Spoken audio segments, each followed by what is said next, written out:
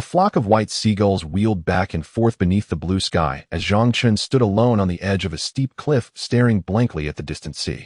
At his feet followed a small snow-white beast. The little beast was pure white from head to toe, with a round, chubby face. Black and white lines crisscrossed its features, and a faint character shaped like Wong marked the center of its forehead.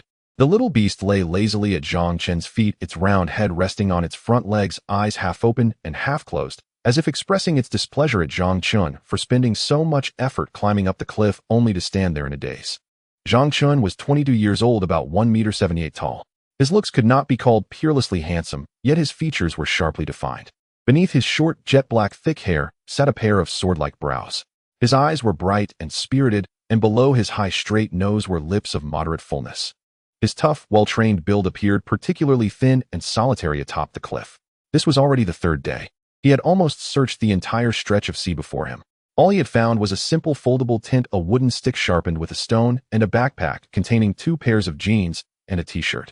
Inside the bag, there was also a small portable nail clipper set with clippers, tiny scissors, and other tools, as well as 3 white transparent plastic bags. These were all the modern items he had managed to scavenge in 3 days. At the same time, 2 coconuts he had picked up at the edge of the forest hung from his waist. Zhang Chun had lost his parents when he was very young and was raised by his grandmother, who toiled over him through every hardship. From childhood, he had tasted all manner of ridicule and the bitterness of the human world. Born into a poor family, he had no one to rely on. After his grandmother passed away, he was completely alone in the world. He did not even finish junior high school and dropped out early, staying home to guard the family's mere 3 plots of farmland to make a living. Heaven is fair after all. When it shuts a door on a man, it will in its own way open a window for him. Born with no background, nothing behind him but a thin, solitary silhouette, he had, after his grandmother passed away, spent countless nights yearning to step out into the wider world, to walk it, to see it. Yet with no one to lead him, no one to lend him a hand, he could only harbor the desire in his heart, but never find the courage to act. The new village chief's decision in a roundabout way gave him the chance to leave. He went to Shenzhen and joined the Hong Kong garrison, and that one departure kept him there for 5 full years. In the army, deserted island survival drills, wilderness training, the South China martial contests seemed as vivid as if they had happened only yesterday. Today was his 3rd day stranded on a deserted island, and the 2nd month since he had left the army. Misfortune had descended upon Zhang Chun once again. After leaving the army, he found a job on the spot. Lacking any experience, he could only enter a company as a security guard. The previous week, the company had thrown an ocean party to celebrate the birthday of the popular young star Sun Yu. As the most capable security staff member in the company, Zhang Chun was called onto the cruise ship as well. Also attending were the company's general manager Zhao, producer Sun Jian, more than 22nd and 3rd-tier celebrities, 4 security guards, including Zhang Chun, and their captain. The company had even invited around 30 female students from a film academy to accompany the guests. In essence, the usual sordid affairs of the entertainment circle. Azure sky, deep blue sea, swaying lights, pounding music. The neon-soaked party soon caused this crowd to lose themselves completely. Even the first mate and several sailors had picked up crystal glasses, narrowing their eyes as they swirled the red liquid, their bodies swaying to the beat. Music and the roar of the waves intertwined. Tall glasses reflected the beautiful women and handsome men on deck. Everyone followed the rhythm of the music and the rise and fall of the ship, shaking their bodies with abandon.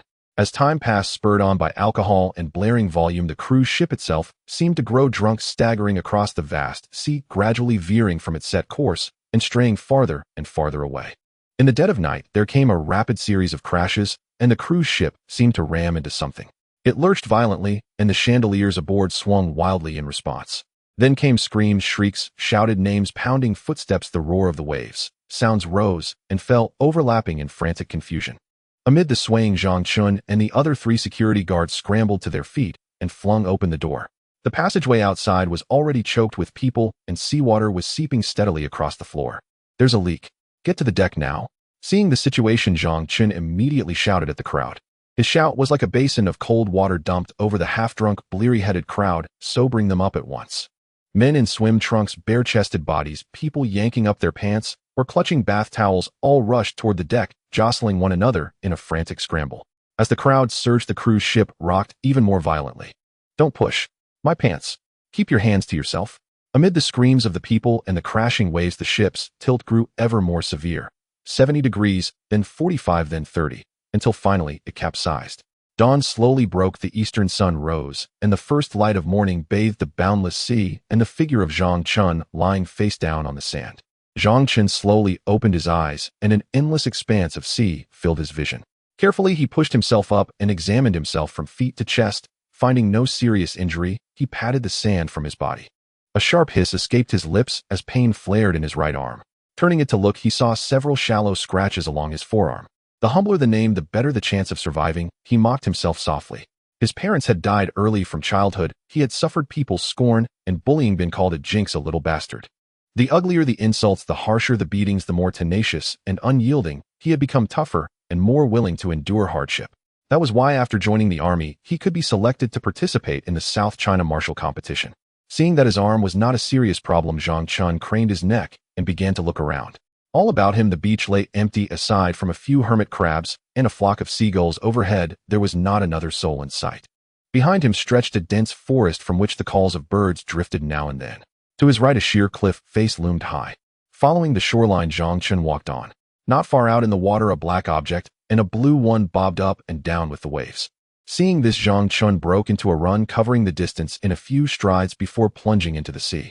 He swam slowly toward the objects. As he drew closer, he saw they were a backpack and a tent tangled together.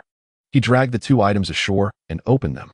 Inside the backpack were a pair of jeans with torn knees, another intact pair, an orange t-shirt, and a small box containing tiny scissors, a nail clipper, and a 6 or 7-inch steel folding fruit knife, along with 2 pairs of boxer shorts.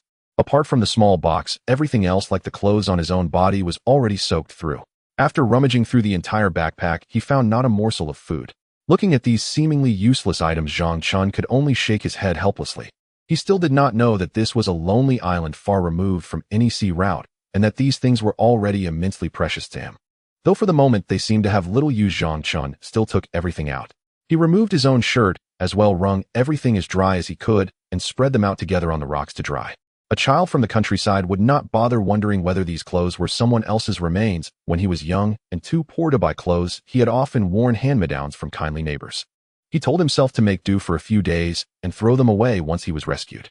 With that mindset, he finished his tasks, then continued along the shoreline, searching in the hope of finding another survivor. As the sun climbed higher and higher, the seagulls gradually retreated to their nests in the cliffs.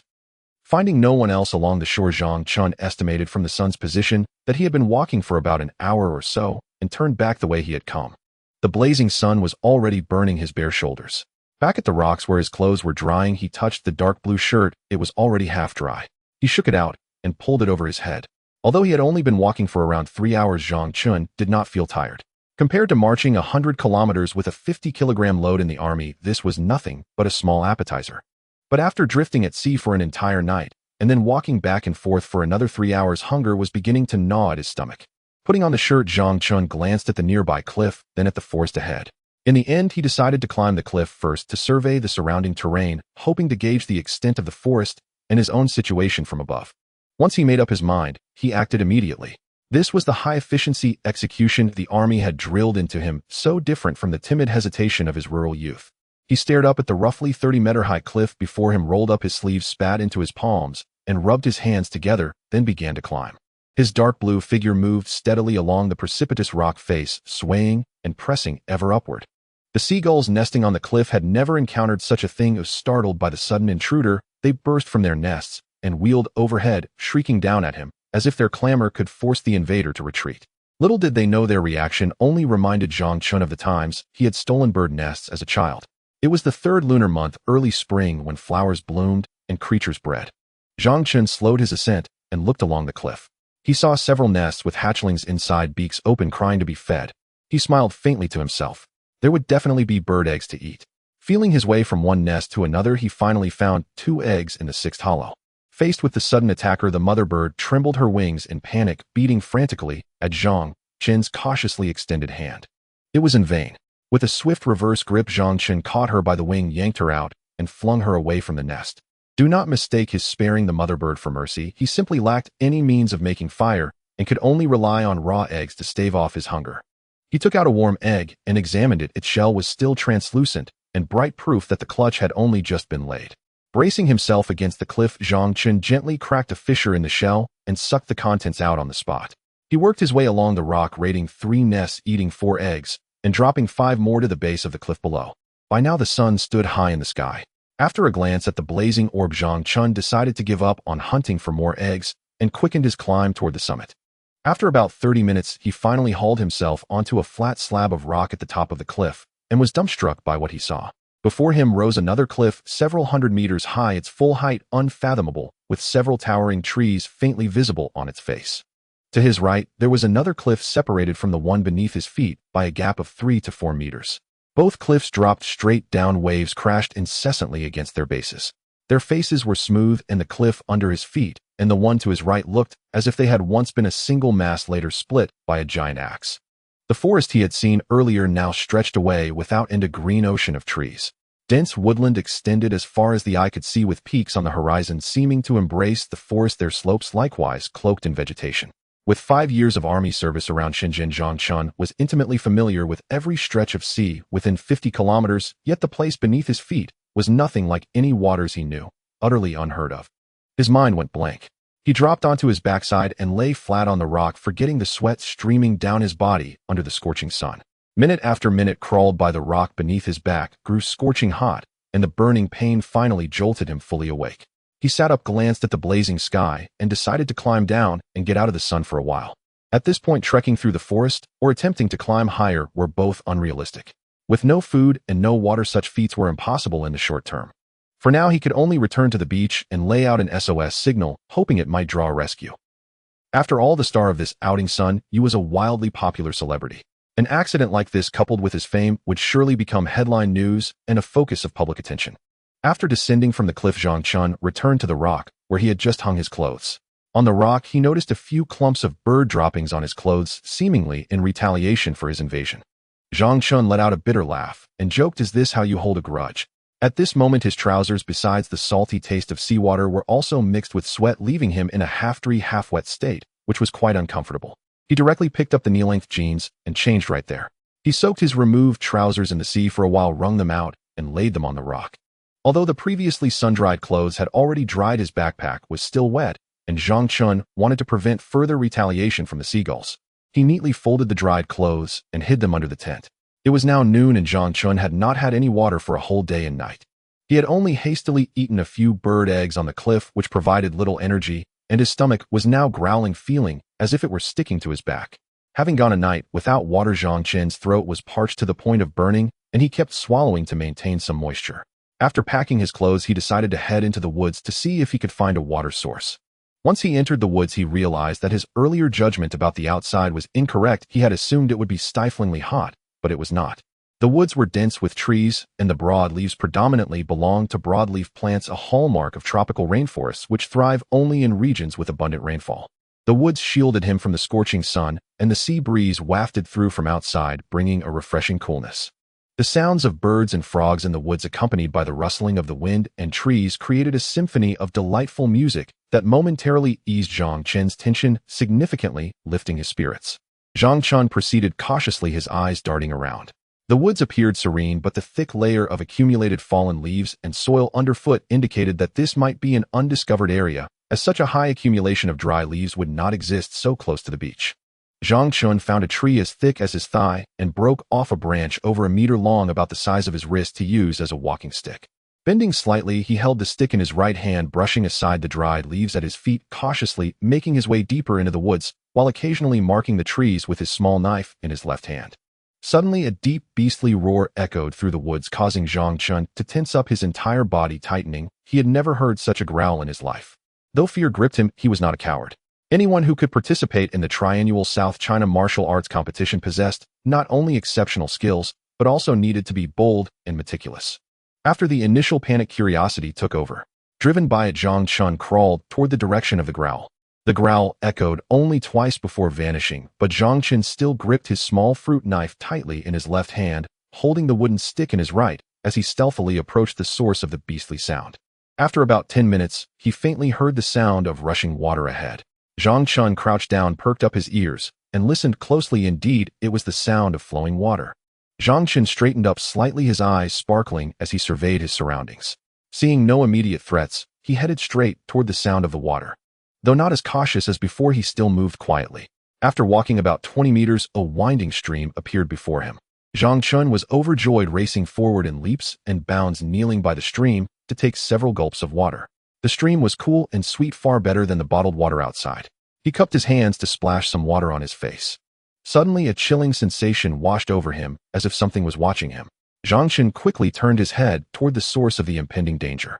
On the opposite bank of the stream, a tiger with a round head and short ears, white fur on its back, sturdy limbs, a thick tail, and a brown coat, was staring intensely at him from a diagonal position. Zhang Chun's previously relaxed body and mind instantly shattered, filling him with terror. He tightly gripped the wooden stick in his right hand, slowly moving it forward, while also holding the front end with his left hand, his gaze fixed sharply on the tiger as he entered a combat stance. The two faced off for about 20 minutes, neither blinking. After a long standoff, the tiger made no move to attack, but merely swayed its tail before turning its massive body and leaving. Watching the tiger slowly retreat, Zhang Chun dared not move his legs, feeling like lead. It wasn't until the tiger gradually disappeared from sight that he slowly backed away, retreating dozens of steps before sprinting out of the woods. Once back on the cool rock, Zhang Chun's racing heart finally settled. Wait a minute. After sitting on the rock for about half an hour, Zhang Chun suddenly recalled that the tiger he had just encountered was not the same as the ones he had seen in books or on television. The face of that tiger was white, while the fierce tiger he encountered had not been entirely yellow or brown. Zhang Chun furrowed his brow, puzzled. He had heard of all-white mutant tigers, but he had never heard of one with only a white face. The earlier standoff with the tiger and the subsequent run had temporarily made him forget his hunger, but now, having rested, his stomach began to growl again. Looking at the small wooden stick in his hand and glancing at the woods, he did not dare to venture back in. He decided to see if he could find some food on the beach. He took out the steel folding fruit knife from his pocket and made some adjustments to the broken end of the wooden stick. After spending over half an hour sharpening the wood, the broken end became much sharper. Once he finished fixing the stick, he collected the shavings and placed them on the tent to dry. Without a fire source, he intended to use these shavings for kindling once he found food. Zhang Chun took off his clothes, leaving only a pair of boxers, and headed toward the sea with the wooden stick. He walked deeper into the sea until the water reached his waist before plunging into the ocean. Though he had experience with wilderness survival in the military, things were not going smoothly for him at the moment, as he had only military-grade iron and steel tools for previous survival experiences. Now, however, he only had a wooden stick that he had sharpened, which was neither sharp nor very handy. This was an unpolluted ocean with a very good ecological environment. After swimming for about 10 meters, he saw groups of fish such as grouper-based black sea bream and yellow croaker. Even cat sharks and dog sharks were everywhere. Unfortunately, he lacked the proper tools. These marine creatures were also very cunning. As soon as Zhang Chun drew near, they scattered. Fortunately, his diving skills were good enough for him to hold his breath underwater for about 10 minutes without any diving equipment. After several rounds of diving for air, he tirelessly returned with a black sea bream weighing about 7 tails, and on his way back, he picked up 2 stonefish that had washed ashore in shallow water. Upon returning to the rock, Zhang Chun placed the 3 fish under the tent to prevent them from being taken by seagulls. He then went to the edge of the woods and gathered some aloe leaves and dried grass that he had seen earlier. He used the former to wrap the fish and the latter along with the wood shavings for starting a fire. He also picked up 2 small sticks to use as torches. After nearly half an hour of fiddling, Zhang Chun finally managed to ignite the wood shavings and dried leaves. He quickly used the stick bound with dried grass to catch the fire, and once the flames stabilized, he began digging a pit to cook the fish. After all the effort to get full, much of the afternoon had passed, and the sun was now leaning westward, no longer as hot as it had been at noon. The salty, fishy sea breeze blew onto the beach in waves like a shy girl, gently caressing Zhang Chun's handsome face. Zhang Chun lay back on the rock for a short rest. After dozing for about 10 minutes, Zhang Chun entered the woods for the 3rd time, retrieving 5 sticks about 1 meter long. Carrying all his belongings, he set up a tent at the edge of the cliff as his temporary camp. He also used a charred stick to write the large letters SOS on a flat cliff surface. Lying in the tent, he gazed at the twinkling stars outside and began to ponder how he would proceed tomorrow.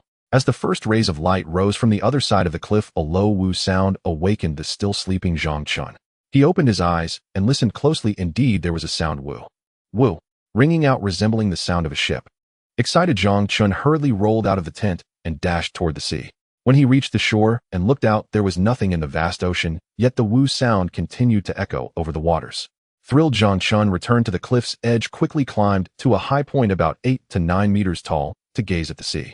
To his surprise, there were no lights in the vast ocean, and it was definitely not a cruise ship. Instead, a black object resembling a small island was slowly moving across the sea. Since it was still dark, he couldn't make out what it was. The black island-like creature glided through the waters occasionally, emitting a sound similar to that of a cruise ship. Only as dawn approached did the black creature slowly sink beneath the waves. Drawing from his knowledge of marine life learned in the military, Zhang Chen thought for a long time before recalling that he had seen a presentation about marine animals, and this sound should be that of a whale. However, something felt off. Whales typically do not approach land unless they are near death. Wait, that's not right. Looking out at the ocean, Zhang Chen suddenly thought that if the whale was not dying, then this area of the sea might be 100 meters deep, which could explain why the whale was present. Zhang Chen stared blankly at the ocean, his mind in a haze. If the surrounding area of this island was indeed 100 meters deep, then ordinary fishing boats would hardly be able to appear. Only a cruise ship with a tonnage of 10,000 could navigate these waters. Therefore, it was possible that their yacht had deviated from the tourist company's route leading to this accident. They might have gotten lost at sea, and it was even possible that they had been swept out of the country by the waves. Such a thing was not impossible. He remembered that during his time in the military, his squad leader had once told him about a story of a person who jumped into the sea to commit suicide from the Xinglin Bridge in Xiamen, Fujian province. Due to the excess fat on this person, he was knocked unconscious by the waves at the moment of the jump and did not sink. Instead, he was carried by the waves to the Kinmen waters over 100 kilometers away, where he was eventually rescued by the people of the Treasure Island.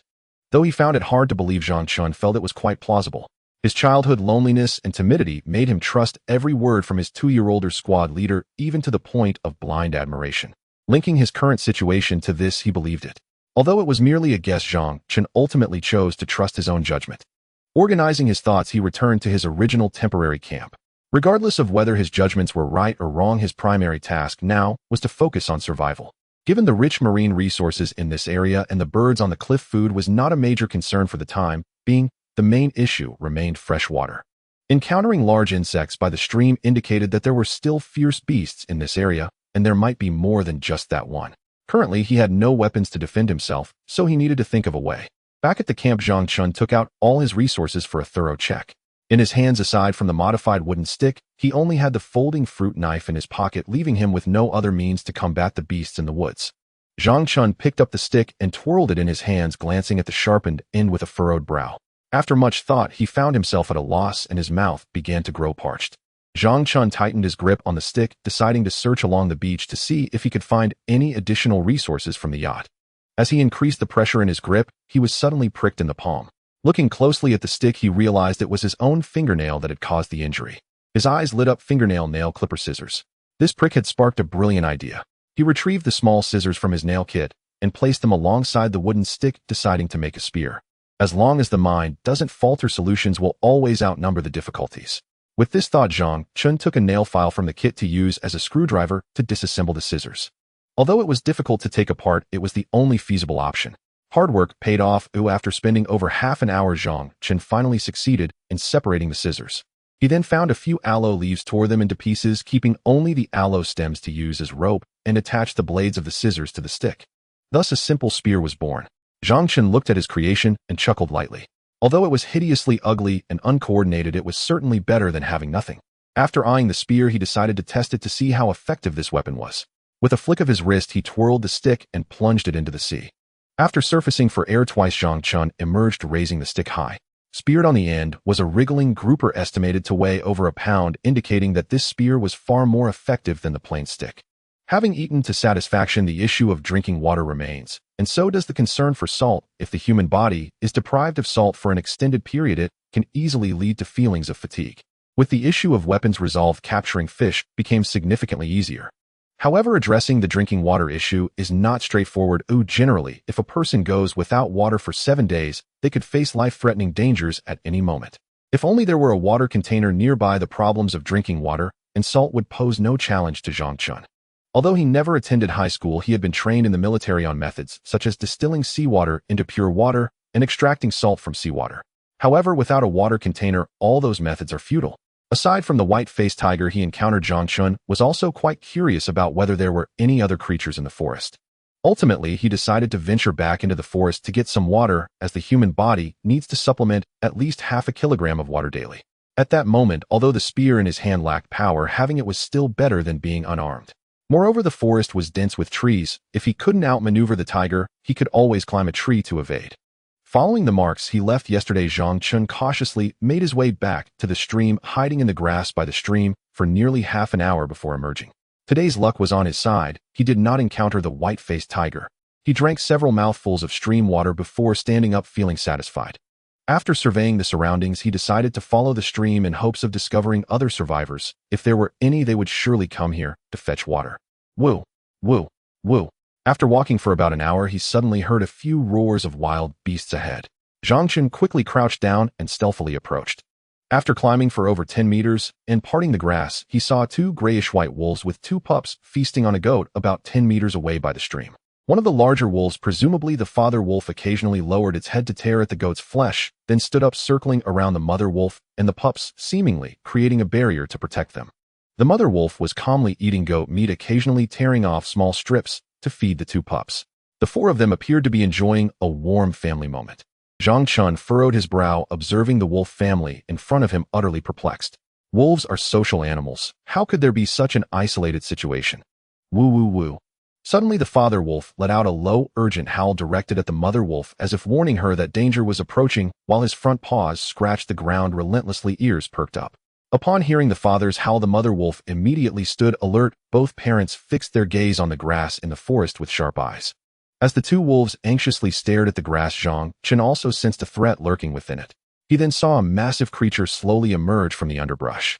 With the appearance of the colossal being, it felt as though the very air had been constricted, and an inexplicable aura of danger filled the entire forest. As the massive creature drew closer, Zhang Chun finally recognized it as the white-faced tiger from yesterday. It emerged from the brush with an imposing demeanor, radiating an aura of dominance. Upon seeing the tiger emerge, the mother and father wolves became frantic, nervously scratching at the grass beneath their feet, both howling anxiously as if trying to drive the tiger away. Yet the white-faced tiger showed no signs of stopping, slowly approaching the 2 gray wolves with its massive form. Not far behind the tiger, a completely white little tiger followed clumsily, its big black eyes curiously watching the 2 trembling wolf pups hiding behind their mother. The white-faced tiger stopped about 6 or 7 meters away from the 4 wolves and roared at them, its roar overwhelming the wolves' howls. After a few rounds of roaring and howling between them, all the animals bristled their fur and assumed an aggressive stance. The white-faced tiger lunged first at the father wolf, who quickly dodged to the side. Though he evaded the tiger's first attack, the father wolf did not retaliate immediately. The difference in strength and the presence of his pups made him very cautious, pacing back and forth. The mother wolf led the 2 pups to hide nearby, worried that the ensuing battle would harm her children. Once the pups were concealed in the grass, the mother wolf charged in, joining her mate to surround the tiger, pacing back and forth. In a unusual scenario, the couple still dared not strike first. Instead, they continually circled the tiger, seemingly assessing the disparity in strength. However, the fierce tiger did not retreat. It lunged again at the father wolf. The father wolf quickly pushed off with its hind legs, charging head-on, while the mother wolf attacked from the side. As the tiger twisted its body, it feigned an attack on the mother wolf, swiping at her face. In that moment, as the tiger turned, the father wolf seized the opportunity to leap over the tiger's body, landing on the grass behind it. The mother wolf saw the tiger coming head-on and quickly turned her head to evade the tiger's frontal attack. But her shoulder could not evade in time. The tiger's sharp claws raked 4 deep scratches across the mother wolf's shoulder, causing her to bleed profusely. Zhang Chun watched in disbelief at the 3 fierce beasts, realizing that having never seen a pig doesn't mean one has never seen a pig run. The first round of battle clearly demonstrated the high intelligence of these 3 fierce beasts, completely different from what he had previously known. After landing a hit, the white-faced tiger exuded an even greater aura of dominance, pressing closer to the mother wolf. The mother wolf's eyes revealed a hint of fear, and she howled continuously, retreating step by step under the tiger's pressure. The father wolf, in a state of panic, howled repeatedly, and its pacing around the tiger quickened occasionally, assuming an attack posture, baring its teeth. The tiger seemed to be provoked by the father wolf's behavior, assuming an attacking stance toward it. This time the father wolf did not hesitate and directly raised its front paw to meet the challenge. The tiger intended to feign an attack again, but seeing the father wolf did not back down, it quickly adjusted its stance, and their claws collided.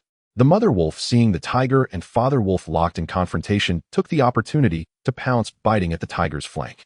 The white-faced tiger suddenly felt a chill at its flank, realizing the mother wolf's ambush. It quickly turned to face her, abandoning the contest with the father wolf. As the tiger twisted its body, the father wolf also swiped at the tiger's waist, leaving several scratches on the tiger's body, both sides exchanging blows. Though it seemed like neither side suffered significant losses, the mother wolf's fighting capacity had already diminished severely. After sustaining a blow from the father wolf, the white-faced tiger appeared extremely angry, its claws digging into the ground as it pressed toward the mother wolf. Watching the mother wolf retreat step by step, the father wolf's anger ignited, and it charged once more at the tiger. The white-faced tiger's eyes widened, taking a few steps forward, opening its massive jaws to bite at the father wolf in midair. It clamped down hard on the father wolf's front leg, shaking its massive head as if it were a soccer ball. The father wolf, dragged down from midair, howled in pain, pulling back its body in an attempt to free its leg from the tiger's jaws. Seeing the father wolf's leg caught and howling in agony, the mother wolf immediately charged at the tiger, using her head to ram into the tiger's flank. The three fierce beasts tumbled to the ground and rolled around. This blow may have freed the father wolf's leg from the tiger's grasp, but its leg was already fractured. The tiger's biting force reached a staggering 500 kilograms, leaving it injured even if it survived. The father wolf, limping, stood up alongside the mother wolf, both of them gazing gravely at the tiger. The mother wolf's full-force charge also took a toll on the white-faced tiger, the so-called copper head and iron bones, but a tofu waist. The impact from the wolf's head was akin to that of a small vehicle, likely causing internal injuries, as the white-faced tiger stood up limping. Seeing their parents injured, the two wolf pups in the grass howled anxiously. The little tiger also hunched its body lowly, growling, seemingly wanting to fight alongside the white-faced tiger. After a few seconds of mutual observation, the three fierce beasts charged at each other again. After more than an hour of battle, the father wolf finally collapsed to the ground with its front leg fractured. The mother wolf, also severely injured in both front legs, initially intended to exact revenge on the little tiger behind the roaring tiger, but ultimately gave up after a few resentful glances. Dragging their exhausted bodies, the mother wolf led her two pups away, leaving bloody paw prints as they stumbled deeper into the forest. The lifeless father wolf lay on the ground, and the white-faced tiger gasped for breath, unable to rise. The little tiger circled the bloodied white-faced tiger on the ground, continuously calling for it to get up, while occasionally nudging its head against the tiger's. The white-faced tiger gently pressed its left paw on the little tiger's head, its gaze fixed on the grass, where Zhang Chun was hiding, letting out low growls, as if to say, "You little brat, stop hiding, ooh, I've seen you all along." Feeling exposed under the tiger's gaze, Zhang Chun cautiously parted the grass, gripping a wooden stick, and slowly approached the white-faced tiger. As Zhang Chun drew near, the tiger forcefully pushed the little tiger down to his feet and let out a low growl. Seeing this situation, Zhang Chun was taken aback, staring wide-eyed at the tiger. The tiger seemed to be communicating silently. The tiger said, "I might not last much longer. Can you take care of my child?" Zhang Chun replied, "Don't worry, maybe there's still hope." The tiger growled again, "There's probably no hope left." Zhang Chun encouraged, "How about holding on a bit longer? I believe you can do it." The tiger sighed, "Don't say any more. This place lacks medicine and care. Well, I'm done for. If I had known this would happen, I wouldn't have taken this path. Let's just talk things over calmly. Why does it have to come to this?" The tiger, infuriated by Zhang Chun's words, let out a furious roar. "Get lost. Talk it over calmly. I'm a tiger. Do you know what that means? The king of beasts. Can someone provoke me?" After being enraged by Zhang Chun, the white-faced tiger let out a loud roar and immediately rolled its eyes, its head tilting to the side. Zhang Chun, watching the tiger collapse to the ground, was dumbfounded. Nervously, he kicked the tiger once and immediately jumped back. Seeing the tiger unresponsive, he approached again and kicked it once more, then jumped back. Still no response. Zhang Chun moved closer, squatted down, cautiously reached out to check the tiger's nose, and then pressed against its neck to feel for a pulse, checking for any sign of life. After confirming that the tiger was indeed dead, Zhang Chun grabbed the little tiger, lifting it by the neck and saying, "Is this your father's last wish?" The little tiger felt uncomfortable being held like that, looking at this foolish man with bared teeth and growling, "What's wrong? Did I say something wrong?" With a sigh, he said, "Now I'm barely managing to feed myself, and I've got an extra burden like you. How about we just eat your dad instead? Since he's dead, already leaving him here just makes him prey for other beasts. It's better to benefit myself, don't you think? Stop baring your teeth. If you don't talk, I'll take that as your agreement. If you really don't say anything, then it's settled. Don't worry, I won't only eat your dad. There's also the wolf, which I'll eat as well. If you can't bring yourself to eat it, I'll eat the tiger meat, and you can feast on your father's killer. Don't be shy, and neither of us will snatch from the other later. Look over there, there's still half a goat. Hey, you have more food than I do. What an ungrateful little thing you are." Seeing such a spirited little white tiger, Zhang Chun wanted to take it back, to raise it, unwilling to leave it behind. He was also concerned about leaving it alone at the beach camp. Even though the camp was not particularly dangerous, he worried that the little tiger might run off. He needed to first bring the tiger father back to the camp so the little tiger could grieve properly. Grabbing the massive tiger, he kicked the little tiger and said, "Let's go." One person and one tiger walked out of the forest along the stream. Zhang Chen alternately dragged the huge tiger and pushed its massive body like a cart. After much effort, they finally dragged the white-faced tiger to the camp, and after comforting the little tiger for a while, Zhang Chen returned to the forest to bring out the other two animals. The little tiger seemed intelligent, but Zhang Chen feared that if it went back into the woods it would become like a wild horse out of control, so he dared not take it with him. After a hearty meal, the little white tiger seemed to forget about its father's passing, yet it grew agitated again toward Zhang Chen. The little white tiger lay on the ground, stretching its neck, raising its front legs, and pulling at the temporary tether with all its might. The rope began to show signs of fraying under the little white tiger's claws. Zhang Chen stood up and walked over, pushing aside the little white tiger's front legs that were clawing at the rope. Once its front legs were freed, the little white tiger assumed a crouched posture, constantly baring its teeth and growling at Zhang Chen.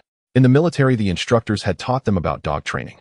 The little white tiger's demeanor at that moment was clearly that of a creature about to launch an attack. Zhang Chen pointed at it with his index finger and shouted loudly, "Sit down." Woo woo. Yet the little white tiger did not heed Zhang Chen's command, continuing to growl lowly.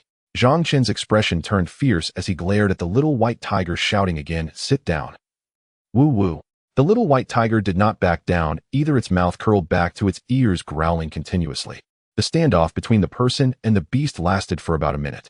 Recalling what he had learned in the military, Zhang Chen knew that when training dogs, one must not only let the dog feel your affection, but also show that you are fiercer than it. Only through a combination of kindness and discipline can one make a dog obedient. He approached and opened his palm, directly pressing the little white tiger's head to the ground. The little white tiger, pinned to the ground, struggled desperately, its limbs thrashing. Whoever said that one shouldn't touch a tiger's bottom? Zhang Chen raised his left hand and slapped the tiger's rear. After a few minutes, the little white tiger finally stopped struggling. In the early morning, the little tiger rubbed its face vigorously against Zhang Chen's while he repeatedly pushed it away with impatience. It was only when the first rays of sunlight entered the tent that he finally opened his bleary eyes. He grumbled at the little tiger, "How come you have so much energy? All you think about is playing outside all day. Can't you let me sleep a little longer?" "Xiaobai, it's not that I'm criticizing you, but you're still young and in your growing phase. You need to sleep more. Playing is pointless. You need to sleep well to grow tall and strong, just like your father, who is mighty and robust. Do you understand? Are you hungry?" After asking, Zhang Chen threw the little tiger out of the tent. "Go find something to eat outside. See if there are any stranded fish." Furious Xiaobai yelled a few times at Zhang Chen inside the tent, but it seemed to have no effect, as if he were immune to it.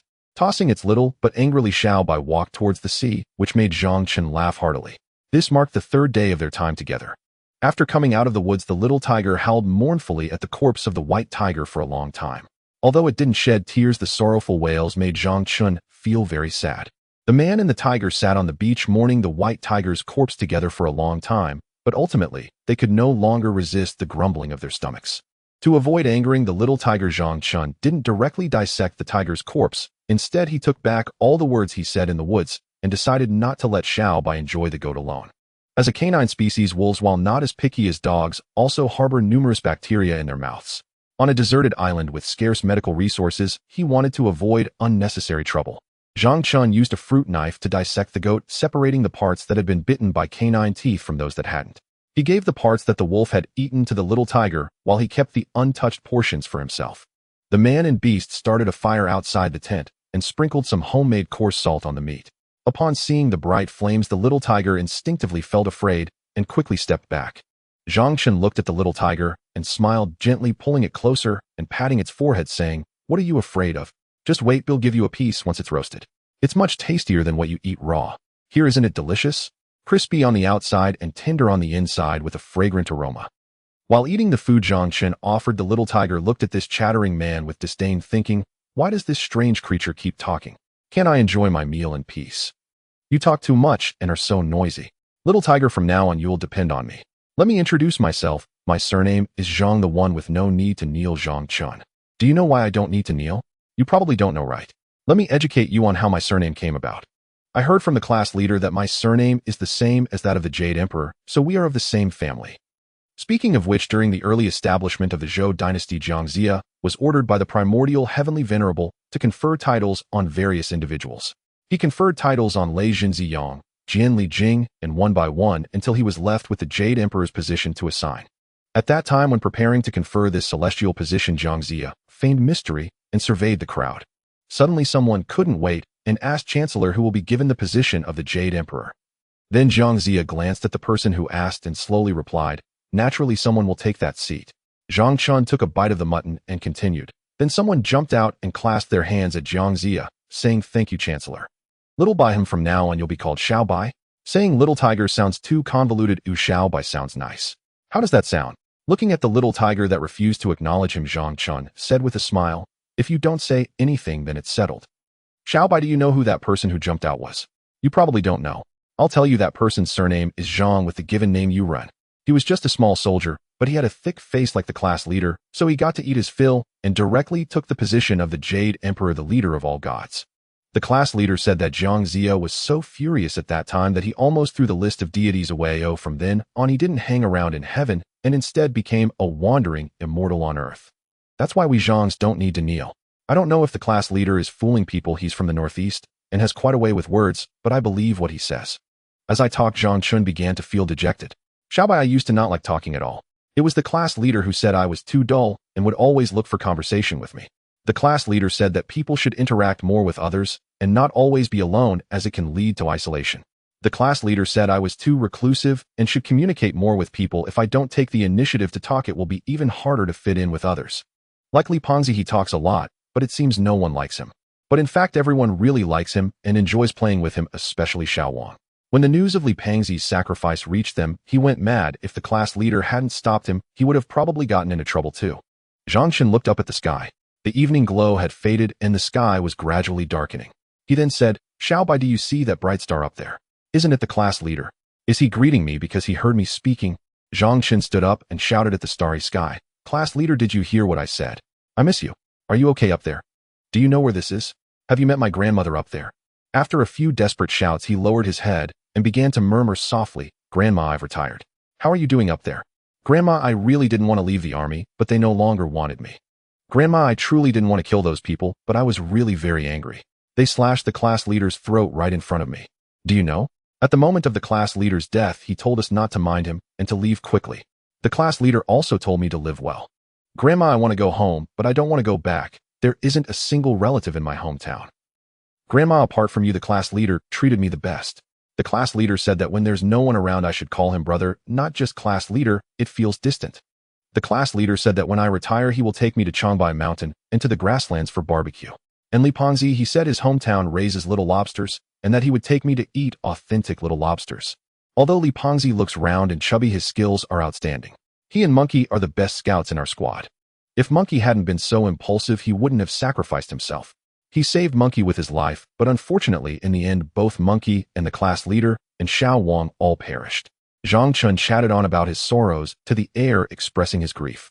Hearing Zhang Chen's rambling voice, the little white tiger slowly closed its eyes and fell asleep. The sorrow of losing its father made it so exhausted that it fell asleep without finishing its mutton. Seeing that Xiao Bai had fallen asleep, Zhang Chen picked it up and placed it inside the tent. It is said that sadness is contagious. When those around are sad, one also becomes sad. Watching the little white tiger's sorrow, Zhang Chen felt very uncomfortable and lost, inevitably recalling his comrades and his grandmother in heaven. Looking at the corpse of the white tiger, Zhang Chen silently took out the fruit knife he had brought from the tent and with his hands pressed together said, "Tiger, Dad, I'm sorry. You're gone and this body is of no use. It's better to fill my stomach first. Once I'm full, I'll have the strength to take care of Xiao Bai. Really. Your skin, let's make a blanket out of it. The weather can be quite cold and damp, so I'm sorry." After saying that, he carefully began to dissect. Zhang Chen turned the tiger's belly inside out, taking the fruit knife to open it up, slowly cutting along the skin and meat bit by bit. After about half an hour, a complete white tiger skin was presented before him. Using the pure white moonlight, he spread the bloody white tiger skin on a flat rock, trimming off any remaining bits of blood and flesh. Since it was his first time doing this, Zhang Chen still lacked experience and skill. Some blood and flesh on the tiger skin couldn't be cleaned off completely. He found a larger puddle among the rocks, placed the tiger skin in it, and then brought several large stones to press down on the skin, hoping to let the little fish help eat away the remaining meat and fat, while preventing the skin from being washed away by the sea. To prevent Xiao Bai from getting sentimental about the tiger's head, Zhang Chen cut it off with the fruit knife and found a sand pit to bury it. After dealing with the tiger's corpse, Zhang Chen initially wanted to dissect the wolf skin as well, but he couldn't fight off his heavy eyelids. Worried that Xiao Bai would get jealous seeing the wolf skin, he had to set the wolf aside for now. The next day, Zhang Chun was woken up by the sound of munching. When he stepped out of the tent, he saw Xiao Bai gnawing on the few remaining pieces of meat beside the goat. Upon noticing Zhang Chun, the little tiger quickly ran away. Zhang Chun waved at Xiao Bai saying, "Good morning, buddy. Are you hungry?" Xiao Bai ignored Zhang Chun and was instead frightened by his posture, running away. After running more than 10 meters, it stopped, anxiously watching Zhang Chun. Zhang Chun was also baffled. Looking at the little white tiger, he waved his hand vigorously saying, "Why are you running? I won't hurt you. Come here if I'll roast something for you." Seeing Zhang Chun wave his hand again, Xiao Bai hurriedly ran away. Zhang Chun was completely dumbfounded and chased after it barefoot, saying, "Xiao Bai, don't run away. Come back to me. How can I explain to your father if you run away? Come back." The man and the tiger began to chase each other desperately along the beach. Seagulls circled overhead, occasionally squawking, as if mocking Zhang Chun. After chasing for nearly half an hour, Zhang Chun gave up and started to walk back barefoot. Seeing that Zhang Chun had stopped pursuing him, the little white tiger also halted, quietly following behind him. Zhang Chun stole a few glances with his eyes and found it amusing. The little white tiger behaved like a child, as if it were following its parents, unable to go along. After walking a few steps, Zhang Chun suddenly turned around abruptly, pretending to chase, which frightened the little white tiger into running away again, making him burst into laughter. After a few more steps and turning around again, they played around on the beach for quite some time before returning to camp. However, the little white tiger remained distant from Zhang Chun and still dared not approach. At this point, Zhang Chun was also hungry. Ignoring Xiao Bai, he directly cut the remaining goat meat in front of it and wrapped it in aloe leaves. Then he found a bag of tiger meat that was already wrapped in the tent and placed it on the fire to roast. Of course, if Xiao Bai understood that this was tiger meat, it would probably fight Zhang Chun for it daring to eat his father's meat and sleep on his father's skin. Is there a deeper hatred in life than this? Of course there is sleeping with my wife, but there's a boundary between humans and animals, so that's impossible. When the delicious aroma of the meat wafted into Xiao Bai's nose with the sea breeze, Xiao Bai lowered its guard, seemingly recalling the burnt smell from the night before, and cautiously walked towards Zhang Chun. Seeing Xiao Bai lured by the enticing aroma of meat approaching him slowly, Zhang Chun chuckled, "Little one, you're finally in my grasp." He then spread out the aloe leaves, revealing the mutton, and threw a piece towards Xiao Bai. The little tiger quickly pounced on it and swallowed it whole. Zhang Chun then tore off another piece of half-cooked mutton and tossed it. Xiao Bai leaped up, catching the piece of meat midair and swallowing it. Just like that, after a few tosses, Xiao Bai was coaxed over and began to munch happily beside him. What is paternal love? It is Zhang Chun watching his little tiger with a kind, gentle gaze filled with affection. Taking advantage of the little white tiger being engrossed in the food, he quickly wrapped his arm around Xiao Bai and put a rope made from aloe stalks around its neck, exclaiming, "You can't escape now, little one." Angered, Xiao Bai flailed its paws around, shouting that it had been tricked. "You better behave. Why did you run around? What if you got lost? Do you know that you have a father's enemy lurking in the woods? Can't you be a bit more aware?" Zhang Chun scolded while flicking Xiao Bai's forehead. And so they spent a morning pushing and pulling each other until the little white tiger finally collapsed on the ground exhausted and the disputes paused. As the saying goes in society, Brother Long is ruthless and speaks little. Li Long perfectly embodies the image of a young thug, fierce and reckless since childhood. He left school before turning 16 and entered society early. He learned all the bad habits and practices typical of young people in society, even mastering some skills that surpassed his predecessors. Often those who can swim end up drowning. By 18, he was caught and sent for rehabilitation, frequently entering and exiting the detention center, and he spent 3 years in prison. After his release, driven by a sense of luck, he called an old brother he met in prison to see if he could find some work. He heard that the brother had gotten into Longsheng Media Company through connections after his release. The brother was also righteous and directly helped Li Long and his fellow inmates get jobs and security at Longsheng. This time, President Zhao took Li Long, Zhang Chun, his nephew Zhao Kai, and Wang Xing out to sea together. An hour before the cruise ship capsized, Li Long and Zhao Kai quickly found President Zhao, and in the chaos, the three of them found a few life jackets. Unfortunately, they had no time to put them on and were thrown directly into the vast sea. Upon waking, they found that besides the three of them, there were many people on the beach, some leaning against each other for support, some lying in disarray. President Zhao checked himself and found no major injuries, then said to Li Long and Zhao Kai, "Go see where Sun Jian and Sun Yu are. Li Long, go find your team leader and have him gather everyone to take an inventory." After speaking, he walked over and sat down by a rock. As Li Long and Zhao Kai started counting, the beach became filled with voices of people crying loudly, sobbing quietly, and those who were crouching with their heads in their hands, creating a chaotic scene. 2 hours later, Zhao Kai and Li Long finally brought Sun Jian and Sun Yu, followed by a crowd of people who were pushing and shoving. President Zhao said nothing, only looked at Zhao Kai. Ahem. Zhao Kai cleared his throat and said with a dejected expression, President Zhao, everyone is here. Zhang Chen, Wang Xing from our team are missing and the team leader is dead. Wang Lishuer and Zhou from Group 1 are also dead. Yanzi Man and Xiao Hui are missing. Bauer from Group 2 is dead and Li is missing. 7 people died at the art school and 1 is missing. The remaining people from our company are all here and there are still 24 people from the art school.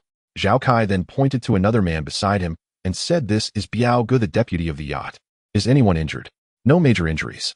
After hearing Zhao Kai's report, President Zhao stood up, adjusted his large belly, which had been growing for over 5 months, and said loudly to everyone, everyone quiet down, listen to me.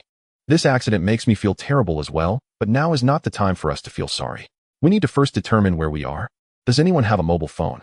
Raise your hand if you can locate us. After hearing President Zhao's words, everyone looked at each other, glancing around. Seeing no one seemed to have a phone, President Zhao continued, no one has a phone. Then let's proceed like this. Sister Jiao, take your artists to find a place to rest. Zhang Hao can stay here. Xiong'an, you take your team to rest. As well, Jianbing and Wang Kuan, you two stay behind as students from the art school. You should also find a place to rest. After settling everyone down, President Zhao waved to the 3 men left and a few others, signaling them to gather around. Does anyone have cigarettes? Give me one. No. Everyone shook their heads. Seeing no one respond, President Zhao pointed at his deputy and looked at Li Long, saying, Li Long, take Jianbing and this brother into the woods to see if there is any water to drink. Zhao Kai, you go with them to see if there's anything to eat. The few of them nodded and went their separate ways. Seeing his subordinates split up, President Zhao softly said to the popular young star, Sun Yu Xiao, are you okay? You scare me to death. It's good that you're fine. You should rest well. After comforting the young star, he immediately turned to Sun Jian and complained, Xiao Sun, I'm not criticizing you, but how did you arrange this? Where did you find this yacht? Such a big incident happened without any safety awareness. Seeing President Zhao reprimanding his uncle Sun, Yu hurriedly said, President Zhao, this can't be blamed entirely on editor Sun at that time. President Zhao, realizing Sun Yu was defending his uncle, chose not to argue and waved his hand to interrupt Sun Yu. I know this can't all be blamed on Xiao Sun, but after such a significant incident, it will greatly impact the company's reputation and your influence, Xiao Yu. Now that this has happened, it's not the time to blame anyone. Xiao Yu, don't worry, I'll find someone to make a rescue marker later. Sai, with so many students dead, how will this be handled? These students are so young, many of them are the only children in their families, and just like that they've disappeared. The compensation will be substantial. If only money could solve this problem, but unfortunately it can't. Seeing this, chubby Zhao endlessly rambling Sun Jian and Sun Yu exchanged glances without saying a word. Especially for Sun Jian, although he said nothing, he wished he could punch President Zhao. In his heart, he thought darkly, Humph, acting all high and mighty, what did you say when you asked me to find the student girls? Xiao Sun, go find some people to join us for some fun. The more people, the livelier it will be. It would be best to have younger ones. Young people have energy. They're far more lively than us old folks. It would be great to find more girls. Beautiful girls are pleasing to the eye, full of youth and vitality, making the journey far from boring. Chubby Zhao, do you think I don't know what it means to not be bored? What fun. You can entertain them. You old man, you're rotten and worthless. Even though he felt extremely off balance, Sun Jian still comforted President Zhao, please don't worry. When we get back, I will talk to Brother Zhang in the capital and see if we can suppress this matter. With something so big, how can I not worry? Old Zhang, the best newcomer and best actor awards for the past 2 years were chosen from his films. He has some resources and connections. If he is willing, this issue should not be a big problem. I'm worried that he might not want to help us. If this matter is not handled well, we could face a public reprimand, and by then both the company and Xiao Yu will likely be done for. It's okay. When I was filming Baby Plan in Xianjiang, I met old Zhang several times and spent several days hanging out together. Let's not think about that for now. Zhao Kai and the others are coming over. What is that in their hands? Zhao Kai came over with Zhang Hao and Wang Kuan, with Wang Kuan holding something that looked like a crab, its large pincers flailing wildly, while Zhao Kai held a tattered towel and Zhang Hao's hands were empty. Looking at the towel in Zhao Kai's hand, President Zhao scoffed, this is what you found. What do you intend to do with that? His words made Zhao Kai hang his head in shame. Zhang Hao said to President Zhao, we found a wooden boat over there. Besides this towel, there's also a broken fishing net on it. Oh, having a wooden boat means there are likely people around here. I don't know, but the wooden boat has multiple holes in it. It looks like it has been stranded for a long time, and there are no oars. Forget about that wooden boat for now. Wang Kuan, go into the woods and see if Li Long and the others have found anything. Okay.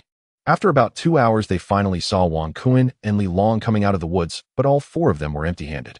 Li Long said to Zhao Kai, President Zhao, there is a stream in the woods, but there is nothing to hold water. Regarding Li Long, who was neither related nor familiar and acted all high and mighty, Zhao Kai had never liked him. He said sharply, "So you came out just like that? Forget it, I'll go drink myself." He glanced at Sun Yu and asked Xiao Yu, "Do you want to go together?" Sun Yu shook his head and said, "You go ahead, I don't want to." After several hours of drifting and waiting at this point, Zhao Kai was already starving. His good temper had been worn down completely, and he didn't bother to coax Sun Yu, the delicate one, directly, saying to Zhao Kai, Xiao you come with me." After 5 days, President Zhao's belly, which had been swollen for 5 months, had shrunk considerably, turning into a 4.5-month belly. Though his belly had shrunk, his temper had not lessened. In fact, it had grown bigger. He shouted to Li Long, "Young man, go into the woods and get some dry grass for a fire." Throughout these days, everyone had not given up on self-rescue. They had searched almost every place they could reach except for the other side of the cliff on the left side of the beach, but they had not seen any signs of human presence. They had even explored the woods several times, but found nothing. In fact, they hadn't ventured too far in. On the afternoon of the 3rd day, when the deputy Wang Biao, Huang Jianbing, and several girls went into the woods to search for water and food, Wang Biao was bitten by a silver ring snake that was hiding among a pile of dry grass. None of the people on the beach had survival experience in the wilderness. Faced with the sudden incident, they were all at a loss, watching Wang Biao die helplessly. From that point on, everyone who entered the woods was gripped by the thought of tying a life belt around their waist. As time passed, everyone became increasingly fearful of this unfamiliar environment. The sounds of crying would occasionally ring out among the crowd, with some longing for their mothers or fathers. In these 5 days, there were those who broke down, those who drew self-rescue plans, those who prayed to the heavens, and those who occasionally sobbed quietly. The situation was chaotic, and Li Long looked at this group of people, his mood already shattered. At that moment, hearing President Zhao directing him arrogantly, his anger surged, and he turned around to kick President Zhao in the chest, shouting, "Why don't you go yourself? What kind of onion are you? Li Long, what are you doing? You don't want to work anymore, do you?" Seeing President Zhao knocked down by Li Long, Sun Jian immediately jumped up and yelled at Li Long. This loud shout startled everyone, and they all looked towards President Zhao. Zhao Kai and Huang Jianbing hurried over to help President Zhao up. After being kicked by Li Long, President Zhao was somewhat fearful, and a look of dread appeared on his face. When he saw his nephew and Huang Jianbing coming over, the fearful expression quickly disappeared, and he pointed at Li Long, cursing, "Don't you dare! If you kick me, just wait. Once we get out of here, I'll kill you." As the saying goes, a hero does not suffer immediate losses. Seeing Zhao Kai and Huang Jianbing standing beside President Zhao, and Zhang Hao and Sun Jian running over from a distance, Li Long stopped his attacks and shouted at President Zhao, "Come on, who's afraid of who?" Everyone was quite displeased with President Zhao's directives over the past few days. Seeing Li Long's kick, many in the crowd felt relieved, but they did not dare show any schadenfreude, each putting on an angry facade. On the first day with Xiao Bai, after breakfast, Zhang Chun intended to take Xiao Bai into the woods for some stream water, but abandoned the idea upon recalling the presence of a she-wolf in the forest. Holding on to Xiao Bai, the man and the beast wandered around the edge of the woods, remembering he had seen 2 or 3 coconut trees, but couldn't recall their exact location. To the east was a cliff, so there couldn't be any coconut trees there, only the west remained. After searching along the western edge of the forest for about 10 minutes, they finally spotted the 3 tall coconut trees. Looking up, he saw 5 or 6 large coconuts hanging beneath the leaves, and Zhang Chen's heart filled with joy. He tied the rope holding Xiao Bai to the tree root, rolled up his pants, spat twice into his palm, rubbed his hands together to increase friction. Like a little black monkey, he swiftly climbed up the coconut tree, plucking down coconuts and tossing them to the ground. The thuds of falling coconuts startled Xiao Bai, who scurried back and forth in panic. After cracking open a coconut, he lifted it to his mouth and drank the sweet coconut water, rich with a milky taste which slid down his throat into his stomach. "Wow, this is amazing." After taking several sips, he walked over to Xiao Bai, grabbed it by the neck, and lifted it up, directing the coconut's opening toward its mouth. Xiao Bai wriggled in annoyance at the rough handling, trying to evade this gray-white creature. "Fool, this is a good thing." He scolded Xiao Bai, playfully holding it in his arms like a baby, using the coconut as a bottle to pour the juice into its mouth. "Go, go, go." After the first sip, Xiao Bai's eyes widened in surprise. The taste was delightful. No longer resisting, it lay in his arms, squinting its small eyes, wrapping its paws around Zhang Chen's arm, afraid he would let go, almost as if saying, "Mommy, I want more." After giving the white elder a few sips and seeing it burp, he finally set it down, laughing as he asked, "Did you enjoy it?" Xiao Bai, unable to communicate with him, glanced away and rested its head on its front legs, closing its eyes and ignoring him. Seeing Xiao Bai no longer resisting, Zhang Chun couldn't be bothered and took off his shirt, wrapping the remaining coconuts inside before lifting them up. He untied the rope from the tree root and kicked Xiao Bai lightly, saying, "Stop sleeping, let's go home." Although they didn't go into the forest for water, the coconuts quenched their thirst temporarily, putting the water source issue on hold. With beast meat still available at the camp, they felt at ease about food. The man led the beast barefoot, walking on the beach, listening to the sea breeze.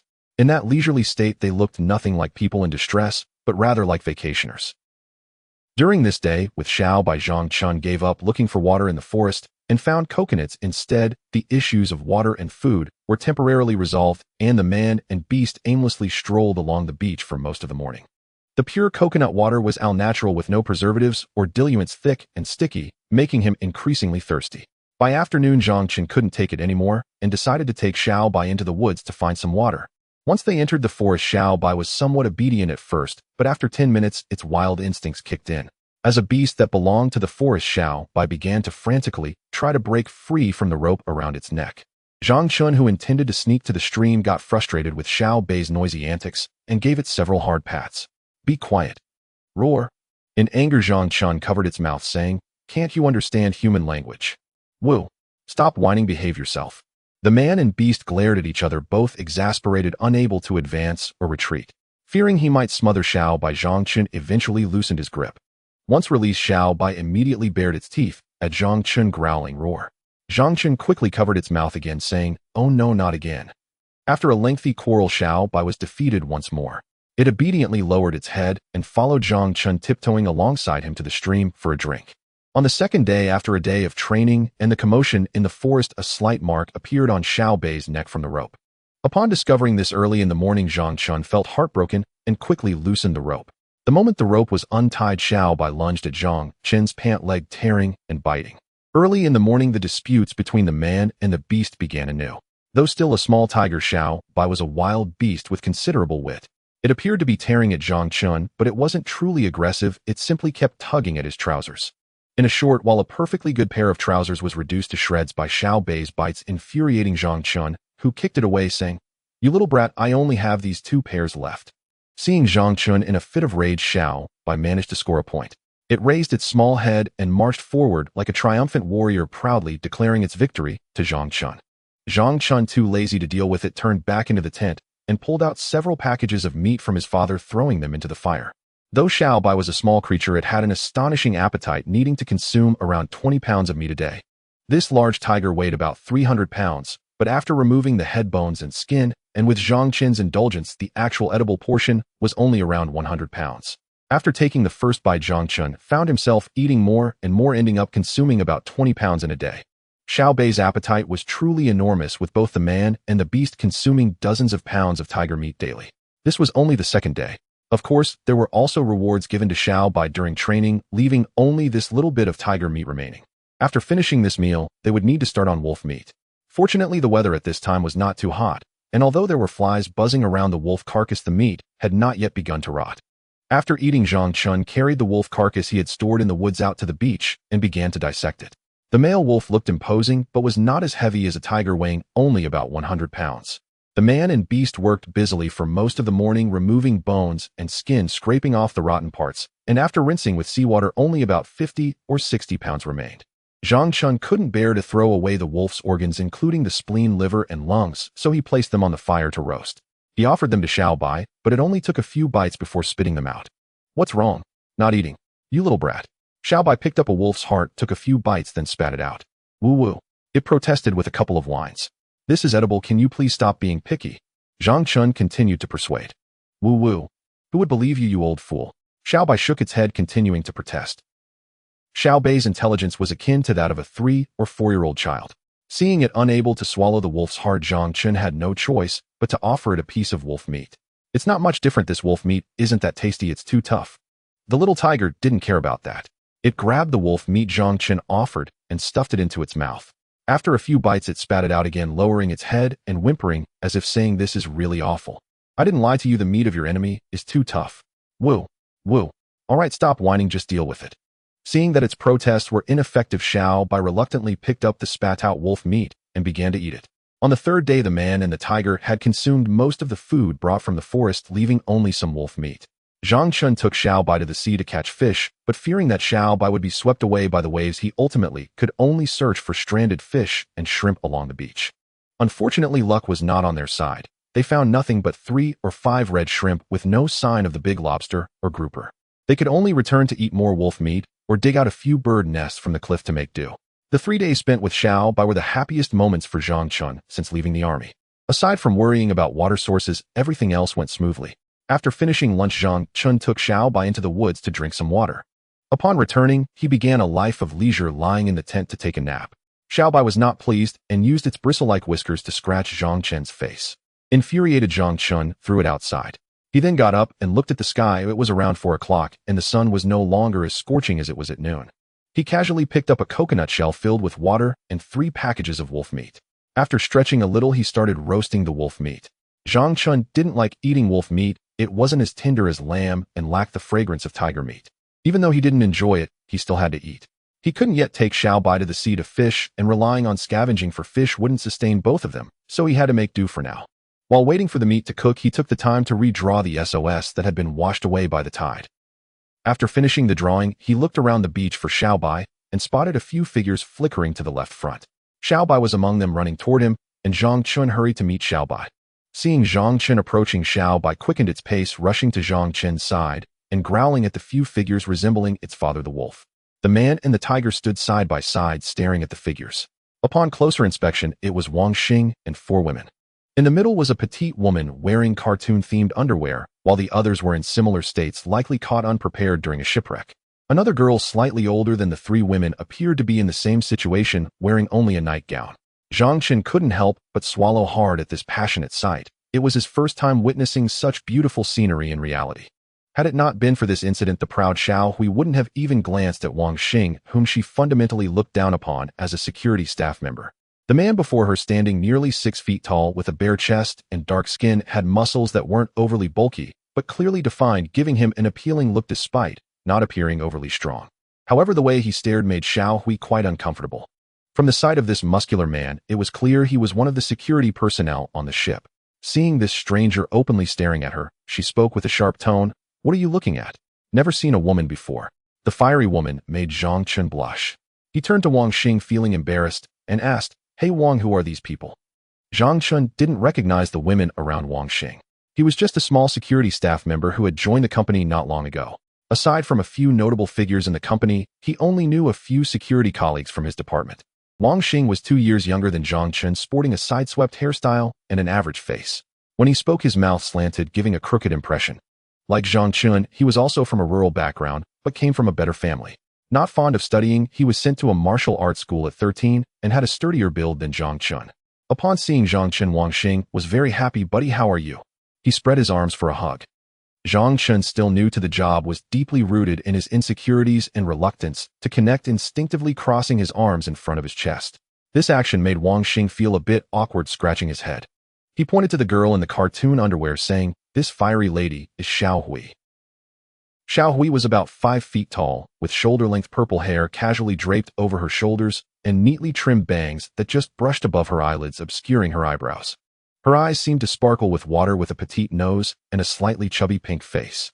Then he pointed to the woman beside Xiao Hui, who was 6 or 7 centimeters taller than him, saying, "This lady is Yan Zi." With skin like snow and eyes like clear water, she exuded an elegant charm as she smiled and nodded at Zhang Chun. Zhang Chun nodded back at her. Wang Xing paused for a moment, pointing to a voluptuous woman in a nightgown slightly older than the 3 girls, saying, "This sister is Li Lily. She's a few years older than us, and we call her Sister Li." Sister Li was 27 years old, of similar height to Yan Zi, with long flowing hair, tinged with a hint of light blue. Her features were exquisite, and she had a well-defined nose above a moderately sized mouth that was slightly pursed, also nodding at Zhang Chun. Zhang Chun smiled and nodded back at her. Wang Xing then introduced the last woman, saying, "Finally, this lady is Kong Man Man." The last girl was the tallest among the 4, about 5'7", with wavy dark red hair. She had thick eyebrows and bright eyes with full lips and sun-kissed skin, giving off a healthy and vibrant vibe. After hearing Wang Xing's introduction, Zhang Chun asked them, "Is it just you guys? What about the others?" Wang Xing shrugged, saying, "I don't know either. When I woke up, I only saw Sister Li and Man Man. Xiao Hui and Yan Zi ran into us on the way." He then pointed at the watermelon in Man Man's arms and said, "We've been relying on this for the past few days. Do you have any food?"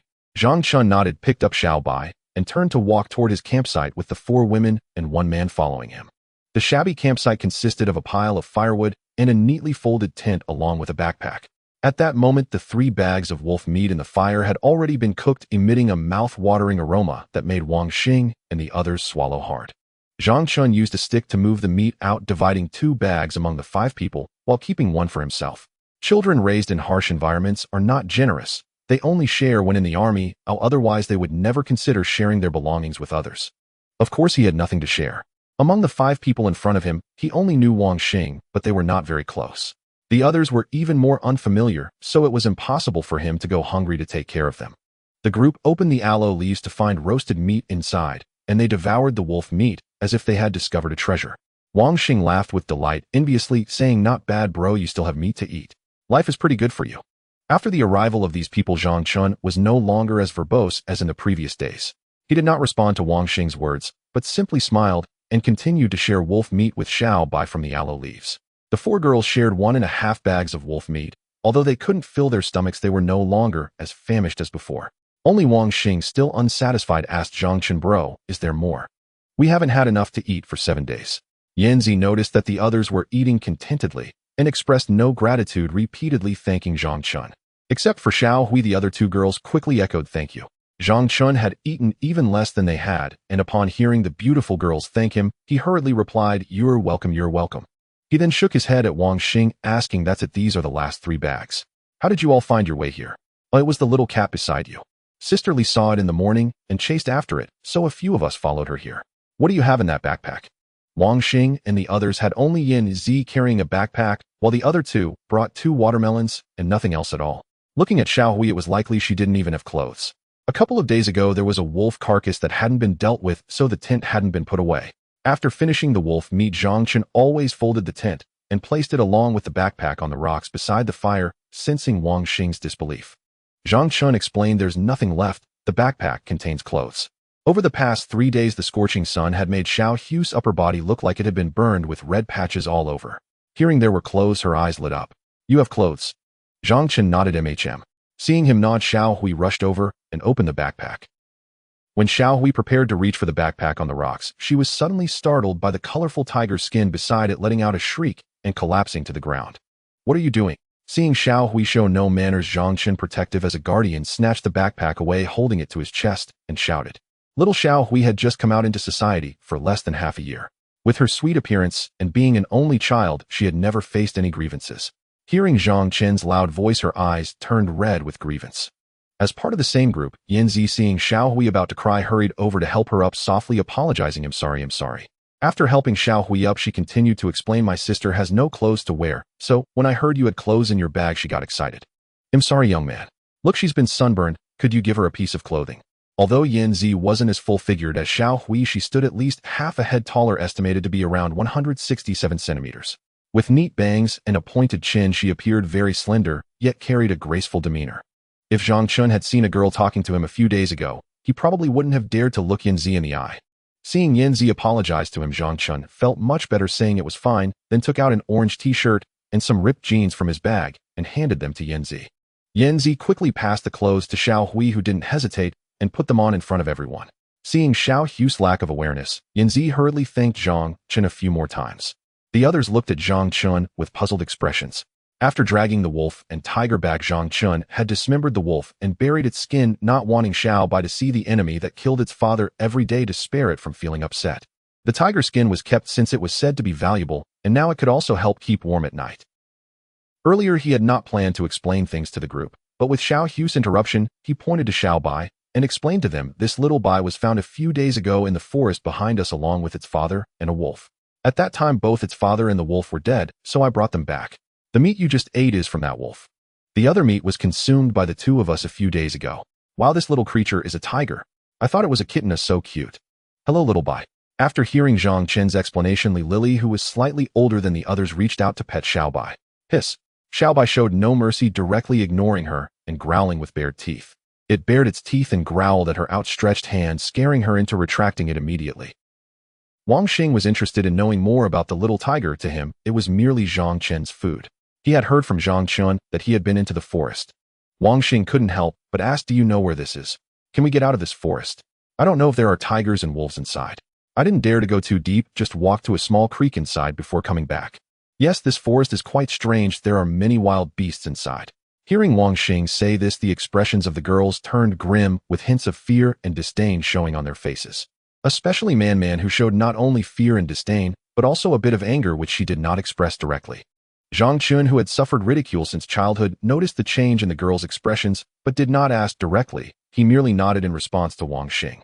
"You are very lucky to find so many things with a tint and tiger wolf meat. Is that stick used for hunting? You didn't kill the tiger, did you?" Zhang Chun, looking as he did, no one could tell he was a victim. He looked like someone on vacation. "Wow, you." For the dark and handsome guy in front of them, the few women were still a bit reserved, not displaying the same excitement as Wang Xing. Especially Xiao Hui, who after being yelled at by Zhang Chun, felt somewhat hostile. Only Wang Xing was excited, talking endlessly, causing Zhang Chun's head to buzz. Xiao Bai looked at Zhang Chun with sympathy, thinking, "Now you know how I've been living these past few days." Zhang Chun, too lazy to pay attention to Xiao Bai's mocking gaze, pulled out several strips of cloth from a small compartment in his backpack. These were the pants that Xiao Bai had torn a few days ago. Zhang Chun turned them into strips to wrap around his ankles.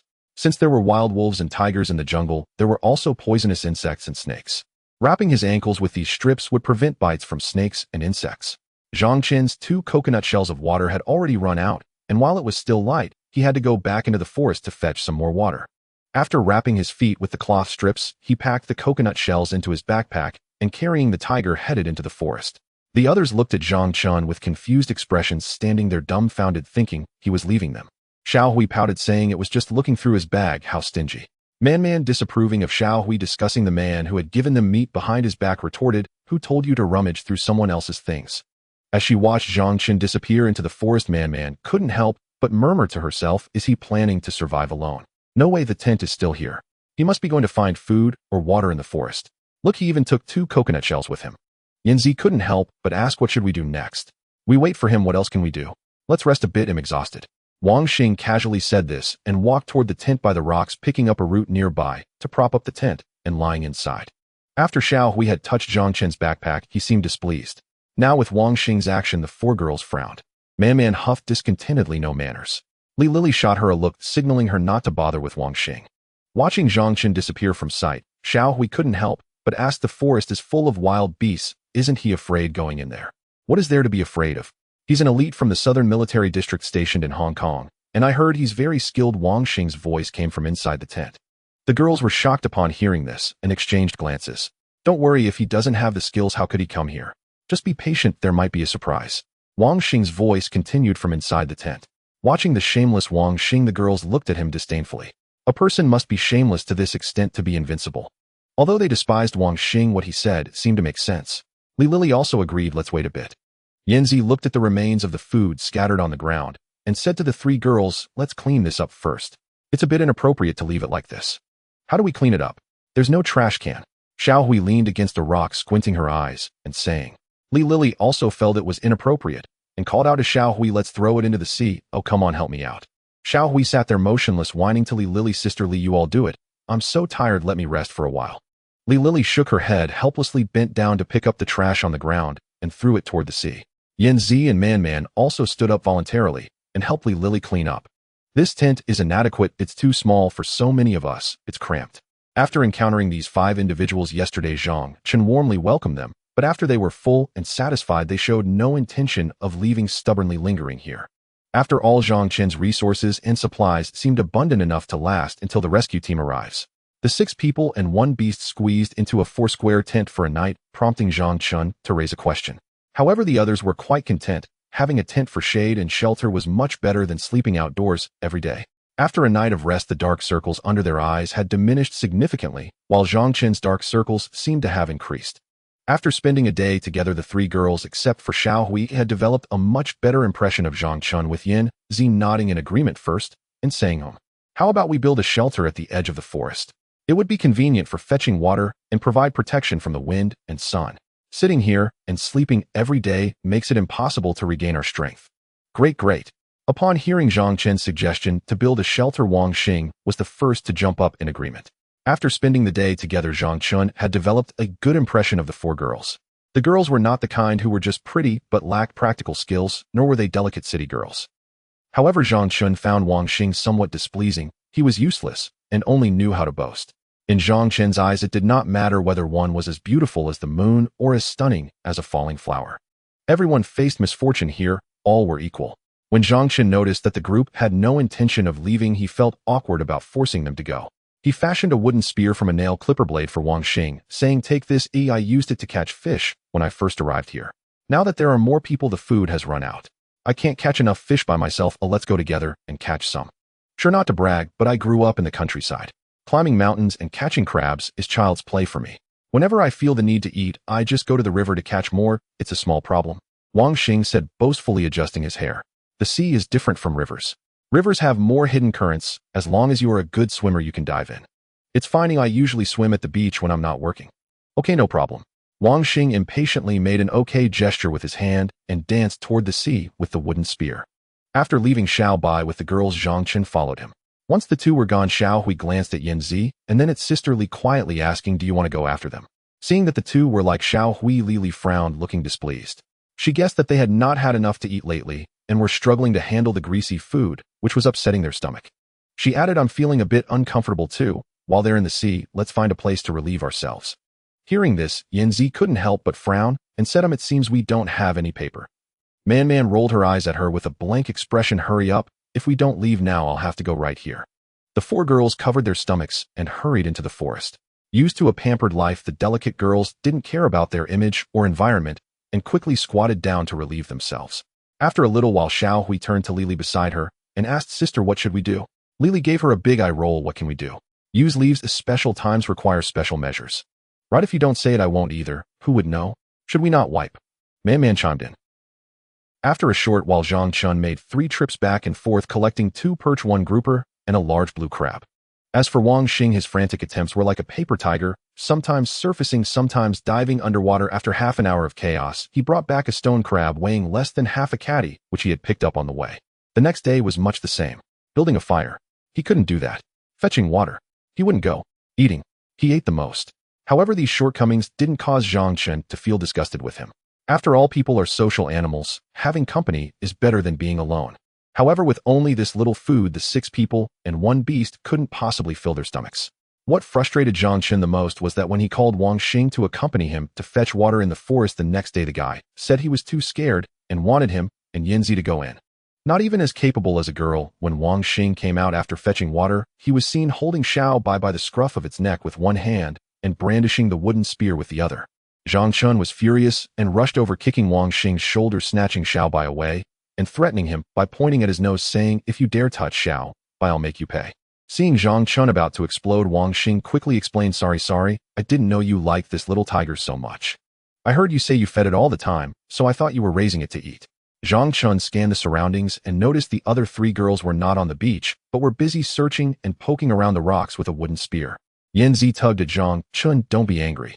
Seeing this man who was more useless than a woman, Zhang Chen wished he could slap him to death. With Yanzi, he carried the remaining bowl of water and took Xiao Bai to find the other 3 girls, leaving Wang Xing with a gloomy face. From yesterday to today, all the food consumed by the group was provided by Zhang Chen. When he mentioned building a shelter, no one spoke against it. They all looked to Zhang Chen for guidance. The girls were all in favor of Zhang Chen's suggestion, but no one knew how to build a house, exchanging glances. Yanzi looked at Zhang Chen quietly, softly asking, "Can you do it?" Zhang Chen nodded and addressed the group. "All right, let's build a bamboo house. First, let's gather some aloe vera, mash the aloe stems into ropes to tie the bamboo, and then mix soil with ash to stick the bamboo together. Man and Sister Li, you two will be in charge of peeling the aloe. There's a patch of bamboo in the forest on the left. Yanzi, you and I will go get some bamboo. Wang Xing and Xiao Hui, you two go search for food by the sea." The peeling team and Yanzi nodded while Xiao Hui looked displeased. She didn't want to be with Wang Xing, but dared not voice her objection. "If there are no objections, let's decide on this. Yanzi and Man, you two stay here to take care of Xiao Bai and start a fire. Sister Li and Xiao Hui go collect sea conchs, and the 2 of us will go fishing. After finishing the meal, we start our actions." After spending the day together, Man's gaze toward Zhang Chen changed from admiration to respect, from respect to worship, and slowly turned into obsession. Deep down, Man wished to accompany Zhang Chen into the forest to collect bamboo, but Zhang Chen did not understand her and assumed she was like the other 3 delicate city girls, assigning her the task of peeling aloe stems. Watching Xiao Hui and Wang Xing making a fuss on the beach, Man couldn't help but ask Sister Li, "Sister, how much fish do you think those 2 will catch today?" Lily shook her head and chuckled softly, "I doubt they will catch much." "Then why did Zhang Chen arrange it this way?" Man asked. Lily replied, "Can't you tell? Zhang Chun can see that Xiao Hui is not the type to sit still, so he arranged for her to go find food by the sea. He just overestimated Wang Xing. What should we do then? Are we going to starve?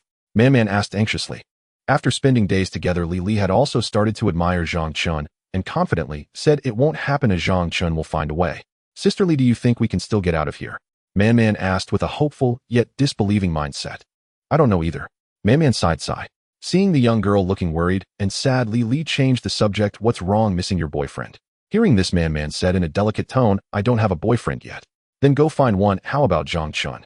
I think he's quite impressive. Hearing this, Man Man felt secretly pleased but was too shy to say anything, pouting and ignoring her. Li Li continued to tease, do you want me to help you tie the red string? Sister, are you interested in Zhang Chun? Seeing Li Li getting more and more into the teasing, Man Man shot back defiantly. Li Li pretended to self-deprecate, saying, I'm not like you young and beautiful girls. I'm already older, he probably wouldn't be interested in me. Who are you kidding? You're only 28, young and beautiful, gentle and virtuous, and quite elegant. Seeing Man Man praise her excessively, Li Li interrupted, stop, don't flatter me. I'm not buying it. Did I say something wrong? Man Man asked with wide eyes. You are right, everything you said is correct. Isn't it true? Young people like older women, right?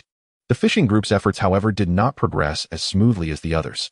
One pampered girl, used to having everything done for her, saw a crab and first squealed in excitement for 2 minutes, chased it for 3 minutes, spent 4 minutes stepping on it, and finally caught it after 5 minutes. The other one boasted about her abilities, but her actions were a complete failure. While she was a decent swimmer, she only saw herself floating and not a fish in sight. When Zhang Chun and Yan Zi returned with 10 bamboo poles, they saw the others staring at each other. Xiao Hui and Wang Xing were pointing fingers at each other, accusing one another of being useless, arguing incessantly. Zhang Chun walked over and took a glance. In the fire pit were 2 stone crabs and 3 small shrimp. He shook his head helplessly. These few items were not enough to even satisfy Xiao Bei's appetite, let alone the 6 of them. With the day still bright, he took the wooden spear and headed straight into the sea.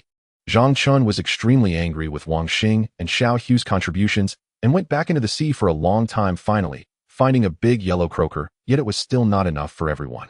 Zhang Chun divided the yellow croaker into 4 portions, giving them to Man Man, Yanzi, Li Li, and Xiao, by ignoring the fishing group, who were exchanging glances, and headed straight into the tent. After lying in the tent for a long time, he grew more and more upset, wondering who said that many hands make light work. 1 monk fetches water, 2 monks have no water. He called the others over and said, imitating the class monitor, there are some things we need to clarify first. I'm not very educated, and if I say something wrong and offend anyone, think about it yourself. We haven't seen any rescue yet, so we need to focus on self-rescue. How do we do that? By filling our stomachs and ensuring our survival.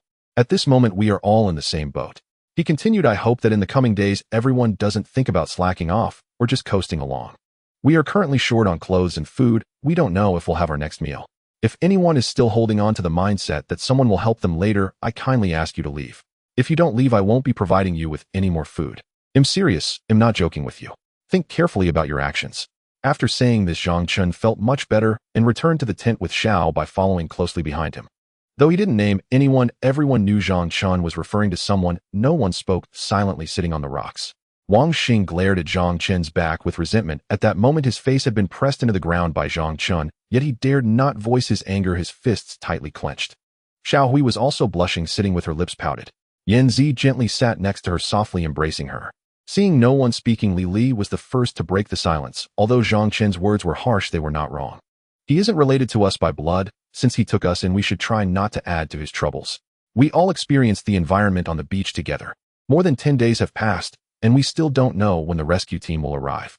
They might have even given up on us outside, so we need to rely on ourselves. Upon hearing Li Li's words, Xiao Hui immediately panicked. No way, they will definitely come to rescue me. My mom and dad will come for me.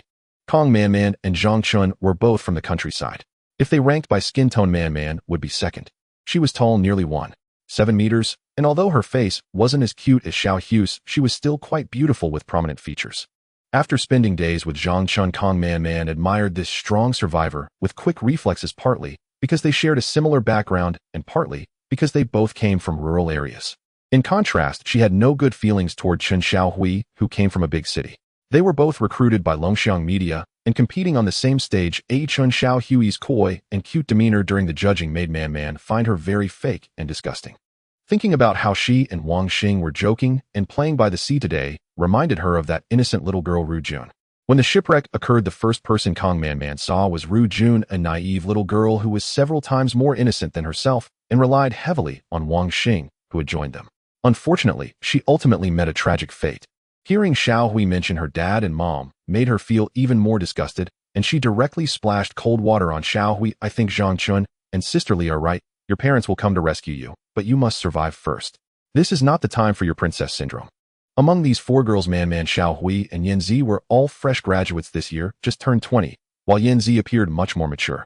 Hearing Man's sharp words, fearing an argument would break out between the two, Yan Zi quickly changed the topic, encouraging Man, don't say that. This incident, I suspect, isn't just us stuck here. Perhaps even CEO Zhao is also here with us. We still have hope. Seeing Yan Zi stand up for her, Xiao Hui chimed in, yes, CEO Zhao is so famous, society will definitely organize a rescue. And Sun Yu, he is currently the hottest star, and comparisons are being made between him and Zheng Haonan online. Li smiled wryly as she listened to everyone's rebuttals. I'm simply speculating, hoping that they haven't given up on us outside. Watching everyone actively working, Zhang Chun felt as content as he did after a good night's sleep. Last night was the most comfortable sleep he had experienced, as his words had weighed heavily on the minds of several people, causing them to talk outside the tent all night, while he slept alone inside for over 4 hours. He felt much more refreshed when he woke up today. Zhang Chun picked up a bamboo pole and cut several 2-inch bamboo strips with a knife. He also soaked 2 bamboo poles and hung them up, took a piece of watermelon rind used for distilling water, poured out the water inside, and cut 2 square openings in it. If the watermelon were a house, those 2 openings would be the windows. After finishing the first one, he proceeded to make the second one.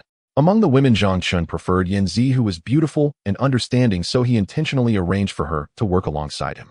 Yan Zi looked at Zhang Chen's actions with confusion, and seeing he was silent, took the initiative to ask Zhang Chen, what are you doing this for?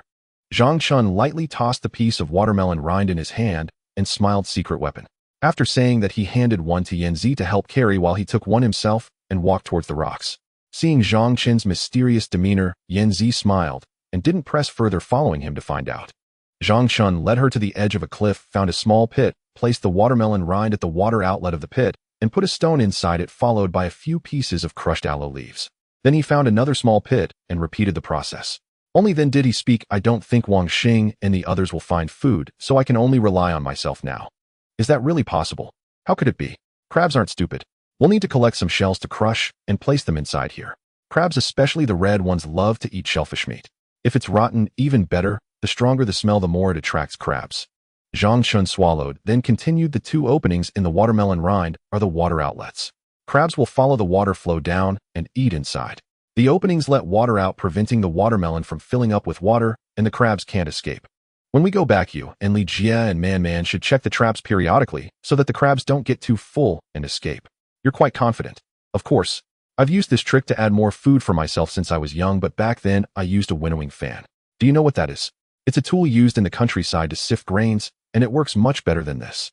The sea breeze gently caressed the bamboo forest, causing the leaves to tremble slightly in the fresh air.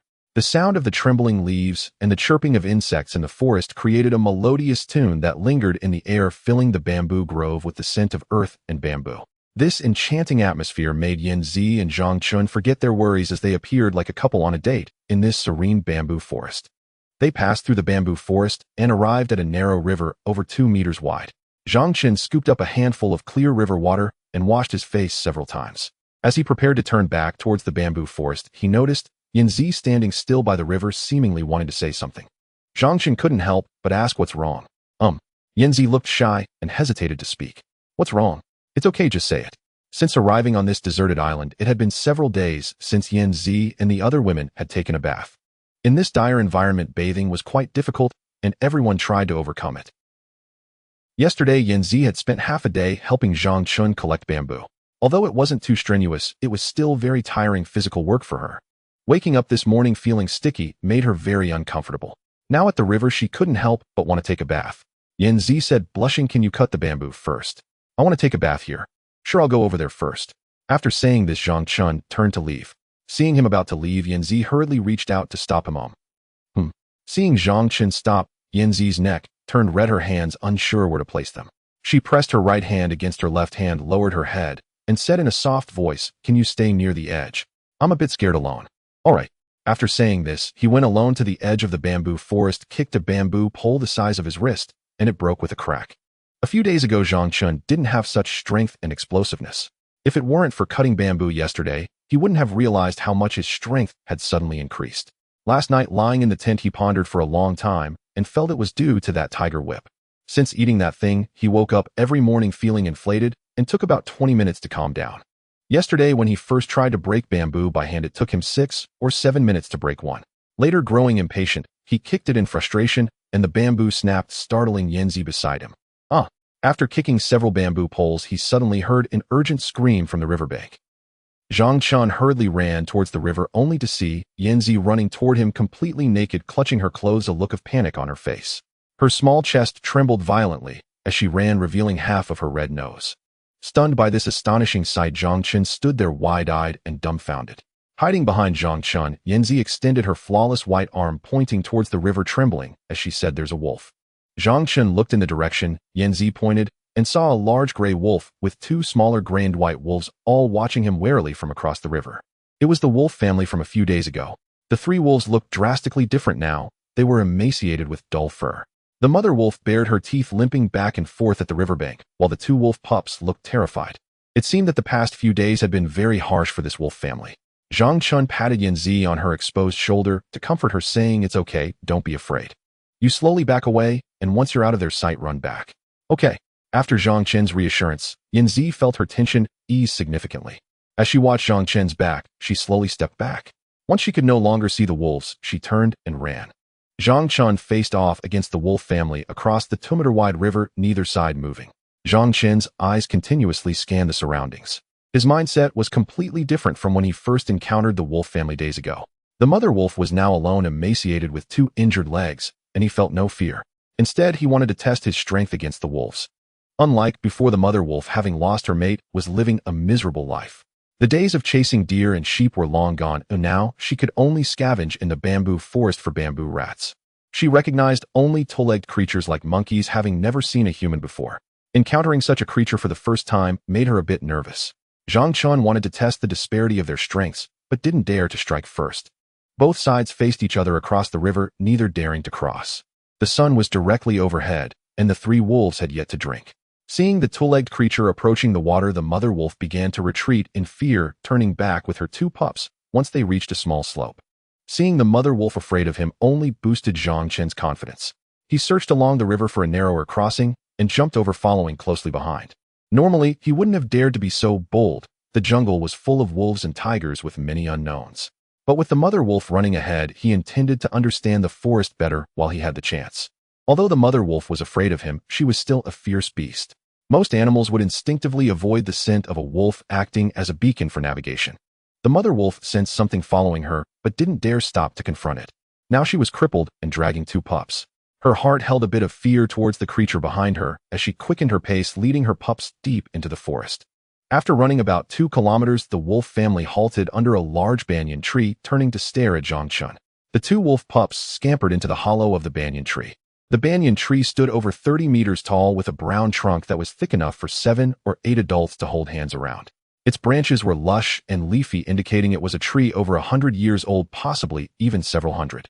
At the base of the tree was a half-meter-wide hollow, and the dense foliage blocked the sunlight, leaving the hollow in darkness.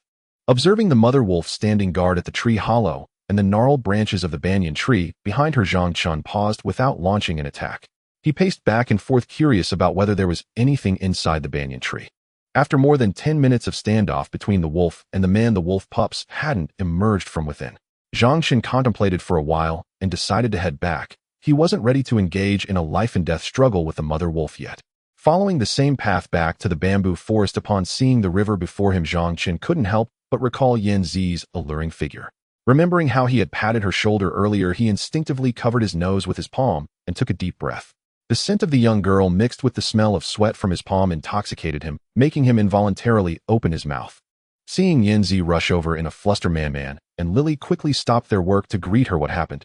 Lily, who was 6 or 7 years older than the 3, had much more experience in society. In this unknown environment, they regarded her as an elder, often seeking her companionship when they were afraid to go to the bathroom or take a bath. Seeing Lily, Yanzi hurriedly ran over and hugged her tightly. With lingering fear, she said, "There are wolves, there are wolves." Lily gently patted Yanzi's shoulder, saying, "It's all right, it's all right. Man-Man's eyes widened as she looked behind, Yanzi searching for signs of the wolves. Lily then asked, "Where's Zhang Chun?" "He's still inside. He told me to run first." "What? He hasn't come out yet. How can you leave him in there? You're no different from Wang Xing." Thinking back to the sounds of fierce beasts they heard on their first night here, and hearing that Zhang Chun was still inside, Man-Man's wide eyes filled with panic, and then turned to anger as she shouted at Yanzi. Lily turned to look at Man-Man, furrowing her brows. She appreciated the young man they had spent 2 days with, but in terms of closeness, she leaned more towards the other girls, perhaps due to the magnetic attraction of the same sex and repulsion of the opposite. "Don't you remember the meat he shared with us? It was wolf meat. He dares to bring wolves and tigers out of the forest to eat, which means he should be quite capable. There's no need to get so worked up. He'll be fine." Man-Man was different from the others. Growing up in the countryside, she was much bolder than city kids and had clear feelings of affection and dislike. She didn't try to hide her fondness for Zhang Chun and even attempted to get closer, but Zhang Chun was focused entirely on Yanzi. Hearing Lily's words, Man-Man felt that she didn't care about Zhang Chun's life or death. In a huff, she turned and walked back, sitting on the rocks they had just been at. Ignoring Man-Man's sulk, Lily hugged Yanzi, gently patting her shoulder to help calm her down. An hour later, Zhang Chun appeared before them, shouldering a bundle of bamboo. Upon seeing her beloved, Man-Man quickly stood up and approached him, asking with concern, "Are you all right?" Zhang Chun calmly shook his head, saying, "I'm fine, let's go." After he helped unload the bamboo from his shoulder, Yanzi approached timidly and said, "I'm sorry, I shouldn't have left you behind and run away. I was really scared just now." As she spoke, her voice choked with emotion. Seeing Yanzi's red eyes, it was clear she had been crying. Zhang Chun smiled and comforted her, saying, "It's okay. I would have felt worse if you hadn't run away. I was thinking of having a fight with the wolf mama just now." Seeing Zhang Chun tease, Yanzi, Man-Man slapped him lightly on the shoulder with an unhappy expression, saying, "What nonsense are you talking about? I'm serious. I chased it for several miles. If I hadn't been afraid of getting lost, I would have caught it to eat. What are you talking about? What if you had died? Wouldn't we starve here?" Looking at Man-Man, who pouted in displeasure, Zhang Chun joked, "If I die, isn't there still Wang Xing?" "Oof," Man-Man scoffed, relying on him. "It's a miracle if he doesn't starve himself, let alone feed us." What a joke. Man-Man frequently leaned closer to Zhang Chun, and Lily could see that the girl had a crush on him. However, Zhang Chun seemed more inclined towards Yanzi. As someone who had been through this, Lily didn't want to bring it up. After confirming that Zhang Chun was fine, she approached him and changed the subject, saying, "Your 2 traps are quite effective." "Effective, right? How many crabs have you caught?" "About 10 or so. Look over there, we dug a sand pit to keep them." As she spoke, Lily pointed to a nearby sand pit. "Yes, I caught a lot, and there's also an eel this big." Man-Man gestured excitedly, saying, "Let's go roast the crabs." With Lily's diversion, Man-Man's mood improved significantly, and she made a sign with her hands, exclaiming, "Roasting crabs." On the other side of the beach, Li Long kicked Chairman Zhao squarely in the chest. As soon as one left, another followed. On the 3rd day, Zhang Hao and Huang Jianbing could no longer endure Chairman Zhao's incessant yelling and directly took the 2 of them away from the fishing nets they brought from the small boat, acting independently. People on the cruise ship began to move about in groups, taking care of their own needs while ignoring others bleeding from their noses. A week passed and rescue was still delayed. At first, everyone could accept Chairman Zhao's leadership, but after several days of insufficient food, they began to ignore him. Now, with Zhang Hao and Huang Jianbing leading the way and leaving the group, more people started to disregard the overweight Zhao, infuriating him to the point of cursing. On the current beach, Zhang Hao and Jianbing no longer had to worry about food shortages. Although they usually couldn't catch anything substantial, only small fish and shrimp, they occasionally had good luck catching grouper, which attracted 2 female artists who had come from Wangjiao. Although Chairman Zhao had lost 2 male artists and Li Long, his survival was still secure as he was still accompanied by his nephew Zhao Kai, the uncle-nephew duo of Sun Jian Wangjiao, and a dozen artists under her command. Especially 1 male artist, Guatao, who had been rumored to be romantically linked with Wangjiao. This man was unremarkable in appearance, with a peasant look, standing at 1.60 meters. He often played rural characters or devious antagonists in dramas. Although his roles were not great, his importance on the deserted island surpassed all the other men present. He began studying at the Songshan Shaolin Temple at the age of 6, and after leaving at 17, he was discovered by Wang Jiao after being a background actor for more than 2 years. Coincidentally, Wang Jiao was casting for a film that required someone with a simple and farmer-like appearance. During their time together, Wang Jiao got to know Guatao better and learned that he was a genuine rural boy from Shaolin without any support. She then employed some tactics, and Guatao fell under her spell. Although he didn't have any true skills, tasks like climbing trees or swimming were a piece of cake for him. Due to his ambiguous relationship with Wang Jiao, he also stayed close to Chairman Zhao. Although everyone initially disregarded Chairman Zhao's orders, they still feared approaching Li Long, wary of being caught in his wrath once they left the deserted island. Watching others gather in groups, Li Long also felt uncomfortable. He hadn't eaten anything for 2 consecutive days. Driven by hunger, he ventured into the woods. After walking through the woods for 2 or 3 hours, he came upon a towering tree, its branches lush and green, providing shade. Underneath, 3 small bears were playing. Li Long hurriedly hid behind a tree to observe. After watching for 6 or 7 minutes, he still didn't see any large grizzly bears. The growling of his stomach seemed to taunt him, mocking his cowardice. Starving to the point of having his stomach pressed against his back, Li Long no longer hesitated. He dashed forward, grabbing one of the small bears and running away. The little bear, caught by Li Long, flailed its limbs, scratching his arms and leaving several marks. Seeing the restless bear cub, Li Long directly smashed it against a large stone by the road, killing it instantly, with blood splattering everywhere. Returning to the camp, Li Long carried the small bear directly to Chairman Zhao. Among all the teams on the beach, only 3 or 5 could start a fire, and Chairman Zhao's team was one of them. Looking at the dead bear in Li Long's hands, Chairman Zhao couldn't help but envy, saying, "Kid, not bad. Where did you catch this bear?" Li Long proudly raised his head and asked, "Wanna eat? What do you want?" "They'll give you a bear leg if you let Guatao help me start a fire." "Half." "No way, just 1 bear leg. Do you want it? If not, I'll find someone else." "It must be half. If anyone dares to help you start a fire, it'll be the first to cancel their contract once we get out of here." Although many people were ignoring Chairman Zhao now, Li Long still believed he could follow through on his words. This seemingly harmless fat man must have been a tough character in his youth. If he didn't have some means, how could he manage so many artists? Seeing that Li Long seemed somewhat swayed, Chairman Zhao boasted, "Kid, what do you think? Do you want to eat it raw or share half with me?" "All right, half each." The two found a stone shard that resembled a kitchen knife and started to smash it against the stone. In the evening, 2 massive figures arrived beside the towering tree. The 2 bodies resembled small hills with thick arms and round waists covered in black fur. Their heads looked like large pom-poms with pointed ears, and their eyes resembled 2 black gemstones. Looking at the empty tree, the slightly smaller bear let out a roar towards the sky. After a while, 2 small bears timidly walked out from behind the tree and ran to their mother's feet. The bear father tore off a piece of honey the size of a fan and threw it on the ground. After waiting for a long time, without seeing the 3rd small bear appear, the bear father began to worry, sniffing around the big tree with his nose. Following the scent in the air for a long time, he found a large white stone where a pool of red blood lay mixed with a few black hairs. Seeing the bright red blood on the stone, the bear let out an angry roar towards the sky, shaking the earth. Hearing the father's roar, the mother bear also came looking and saw the pool of blood on the stone. Roaring in anger, their furious growls echoing back and forth. At this point, the sky had turned dark and a crescent moon rose from the east like a small boat with its pointed bow facing upward. On the beach, people gathered in groups, leaning against trees or lying on the ground, discussing the small bear that Li Long had caught today, filled with jealousy and envy. Suddenly, a loud roar echoed through the forest like a thunderclap in the sky, shaking the ground. Startled by the sudden roar, the crowd jumped to their feet. Soon after, a rumbling noise filled the air, and the ground and trees truly began to tremble. The 3 people sitting on a small tree were directly shaken down, and one of them was hit by a large black paw, almost losing half of his head. Following the scent of the fire, 2 bears the size of small hills arrived at the camp, immediately swinging their large paws at anyone they saw. "Up! Bears! Run!" Shrieks, shouts, and cries echoed continuously on the beach as people scattered in all directions. Some ran into the sea, some towards the beach, and others into the woods. The 2 large bears found the head of the bear cub that was left with only its wide-open eyes. Furious, the mother bear raised its head and howled for over 10 minutes, while the father bear swung its paw like a fan, chasing after the unarmed crowd. Enraged, the mother bear also joined in the slaughter, unleashing its wrath on those sprawled across the beach, both dead and dying.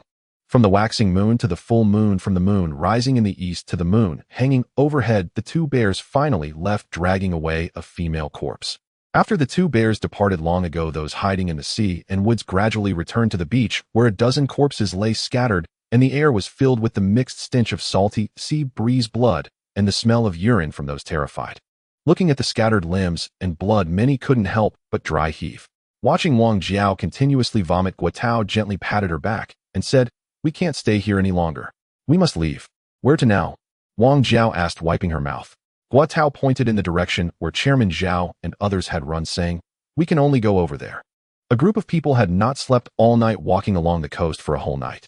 Suddenly, someone pointed ahead over 100 meters away and exclaimed, "Look, an airplane." The crowd immediately erupted, rushing towards the plane that was upside down with the words MH370 written on its wings.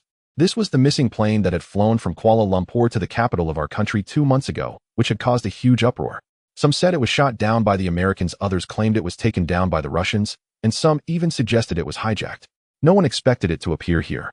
Underneath the plane, Zhao, along with his nephew, the uncle of Sun Jian, and a woman named Lisa from the team, was accompanied by Huang Jianbing, Zhang Hao, and 2 other women from their team.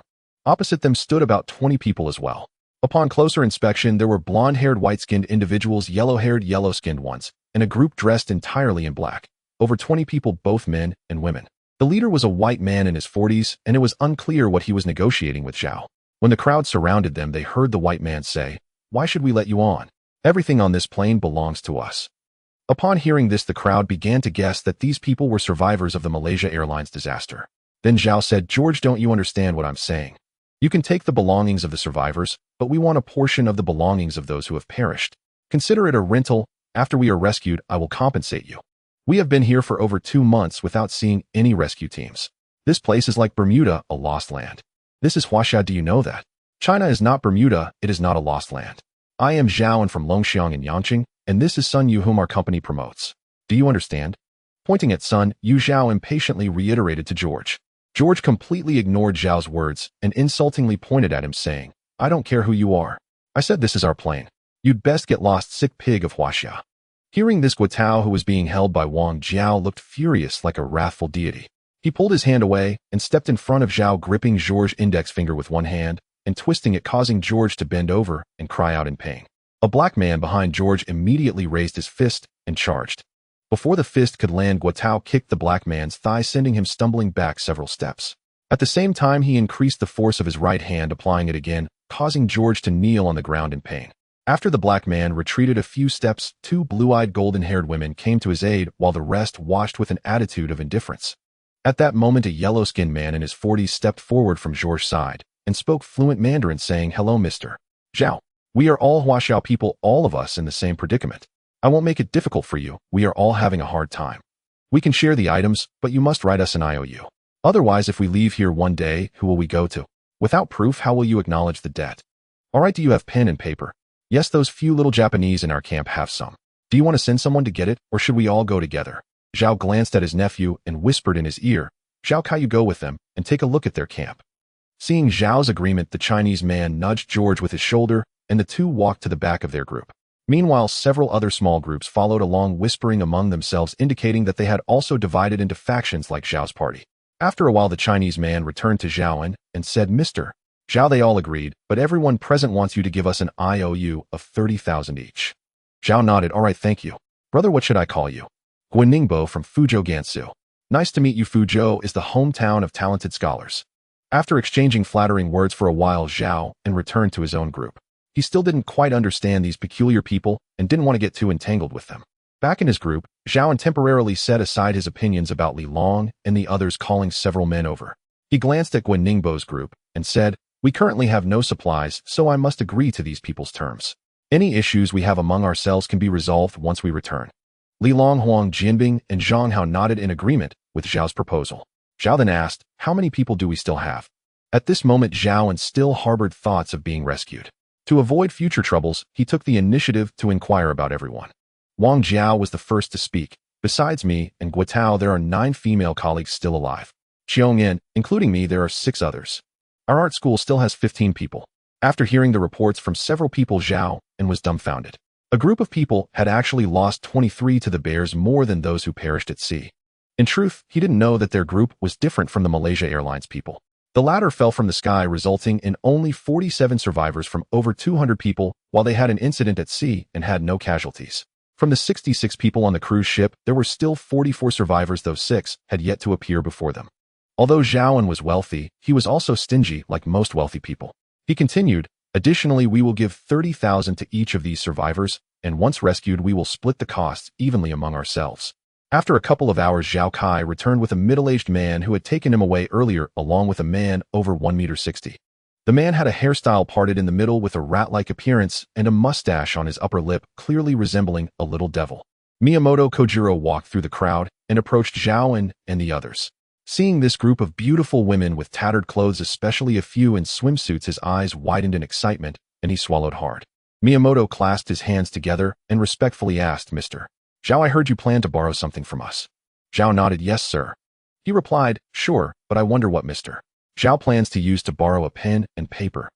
"My terms were already discussed with Brother Gua. After leaving here, I will compensate each of the fallen from Malaysia Airlines 30,000 Huaxia coins. No, Mr. Zhao, I am not interested in your Huaxia coins, or rather, I am very interested in the women beside you." Upon hearing Zhao An's proposal of compensation in Huaxia coins, Miyamoto shook his head and leered at the group of beautiful women behind Zhao. The women behind Zhao changed their expressions drastically upon hearing Miyamoto's words. The beauty next to Zhao and was Lisa, 27 years old, with long golden waves, her eyes enchanting and her face blooming with peach blossoms. Wearing a black jumpsuit that reached her knees, her eyes widened in surprise and worry. The men around looked furious. Though the two sides had opposing stances, they were both of Huaxia descent. Hearing Miyamoto's highly insulting words, Guaningbo also felt outraged. Although it was a time of peace, the century-old national grievances and humiliations could not be easily forgotten. Guaningbo, like Zhao and the others, united in anger, said, "Miyamoto, don't push your luck." Miyamoto shrugged and said, "Gua, if you're not satisfied with my price, we can completely cancel this deal.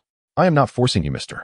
Gua. According to the Malaysia Airlines rules, if a transaction cannot be agreed upon by both parties, the enforcing party will be seen as the enemy of all and will be expelled from the valley. Isn't that right, Mr. George?" After being humiliated by Guatao, George, instead of getting angry, was pleased to hear Miyamoto's words that seemed to favor him. He nodded and chimed in, "Yes, Mr. Zhao, Mr. Miyamoto is not wrong. You need to negotiate with Mr. Miyamoto first, otherwise how can you write an IOU for us?" As a competent businessman, weighing face and profit was not a matter for consideration. Looking at the plane behind them that was about to be cut in half, Zhao said with an unhappy expression, "Mr. Miyamoto, how do you want to trade?" Mr. Zhao is indeed straightforward. "I would like to invite the beautiful women behind you to visit our residence, where we have valuable lipsticks and comfortable lingerie." Seeing Zhao's beautiful women, Miyamoto leered. "Don't listen to him," a tall beauty from the Malaysia Airlines side interrupted directly. Seeing this woman appear, Zhao and his group were stunned. This was Dongqing, the #1 female anchor of Huaxia TV. Not only was she stunningly beautiful, but she was also highly talented, known as the first pillar of women in Huaxia TV. The shows she supported were always the highest rated. Zhao had long wanted to get acquainted with Dongqing. Every time he went north, he would ask someone to invite her, but unfortunately, she had never looked at him. Dongqing knew Zhao An's character and looked down on their circle, so at first she did not want to meddle. However, she was well aware of the sordid lives and beastly behaviors of the little devils. Seeing that this beast had the audacity to propose that compatriots go to their cave, she decisively stepped in to stop it, saying, "Fellow compatriots, don't be deceived by this beast. They indeed have our female products and cosmetics in their cave, but the price you pay is to become their playthings." Seeing Dongqing ruin his good deed and slander him, Miyamoto looked displeased, saying, "Miss Dong, please mind your words." "What? Did I say something wrong? Can't we talk about what you 4 men and 1 woman do in the cave every day? Who doesn't know what happens in their habitat?" Dongqing walked directly in front of Miyamoto Kojiro, looking him in the eye. A tall man standing behind Dongqing followed her out, fearing she would suffer. "Everyone, there are still some resources from Malaysia Airlines, but not much. There's no need to sacrifice yourselves to exchange for those items that have already been picked over by others. If any of you female compatriots are in need of help, feel free to speak up. Although I don't have much, I can still offer a little help." Dongqing turned around and loudly spoke to the cruise ship side. With Dongqing's interference, Zhao, who had originally intended to make concessions, found himself at a loss. He spread his hands towards Miyamoto and said, "Mr. Miyamoto, you see the current situation. Your terms are too harsh. This deal is not worth it." The cruise ship side was mainly Huaxia people, and most of the Malaysia Airlines side were also Huaxia people. Miyamoto did not dare to be too aggressive, reluctantly saying, "It's fine if we don't go to our cave as long as Mr. Zhao can persuade a beauty to accompany me for a while." "All right." Fearing that Dongqing would interfere again, Zhao agreed without hesitation. "Mr. Zhao is straightforward." After Zhao agreed, he looked at the people behind him, only to find everyone glaring at him with anger.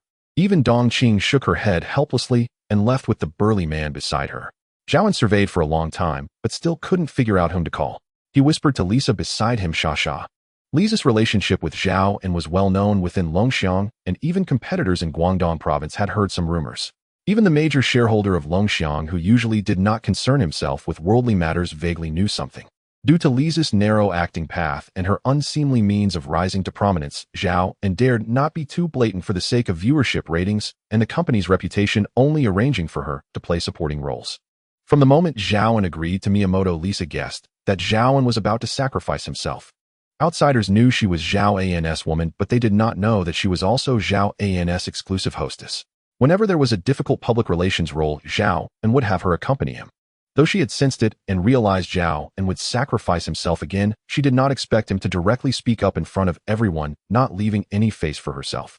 For the sake of rising in status, she could forsake her reputation, but still wanted her dignity. Lisa directly refused. No, it's impossible. Sha, just endure it a bit. Zhao feigned a plea. Beautiful lady, don't be nervous.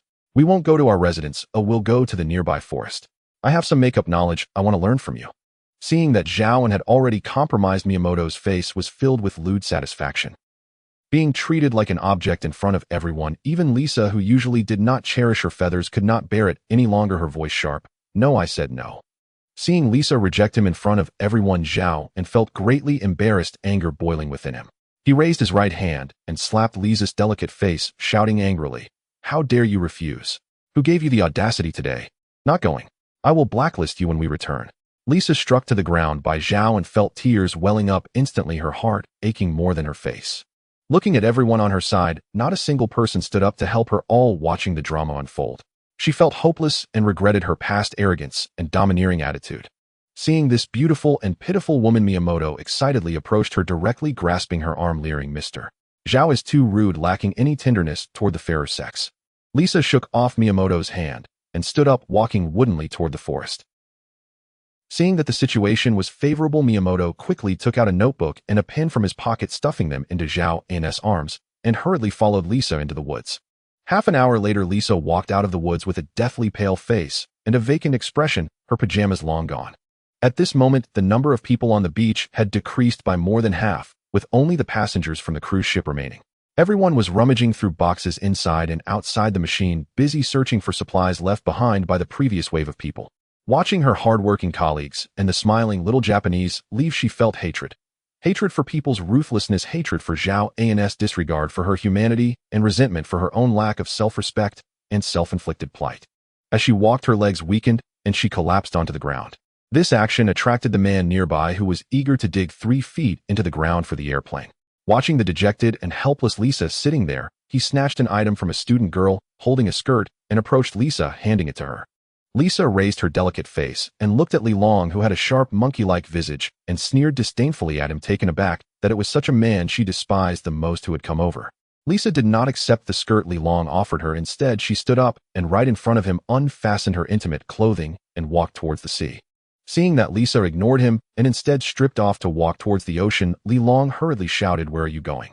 Lisa did not look back, leaving behind a cold reply, Don't come near me. Upon reaching a point where the water was nearly waist-high, Lisa stopped, scooping up seawater to wash her face that had been kissed by the little Japanese. She scrubbed fiercely at her body that had just been licked and bitten by them, then plunged her hands into the water, vigorously scrubbing and squeezing, treating her body, which had once made her proud, as if it were an enemy. Watching Lisa vent in the ocean, Li Long felt a pang of heartache and also affection. After venting for a while in the sea, Lisa dragged her heavy body onto the shore, walked indifferently to the stunned Li Long, and silently took the clothes from his arms, putting them on without hesitation. The hateful often have their moments of pity. Before this, Zhao had sent her out countless times. Whenever there were public relations issues, Zhao would push her out. In the past, she aspired to rise to be among the elite, to be a top star in the country. She did not care about these things, who among the top female stars in the country had not gone through such experiences. After 2 years, she squeezed Li Bingbing out of Zhao An's side, believing she had ushered in the spring of her life. Little did she expect that Zhao would treat her worse than Li Bingbing. She thought she was younger and more beautiful than Li Bingbing and could easily make Zhao bow to her. Who knew it resulted in today's humiliation? The remaining supplies from Malaysia Airlines were roughly similar to Dongqing's reminders. After several rounds of searching, people found only a pile of clothing and a few suitcases, nothing more. Fortunately, most of these clothes were women's, which could address the urgent needs of the women present. Thus, it was inferred that the survivors from Malaysia Airlines were predominantly male. The women among the ship's survivors dressed in pajamas or bikinis found a light in the dark and immediately put on the clothes. Several suitcases were taken away by the respective leaders. A group led by Zhao Kai walked about 10 kilometers to the territory mentioned by Malaysia Airlines. This was a place surrounded by 3 large mountains and a lake with 7 or 8 caves on each mountain. The left and right mountains were closer to the lake. According to Zhao Kai, these naturally advantageous caves had long been occupied by the people from Malaysia Airlines, but there were still some vacant caves in the nearby mountains. These caves were not dug by the survivors of Malaysia Airlines. They already existed before their arrival, left behind by unknown individuals. One mountain closer to the small lake had 3 caves occupied by Guaningbo's group, Georges' group, and Miyamoto Kojiro's group. Miyamoto's group had 7 members, 5 men, and 2 women. Guaningbo's group had 9 members, 6 men, and 3 women. As Georges' group had only 4 members, including the black man and the 2 women behind him. This was a group that spoke with their fists. Whoever had the larger fists occupied the caves closer to the water source. Dongqing was the most renowned among this group, accompanied by only one man named Fan Guang, a veteran, who was the strongest among the survivors. It is said that when they first fell into hardship, Dongqing was teased by 5 little Japanese, and Fan Guang single-handedly knocked them down in just a few moves, proposing that everyone help each other and establish survival rules, thus giving rise to the Malaysia Airlines regulations. Zhao Kai then said, there are several unoccupied caves on the mountain behind. We can also stay there and wait for rescue together. But if we stay here, we must adhere to their Malaysia Airlines regulations. What are the Malaysia Airlines regulations? Sun Jian asked in confusion. 1. Do not compel others, will especially that of women, to commit acts of debauchery or robbery. 2. Do not steal others' private property. 3. No private fights or incitement of private fights. Anyone found violating any of these 3 rules will be expelled from the valley. It was only after a month of hardship that they discovered this place. After that month, many people's mindsets changed, believing they had been forgotten by the outside world, especially those little Japanese. Their humanity collapsed completely, robbing supplies and food from isolated individuals, and 5 of them banded together to commit evil. At that time, they even abducted a Korean girl, violating her for 3 days, causing her to go mad. Not long after this incident, there was another dispute over supplies. Miss Dong proposed that several small group leaders come together for peaceful coexistence, but Miyamoto Kojiro dismissed her, teasing her in front of everyone, and was then beaten by Fan Guang, the bodyguard beside Dongqing. It is said that Miyamoto Kojiro was beaten the worst that time, losing his teeth. After that incident, the little Japanese no longer dared to act recklessly, and those with ulterior motives also restrained themselves considerably. Hearing about the little Japanese debauchery, everyone gritted their teeth in anger, and upon hearing that Fan Guang had beaten them, some couldn't help but applaud. Only Fan Guang is beside Miss Dong, and they do not team up with others. They stay in the cave on the left side of that mountain. The one who spoke up for us earlier is named Guaningbo. They have 9 members, 5 from Jiangxi province, 2 from Fujian province, and 2 from Guangdong province. They are the largest group among the disaster survivors. Like Miss Dong, they are a comparatively rational group. Among the survivors of the Malaysia Airlines disaster, there are a total of 47 individuals, with the majority being Chinese, numbering 31, while there are 16 foreigners, mostly from Southeast Asia. There are even more of them than us. Yes, 47 people with 29 men and 18 women, divided into 11 groups. In addition to Guaningbo's group, there are also quite a few others led by a man named Zhang Weidong from Hunan province. They have 7 members, all from North China. This group does not get along well with the Singapore group. The numbers are about equal. It is said that a Singaporean woman snatched a copper basin from a woman named Wei Shuahua, and that Singaporean woman slapped Wei Shuahua, which led to a brawl between the 2 groups. The Singapore group was beaten by Zhang Weidong's group on the spot. It is said that Zhang Weidong's side included 2 burly men from Shandong province. At that time, the Malaysia Airlines regulations had not yet been established, and the Singaporeans incited the little Japanese to block those 2 strong men from Hunan, but fortunately, they managed to escape, otherwise the consequences would have been dire. Later, Miss Dong, Guaningbo, and George came out to mediate and call for a ceasefire. It was then that everyone proposed the Malaysia Airlines regulations. This Miss Dong has quite a reputation. Yes, she is a celebrity and has a bodyguard with her. Ordinary people do not dare to provoke her. Among this group, there is also a group of 4 women led by a mother-daughter pair from Xinjiang province. It is said that both of them come from a karate background, but they don't interact much with others, and everyone is quite unclear about these 4 women. They live in the most remote mountains, separated from the inhabited peaks by several mountains. There are such remarkable women. Yes, no one can figure out what they want. There are many wild beasts in this area. It is said that someone has encountered wolves in the mountains, as well as wild boars and even bears. It is best for everyone to travel in groups and not go out alone. Hearing about the wild beasts again, everyone exchanged glances. Zhao Kai pointed to several mountains not far from the lake and continued, except for the side where the 4 women live, the fierce beasts have decreased a lot here. At first, there were many people used various tools to drive away the wild beasts. In the first 10 days of the second month, there were several incidents of wild beasts attacking people, but there haven't been many recent reports. They planned a mountain for us, specifically this one in the middle. There may also be quite a few wild beasts over there, so we should avoid going too deep into the mountains. Guaningbo's group has said that they are willing to lend us some items to drive away the wild beasts. Also, there is Zhang Weidong's group. Good has said that after the brawl they dismantled some steel pipes from Malaysia Airlines, so we should consult them later to see if we can borrow some. Zhao remarked, yes, Xiao, your handling of matters is not yet seasoned. Let Xiao-sun accompany you. Besides iron rods, see if you can borrow more supplies from them.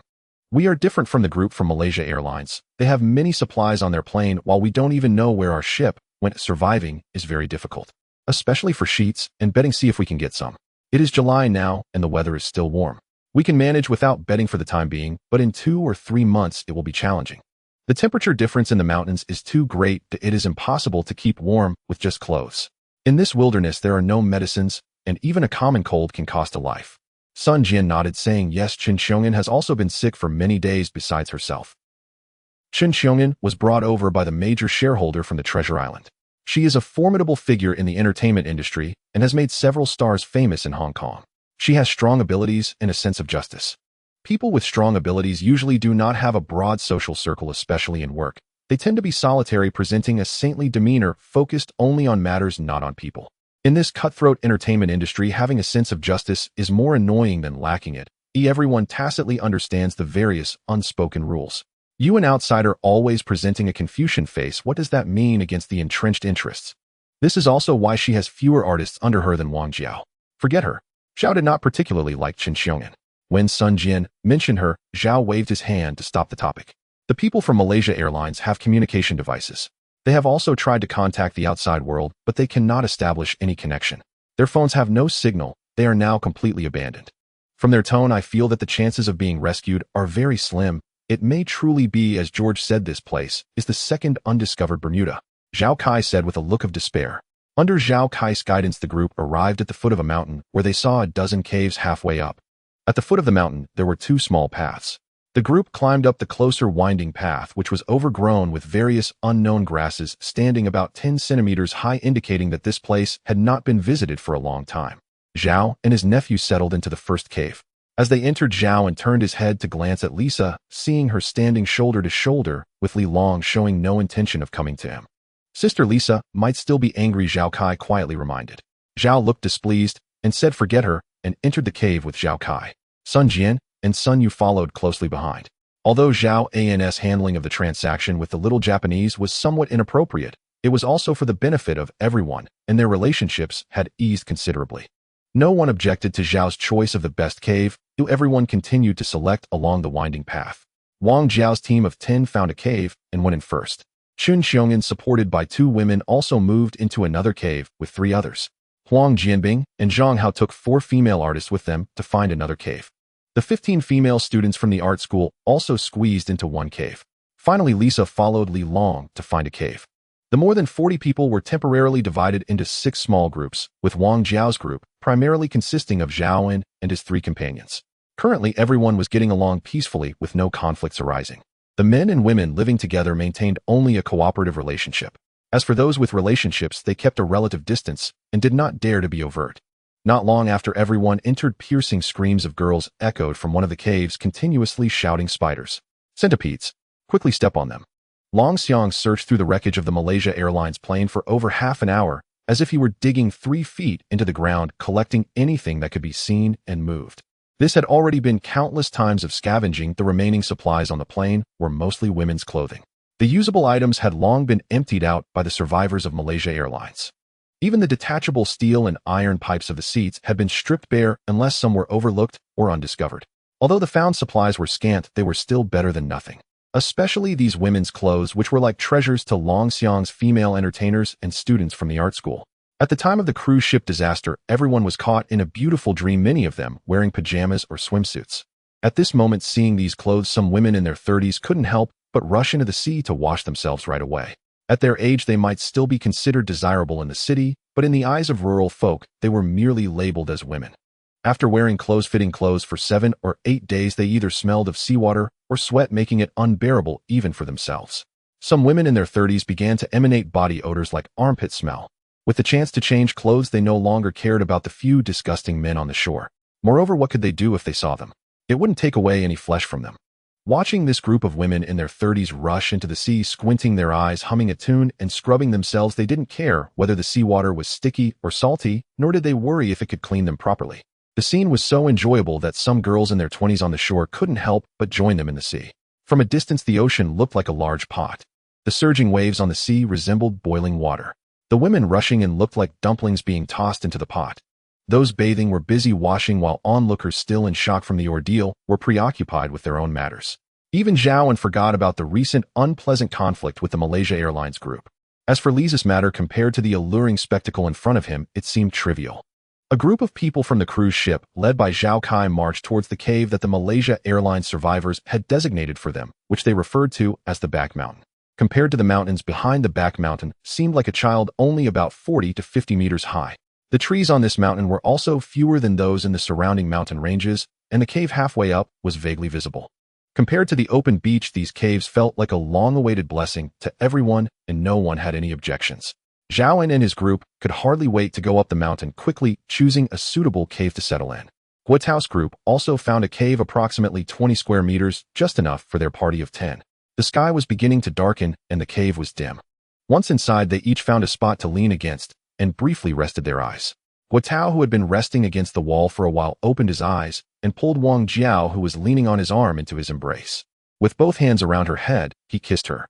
The sudden action startled Wang Jiao at first, but her heart quickly filled with joy as she extended her tongue to intertwine with Guotao's. The two engaged in an intense kiss. Suddenly feeling a chill on his chest, Guotao attempted to unbutton his shirt. Wang Jiao quickly pushed her hands against his chest, playfully admonishing, "There's someone here." Having survived the cruise ship disaster and the bear paw escape, Guotao had long suppressed his desires and no longer cared about the surroundings. He directly brushed aside her hands that obstructed his intentions and undid Wang Jiao's buttons. After a passionate encounter, Guotao leaned back against the wall, a satisfied grin on his face. After resting for a moment, Guotao recalled that during their passionate moments, several women had disapproved and left. He then addressed the remaining women, saying, "Call the others back, and I have something to discuss with you." Before encountering the Malaysia Airlines group, Guotao still held onto the hope of rescue. But after meeting them today, he believed that the possibility of being saved had vanished. Rather than waiting for rescue, he thought it better to take advantage of this rare opportunity and enjoy himself. On this deserted island, as long as he wanted, what could this group of women do to him? Among the 11 men on the cruise ship, there were only 9 survivors. Aside from himself, the rest were all useless in Guotao's eyes. Wang Jiao's group consisted entirely of women except for him. Although they still heeded Zhao's commands, for now it was in the hope of being rescued one day, so everyone temporarily followed his orders. If rescue was impossible, why should he obey them? Though they were all survivors, Guotao viewed those people as nothing more than useless baggage, and had he not been supporting them, they would have starved to death on the beach. As he pondered this, the women who had gone out earlier returned to the cave. Taking advantage of the bright moonlight outside, Guotao glanced at them. He questioned the women who had gone out earlier, "What were you all up to?" The few women were caught off guard by Guotao's unexpected question and fell silent. Seeing no one speak, Guotao continued, "To be honest, I believe we no longer have a chance of being rescued. If you don't believe me, just think about the Malaysia Airlines group. The Malaysia Airlines incident has been over 2 months now, although the outside world is still searching. What is the intensity of the rescue? Is it not getting weaker by the day? Even if there's a chance of rescue, when will that be? 6 months? A year?" During their days stranded on this deserted island, Wang Jiao had managed a couple of meals, but had never eaten a grain of salt. Having gone 7 or 8 days without salt, she felt particularly exhausted and haggard, even more so than during her pregnancy. Just a while ago, Guotao had worn her out for about 10 minutes, and now she could barely move. She initially planned to lean on him for a good rest, but after hearing what he said to the girls, she couldn't help but tug at his pants, silently hinting for him to tone it down. Guotao brushed Wang Jiao's hand aside, saying, "Don't make noise." He continued, addressing the group, "Since we've ended up here, there's no need to discuss our circumstances, but there are some things we must clarify." I licked my dry lips and said, "Though we sometimes follow Zhao's orders, that is based on the premise that we have a chance of being rescued. If rescue is impossible, what is Zhao into us? Why should we listen to him? You all have seen how capable Zhao and his group are for survival. I don't need to say more. If you plan to continue following me and Sister Jiao, then you must listen to me and her. That is non-negotiable." Guotao initially intended to say how they should behave, but realizing that could make the women think he was too lecherous, he swallowed the words back. Wang Jiao was nearby, and he wanted to avoid her catching on to his ulterior motives. Guo Tao shifted his tone. We now have a cave to stay in, but it's still not enough. Oh, we need to eat, and our conditions are still quite difficult. If we don't take you along, Sister Jiao, and I wouldn't need to worry about food. So please put away your princess syndrome and saintly complex. If anyone can't stand it, you can leave us, but I won't force you to stay. Under the eaves, one must bow their head. Seeing that Guo Tao was still fixated on what had just happened with those 2 or 3 girls, no one dared to speak up. It's just me and Sister Jiao. Oh, we have a total of 10 people. 10 people need a leader. Sister Jiao and I are your captains. It's already a given, and no one had any objections to Guo Tao's words. I can't feed all of you by myself. Oh, only by working together can we survive. Next, I'll arrange tomorrow's work.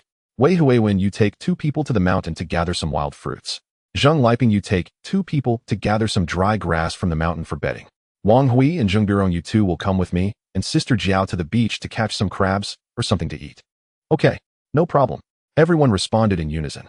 Wang Jiao, having regained some strength, couldn't help but give Guo Tao a thumbs up for his organized arrangements. Seeing that everyone had no objections, Guo Tao felt delighted. He then said the meat stockings you collected today should be handed over to Sister Jiao tomorrow. I have a big use for them, understood? Got it. Understood. Watching the obedient responses from everyone, Guo Tao felt secretly pleased. They're all mine, every last one of them. I'll eat them all sooner or later. The next morning, Guo Tao, along with Wang Jiao and a few others, headed down the mountain with several mineral water bottles. After clarifying their relationship in front of everyone last night, Wang Jiao no longer held back. With a rosy glow, she turned to Guo Tao and said, "Darling, let's find a place to drink some water. I'm dying of thirst." Thirsty, huh? Guo Tao glanced at Wang Jiao and asked, "Are you hungry?" "Yes, I'm starving, but it's been 2 days since I ate anything." "Didn't we eat last night?" Hearing Guo Tao's suggestive tone, Wang Jiao playfully punched him. "You're such a tease." Observing the young man teasing the older woman, Wang Hui and Zheng Birong couldn't help but exchange glances, then simultaneously stuck out their tongues, mimicking a disgusted gesture. "Let's go drink by the lake." The 3 women and 1 man arrived at the lakeside, where the surface was remarkably calm, like a shiny mirror, clearly reflecting the surrounding mountains and woods.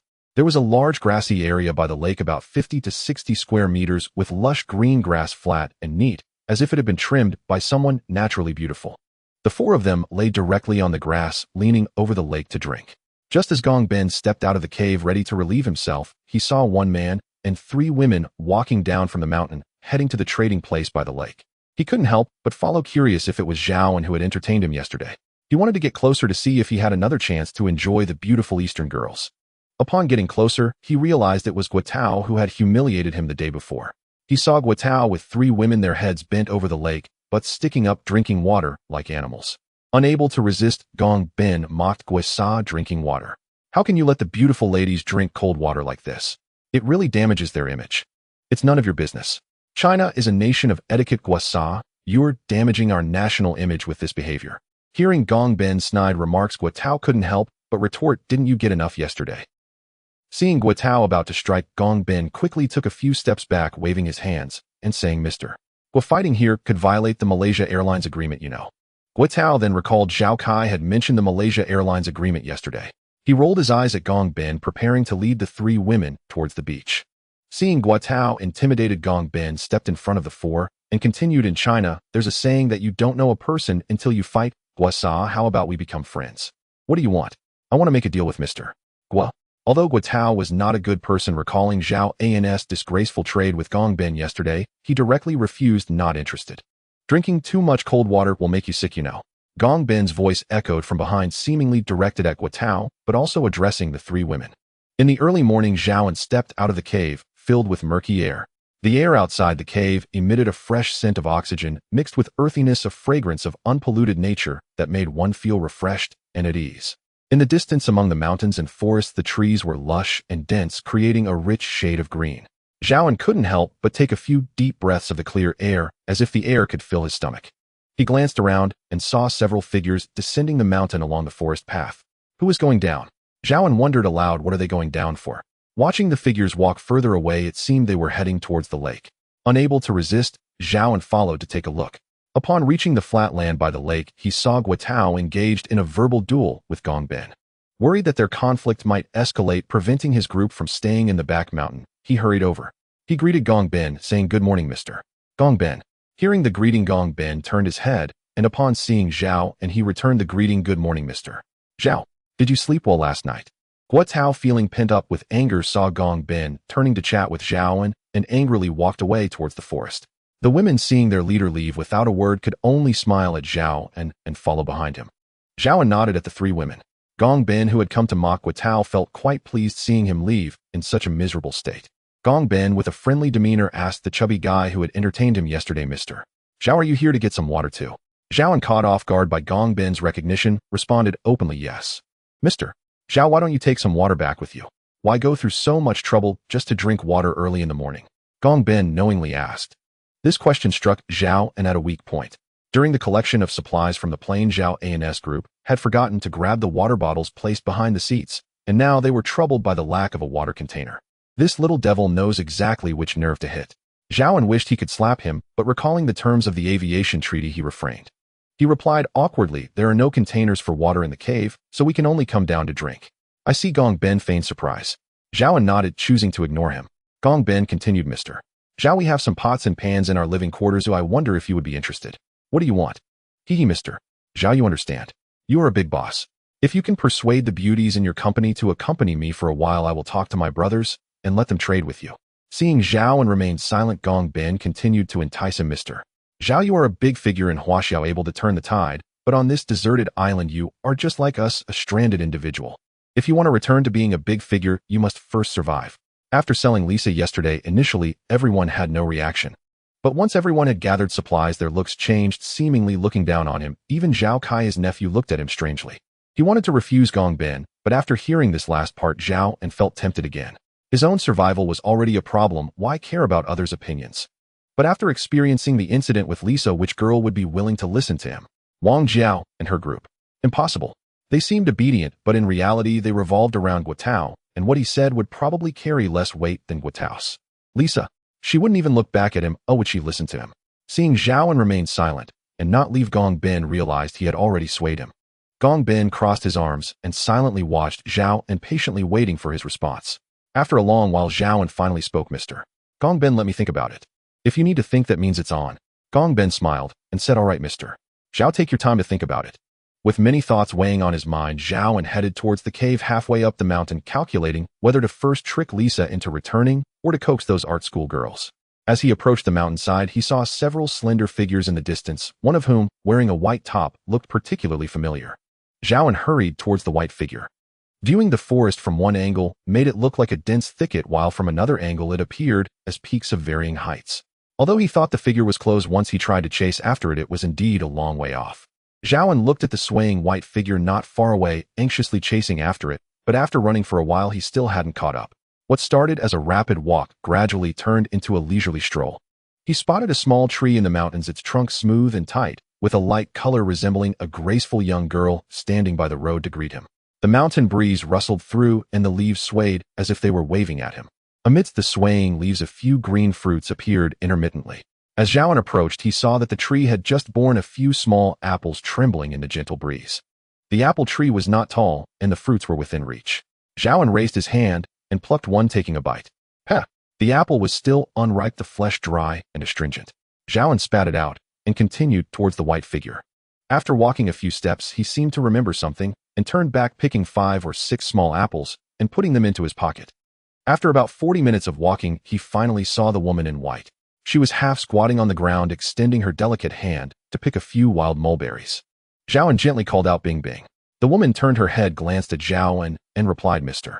Zhao," before standing up. Zhao took a few steps forward and softly asked, "Xiao Li, how are you?" Li Bing Bing replied gently, "I'm all right." Li Bing Bing was 32 this year, having been in Longshan Company for 6 or 7 years, remaining relatively unnoticed. In the past 2 years to climb the ranks, she had once been intimate with Zhao and had become quite familiar with him. But the entertainment industry was not lacking in beautiful women, nor in those eager to throw themselves at men. As the saying goes, newcomers laugh, while old ones cry. It didn't take long for Zhao to grow bored and started mingling with Lisa, who had been flirting with him. At the moment, Li Bing Bing was wearing a white t-shirt, her long black hair shining with a pair of peach blossom eyes, a straight nose, and as she picked wild mulberries, her cherry lips curled slightly, revealing 2 small dimples. She wore tight black pants and held an orange cloth bag. She looked like a fairy who had just snuck down from heaven to gather earthly delights. Unable to resist, Zhao stepped forward, took her small hand in his, and said, "I'm not well." As Li Bing Bing felt his grip, it was as if she had been electrocuted, and she panicked, struggling to free herself from Zhao An's hold. But just as she exerted strength, Zhao seemed unwilling to let go, tightening his grip even more. Seeing that she couldn't break free, Bing gave up struggling and shyly said, "Mr. Zhao, don't do this, there are people on the mountain." Zhao, noticing her reluctance, became even more delighted and said, Bing, you've lost weight." After saying this, he pulled her tightly into his arms. Surprised by Zhao's sudden embrace, Li Bing was startled and quickly pushed against his chest, wanting to break free. But worried that making too much noise would attract their two companions, she pushed weakly. The more she acted this way, the more excited Zhao became. Having shared a bed with her countless times, he knew very well where her sensitive spots were. He lightly breathed into her ear, saying, Bing, I've missed you." This sweet talk was something Li Bing had long grown accustomed to and was not interested in. However, the warm breath in her ear made her body go soft, and she slumped into Zhao's embrace. This damn man still knew her body so well. Seeing that one tactic had worked, Zhao quickly embraced Li Bing and again breathed lightly into her ear, saying, "Why didn't you come to find me?" After saying this, he began to explore her body with his hands. Li Bing felt a tingling sensation all over her body, soft and weak, as she slumped against Zhao and her legs squeezed tightly together, both excited and startled, murmuring, "There are people." Seeing Li Bing tremble, Zhao's face revealed a lewd smile, his left hand holding her shoulder, while his right arm cradled her at the bend of her knees, lifting her in a princess carry towards the dense thicket. After a bout of cloud surfing, Zhao held Li Bing close, softly asking, "How did you end up on the mountain?" "Guotao told me to come out with Hui Wen and Shui Li to pick wild fruits. He said if we wanted to survive in his team, we had to follow his orders and come out to work." "Then why didn't you come to find me? There are 4 men in our team. Why should you be the one to work?" Last night, just after finding the cave, Guotao had been having fun with Wang Jiao inside. The murky air in the cave, mixed with the sounds of male and female pleasure and the lewd scent of hormones, left the others feeling very uncomfortable. Wei Huiwen had taken Li Bing and Shui Li out for some fresh air, which resulted in Guotao flying into a rage, mocking the three of them. In these mountains with beasts and poisonous insects everywhere, sending the 3 of them to pick wild fruits today was clearly a form of revenge against them. With last night's anger still unresolved, having to nervously pick fruits on the mountain today left Li Bing feeling very resentful. At this moment, she couldn't help but embellish her words, saying, "Guotao said you 4 men are a bunch of useless people, that being with you would only lead to starvation, and we shouldn't associate with you. He said without him you'd inevitably starve to death." Upon hearing this, Zhao exploded, cursing, "What the hell? Who can't survive without whom? Who does he think he is? Bastard, does he not want to go back? Once we get out of here, I will make him roll. He's just a lapdog for Wang Jiao. How dare he challenge me? If I want Wang Jiao to submit, she will submit. Even her master has to obey. He's just a dog. How dare he bark? What a death wish."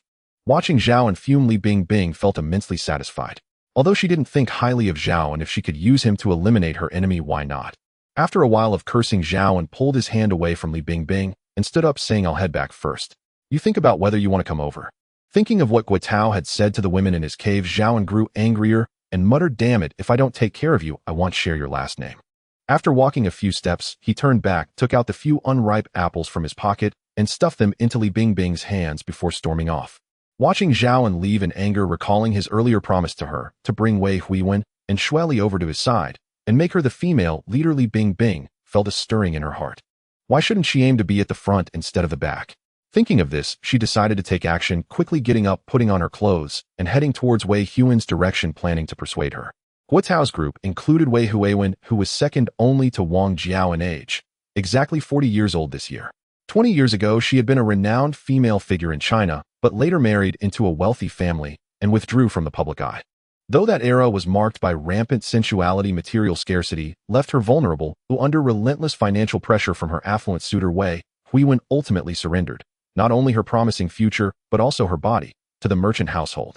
As the saying goes, better to weep in a BMW than laugh on the back of a bicycle.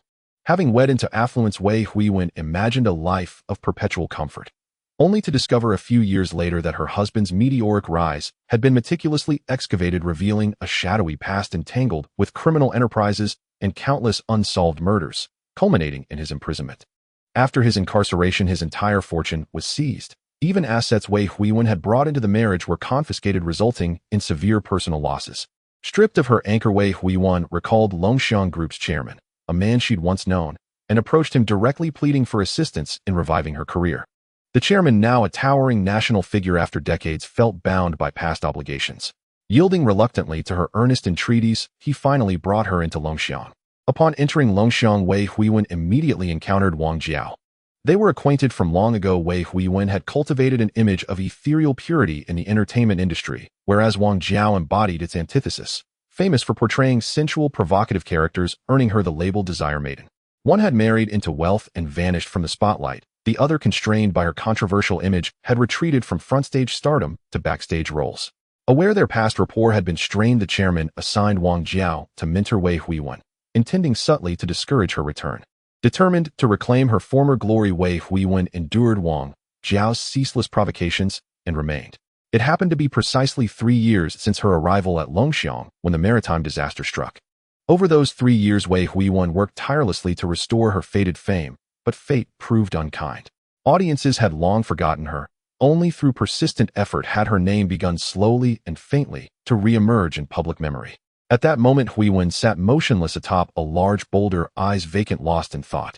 "Senior Sister Huiwen." A soft voice snapped her back from distant reverie. She looked up to see Li Bingbing clad in white. Before the shipwreck, the two had scarcely interacted. No meaningful connection existed between them. Yet after the catastrophe, an unspoken kinship bloomed between them, an empathy born of shared vulnerability. Though Li Bingbing's reputation had previously been tarnished, Huiwen bore no judgment. In the entertainment industry, how many women truly remain untouched by compromise? Even her own marriage to the tycoon, though publicly lauded, would have drawn identical scorn had he discarded her as carelessly as Zhao and had discarded Li Bingbing and Zhao and himself. Gazing at the young woman before her, Huiwen asked gently, "Little sister, what brings you here? How many wild fruits did you gather?" Li Bingbing shook her head. "Not many, just 4 unripe apples and some wild mulberries." Recalling Guotao's tirade the previous night, Huiwen urged, "Then go gather more, or we'll face reprimand upon returning." "General Manager Zhao came to find me just now," Li Bingbing said flatly. Huiwen gazed at her puzzled. "General Manager Zhao came to find me. He asked me to join his group," Li Bingbing repeated. Huiwen studied her quietly, waiting for what came next. "He said there's only one man, Guotao, among us, insufficient to care for so many women. His group has 4 men. Joining them would ensure both our daily needs and our personal safety." Li Bingbing added. "Humph." Hearing this, Wei Huiwen let out a cold, mirthless laugh. Lisha's fate was still fresh. Oh, how dare Zhao speak of safeguarding anyone's safety. Sensing Huiwen's disdain for Zhao and Bingbing pressed on, "Senior Sister, you may doubt his words, but I believe they hold merit." Pausing briefly, she continued, "Though General Manager Zhao surrendered Lisha yesterday, he did so for the greater good of all. Think back, before yesterday, what state were we in? How many of the women even wore decent clothing?" Huiwen nodded slowly. "Indeed, some resorted to stripping garments from corpses crushed beneath bare paws, just to appear fully clothed." Seeing Huiwen's skepticism soften, Bingbing pressed further, "His handling of Lisha may have been flawed, but sacrificing one is preferable to condemning us all to death." Wei Huiwen regarded Li Bingbing with quiet, penetrating insight. Zhao had clearly succeeded in turning her. As Huiwen remained silent, gazing steadily at her, Bingbing added, "Especially those art school students. They may not be as exposed as we are, yet they wear almost nothing. Had we never crossed paths with the Malaysia Airlines survivors, perhaps all would have been fine. But now, anything could happen." That group includes Chinese nationals, foreigners, blue-eyed blondes, dark-skinned, dark-haired individuals, Japanese, Singaporeans. Are they human, or something else entirely? We simply do not know. So I do not believe General Manager Zhao erred. He is merely cowardly. Watching Bingbing speak with such fluency, Huiwen wavered, and asked, "Then what would you have us do?" Bingbing replied with unwavering resolve, "Senior Sister, let us go to General Manager Zhao. Do you recall Guotao's words last night? He made it unmistakably clear he intends to drive us away." At this, Huiwen's mind flashed back to her earlier reflections. Though a fading star within Longxiang, she was still regarded as part of the elder generation of performers.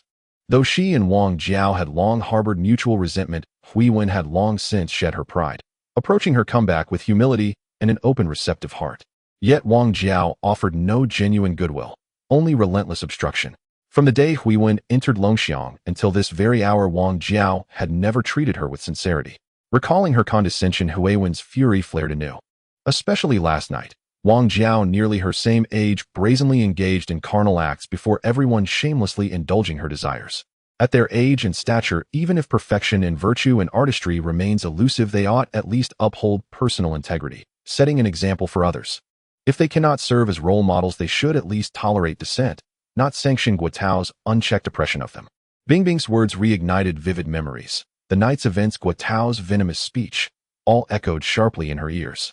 Yet she paused and reconsidered Guotao's assessment of Zhao and's group, recalling Zhao and's conduct on the beach earlier. His critique, she realized, was not baseless. Torn between choices, she told Bingbing little sister whether to stay or leave need not be decided now. Yes, Zhao and's group has 4 men, but they are far from united. Though both women their life experiences differed vastly. Bingbing, baffled by Huiwen's remark about internal discord, stared at her bewildered. Huiwen smiled faintly at Bingbing's wide-eyed innocence and asked playfully, "Can't you tell?" The curious girl shook her head, blinking innocently, awaiting enlightenment. Huiwen chuckled. Zhaoan is ambitious, yet inept. His bureaucratic airs are excessive. Out in the world, such pretensions might pass unnoticed. But here, stranded on this island, if you parade around all day playing the corporate executive, soon no one will stand beside you. Then there's his nephew Zhao Kai. Though outwardly his loyal subordinate, secretly, he's been quietly aiding those art school students. Their alliance is merely skin deep. And Sun Jian and his uncle both reek of officialdom. The other, well into his 30s, behaves more like a timid girl. Outside, mimicking youthful charm might win hearts. But here, where hunger gnaws at every belly, who has time for such affectations? Listening to Huiwen's incisive analysis, Bingbing nodded in thoughtful agreement.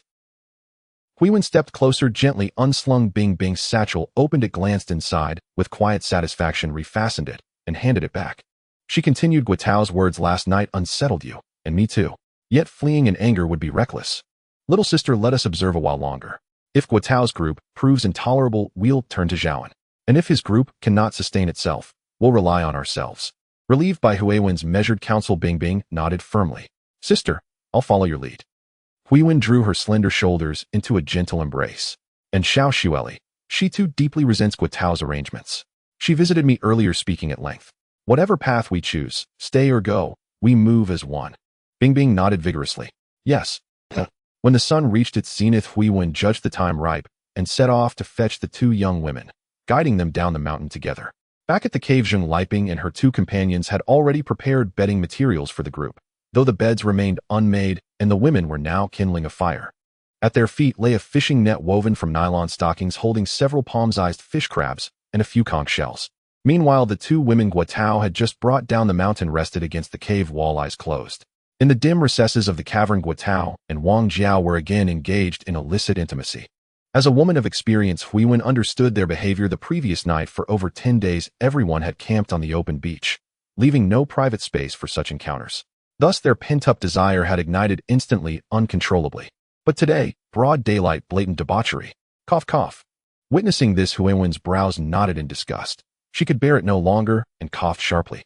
At the sound, Guotao and Wang Jiao looked up toward the entrance, where Huiwen stood with the 2 young women. Guotao slapped Wang Jiao's buttock lightly, signaling her to rise. They then approached the trio. Guotao's tone was brusque back already. As he spoke, he snatched Bingbing's satchel, opened it, and pulled out the largest unripe apple, handing it to Wang Jiao. He took another bit into it, and spat the flesh out, immediately hurling the half-eaten fruit outside the cave. Glaring at the 3 women, his face twisted with rage. "What the hell is this garbage? Bitter and woody." Bingbing recoiled in shock, then watched stunned as he flung the apple into the void. Her eyes widened, blazing with indignation. Though the apple had come from Zhao and she had earned it through her own compromised dignity, she had concealed her sordid exchange with Zhao and in the woods from Huiwen, claiming instead she had gathered the fruit herself. Now seeing it casually discarded, Bingbing felt her self-respect trampled, her sacrifice mocked. Her jaw clenched tight in silent fury.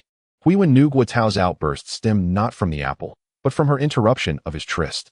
She scanned the cave, the others feigned obliviousness, each absorbed in their own affairs. Unable to contain herself, she retorted, "This season yields no ripe fruit. This is all we have. If you won't eat it, give it to us. Why throw it away?" Frustrated by Huiwen's repeated defiance, Guotao gritted his teeth and shouted, "Then eat it yourselves." "Umph." He snorted sharply through his nose and strode deeper into the cave. Wang Jiao glanced at the satchel Guotao had dropped and at the scattered fruit, shaking her head. "We're not bothering you. Why make such a scene?" With that, she followed Guotao inside. At the cave mouth, Xueli silently crouched and gathered the fallen fruit back into the satchel. Huiwen wrapped an arm around Bingbing, who seemed on the verge of tears, and gently rubbed her shoulder, saying nothing. After emerging from the cave, Wei Huiwen and the other 2 walked in silence until they found a flourishing tree halfway up the slope. They sat cross-legged beneath it, produced fruit from their packs, and began to bite into them. "Huiwen, look." Xueli pointed towards several furtive figures moving along the mountain and nodded toward Wei Huiwen. 3 people were weaving among the trees, 1 carried a backpack, and by their builds they appeared to be 3 women. "Ignore them," Wei Huiwen said. After speaking, the 3 resumed eating their fruit in silence. The women walking through the hills belonged to Qianjin's group. Leading the way with a backpack was Ji Tian, one of Longxiang Company's two pillars. With her were Lin Xinru, who had stayed behind to tend to Qiong'an, and Sun Yu, the nephew of Sun Jian. They were spoken of as Longxiang's primary supports. She was also one of the better-regarded young women in the entertainment world. Behind her stood a substantial official background. To promote her, her family once expended enormous resources assembling renowned stars from home and abroad in a constellation of celebrities to film a palace-themed movie for her. Yet the result was merely lukewarm. From then on, the rumors spread Nanhuan Baitian, the girl who could not be made famous. The Baitian in that saying referred to her. Ji Tian wore a pale blue t-shirt and tight white trousers. Her delicate face, framed by arched brows, sat above bright, clear eyes. A small nose rested above cherry-like lips. Her long, deep blue hair was tied with a black elastic. Her oval face was lily-white, her cheeks flushed faintly from the fierce sun. The three wound along the narrow mountain path. Ji Tian's features were clouded with self-reproach. After a few steps, she halted, and glancing back at the other two murmured, "Can we simply walk away like this? Is it really right?" Behind her was a woman of about 30, similar in height, with slightly darker skin and long hair.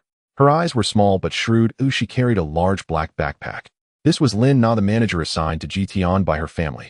Throughout the journey, Ji Tian had been berating herself. Lin Na could not remain silent, and said to her, "Tian Tian, even if you stay, there is no use in hiding in that cave." At last Lin Na answered. Ji Tian turned her eyes sharp as lightning and fixed Lin Na with a stare. "Sister Qiong'an is ill now. Do you think it proper for us to leave her like this? Do you not know Qianjin's character? If I were the one lying sick, do you think she would walk away like this?"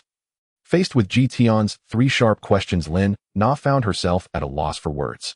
The woman beside Lin Na spoke up. "Tian Tian, what do you expect us to do if we stay? How would any of us manage to eat?"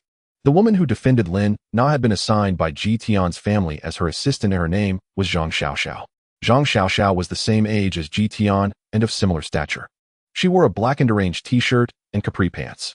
Slightly rounded-cheeked with large luminous eyes above a proportionate nose and full lips, her figure was curvaceous, yet not heavy. Seeing her close friend refuse to stand with her, and together with Lin Na oppose her wishes, Ji Tian could not help but retort hotly, "At worst we all go hungry together. It is not as if we have not endured hunger before." Lin Na shook her head. "Tian Tian, our duty is to protect you, to keep watch over you. Who lives or dies beyond that is not our charge." Zhang Xiaoxiao chimed in. "Qiong'an is a good person, but on this desolate island we cannot even feed ourselves. If we stay to care for her, we may not survive either." Lin Na continued. "You have only one grandfather, think of him. If anything were to happen to you, could your elders suffer it?" Zhang Xiaoxiao added. "Tian Tian, Qiong'an would never want to burden us, which is why she told us to leave." Both Lin Na and Xiaoxiao urged her in overlapping voices, "Tian Tian, Tian Tian." Watching them plead, Ji Tian felt deeply distressed and uncertain what to do. Both women had been arranged by her family. They were not unquestioning in every matter, but they were unwaveringly loyal. Their voices echoed in Ji Tian's ears, yet she could not bear to listen. Her thoughts returned to that 6 or 7 square meter cave. After arriving at the rear mountain, Qiong'an and Zhou Yingying collapsed to the ground. Qiong'an lay on a bed of dried grass, a blue dress unfolded as a makeshift sheet. Zhou Yingying lay directly upon the straw beside her, watched over by a young woman who paced anxiously. That woman was Lin Xinru, as famous as Ji Tian and another pillar of Longxiang. Because her name resembled that of the island star Lin Xinru, and because of her striking likeness, Qiong'an had consistently supported her. That morning, Ji Tian and Zhang Xiaoxiao had gone out to forage for wild fruit. To ease their hunger, Lin Xinru had stayed in the cave to tend the two sick women. Lin Na went searching among the Mahang group, knocking on door after door for medicine, until she finally found a doctor named Yang Yongqi. After Lin Na's earnest pleading, Yang Yongqi agreed to accompany her to the rear mountain to examine Qiong'an. Under Yang Yongqi's examination, it was determined that Qiong'an and Zhou Yingying had been submerged at sea too long after the shipwreck, precipitating a stubborn fever. Once ashore, they were struck by unseasonable heat. The sudden alternation between cold and heat further weakened Qiong'an, causing heatstroke on top of the lingering fever. Illness had ravaged Qianjin's constitution. Her resistance had plummeted, and the stagnant air of the cave had infected her lungs, producing inflammation. When Yang Yongqi declared that the two women's lungs were riddled and infected, the four who heard him were struck as if by thunder, stupefied. Upon hearing the diagnosis, Qiong'an summoned her strength, propped herself up, and said to him, "Thank you, Dr. Yang, for coming all this way." Yang Yongqi waved his hand and replied, "On this forsaken island, there is a shortage of medicine and doctors. I am limited in how much I can help. I'm sorry." Seeing him hesitate further, Qiong'an smiled faintly and said, "Dr. Yang, we are truly grateful that you came. Do not blame yourself. Yang Yongqi clasped his hands in farewell to Qiong'an. If there is nothing more, I will be going. Take care of yourselves. Xinru, please see Dr. Yang out. Qiong'an said this to a weeping Lin Xinru. The two left the cave one after the other.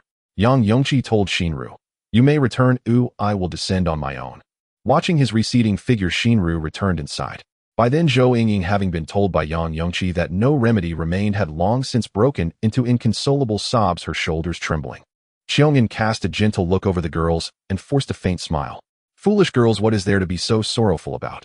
At the moment the ship capsized, I expected to die, though I did not imagine I would cling to life for so many days. I am content. No one answered. The cave was heavy with the pall of grief. Qiong'an looked at the gaunt young women before her and said, "Though our misfortune has brought us here, I feel fortunate. You have remained by my side throughout, unwavering and loyal."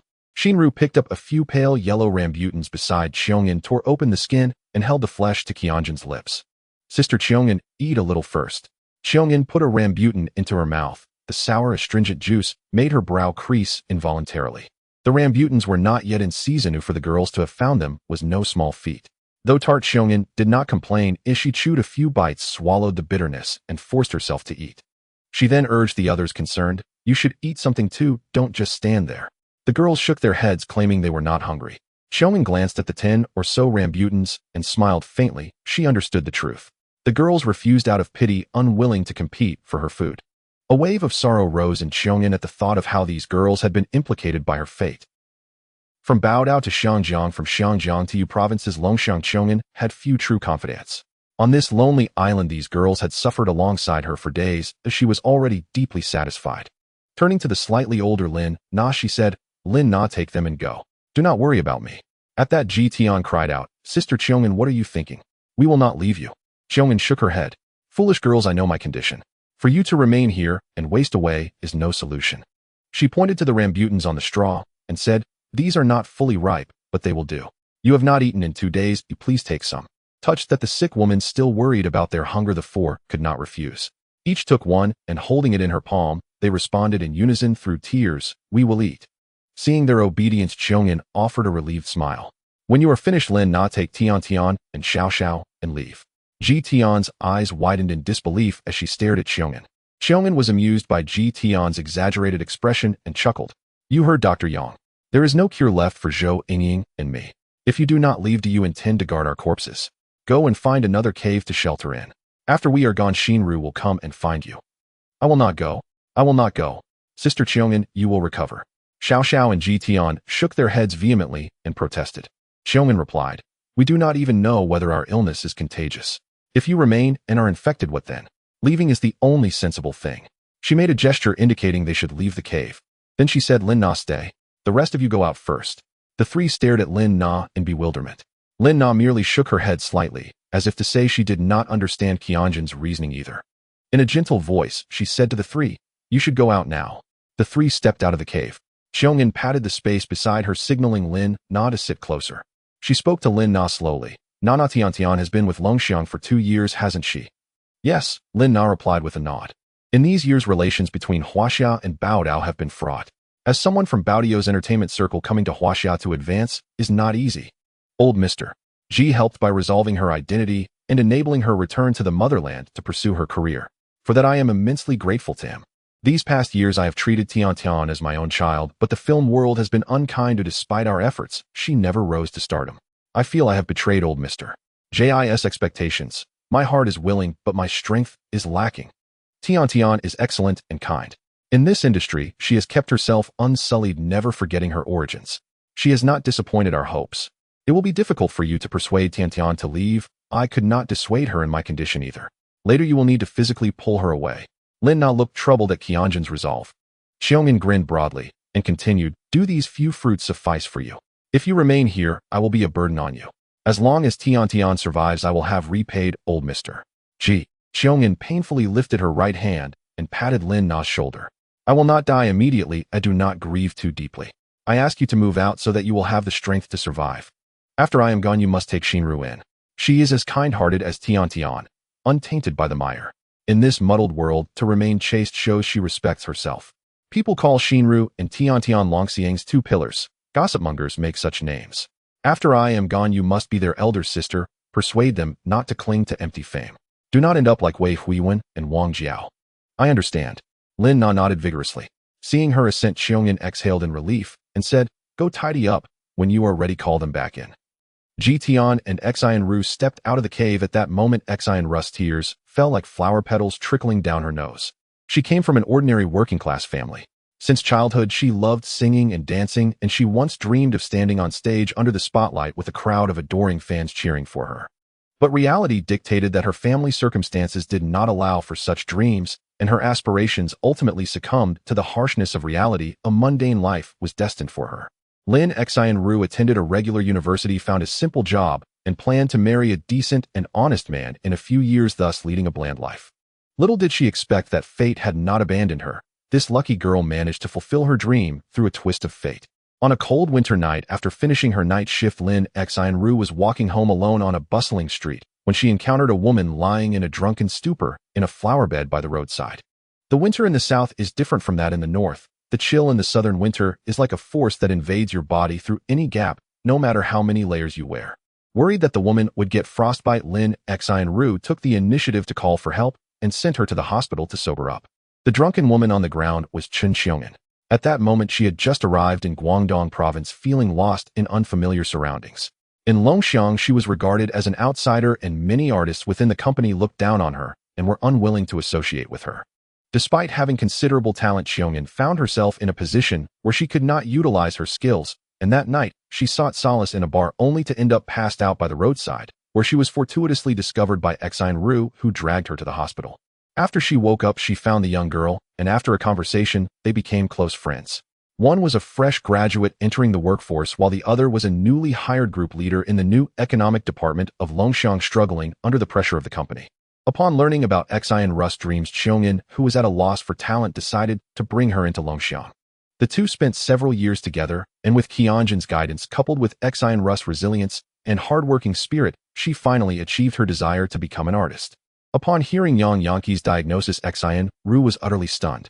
The thought that this sister who had given her a new lease on life had little time left made her tears flow uncontrollably, yet she dared not cry out loud, fearing it would affect Qianjin's mood. After exiting the cave, she turned and squatted down on the ground crying. Her tears led Zhang Xiaoxiao and Ji Tian, who had come out with her, to join in her weeping. The three wept like rain-soaked pear blossoms, drawing the pity of onlookers. Before long, Lin Na appeared from inside the cave carrying a backpack, and the three quickly surrounded her. Xian Ru hurriedly got up and asked, What did Xiongyan say to you? Lin Na had long heard about Xian Ru's background and rise in status, and she did not reject her. However, since both Lin Xian Ru and Ji Tian were pillars of Longxiang media, there existed a competitive relationship, making Lin Na keep her distance from Xian Ru. Now that they had all fallen into misfortune together and had spent many days together, their relationship had grown much closer. She gently said to Xian Ru, Xiongyan wants us to leave and find another place to settle. Hearing this, the three stared blankly at Lin Na. Lin Na continued, Xiongyan is right. If we all revolve around her, we will only be dragged down. This was something Ji Tian did not want to hear. She shook her head vigorously and interrupted, No way, I want leave. Without waiting for the three to respond, Lin Na asked and answered herself, Why is this happening? Because each of us is worried about Xiongyan, that's why we have no mind to look for food. If this continues, we will eventually starve to death here. That won't happen, Xiongyan will be fine. I will go find food for her right now. With that, Ji Tian immediately set off to climb the mountain. Lin Na grabbed her calmly, saying, Tian, don't be willful. Zhang Xiaoxiao also held her left arm and said, Tian, Na Jia and Xiongyan are doing this for our own good, please don't act like this. After calming Ji Tian, Lin Na spoke softly to Xian Ru, I will take them to find a cave. First, you stay here to take care of Xiongyan and Ying. Although Xian Ru's relationship with the three had improved significantly, she knew deep down that she was not on the same path as them. Lin Na and Zhang Xiaoxiao, one was Ji Tian's manager and the other was Ji Tian's assistant, but their roles could be simplified as Ji Tian's servants. A long time ago, Xiongyan had explained their relationship to her. Since Xiongyan arranged things this way, what else could she do? Should she go with them? That was impossible. If she left, what would happen to Xiongyan and Xiao Zhou? Would Ji Tian be able to bear leaving her? Qianjin's arrangement was merely a way to repay the kindness of the old patriarch Ji from years ago. If Xiongyan was willing to repay the old patriarch, then why shouldn't she repay her for the favor of her recognition? Understanding the reasoning behind it, Xian Ru felt reluctant, but nodded helplessly. Seeing that she had no objections, Lin Na, knowing she felt distressed, said gently, Xen we are not really leaving, we are just temporarily departing. Once we settle down and find food, we will bring some back to you. Xen still remained silent, looking down. Watching her expressionless face, Lin Na could only take GT on and leave. The three walked in silence, heading up the mountain under the blazing sun. As they passed halfway up the mountain, they saw the young man who had kicked Zhaoan on the beach earlier carrying a bundle of dried grass into a cave. This person was Li Long. The three girls who just walked past him didn't need to guess. They knew he was from Longxiang. Apart from the girls from Longxiang and the Art Academy, no one from Mahong would be active in the back mountain. Among them was the beautiful woman Li Long recognized. She was a popular figure in Longxiang. Though her fame was not as great as Sun Yes, her status and weight were on par with his. Li Long had seen the movie she starred in.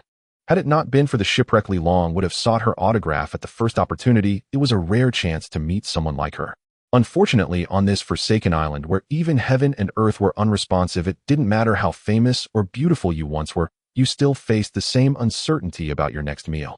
Speaking of which, this girl was beautiful, but in his eyes there was another girl even more stunning, and that was Lisa. When Lisa finished bathing in the sea, she silently took the clothes from Li Long and put them on in front of him. She then walked up to an Art Academy girl and directly snatched the items the girl had picked up. The female student was startled by Lisa's sudden action and clung to her belongings. Seeing that the girl wouldn't let go, Lisa raised her left hand and slapped her. After being hit, the girl's eyes became watery as she covered her small face, choking back tears as she scolded, "Why did you take my things?" Her words drifted across the beach with the sea breeze. Many onlookers on the beach turned to look at Lisa. She too gazed at the crowd in the distance, who seemed to be whispering, stifling their laughter and pointing. Lisa maintained a stern expression, remaining silent, and raised her left hand again, continuing her aggressive stance. The girl stood her ground unafraid and stared intently at her. The man behind Lisa, who was mesmerized by her, walked over, as if spellbound, and snatched the set of clothes from the two girls. This man was recognized by the girl as the one who had disrespected General Zhao, the one who had caused her classmates' demise. The woman looked at him with a mix of fear and defiance. Irritated by the girl's gaze, Li Long fiercely shouted at her, "Get lost." Seeing the female student panic and run away, Li Long handed the items in his hand to Lisa. Lisa did not take them. She merely gave him a cold glance and silently turned to follow the larger group heading into the woods. Watching Lisa leave without a word left Li Long at a loss. After standing still for a few minutes holding the undergarments, he chased after her, calling out to her back, "Are you not going to take them?" Lisa did not turn back or respond to Li Long continuing to walk ahead. Li Long hurriedly caught up to her side and turned to ask, "Are you not going to take them?" Lisa stopped and glanced at him, then continued to follow the group, but kept a distance, not integrating with them. Li Long, unsure of what to do, could only follow her silently. The two followed until they reached the foot of the back mountain, where they heard Zhao Kai say, "This is the place Mahong provided for us. There are some caves on the mountain for us to stay in, and we will be active here from now on." As soon as he finished speaking, Zhao and turned to look at Lisa, seemingly signaling for her to approach him. But Lisa did not move. She remained silent, standing shoulder to shoulder with Li Long. Watching Zhao ascend the mountain with an angry expression, Lisa followed the crowd up the mountain. The cave was about 6 or 7 square meters. After entering, Lisa was sitting on the ground leaning against the wall. Li Long walked in and found a relatively flat spot directly opposite Lisa, took off his backpack, and sat down. He looked at the woman who had not spoken a word to him, or anyone else of beauty, who remained silent. The woman glanced at Li Long, then closed her eyes, her face as cold as ice with no expression, allowing him to observe her freely. After staring at the incredibly cold woman for a while, Li Long noticed she wasn't speaking to him or kicking him out, leaving him puzzled about her intentions. He glanced at the cave entrance, where sunlight illuminated about a meter inside the sun outside, forming a 70-degree angle with the cave's mouth. "It's probably around 3 or 4 o'clock now," Li Long murmured. He wanted to catch Lisa's attention. However, Lisa remained still, her eyes tightly shut, conserving her energy. Gurgle. Li Long's stomach, which had been empty for a while, finally protested, making a gurgling sound. The sudden sound of hunger embarrassed Li Long. He softly asked Lisa, "Are you hungry?"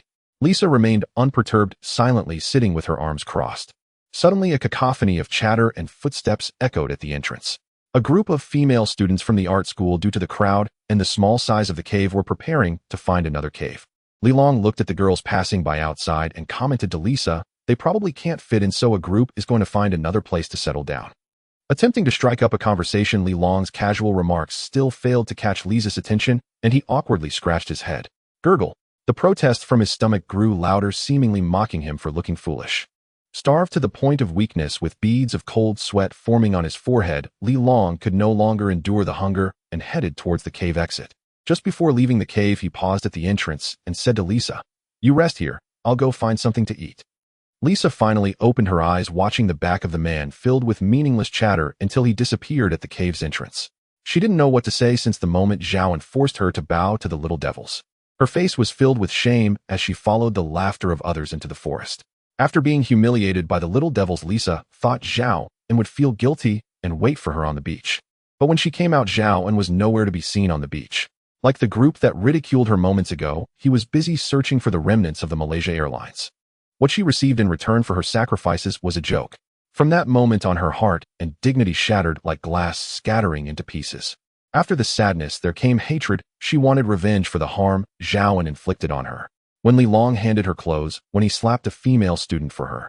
When Li Long followed her like a pest, she realized that this man also desired her. So after Li Long entered the cave behind her looking for various topics to chat about, she wanted to turn him into her sharp blade. Exhausted in body and mind, Lisa shortly after Li Long left kept thinking about how to use his strength for revenge against Zhao and Miyamoto Kojiro. Lost in thought, she unknowingly fell asleep. When she awoke, she found that Li Long had already returned. At this time, the cave was dim with no sunlight streaming in. In the center of the cave, there was a pile of firewood. She didn't know when Li Long had managed to do that. Wait a minute. Lisa recalled that Li Long hadn't known how to light a fire yesterday. How could there be a fire today? She couldn't help but look up at Li Long opposite her. Li Long had not yet noticed that Lisa was awake, munching on a washed green apple. He was still pondering about Lisa's attitude towards him. To him, love was a joke. Only fools would think about such matters every day. In his world, love was a transaction. As long as he had money, what woman wouldn't he be able to have? Therefore, his life philosophy was to make money, and aside from making money, it was still all about making money. However, when he saw the helpless Lisa walking out of the forest, he felt a desire to protect her. That cold expression on Lisa's face reminded him of a scene from the Return of the Condor Heroes he had watched in his childhood. It was similar to when Zilong learned that the person who had harmed her was Yin Jiping instead of Yang Guo. Wasn't that the same expression? It was almost identical. Worried that she might think too much, Li Long anxiously followed her. As he walked, he observed her cold demeanor and graceful figure. Li Long, who never thought he would become a sycophant, found himself captivated. At that moment, Lisa was his Zilong, the ant who had descended from the heavens in white robes in his childhood. Although Lisa and Li Ruodong looked worlds apart to him, their aura and temperament were strikingly similar. This was his goddess. Suddenly feeling a gaze upon him, Li Long's thoughts were interrupted, and he looked up at Lisa. Li Long had spent about an hour in the mountains before finding an apple tree full of apples, though unfortunately, they were not yet ripe. He picked about 10, planning to bring them back. Halfway there, he remembered that Lisa might think the apples were dirty. He ran to the lake at the foot of the mountain to wash them, and returned to find Lisa had already fallen asleep. He carefully wrapped them in a piece of clothing. Seeing Lisa awake and looking at him, Li Long hurried over with a few apples. He spoke softly to Lisa, saying, "These are freshly picked apples, and they've been washed." Lisa looked up at him, her gaze no longer as cold as it had been during the day. She reached out to take Li Long's apple softly, saying, "Thank you." Inside the cave, the light was too dim for Li Long to notice the change in Lisa's expression. Hearing her speak to him, Li Long was overjoyed and a bit nervous as he said to Lisa, "These apples aren't ripe yet, so they might be a bit woody." After speaking, he felt that he might have said something wrong, so he continued, "Time was too tight, and this was all I could find. Just bear with it for now, and I'll see if I can find something else to eat tomorrow." "All right," Lisa replied blandly. Li Long didn't mind the tone Lisa used. As long as she replied to him, he was overjoyed. For a moment, he didn't know what else to say, standing there foolishly as he watched Lisa nibble on the green apple. The two fell silent for a moment. Feeling uncomfortable under her gaze, Lisa swallowed the fruit in her mouth and pointed at the pile of firewood, asking Li Long, "Where did you get this fire from?" Li Long was startled by Lisa's sudden question, having thought she would continue her cold demeanor from earlier, but to his surprise, she initiated a conversation with him. It was still May. Although it was hot during the day, it became somewhat chilly at night. Especially in the mountains, the evening winds from the mountains and the sea intertwined, making Li Long rub his arms to generate warmth. Worried about Lisa, who was still sleeping in the cave, he decided to take some green apples and exchange them for some fire with the group of girls. Hearing Lisa's question, he replied honestly, "While you were sleeping, I took a few apples to trade for fire with those students."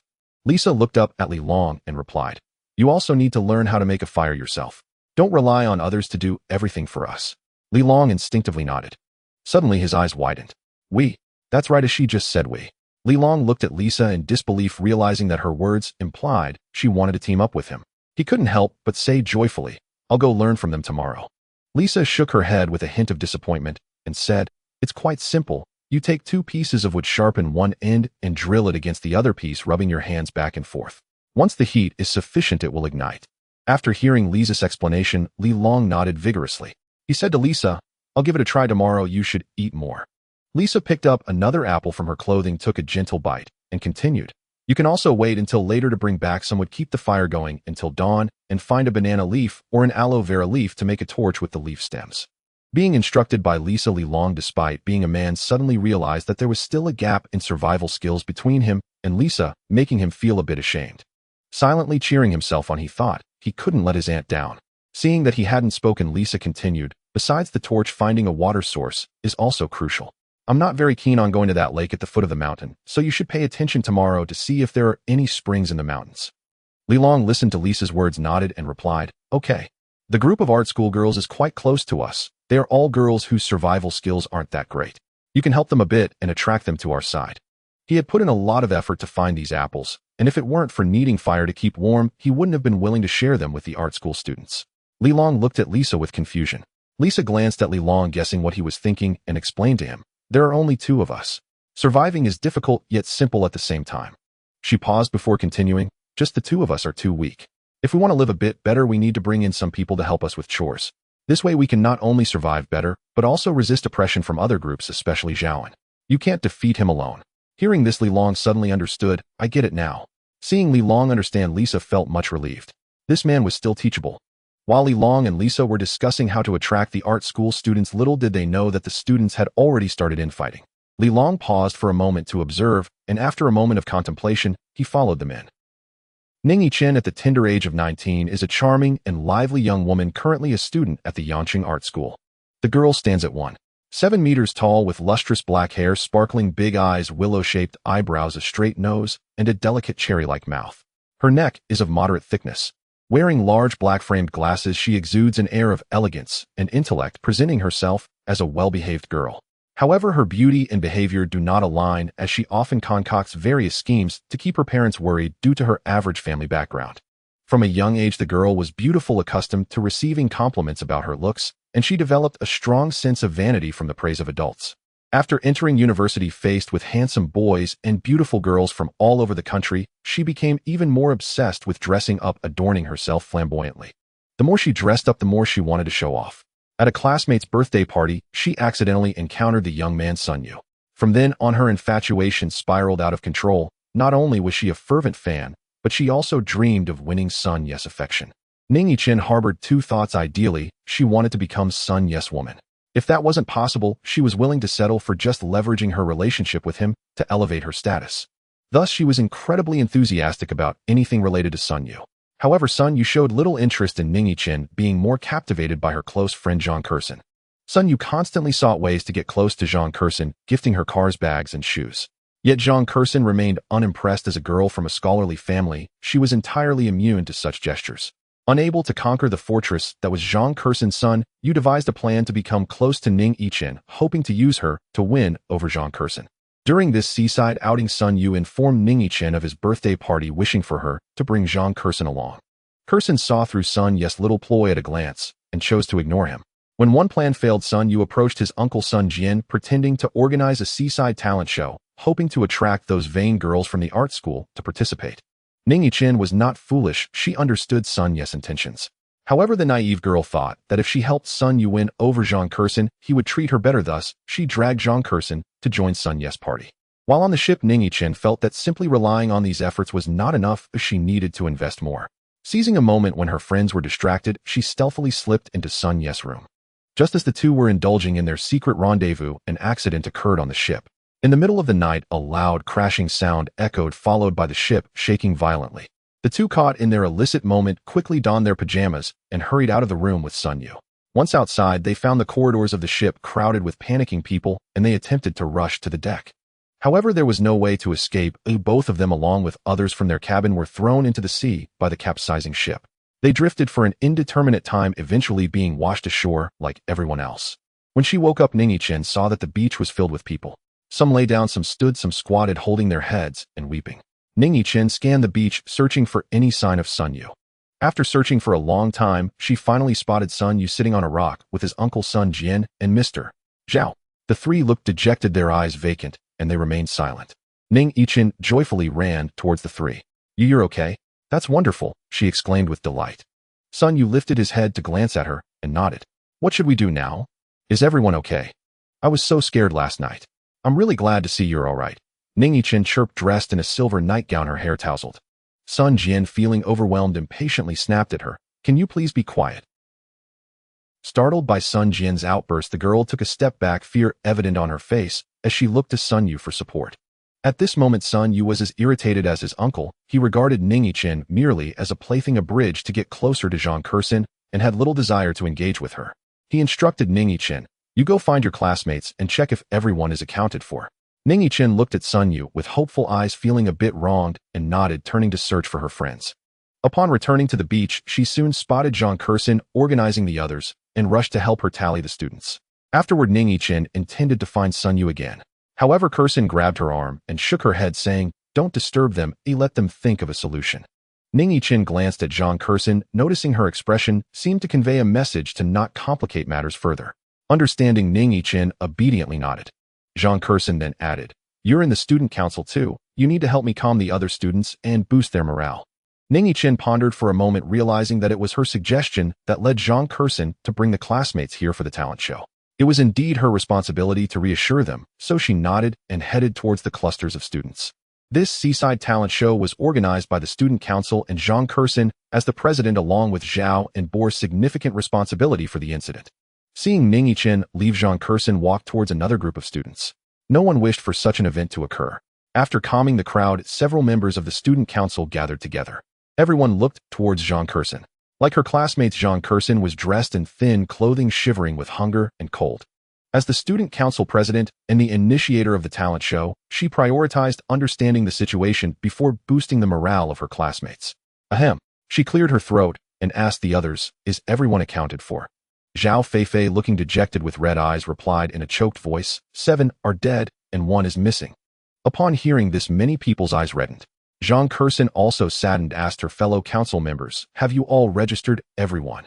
Zhao Feifei nodded sorrowfully, reporting, the deceased include Li Yufeng and Pan Lu from the 4th year, Guo Bixia Yuha and Xiao Yu from the 3rd year, Chen Xiner and Wang Shuuru from the 2nd year, and Guorujuan is the one missing from the 3rd year. Hearing this news, Kursin was utterly devastated, trembling as Ning Yichen rushed to support her. Zhang Kursin took a deep breath to steady herself and instructed, Yichen, you need to report our situation to Mr. Zhao from Longxiang. Okay. Ning Yichen nodded, feeling downcast. Zhang Kursin continued, Fei, take a few people along the beach to see if you can find any clothes from the yacht. All right. Zhao Feifei turned towards the classmates near the edge of the woods, gathered 5 people, and started searching along the beach. Zhang Kursin then directed another council member, Furong, find a few brave students to gather some shrimp and crabs for us. Okay. Lin Furong replied and turned towards the woods. Make sure to call more classmates to go with you. Kursin reminded her. Got it. Then Zhang Kursin looked at the last student and said, Tong Xin, take a few people into the woods to gather some dry grass for firewood later. At this moment, no one had a source of fire, and Su Tongxin looked at Zhang Kursin in confusion. Seeing her confusion, Zhang Kursin explained, with so many boys around, someone should know how to start a fire by friction. We should prepare the dry grass first and let them help us later. Su Tongxin nodded and walked towards the woods, taking 5 or 6 classmates with her. After they left, Zhang Kursin headed over to the group from Longxiang. At this point, they were also busy assigning tasks and counting heads. As Kursin approached Zhao and had already arranged everything, and several of Longxiang's young men began to leave one after another to take action. Kursin moved closer to Ning Yichen, pulling her aside to quietly ask, what did Mr. Zhao say? Ning Yichen shook her head. He just told us to rest for a while and didn't say anything else. Hearing this, Zhang Kursin frowned displeased and said, we have nothing to eat or wear, doesn't he want to find a solution? Ning Yichen shook her head again. After hearing this, Zhang Kursin walked towards Zhaoan. On a rock about 1 or 2 square meters in size, sat Zhao and Sun Jian, Sun Yu, and Lisa. Zhang Kursin approached and asked Zhaoan, who was seated among the 4, Mr. Zhao, what do you think we should do next? The girl before him was in her early 20s with an oval face and a stunningly delicate and cool demeanor. Her eyes seemed shrouded in mist, radiating a faint sense of confusion that elicited sympathy from onlookers. Zhaoan stared at the girl's mesmerizing eyes, entranced. Ahem. Zhao An's lecherous demeanor made Lisa beside him feel quite embarrassed, prompting her to cough discreetly. Zhao An quickly said, "Students, you should rest for a while and regain your strength before looking for food. And then, we'll talk after they return. I know one wanted this to happen. I've arranged for everything that needed to be done," Zhao An said, helplessly shrugging his shoulders. Seeing Zhao An gaze at her so lecherously, Curson felt a surge of anger but found it hard to express. Noting that he was in a similar situation to her classmates, wearing only a bathrobe with his belly protruding, straining against a button in the middle of the robe. Reflecting on his words, she realized he had a point. The immediate issue was the emotional and psychological state of the survivors. Curson then addressed him, "Mr. Zhao, who among you knows how to start a fire? Can someone help us with that?" "How do we start a fire? We don't have a lighter," Zhao An questioned, equally baffled. Zhang Curson felt an overwhelming urge to slap him. "We'll have to start a fire by friction," Lisa's voice chimed in. Zhao An turned to her, asking, "Can you do it?" Lisa shook her head. "I can't, but I know how to do it. Just call Zhao Kai over later, and I can teach him." Zhao An looked at Lisa in surprise, not expecting her to be not only beautiful, but also clever. He nodded, "All right." Then he told Zhang Curson, "You two should head back now. Once we get a fire going, you can come back to help with the food preparations." With that, he waved them off. Zhang Curson turned and walked away. Ning Yichen gazed longingly at Sun Yu, who sat absent-mindedly on the rock, feeling reluctant to leave. As Zhang Curson headed towards the woods where their classmates were resting, she found few people left. Most had wandered off to the beach in search of fish and shrimp. She settled down in what she considered a relatively clean spot, watching Ning Yichen, who kept glancing back, feeling quite vexed. Regretting her own foolishness for not seeing through Ning Yichen's feelings and Sun Ye's schemes, she couldn't help but cry, thinking about the classmates they had lost. After living on the beach for a few days, Li Long disturbed the bear's den, and two bears as massive as small mountains attacked the people on the beach under the cover of night. Zhang Curson took a few classmates with her into the sea, tightly gripping the exposed rocks to prevent being swept away by the waves until the giant bears left. After waiting for a long time, when she finally saw shadows moving on the beach, Zhang Curson dragged her shivering body out of the sea and walked towards the beach. The students of the art school rested at the edge of the forest during the night, and the moment the bear charged out from the woods, the surviving students were the first to suffer the massacre. As Zhang Curson walked onto the beach, she saw the scattered and shattered bodies of her classmates and fainted on the spot. After about 20 minutes, she was gradually awakened by the calls around her. She saw Ning Yichen, Zhao Feifei, and Su Tongxin surrounding her. After waking up, she immediately hugged Zhao Feifei and began to cry. Hearing the heart-wrenching cries, the mood of the three girls, which had just calmed, turned to sorrow, and they embraced each other and wept. After about 10 minutes, they gradually settled down. The three girls supported each other barefoot on the beach, gazing at the blood-soaked shore, resembling a hell on earth, with their classmates appearing dazed and stiff, like lost souls in this purgatory. Zhang Curson's throat was already hoarse from crying as she spoke to the three. "Everyone is nearly at their breaking point. Let's gather our classmates first. Let's encourage each other and not lose hope." Someone sniffled, someone wiped their tears, and they silently nodded, starting to gather people around. After a few minutes, they brought all the students on the beach together. Originally over 30 survivors, only 15 remained after the bear's indiscriminate slaughter. Zhang Curson glanced over everyone, realizing that this group of classmates was exhausted and could collapse at any moment.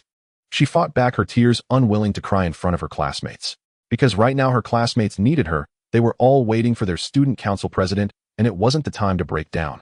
Zhang Curson spread her arms, holding on to Ning Yichen and Zhao Feifei on either side, intertwining their fingers and giving them a knowing look. At her signal, Zhao Feifei extended her left hand, tightly grasping Su Tongxin beside her. One by one, they formed a circle, bending over and leaning forward, led by Zhang Curson, shouting together, "Keep going, keep going, keep going." After shouting that, they continued in unison, "Survive, survive, survive. We must survive, we must survive, we must survive. We absolutely must survive, we absolutely must survive, we absolutely must survive. Mom and Dad wait for us to come back, Mom and Dad wait for us to come back, Mom and Dad wait for us to come back." After everyone encouraged each other in unison, Zhang Curson released her grip on her sides and said to her classmates, "Classmates, we must survive. Let's go find Long Xiang and Zhao Kaya. We can't stay here any longer." With that, she led a group of people to follow Chen Xiong'an and the others behind Long Xiang. The group closely followed the six from Chen Xiong'an for over 2 hours until they reached the site of the downed Malaysia Airlines plane. At that moment, Zhao An was confronting several of his trusted subordinates and the surviving passengers from Malaysia Airlines. Behind them, their subordinates followed in large numbers. After the cruise ship ran aground, all the resources on the ship were gone, making this side appear like savages compared to the survivors from Malaysia Airlines, many of whom were disheveled. After some bargaining, Zhao In and the Malaysia Airlines survivors finally agreed that they could collect what little supplies remained. The cost was significant, and not only did they have to write an IOU, but they also had to allow Lisa to be toyed with by the little devil Takamoto Kajuro. The students behind heard the conversation of the people in front. Being all students, they had no social experience, and no one dared to speak up, only watching quietly. When the Malaysia Airlines people left, some of Long Xiang's survivors couldn't wait to rush into the area where resources were being collected. Zhang Kursin also immediately joined in with the students behind her. Although the plane was nose down and tail up, the nose was not buried too deeply. A gust of wind would make the plane start to sway. After the rush of Long Xiang's group, the plane began to sway slowly, with its tail tilting gradually. Boom! With a loud crash, the tail slammed down hard on the beach as everyone ran. The women from Long Xiang, as if crazed, rushed inside, rummaging for supplies. Zhao Feifei and Ning Yichen beside Kursin also hurried towards the cabin. The classmates behind rushed towards the plane, scared of falling behind. Initially ahead of the students, Zhang Kursin was pushed to the back by the crowd. Although she found Long Xiang's group with her classmates, her mood remained poor, still thinking about the classmates who had died. Their voices and smiles were still fresh in her mind. Seeing everyone rush into the plane, Zhang Kursin went towards the rear cargo hold behind the wing. By this time, the rear cargo hold had already been opened, and the supplies inside had been ransacked multiple times. Zhang Kursin approached carelessly and saw that there was actually a suitcase still in the rear cargo hold. The suitcase was tightly secured with a white net near the tail end. Someone must have been unable to retrieve it earlier and decided to abandon it. Zhang Kursin climbed into the rear cargo hold with great effort and managed to retrieve the suitcase secured at the back. After much struggle, she finally pulled the suitcase down. At this point, most people had entered the plane, leaving only Chen Xiongyan and Zhou Yingying, who were both injured, on the beach. The two stared in astonishment as Zhang Kursin dragged a suitcase from the rear cargo hold. After getting the suitcase down, Zhang Kursin hurriedly opened it. The first thing that caught her eye was a laptop, which she pulled out. Underneath the laptop were 2 pairs of men's jeans and 2 t-shirts, along with 4 pairs of men's boxer shorts. She flipped through the clothes and found a whole pack of Zhonghua cigarettes underneath, beside which was a thermos cup that was empty. These items filled the entire large compartment of the suitcase. Unwilling to give up, Kursin opened the small compartment of the suitcase and reached in to rummage. The first thing she pulled out was a long wallet with a few bank cards inside. Next, she found several condoms. The young girl looked at the disgusting items and raised her hand to throw them into the sea. Her hand reached out, but then retracted. She thought whether she could use these condoms to trade for some other supplies with the Malaysia Airlines survivors. Kursin continued to search through the small compartment, pulling out a pen and a small notebook. That was all that was in the small compartment. Zhang Kursin looked at these items with disappointment and helplessly zipped the suitcase back up. At that moment, people from Malaysia Airlines also started to come down, including Sun Jian and his nephew Sun Yu. After the two rushed in, they found a backpack on the plane. They didn't dare to check it in front of Zhao, and fearing he would exploit them. The uncle and nephew saw Zhang Kursin examining the suitcase through the window and hurried down. They shouted at Zhang Kursin, "Kursin, what's in that suitcase?" Zhang Kursin also saw the two coming down, her small face alert as she watched them. Sun Jian looked at Zhang Kursin, who was tense with a fierce expression, and asked again, "What's in the suitcase?" Zhang Kursin still did not answer and looked at the uncle and nephew with some fear. A few steps away, Qiongyan and Yingying supported each other and approached. They had both seen the contents of the suitcase. Qiongyan answered for Zhang Kursin, "This suitcase has a few men's clothes." At the time the cruise ship ran aground, Sun Jian and Zhao and were talking, both wearing bathrobes. Hearing that there were men's clothes in the suitcase, Sun Jian walked up to Zhang Kursin, extending his hand with an unfriendly expression, saying, "Give it to me." Zhang Kursin quickly protected the suitcase behind her, glaring at Sun Jian. "Editor Sun, what's in your backpack? Maybe you have some clothes in there." Qiongyan asked Sun Jian. She had a knack for meddling in others' affairs. Sun Jian didn't want to offend her, glanced at her, and replied, "I don't know, I haven't looked yet." "Then take a look, check what's in your backpack. You might be able to trade the items in your backpack with the young girl." Qiongyan helped Kursin deal with the situation. Sun Yu had escaped wearing only his underwear. The clothes and pants he was currently wearing were from Wang Kuan, who was killed by the bear. Sun Yu felt quite uncomfortable about wearing clothes belonging to a dead person, and upon hearing that there were men's clothes in the suitcase, he was overjoyed. However, he had always harbored feelings for Zhang Kursin. Seeing his uncle being so aggressive made him somewhat awkward, so he gently tugged at his bathrobe and said, "Editor Sun, let's check what's in the backpack first." Sun Jian glanced at Qiongyan and then at Sun Yu before retracting his hand. Opening the backpack, they found 2 sets of clothes, but they were women's, along with 3 sets of women's undergarments, a charging cable, and a bottle of mineral water. Sun Jian unscrewed the cap of the mineral water in front of everyone, gulping half down and handing the other half to Sun Yu. "Look, both sides have 2 sets of clothes, you can just trade."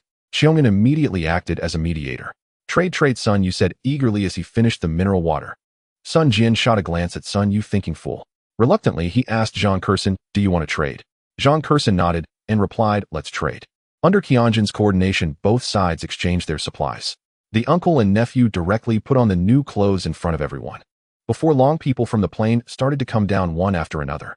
Everyone was surprised to see Zhang Kursin's suitcase. Then they looked at the backpacks in some people's hands and understood. Besides Zhang Kursin and Sun Jin, many others brought down luggage. There were so many casualties from the Malaysia Airlines incident that survivors only took the belongings of the deceased, leaving some luggage still on the plane. Most of the supplies on the plane were women's clothing, which had been carelessly thrown on the ground and trampled by the survivors of Malaysia Airlines. In addition to women's clothing, there were also some unfinished bottles of mineral water that had been left in the seatbacks when the plane crashed, making it impossible for survivors to retrieve them. Now that the plane was lying flat on the beach, many bottles of mineral water had been taken by the survivors of the cruise ship. To the people from Longxiang and the art school students, these clothes were like treasures. Many rushed into the sea to wash themselves as soon as they saw clothes to wear. After everyone finished checking their belongings, they took a bath in the sea, including Zhaoan and Zhao Kai, and only after cleaning up did they head towards the resting place of the Malaysia Airlines survivors. Zhang Kursin also followed closely behind her classmates. Upon reaching the foot of the back mountain, Longxiang's group occupied several better-positioned caves first. Zhang Kursin led her classmates into a cave that had been left by Longxiang, with everyone rushing inside. Since the cruise ship ran aground until encountering the Malaysia Airlines plane, Ning Yichen had only been wearing a blue nightgown without any undergarments. Just after finding a set of undergarments near the plane, she was thrilled. Just as she was about to find a place to hide and put them on, she encountered Lisa, who had just come ashore after washing in the sea. Lisa snatched the clothes away on the spot and was scolded by Li Long. Thinking of Li Long outside the cave, Ning Yichen felt both scared and resentful. She shared this with Zhang Kursin, hoping she could help her stand up for herself. Zhang Kursin shook her head and advised, let's wait until we find a cave. Knowing that Ning Yichen was unhappy after entering the cave, she planned to give her a set of the undergarments she exchanged with Sun Jian. Before she could take out the items, she heard Ning Yichen, who was squatting on the ground hugging her legs, mumbling, I don't know why I even came to participate in the selection. The days of anxiety and the struggle for survival had left Zhang Kursin teetering on the edge of a breakdown. Hearing Ning Yichen's words, she was immediately furious and decided not to give her the undergarments. Glaring at her, she retorted, why should we participate in the selection? You tell me. With over 10 people together, the cave felt overcrowded. The murky air in the cave and the earlier humiliation only added to the tension. Ning Yichen, who was desperate to vent her frustration, raised her voice several octaves, shouting at Zhang Kursin, you organized the selection. How do I know what your intentions are? The selection activity held little significance for them as students, but it could help boost their confidence. Zhang Kursin often encouraged students in the student council to participate in such activities. Though this selection on the cruise ship was proposed by Zhang Kursin, she only brought her classmates along after being persuaded by Ning Yichen. She had not mentioned this to anyone else. Hearing her say this now made her furious, with her insides tied in knots. No explanation felt right, and she glared at Ning Yichen through gritted teeth. Ning Yichen stood up, her eyes wide open, defiantly staring at Zhang Kursin. The two girls were at a standoff. Zhao Feifei quickly intervened, saying, why don't you both say one less sentence? Ning Yichen was not appreciative, continuing, I'm not wrong. Yeah, why organize this selection? A girl in the cave supported Ning Yichen. Kursin is only doing this for our good, said another girl supporting Zhang Kursin. How if it were for our good, so many classmates wouldn't have died? A girl scoffed, dismissing the previous comment. What do we blame Kursin for everything that goes wrong? Another girl defended. Ning Yichen shot back. Zhang Kursin defended herself. Supporters of Ning Yichen and Zhang Kursin began exchanging words, slowly forming opposing sides and arguing incessantly. Enough, Zhao Feifei shouted angrily, interrupting everyone. It's useless to blame anyone now. Oh, if it doesn't work, let's just break up. Then let's break up, Ning Yichen said defiantly. Ning Yichen continued. Zhang Kursin also refused to back down. Zhang Kursin, who initially wanted to give Ning Yichen a set of undergarments to cover her shame, looked disappointedly at the chaotic cave and Ning Yichen, who was turning black and white. She directly picked up her suitcase and walked out of the cave. Humph. Zhao Feifei also snorted and followed her out. Following Zhao Feifei, 5 other girls also brought their things and left the cave together. Zhang Kursin dragged a not-so-heavy suitcase, leading a few classmates behind her along the mountain path in search of a cave. After passing through Li Long's cave, they found another cave about 30 meters away. This cave was similar in size to the previous one, with the same situation inside. The entrance was overgrown with weeds and spider webs, filled the cave with ants and cockroaches visible everywhere. Putting aside the past when she took care of the group in Cave No. 5 at school, Kirsten couldn't understand why after just finding a place to settle, everyone started playing mind games despite having shared life and death experiences and escaped from danger together. At that moment, she didn't want to speak, she just wanted peace. She set her luggage down without talking to anyone, walked out of the cave alone, and looked for a tree to snap off a branch. After struggling for a while, she still couldn't break the branch, which made her sit on the ground and start to sob. After crying for a bit, she suddenly felt a hand gently patting her shoulder. Kirsten looked up and found Fei standing behind her. "Why did you come out?" Kirsten asked with tears in her eyes. "The sisters saw you run out and were worried about you, so I hurried over to check on you," Fei said, looking at the crooked branch Kirsten had bent. "What are you trying to do?" "There are a lot of spider webs and ants in the cave, so I plan to get a branch to roll up the spider webs and sweep away the mosquitoes." Fei walked over to the tree, looked at the mangled branch Kirsten had tortured, and couldn't help but laugh. Kirsten blushed at her laughter and angrily asked, "What are you laughing at? Silly girl, do you think you're Captain America? You think you can break such a thick branch?" "I can't break it," Kirsten asked with a puzzled expression. "What do you think?" Fei replied disdainfully. "Then let's try together. Can we break it?" Kirsten asked awkwardly. Fei shook her head and said, "It's very difficult to break. Let's find a thinner one. I've been hungry for 2 days, so I don't have the strength to break this." After being teased by Fei, Kirsten felt much better and nodded to her, and they began searching along the mountainside. The two walked for about 10 minutes. Suddenly, Fei ran ahead in a few quick steps. Kirsten hurriedly followed her. Fei stopped under a big tree, squatting down, where a few oval bright red wild strawberries were growing about the size of duck hearts. Fei carefully broke the stems of the fruits, handing one wild strawberry after another to Kirsten, collecting about 10 strawberries of various shapes. "Your eyes are so sharp," Kirsten said, holding the wild strawberries and complimenting Fei. "That's a must," Fei said, feeling pleased with herself.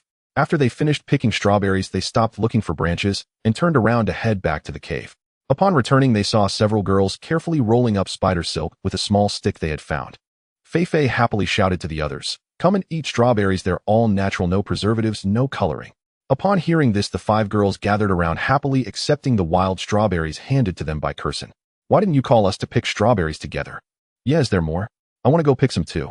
"These strawberries are really sweet, Sister Kirsten, you should eat some too, don't just watch us eat." Seeing the 5 girls happily eating wild strawberries, Kirsten felt her mood lift, as well, tears welling in her eyes. She picked up a strawberry and put it in her mouth. While eating the strawberry, Kirsten took out a thermos from her suitcase and handed it to Fei. She said to Fei, "Are you and Cindy go get some water from the lake down the mountain? Let's boil some water to drink." Fei took the thermos and walked out with Lin Cindy. Kirsten then said to the other girls, "Qingya, you and Xiaoyan go find some dry grass on the mountain. We can use it to make a fire." Lin Qingya nodded and went out of the cave with Yan Yingji. Only Zheng Qiaoling and Huang Shuyu remained in the cave. Kirsten then said to the two of them, "Shuyu, you stay and continue cleaning the cave. We'll go out to find some more fruit to eat." After finishing, she thought about how she and Fei had gone out to pick strawberries empty-handed, carefully holding the strawberries on the way back, afraid of dropping them. She pulled out a t-shirt from her suitcase, tied it around her waist, and headed towards the place where they had found the wild strawberries with Qiaoling. "Sister Kirsten, do you think there's any chance we will be rescued?" Qiaoling asked with a face full of longing. Zhang Kirsten looked up and gazed at the distant horizon, unsure how to answer her. She lowered her head again and softly said, "I don't know either." Hearing this answer, Qiaoling said dejectedly, "Sister Kirsten, I think Nam. I don't know how they are doing now." Kirsten felt just as lost, but dared not show any signs of frustration. She encouraged the little girl, saying, "They will definitely rescue us, don't lose hope." "Sister Kirsten, I'm so scared, it's been so many days already." Kirsten hugged Qialing's shoulders and said, "As long as we stay alive, there will be hope. Trust me, sister." Qiaoling nodded vigorously. As they walked, they saw 2 men standing over 100 meters away. The 2 were holding a large bunch of dry grass, grinning lewdly at the 2 girls. These 2 were Huang Jianbing and Zhang Hao, who had escaped from Zhaoan. Seeing Zhang Kirsten and Zheng Qiaoling looking at them, Huang Jianbing held the dry grass with one hand and whistled at the 2 girls with the other. Zhang Kirsten and Zheng Qialing's faces instantly turned pale as they hurriedly made their way towards the wild strawberries. The people on the cruise ship had been on the deserted island for 7 days, and many had already begun to feel hopeless about being rescued. Although Zhang Kirsten had just comforted Zheng Qiaoling, she herself was unsure if they would be rescued. The deserted island was far from the human world, and laws did not reach this place. The longer they stayed on the deserted island, the greater the threat to women became. They had to consider not only survival, but also their chastity. At that moment, seeing Huang Jianbing and Zhang Hao teasing them, both girls felt a surge of anger, but dared not curse out loud, quickly hiding into the mountain. Meanwhile, the two men, over 100 meters away, burst into laughter. Although they were verbally teasing the two students, they were actually thinking about the two women in the cave. The two women whom they had never dared to imagine during the day could only hide under the covers at night, closing their eyes and fantasizing about their bodies, picturing their delicate faces. The more they imagined, the more they wanted, and their hands, which were outside the covers, couldn't help but start rubbing inside. Now these two women were waiting for them in their cave. The men didn't mind that the women were a few years older than them. To them, these two women were like fragrant celestial sisters. The two men were just small security personnel at a company, never dreaming that the two artists Long Xiang's women would come to seek refuge with them for sustenance. They were very pleased. On the beach in front of the public, even if Zhang Hao and Huang Jianbing wanted to have their way with the two women, they didn't dare to be too reckless, as the beach was wide open and very inappropriate. Once they reached the back mountain with the cave providing cover, the two couldn't wait to start tearing the women's clothes off. The woman named Kating didn't mind. She was already 33 this year, at the prime of her life. Having not enjoyed the pleasures of intimacy for several days, she was feeling a bit thirsty. Seeing the young man pounce over it, she was more than willing and didn't even refuse, directly falling into the young man's arms. The other woman, named Luo Limei, tightly covered her collar, refusing to let Zhang Hao strip her. An enraged Zhang Hao shouted at her to get out of the cave. Luo Limei said softly to the furious Zhang Hao, "There are too many bugs on the ground. Can you find something to place under me?" Upon hearing this, Huang Jianbing, who was playing with Kating, burst out laughing. Zhang Hao quickly pulled out a t-shirt from his backpack and told Luo Limei to sit on it. Luo Limei shook her head and said, "If the shirt gets dirty, you'll have to wash it down the mountain." Zhang Hao angrily shouted, "What do you want then?" Luo Limei, seeing that Zhang Hao was furious, didn't dare to speak loudly and timidly said, "You guys go find some dry grass, this way we can sleep at night." Both Kuting and Luo Limei were third-tier actresses, having lost count of how many times they had been approached. They didn't mind being toyed with by Zhang Hao and Huang Jianbing in order to have something to eat. At this moment, after hearing Luo Limei's words, Kating also felt it made sense. She leaned close to Huang Jianbing's ear and gently blew, saying sweetly, "Yes, you guys should go find some dry grass first." Seeing that Zhang Hao was in a tight spot and was feeling aroused, Huang Jianbing worried that he might directly force Luo Limei, which would make everyone feel awkward. After hearing Kuting's words, he stood up and said to Zhang Hao, "Brother, they're right. Hey, let's go find some dry grass." Under Huang Jianbing's persuasion, Zhang Hao followed him out of the cave, searching along the mountain. After finding the dry grass, each of them hugged a big handful and headed back to the cave. At this moment, halfway there, upon seeing the two young girls, although they were eager to return, they couldn't help but tease them. Zhang Hao shouted at the disappearing figures of the two girls, "Hey little sisters, what's the rush?" "Huh." After shouting, the two burst into laughter together. "Those two girls are not bad with nice curves and long legs," Zhang Hao remarked to Huang Jianbing. Huang Jianbing looked at Zhang Hao in surprise and said, "You can see that?" "I guessed it, haha." Zhang Hao laughed when he saw Huang Jianbing believe him.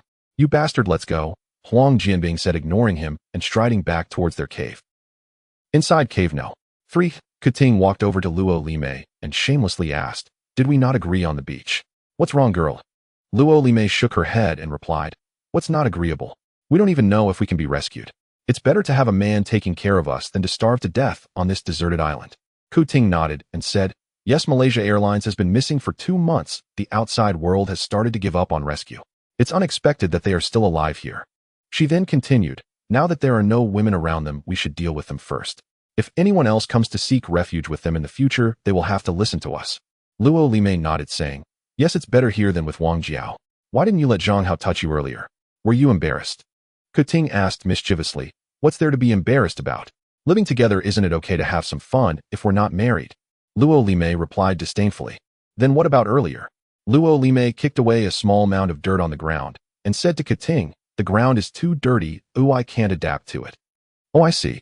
Luo Limei then moved a step, kicking away a second small mound of dirt, and said to Kating, "They'll be back soon. Let's clean up a place to lie down." "Should we clean up together or one on each side?" Kuting asked flirtatiously. "It's up to you." Kuting also started to clean up across from Luo Limei. On the other side of the beach, Zhang Chun watched as Wang Xing and Xiao Hui excitedly returned with 2 bread crabs, an orchid crab, and 2 red 9 public crabs, shaking his head helplessly. They were quite self-satisfied, but such a small haul wasn't enough to fill the gaps for 6 people, and 1 beast. 2 adults were less useful than 2 watermelon rinds. After dinner, Zhang Chun looked at Wang Xing, who still seemed unsatisfied, and said, "Brother Wang, tomorrow you and Xiao Hui should go back to your camp and pick some more watermelons. He'll set up a few more watermelon traps. Wang Xing, who had only eaten until he was 70% full, picked up a bamboo stick left over from Zhang Chen's trap-making, lay back on a rock, crossed his legs, hummed a little tune, and picked his teeth, looking quite at ease. Hearing Zhang Chen's words recalling their earlier encounter in the watermelon field, a hint of fear arose in his heart, and he immediately sat up, stammering, two should be enough. In such hot weather, catching too many would be, well, too much, and they would spoil easily. Otherwise, I could catch a few more tomorrow. Zhang Chun was not one to pry, and he had never inquired about Wang Xing and the others' previous experiences, showing no interest in their concerns. Zhang Chun didn't ask, and the others didn't want to mention it. Their previous experience felt like a nightmare. On the other side of the beach, besides the young watermelons, there were coconut groves with even more resources than this side, but there was a group of nightmarish wild boars along with a terrifying incident that left everyone shaken. Especially for Wang Xing, he feared that these women would talk about that incident. On the first day, stranded on the deserted island, the first pair Wang Xing encountered were Man Man and Rujuan. The three of them wandered on the beach for 2 days before meeting Yan Zi and the others. When the three starving individuals met Yan Zi and her group, they saw Xiao Hui holding a large watermelon in her arms, digging into it with a thin stone, slice her mouth, smeared with watermelon juice. Seeing the large watermelon in Xiao Hui's arms, Wang Xing was extremely excited and warmly approached her, inquiring about where she had found the watermelon. I found it in the forest over there. There are many watermelon trees and coconut trees, but unfortunately, we can't climb the coconut trees. Lily pointed towards the forest behind the beach. Upon hearing there was food, Wang Xing excitedly said, "Let's go and pick some more." As they were about to approach the watermelon plants, Lily cautioned them there might be wild beasts in the front forest. Thinking about the impending watermelon feast, Wang Xing felt buoyant, adopting a domineering demeanor. "Even better, I was just lamenting about not having anything to eat." Saying this, he took the lead into the forest. Under Lily's guidance, they reached the grove, and upon seeing the round, plump watermelons lying on the ground, Wang Xing excitedly lunged forward, completely disregarding Lily's warning.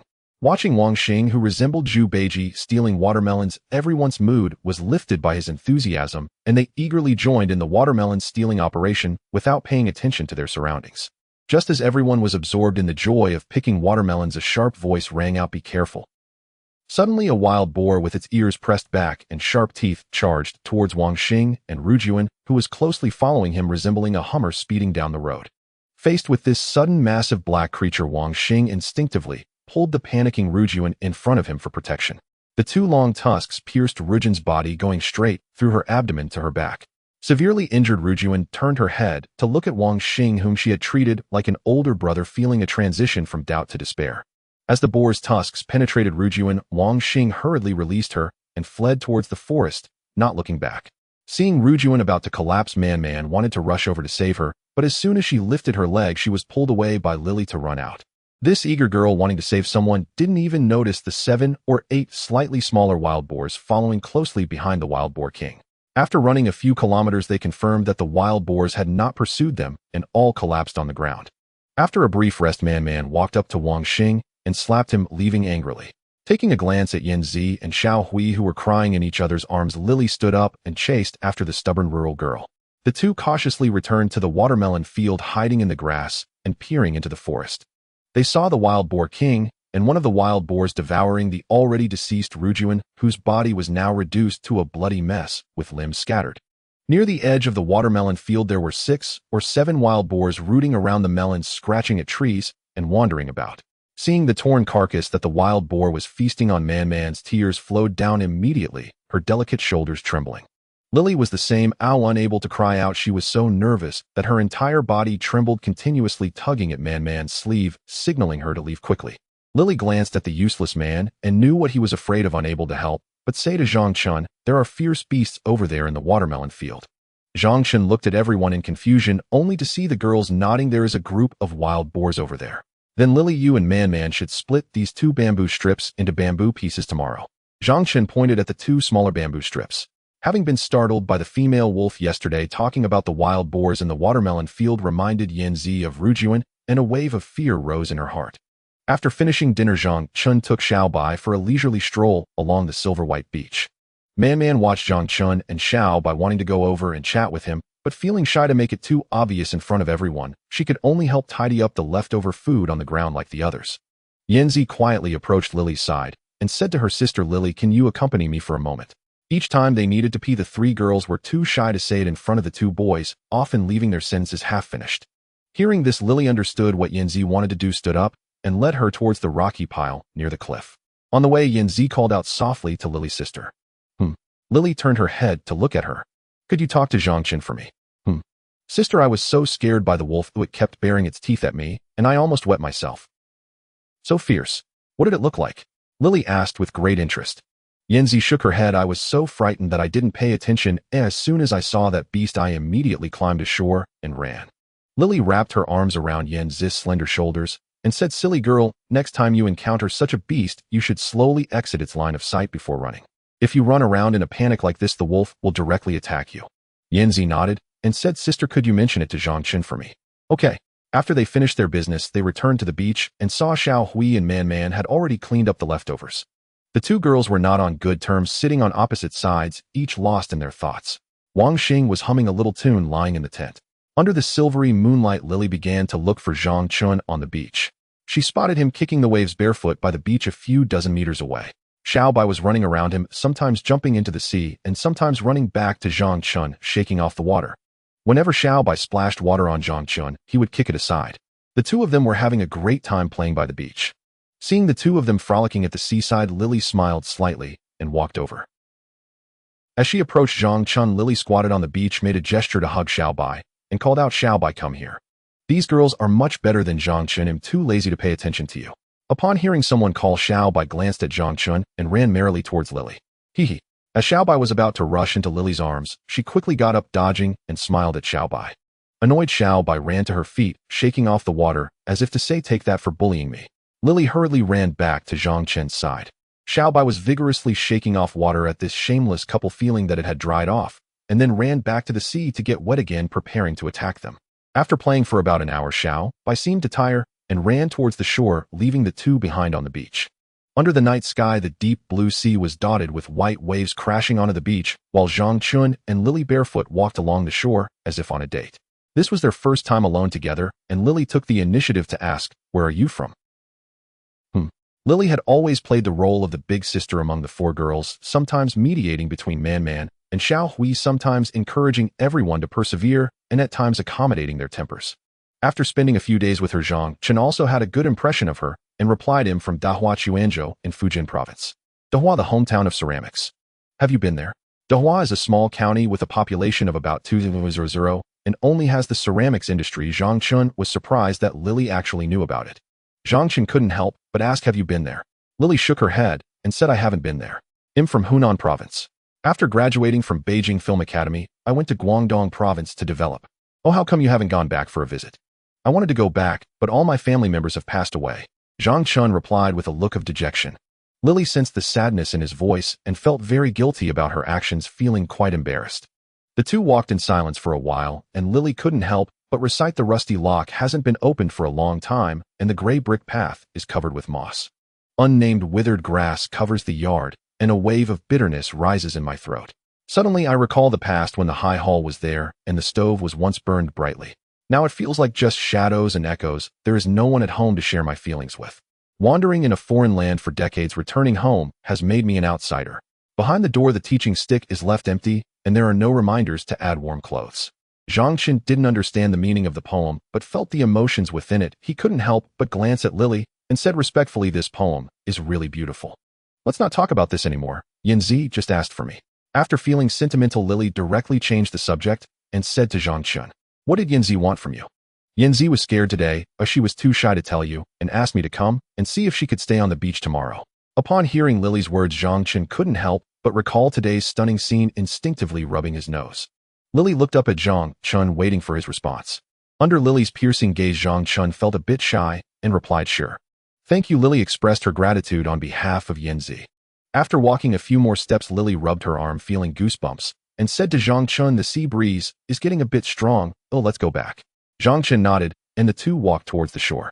Since Lily went to the beach to find Zhang Chen, Man had been watching them, feeling a mix of envy and jealousy. At that moment, as the two returned, Zhang Chen directly walked into the tent. Lily intended to follow him inside, but was called back by Man. Sister Lily, can you accompany me for a moment? Having walked on the beach for more than 2 hours, Lily also felt a bit bloated and nodded to Man. The two of them headed towards the rocky pile near the cliff.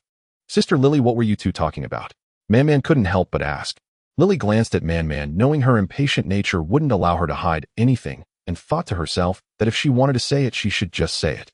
Unable to resist, she laughed and said, "Are you feeling jealous?" "Gosh, what am I even jealous about?" Man Man blushed at her retort. Hee hee. Man Man was much taller than Lily and stronger than her. Seeing Lily tease her, she couldn't help but hug her neck tightly, using force to cover her embarrassment. All right, I won't laugh anymore." Lily hastily pleaded for mercy. Only then did Man Man release her, looking at Lily with eager eyes. "We didn't talk about much, just some casual conversation to get to know Zhangchen better." "Is that why you talked for so long? What else could we talk about?" "I thought you were confessing your feelings to Zhangchen." Man Man teased. "What do you think I am? When I see Zhangchen, my eyes nearly pop out." "I was just appreciating him," Man Man defended herself. Yes, appreciation." "Sister, what do you think of Zhangchen?" Man Man asked Lily. "A model soldier, upright with a sense of justice," Lily said seriously. "That's it. What else? Should I be like you?" "Sister, what are you talking about? Don't always bring me into this. Oh, what am I like? You, it seems, want Zhangchen to devour you." With Lily's comment, Man Man's face turned as red as a monkey's bottom, and she murmured, "Is it that obvious?" The next morning, seeing Yanzi, who still seemed shaken, Zhangchen thought of what Lily had said last night. Zhangchen couldn't bear for Yanzi to be fearful any longer and said to her, "Yanzi, you should stay here." "I'm a bit upset about Yanzi running away alone yesterday," Man Man said. Seeing Zhangchen walking alone, she snorted, "What's there to be afraid of from a lame wolf? Come on, let's go." She chased after Zhangchen, saying, "Zhangchen, wait for me." Seeing Zhangchen doting on the little tiger, Man Man couldn't help but love Xiaobai as well. Soon she was hugging it every day, calling it her son, and the two were inseparable, even sleeping together. The others, though they observed Man Man's actions, found nothing strange about it. However, everyone was starving, and Man Man even shared her food with Xiaobai, which felt a bit odd to them. "How can your son just eat this? He needs some milk too, otherwise he won't grow up," Xiaohui teased, directly mocking Man Man. After this sarcastic remark, Man Man shyly changed her words, saying, "My treasure." They arrived at the bamboo forest, and Man Man took charge, directly telling Zhangchen, "You go break the bamboo, and I'll take Xiaobai for a bath." This sudden statement left Zhangchen dumbfounded, staring at the graceful figure and the little by following her, as it was the first time he encountered such a straightforward girl. Zhangchen raised his foot and kicked the bamboo, seemingly frustrated with Xiaobai for having a female companion, discontent with its behavior. After breaking around 10 bamboo sticks, he saw a wet Man walking over from the riverbank. After 3 days of hard work, Zhangchen and the others brought back over 40 bamboo poles of varying lengths from the bamboo forest, and they also sent Man and Sister Li to find 20 wooden sticks at the edge of the forest. Wang Xing then went into the forest to look for some aloe vera leaves to use as shelter. Upon hearing he needed to enter the forest, he stubbornly refused, infuriating Zhangchen, who snapped, "Do you want to eat for free? If you don't want to go, then don't expect me to let you into the shelter later. Aren't you planning to use the tent as a roof? The tent isn't enough, it will be blown away by the wind. We need to set up the tent as a base, cover it with aloe vera leaves, and layer it with lime soil. It's not that complicated, or we can just set something up and the rescue team will show up in a few days." "Well, you can wait outside for a few days then," Zhangchen retorted with anger. After spending a few days together, the 4 girls recognized Wang Xing's true nature, and none of them stood up to defend him, all looking at him with indifference. For the past 2 days, Zhangchen took them into the forest every morning to fetch water and brought back some aloe vera to peel. Wang Xing also knew where the aloe vera was, and seeing he lacked even that bit of courage, the girls felt very disappointed. Seeing no one standing up for him, Wang Xing had no choice but to brace himself and enter the forest alone. After Wang Xing left, Zhangchen pointed at the aloe vera leaves on the ground and said, "Sister Li, you and Xiaohui go find some yellow earth. Yanzi, gather all the ash we've collected over the past few days. Once Sister Li brings back the yellow earth, mix it with some water, and we can make lime soil. Take those 2 dust pans to collect it." After saying this, he turned to Man, who was playing with Xiaobai, and said, "Let's go, Xiao. Hey, we need to dig the foundation." After spending a day together, Zhangchen's relationship with the others had improved significantly, and he called her by her nickname like his friends outside. "Big brother doesn't say little brother, it's Black Charcoal Head." Man did not reject Zhangchen calling her by her nickname, feeling sweet inside, but stubbornly retaliating with words. This was the hardest day on the deserted island. After planning to build a 60 square meter shelter, everyone started digging along the foundation line drawn by Zhangchen with charcoal. Without tools, they could only dig with stones and wood, and after a whole morning, they hadn't even dug 3 meters. After a hard morning, everyone's appetite was greatly stimulated, but the fish caught in the 2 traps throughout the morning was not enough for Xiaobai alone. Zhangchen had to grab his wooden spear and go back into the sea, struggling for about an hour, catching 2 large lobsters and an eel. By the time everyone finished eating, it was already around 2 o'clock. Looking at the few people resting on the ground, Zhang Chun said, although we were busy all morning, the progress is still very slow. Especially those 2 watermelon traps. They simply can't fill our stomachs. I think we still need to go to the watermelon field to pick some to make a few traps. I don't agree with going over there. Lily shook her head. There aren't many watermelons in the watermelon field, and there are wild boars guarding it. Not to mention the danger. I estimate the watermelons would have been ravaged by wild boars after so many days. Sister Lee is right. Otherwise you all keep digging the foundation while I take a dustpan to catch fish. I want to be like some people who only know how to eat. We already lack manpower and supplies. If we send one more person and a dustpan, it will waste more time. Didn't you say there are several coconut trees over there? I'll pick some to let you all have a taste. But it's settled then. Man, take me over there. The others can keep digging the foundation. Zhang Chun directly interrupted Yanzi. The 2 walked for over 2 hours to the beach where Lily and the others had been before. Man pointed at the forest in front and said, it's right here. Hey, let's go in. Xiaohei, you can go back. I can go in alone, Zhang Chun said, grabbing Man, who was about to lead the way. He'll accompany you. More people means more safety. I can hide if I run into a wild boar. I'm agile. If you're with me, it will be even more inconvenient for me to move. Then I'll wait for you here.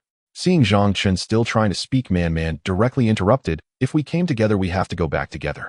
If you try to rush me, I won't leave. After saying this, she shoved the wooden spear in her hand into Zhang Chun's, then began to wander around the edge of the forest. Following the path Man indicated, Zhang Chun entered the forest stealthily with 2 wooden spears. Before reaching the watermelon field, he saw 2 dark shapes far away gnawing on something on the ground. Zhang Chun quickly climbed up a nearby large tree. He saw 2 wild boars weighing around 200 pounds licking the ants on the ground, and not far from them lay a female corpse already decomposed with the air filled with the stench of decay. There weren't even any watermelon rinds in the watermelon field. The vines had been chewed up by the wild boars. Zhang Chun searched around, but did not see the 500-pound giant boar they mentioned, only the 2 in front of him. Previously, he had to leave the tiger meat for the skin and did not have suitable knives, so he wasted a lot. The wolf had too many bones and too little meat, and he and Xiao Bai had finished off the 2 fierce beasts in just a few days. Looking at the black boar in front of him, Zhang Chun couldn't help but lick his lips after not having eaten meat for several days. One is just fine, I can test my strength. Looking at the wild boar before him, Zhang Chun recalled how his strength surged after eating tiger meat, and couldn't help but murmur. This soft murmur attracted the wild boars that were digging in the ground. Of both turned their round eyes to Zhang Chun hiding in the tree, their gazes slowly finding him. Upon spotting their target, the 2 wild boars immediately arched their backs, assuming an attacking posture. Having grown up in a rural area, Zhang Chun was already familiar with wild boars. The phrase 1 pig, 2 bears, 3 tigers was earned through countless life-and-death battles. Although Zhang Chun thought about challenging the wild boars, it was just a thought. In reality, he felt a bit scared. Suddenly discovered by the 2 wild boars, he felt a chill run down his back and couldn't help but curse, damn it, they can hear that. Hastily taking the wooden spear from his back, he assumed a throwing posture, hoping to scare off the wild boars. However, after having tasted human flesh, the 2 wild boars were not frightened by Zhang Chun's posture. Instead, they grew more excited, kicking their hind legs and charging directly at Zhang Chun's tree. The large tree Zhang Chun was standing on was thick enough to be wrapped by a person, but he knew it wouldn't withstand the repeated impacts of the 2 wild boars. Taking aim, he threw the wooden spear at the first wild boar charging in. The spear merely grazed the boar's body and bounced off. The 2 wild boars crashed into the tree one after another, causing Zhang Chun to sway dangerously on the branch. The wild boars' actions did not disappoint Zhang Chun. Of seeing that they hadn't knocked down the tree, they retreated to their previous positions, rearing up on their hind legs, preparing to charge again. Damn, they're quite smart. Although his internal strength had increased significantly, Zhang Chun still did not dare to go down and confront the 2 wild boars. Looking at the 2 thick-skinned, muscular wild boars, Zhang Chun took down another wooden spear from his back. Learning from his previous experience this time, he aimed at the boar's weak eyes and threw it fiercely. With a loud thud, the first wild boar charged into the tree. The second wild boar, while running, was struck in the eye by Zhang Chun's wooden spear, letting out a grunt as it rolled on the ground. Having lost one eye, the wild boar's vision became blurry, and it went into a frenzy, charging wildly. Seeing the threat reduced, Zhang Chun slid down the tree trunk. The first wild boar, seeing the person coming down from the tree, kicked its legs back and used all its strength to crash into Zhang Chun. Zhang Chun immediately rolled to the side, avoiding the wild boar, then reached out to grab its hind legs, lifting it up and spinning it twice before throwing it away. This sudden surge of strength startled Zhang Chun. He easily lifted the nearly 200-pound wild boar. Dazed from the blow, the wild boar stood up, watching the person approaching it slowly backing away. Seeing that the person seemed relentless, the wild boar charged again. As the saying goes, if it's delicious, then have another pot. After realizing his own strength, Zhang Chun repeated the same tactic and slammed the wild boar again. This hit caused the boar to stumble for a long time before stabilizing. Zhang Chun was not in a hurry. He slowly approached the wild boar, enjoying the feeling of tormenting it. Damn it! The wild boar let out a grunt, seeming to curse loudly, then without looking back it charged into the depths of the forest, leaving Zhang Chun dumbfounded. Watching the wild boar flee in a panic, he was also stunned. Turning his head to look at the other already injured wild boar, it had stopped its frantic movements, facing away from him, vigorously shaking its head, trying to shake off the spear in its eye. Zhang Chun picked up the wooden spear that had bounced off and stabbed it into the wild boar's tender rear. The wild boar, having regained some sense, jumped up in pain and began to run wildly. Zhang Chun initially planned to pull it out and stab again, but the wild boar went into a frenzy, making it difficult for him to act. Watching the frenzied wild boar, Zhang Chun hugged his arms and charged at it with a powerful 8 extremes fist technique to test his strength. With a vigorous collision, he sent the wild boar flying 10 steps, crashing into a small tree as it finally came to a stop. The wild boar stood up shakily, turning to look at Zhang Chun. This turn caused the wooden spear in its rear to hit a tree behind it, dropping the spear, while the handle remained stuck in its flesh. The already bloodied wild boar, with a spear longer than its fangs protruding from its head, charged fiercely at Zhang Chun like a warrior with a long spear. This boar was much larger than the one that just ran away, probably weighing over 200 pounds. Zhang Chun worried he couldn't lift it. After rolling to avoid it, he picked up a 6 or 7 pound stone to confront the wild boar. Seeing it couldn't hit him, the wild boar halted its charge and turned to charge again. Zhang Chun raised the large stone in one hand and smashed it down hard on the boar's head. The stone and the wild boar's head made intimate contact, but unfortunately it didn't crush the boar's skull. It only made the boar stagger backward. Taking advantage of the wild boar being alone, Zhang Chun embraced the spirit of pursuing the retreating enemy and struck the fallen dog. He picked up another large stone and aimed again at the wild boar's head. This time he hit the wild boar back several steps. Taking advantage of the boar's retreat, Zhang Chun glanced at the watermelon field, preparing to find another stone, but unfortunately there weren't any. Oink! After taking a few steps back, the wild boar steadied itself and kept baring its teeth at Zhang Chun. Zhang Chun circled around the wild boar, looking for its weak points. As Zhang Chun moved, the wild boar's body followed suit, both parties weighing each other up, searching for openings. After circling twice, the wild boar appeared very angry, charging at him with its spear. Seeing the wild boar's fierce momentum, Zhang Chun quickly dodged, switching their positions. After jumping to the wild boar's previous position, Zhang Chun quickly picked up the tree branch it had broken and charged at the wild boar. The branch first collided with the boar's nose. Oink! The wild boar let out a sound, continuing to charge despite the pain. Zhang Chun jumped aside, and the branch crashed down hard on the wild boar, which couldn't stop. The wild boar tightened its waist, staggering several steps, nearly falling. Oink! It let out another cry, seemingly saying to Zhang Chun, "If it weren't for this spear, I would have killed you."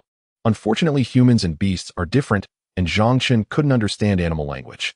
Holding the branch, he charged at the wild boar. Using the same tactic the wild boar had learned from its previous lesson, it pressed its face against the ground, planning to roll away. Oink, oink, oink. Pressing its head against the ground broke the spear, causing it to cry out in pain. This pain made the wild boar unable to dodge. It collided intimately with the tree trunk. The wild boar retreated several steps in pain. Zhang Chun stepped forward, using the tree branch like a club, striking fiercely at the wild boar's waist, and the root broke on the spot. The wild boar's eyes were filled with stars, as if drunk, staggering for a long time. During this time, Zhang Chun discarded the tree branch in his hand and charged at the wild boar with another shoulder tackle, directly smashing it away. The wild boar's body flew toward a nearby large tree. Its nose collided with the tree and 2 of its tusks broke off on the spot. The wild boar lay on the ground, unable to get up, trembling. Zhang Chun picked up the stone he had used to hit the wild boar and struck its head repeatedly until it stopped twitching. Zhang Chun sat on the ground for a while, replaying the battle with the wild boar in his mind. The forest on this deserted island was full of unknown dangers, and he had to be cautious. After resting for a while and reviewing in his mind, Zhang Chun stood up, tucking the 2 tusks into his waistband. They were excellent tools for digging, and he had to take them back. He also lifted the wild boar, carrying it on his back as he made his way out of the forest. Outside, Man had already waited for over an hour. She saw the sun slowly setting with the evening glow already rising. Feeling worried and scared, she kicked pebbles on the beach, constantly cursing, "Stinky big black stinky, little Zhang stinky, brat, why hasn't he come out yet?" Looking at the dim forest, Man wandered back and forth. Slowly a figure emerged from the forest, walking toward her with heavy steps, carrying a fierce beast on his back. Man widened her eyes to see who was approaching. It was the person she had been hoping for, and she hurriedly ran toward him. Seeing Zhang Chun, who looked fiercer than the wild boar, approaching angrily, he stopped grinning at her. At this moment, Zhang Chun was covered in the wild boar smell, but Man still tightly hugged him, her snot and drool staining his clothes. She began to cry. "Where have you been? You scare me to death. I thought you wouldn't make it out." When Zhang Chun and Man brought back the wild boar, everyone was both surprised and delighted. The few who had initially doubted Xiaobai's origins were now convinced upon seeing Zhang Chun carrying the 200-pound wild boar. This was a wild boar weighing over 200 pounds, enough for several people to eat for days. Seeing Zhang Chun bring back the wild boar, everyone was not only amazed by his strength and physical ability, but also astonished that he could kill such a beast. The girls were filled with excitement, tinged with admiration, which gradually turned into worship and slowly morphed into a hint of affection, their gazes toward Zhang Chun changing continuously. This was the first time they truly felt the incredible adjectives that could be used to describe Zhang Chun. Looking at his slender frame, he now felt particularly tall and mighty, providing a unique sense of security. Yet Wang Xing still found it hard to believe. Smiling broadly at the wild boar, he asked, "Zhang Chun, where did you find this?" He knew Zhang Chun had some skills, but he still found it hard to believe that Zhang Chun could kill a wild boar with his bare hands. Seeing the four girls looking at him with admiration, Zhang Chun felt a bit shy and smiled, saying, "Just lucky." Man, who had been worried about Zhang Chun earlier, immediately became displeased upon hearing this, rolling her eyes at Wang Xing. "Do you have any idea how fierce this wild boar is? If you think it's so easy, go find one for me to see." Wang Xing awkwardly smiled, picked up a sharp stone from the ground, and followed behind Zhang Chun to help, saying, "Brother, let me help you." The four girls also followed Zhang Chun to the pile of rocks with bright smiles. As soon as the first pig leg was cut off, Wang Xing immediately picked up a large pig trotter and said, "Everyone worked hard, I'll go roast some pig trotters for everyone." Seeing this, Xiao Wei also wanted to slack off and happily ran after him. Man was not happy. After all, everyone had toiled hard to butcher the wild boar, and now these two were thinking of slacking off and running away with the spoils. Annoyed, she shouted, "Hey, it's not done yet." Wang Xing replied without looking back, "We'll finish the rest tomorrow." Zhang Chun was also pleased after having slain such a large wild boar and waved his hand, saying, "It's fine, let them go roast it, we'll continue here." After saying that, Zhang Chun couldn't help but think of seasoning and said to the busy three girls, "If we had some cumin or pepper, it would be even more delicious." Seeing Zhang Chun's nonchalant attitude, Man became even more displeased. Taking her frustration out on him, she said, "All you think about is eating." Zhang Chun, having validated his strength and brought back the wild boar for the group, felt very good. Knowing that Man was indirectly scolding him, he didn't mind and just smiled foolishly at her. "Don't want the pig liver?" Man looked at Zhang Chun as he was about to throw something away, her face filled with surprise. "Can this be eaten?" Zhang Chun asked. "Of course it can be eaten. Eating liver is good for the liver. Those who are heartless should eat more pig liver, they don't even know the worries of others." Man angrily snatched the pig liver that was about to be thrown away. Seeing Zhang Chun about to throw away the pig intestines, she quickly stopped him, saying, "Don't throw it away, the intestines can be eaten too." "This can be eaten too?" Zhang Chun asked, confused. "How can you be so wasteful? If you don't want to eat it, you can use it as fish bait. You don't understand this." Seeing Zhang Chun's foolishly innocent face, Man was furious. "Oh, I see," Zhang Chun awkwardly replied. "So the 200 or 300 pounds of tiger meat ends up being less than 100 pounds. Man said disdainfully. Zhang Chun grinned foolishly at her. After the wild boar was butchered into pieces, she took on the role of the hostess and said to Zhang Chun, "I think I should manage this pork, otherwise you'll finish it all in 2 days." Man volunteered to be the steward, and Zhang Chun didn't mind, as he really didn't know how to manage these resources. Indifferently, he said, "Sure, you can manage it from now on." Zhang Chun's return with the wild boar made everyone very happy. Seeing the two of them playfully bickering like a couple, Lily couldn't help but tease Man, saying, "Big steward, how much pork do you plan to give us today for a celebration?" Hearing Zhang Chun's agreement, Man was also very happy and joked with Lily, Sister, with your little belly, how much can you eat?" "Eat as much as you want, it's all yours."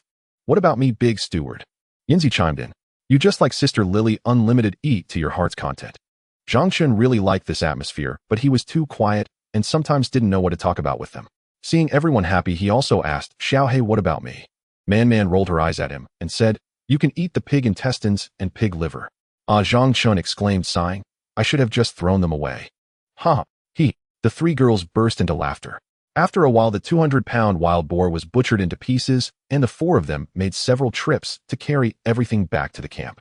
Zhang Chun took Wang Xing into the forest and brought back a bunch of aloe leaves, packaging the pork into 27 portions, each weighing about 4 ounces, while the remaining pork was piled up inside the tent to prevent the smell from attracting other large beasts. By this time, the sky had darkened. The 6 people and 1 beast gathered around the campfire eating the pork. I feel that the animals in this forest are very intelligent, Zhang Chun said to the others. Hearing this, Xiaowei nodded and praised Xiaobai. Look, Xiaobai, even this little bit is so smart. Upon hearing someone praise it, Xiaobai lifted its little head and gave Xiaowei a look as if to say, sister, you have good eyesight. Man lovingly rubbed Xiaobai's head and said, of course it is. No matter how smart it is, can it compare to a human? Wang Xing interjected inappropriately. Upon hearing Wang Xing's words, Man immediately became unhappy and mockingly said, yeah, only you are smart, haha. Zhang Chen knew that the girls had no good feelings toward Wang Xing, but since they all found themselves in this predicament together, he didn't want their relationships to become too tense. He said to everyone, I'm worried that the wild boar pack will come to retaliate against us. I suggest that we take turns keeping watch starting tonight. Everyone had faced wild boars before, but they felt Zhang Chun was exaggerating. They didn't think it was impossible and thus nodded in agreement. Wang Xing's reaction was different from everyone else's. He directly said, how can the brains of these beasts compare to humans? Brother, you're making a big deal out of nothing. Man, who always disapproved of Wang Xing's attitude, immediately retorted, but what if they really come to seek revenge? Lily also nodded and added, yes, a cautious approach is always better. Zhang Chen didn't argue with Wang Xing. Looking at their slender bodies, he continued, after we finish eating, I'll take a nap. Don't wander around, or just stay close to the camp. He added, wake me up in the middle of the night. Wang Xing was very displeased with Zhang Chen's attitude, which was the same as the 4 girls, but he didn't dare to say anything. He nodded along with the 4 girls and said, all right, you go take a nap. First, we'll handle the rest. Yes, you should sleep. You're already tired enough today. Lily said, Heizi, I'll roast some more for you later, so you can have a bite when you wake up, Man said. Yinzi didn't have Man's boldness, nor did she have Lily's understanding, and feeling that she wasn't as cute as Xiaowei, she couldn't help but say, I'll keep you company in the second half of the night. Zhang Chen shook his head and said, it's fine, I can handle it alone. Just prepare some food for me. The others nodded in agreement. Except for Wang Xing, who occasionally voiced objections, the 4 girls unconsciously regarded Zhang Chun as their leader. With the wild boar, they wouldn't have to worry about food for several days. The next day, everyone directly began digging the foundation. In less than half an hour, Wang Xing stood up and said, you all keep digging, I'll make a fire to roast meat for you. Last night during dinner, he discussed some situations regarding the wild boar, and Zhang Chun believed that the intelligence of the creatures in this forest was much higher than those in the outside world. Concerned about the wild boar pack seeking revenge, he kept watch all night. Upon waking up this morning, he felt mentally exhausted and didn't want to argue with Wang Xing. He said to the increasingly irritable Man, let him go. After more than half an hour, Wang Xing came over and said to Man, Xiaoman, help me start the fire. I can't get it going. Man glanced at him, ignored him, and continued digging. Wang Xing, understanding the hint, walked aside and took Lily's hand, saying, Lily, help me start a fire, please. Lily pulled her hand away from Wang Xing and said, it's still early, let's dig the foundation first. Wang Xing shook Lily's hand and said, it's not that early, Lily, please help me start a fire.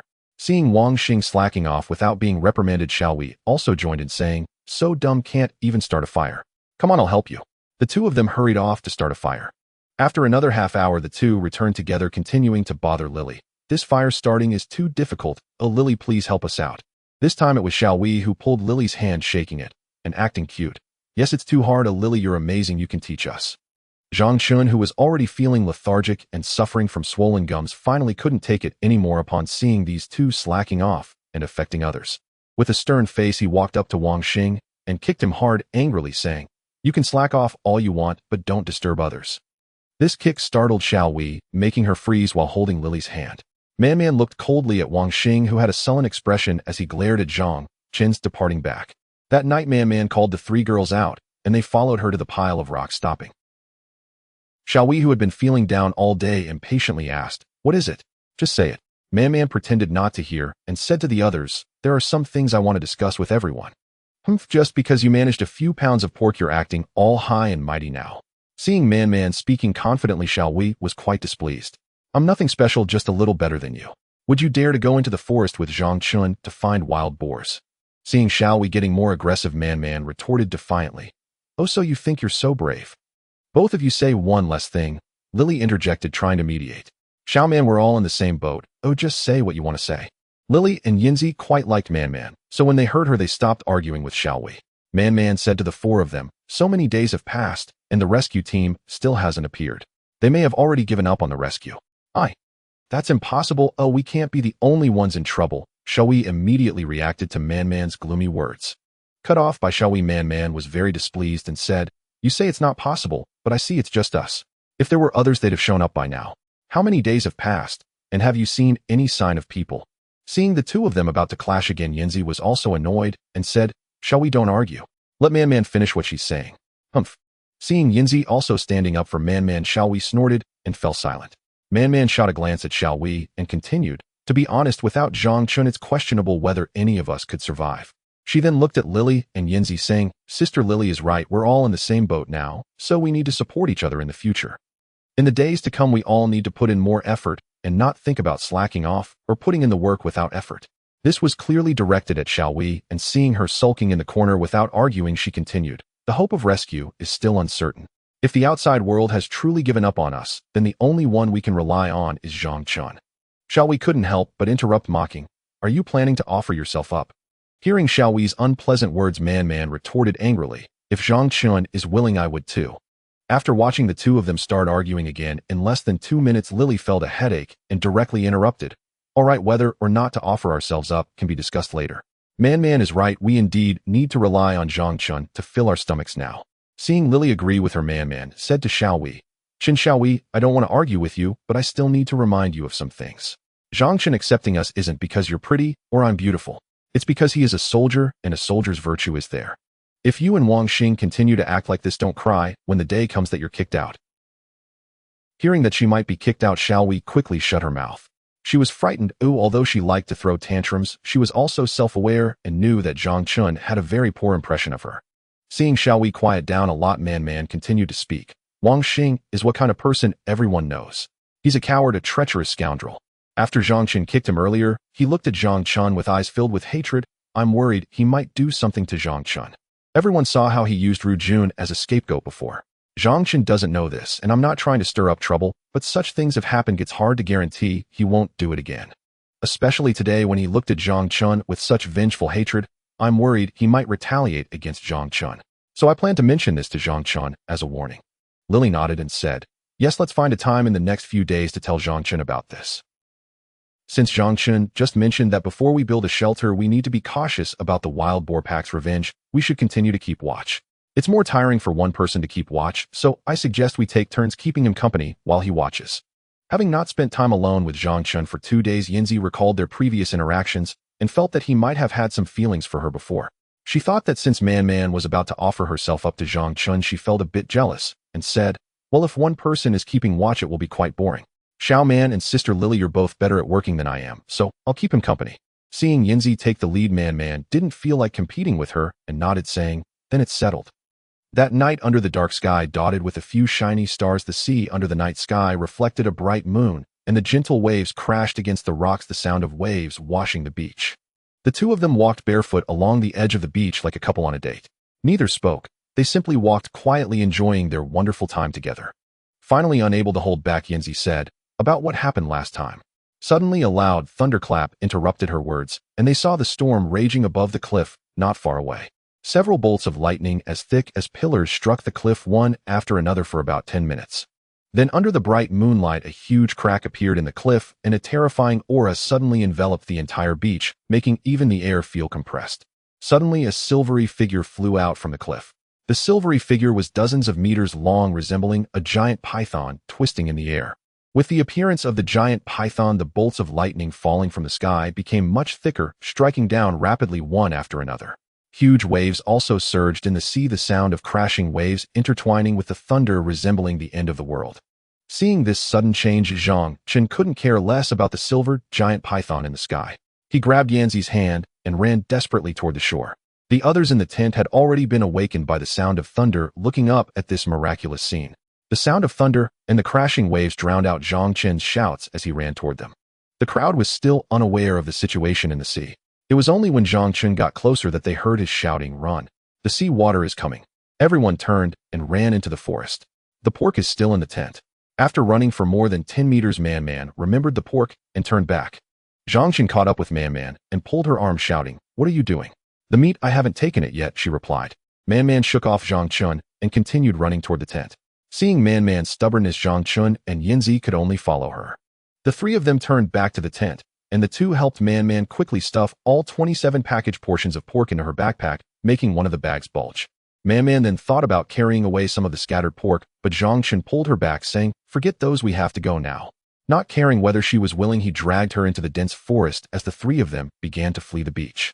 The three of them fled deep into the woods, encountering various beasts fleeing like them, including a vibrant giant snake, groups of wild boars, and large river buffalo. In the morning forest, the faint mist gradually dissipated as the sun slowly rose from the east.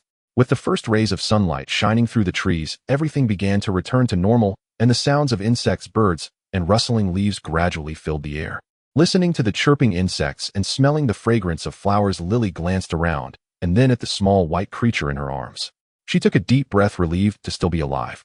Last night, she had mindlessly dashed into the woods in a frantic escape, completely losing her sense of direction and getting separated from Zhang Chun and the others. Now, looking at the confusing forest, the three of them were at a loss. A rustling sound suddenly echoed, sending chills down their spines as they huddled closely together. "A snake!" Xiao Hui exclaimed, pointing ahead in terror. A cobra appeared before the three, rearing up, head held high, flicking its tongue as it stared at them. "It's a cobra!" Wang Xing let out a startled scream, quickly hiding behind the two girls, pushing Xiao Hui in front of him, and turned to run without looking back.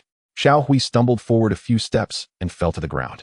Gazing at the cobra that was so close, Xiao Hui felt an immediate tightening in her abdomen and urine flowed down her pants. Lily, tense all over, shouted urgently, "Don't move." One was sitting on the ground, too afraid to move, tears streaming down her face as a faint yellow liquid pooled beneath her. Another stood still, breathing fast with anxiety. The cobra stared at the two creatures before it, remaining motionless. It was not afraid of these creatures that posed no threat, but the little beast, kicking and baring its teeth in the arms of the standing person, emitted a vibe that made it feel threatened.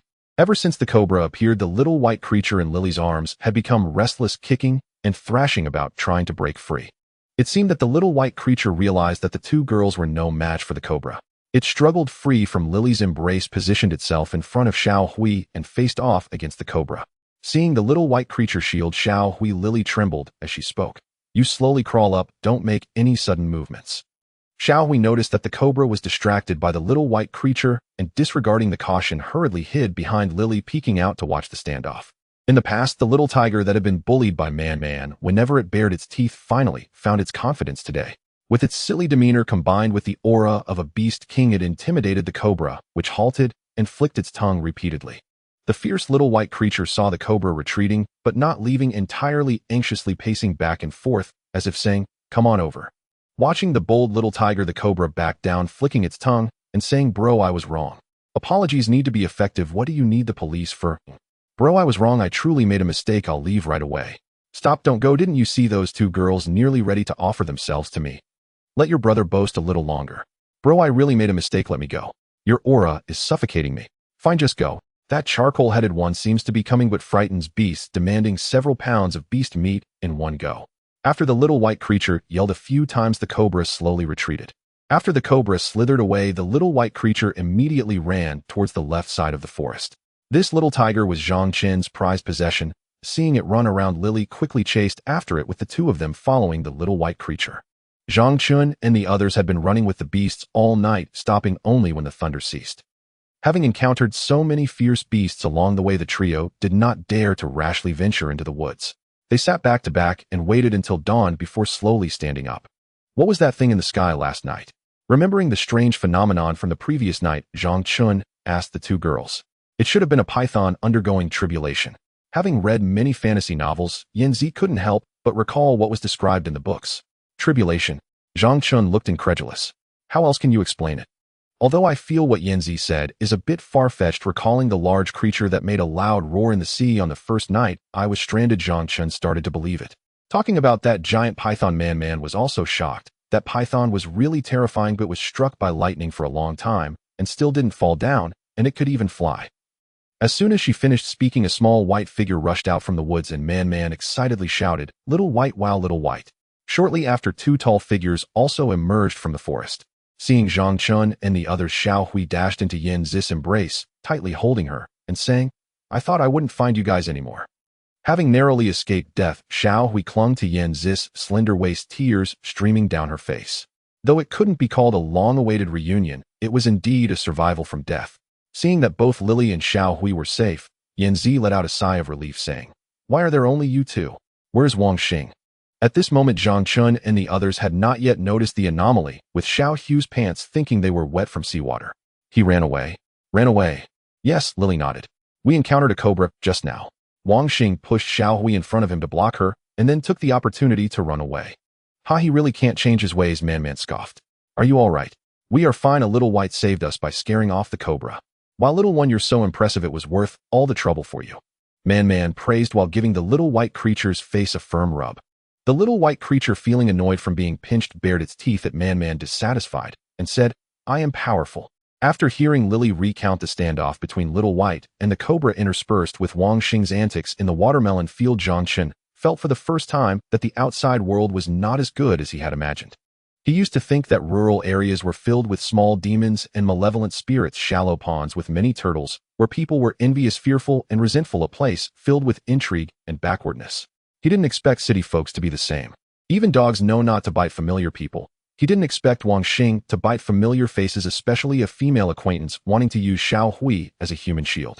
He couldn't help but recall what the class monitor often said: always be wary of others. The five of them searched for the sound of the waves in the forest for most of the day until they finally emerged, seeing the ocean again. The previously active beach was now submerged by the sea, and the water had reached the edge of the woods.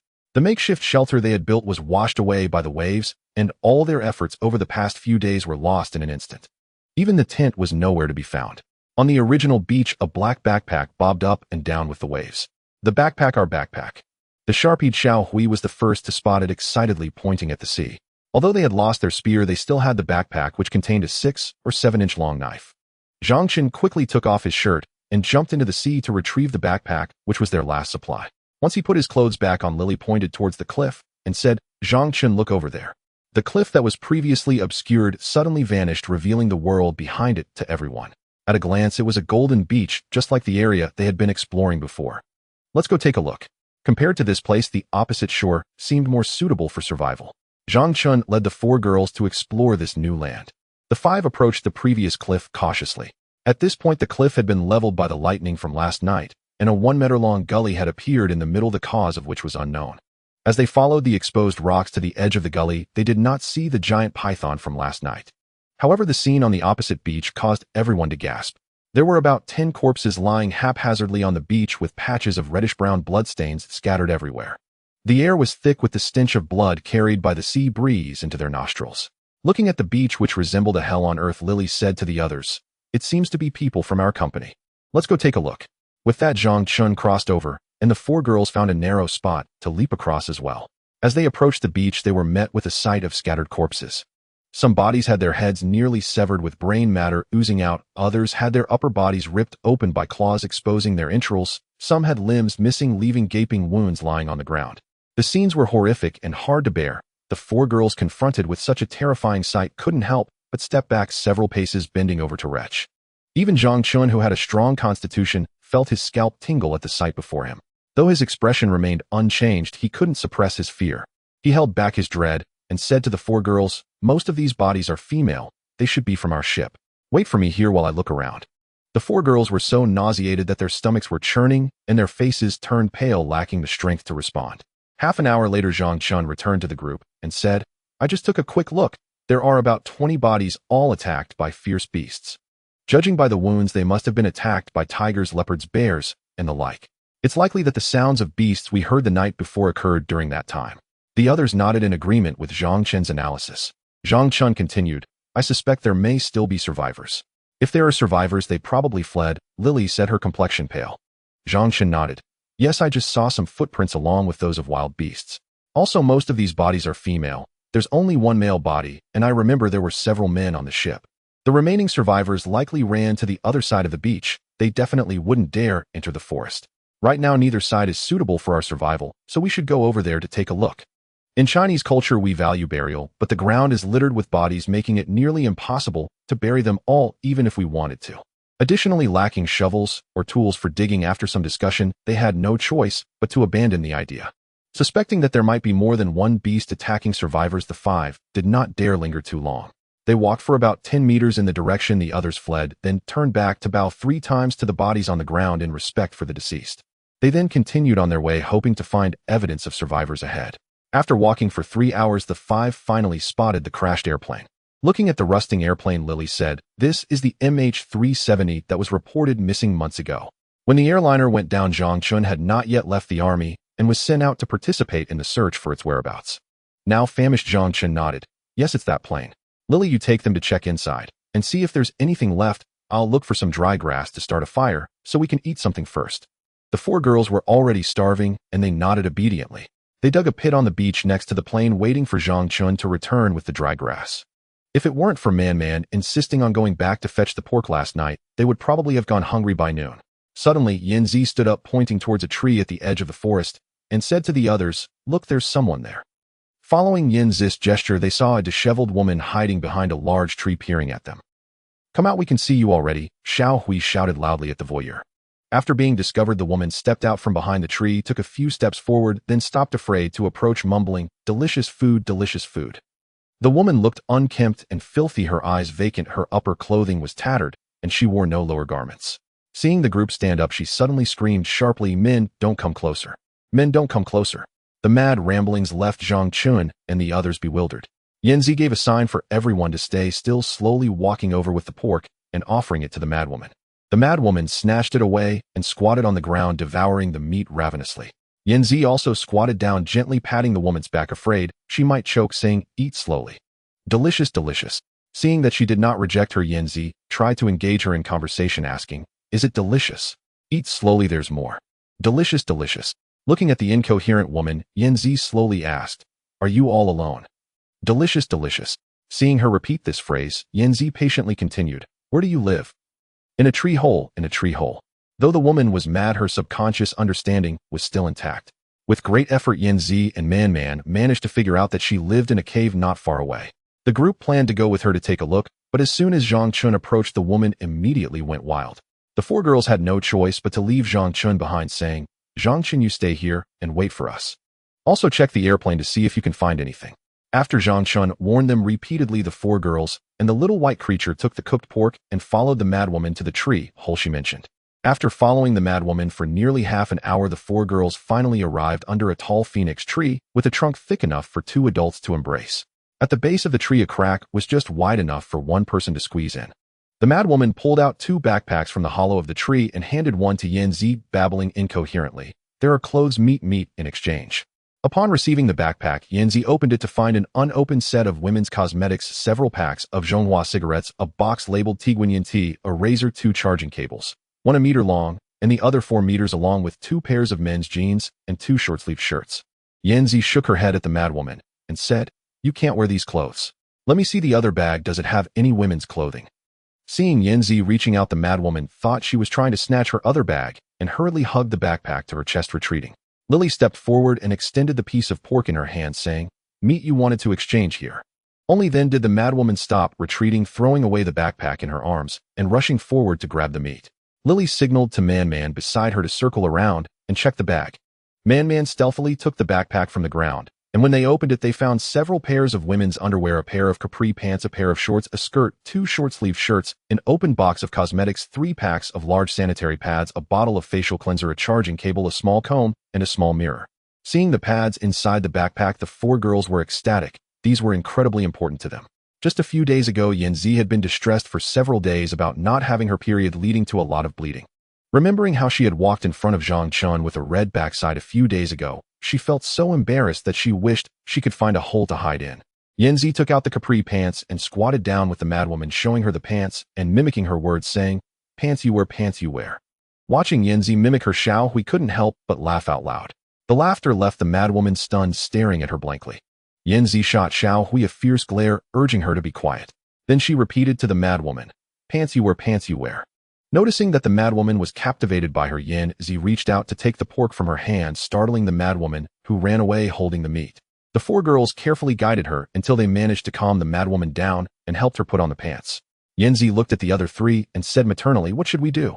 Should we take her with us?" Man shook her head, saying, "We can't take her. She'll go crazy if she sees Zhang Chun. Lily agreed, saying, yes, our food supply relies on Zhang Chun. This madwoman seems to have been traumatized by men. Taking her along would hinder everyone's movement. Yes, what if she attacks us? Look at her eyes, they are so frightening, Xiao Hui added. Hearing everyone oppose the idea, Yanzi felt quite upset and couldn't help but lower her head. Lily noticed her reluctance and felt that they were being too heartless, so she consoled her, saying, how about this, let's gather everything from both backpacks into a larger one and leave this pink backpack for her. I see she seems to really like this backpack. We'll leave it for her. Once we find a safe place, we can bring her some food every day. Man also walked over to Lily and agreed, saying, yes, we can't take care of ourselves right now. Taking her with us would only complicate things for Zhang Chun. We should listen to Lily. Yanzi thought for a moment and nodded helplessly, saying, all right, let's do it your way for now. The four girls collected the items from both backpacks into one and quietly left the madwoman, who was still engrossed in eating pork. When they found Zhang Chun, the four of them spoke in unison about the madwoman's situation and also noticed several pairs of women's shoes next to Zhang Chun. After the four girls returned, Zhang Chun felt that something was off on the plane and went to search the area by himself. On the plane, looking at the weathered corpses, Zhang Chun noticed that some of the bodies were missing shoes, clearly taken by survivors or by Zhao and his group. The likelihood that Zhao and his group took them was higher, as they, like him, were either barefoot or wearing flip-flops. After the four girls returned and reported that they hadn't found anything, it was clear they didn't dare take the boots from the corpses. Zhang Chun, with his military background, was the type to neither believe nor dismiss the existence of supernatural beings, holding a sense of reverence. However, on this deserted island, he no longer had the luxury to ponder such matters. He glanced at the corpses on the plane and directly removed some shoes from the bodies to take back. Zhang Chun also agreed with Lily's plan, nodding and saying, let's follow Lily's suggestion. We can't just take people's belongings, we still need to look after her as compensation. I searched thoroughly, and the plane was picked clean without leaving anything behind. The items must have been taken by Zhao and his group, or possibly other survivors on the plane. Seeing Zhang Chun willing to help the madwoman, Yanzi felt much better and asked, so what should we do now? Should we find a place to settle down here? After you left, I also searched the surroundings and didn't see any footprints. Zhao and his group might not be in this area. I went back to the plane and found these few pairs of shoes. You can try them on. Among the four girls, except for Xiao Hui, who couldn't tell that the shoes were taken from corpses, the others realized it. Zhang Chun understood that his companions didn't dare take things from the dead, so he didn't say it outright. On this desolate island, a few pairs of shoes were also precious resources. If they didn't take them, they would have to remain barefoot. The woman reassured herself these were found by Zhang Chun, not taken from dead people's feet. The four girls accepted the shoes from Zhang Chun and put them on immediately. Lily, uncertain about whether they should stay or go, asked him, should we keep moving? Hearing that there might be survivors reignited Xiao Hui's hope. Let's search for Zhao and his group. The more people, the better our chances of rescue. Man, who had always clashed with Xiao Hui, retorted, today is already the 9th day. Stop daydreaming. The missing Malaysia Airlines flight is nowhere to be found, and you think there's any hope for rescue? We might have crossed over.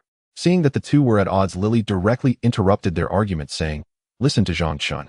Regardless of whether we can be rescued, we need to move forward. We are still too close to where they had their accident. Everyone had seen the situation on the beach, which was horrifying. From my experience, I can tell that they encountered more than one wild beast, so we have to keep going. The four girls nodded in agreement. The group walked several kilometers forward and finally encountered the people they had been searching for all day. A woman in a white jumpsuit was barefoot, wandering alone on the beach. Not far from her, a man rolled up his pants and was searching among the rocks.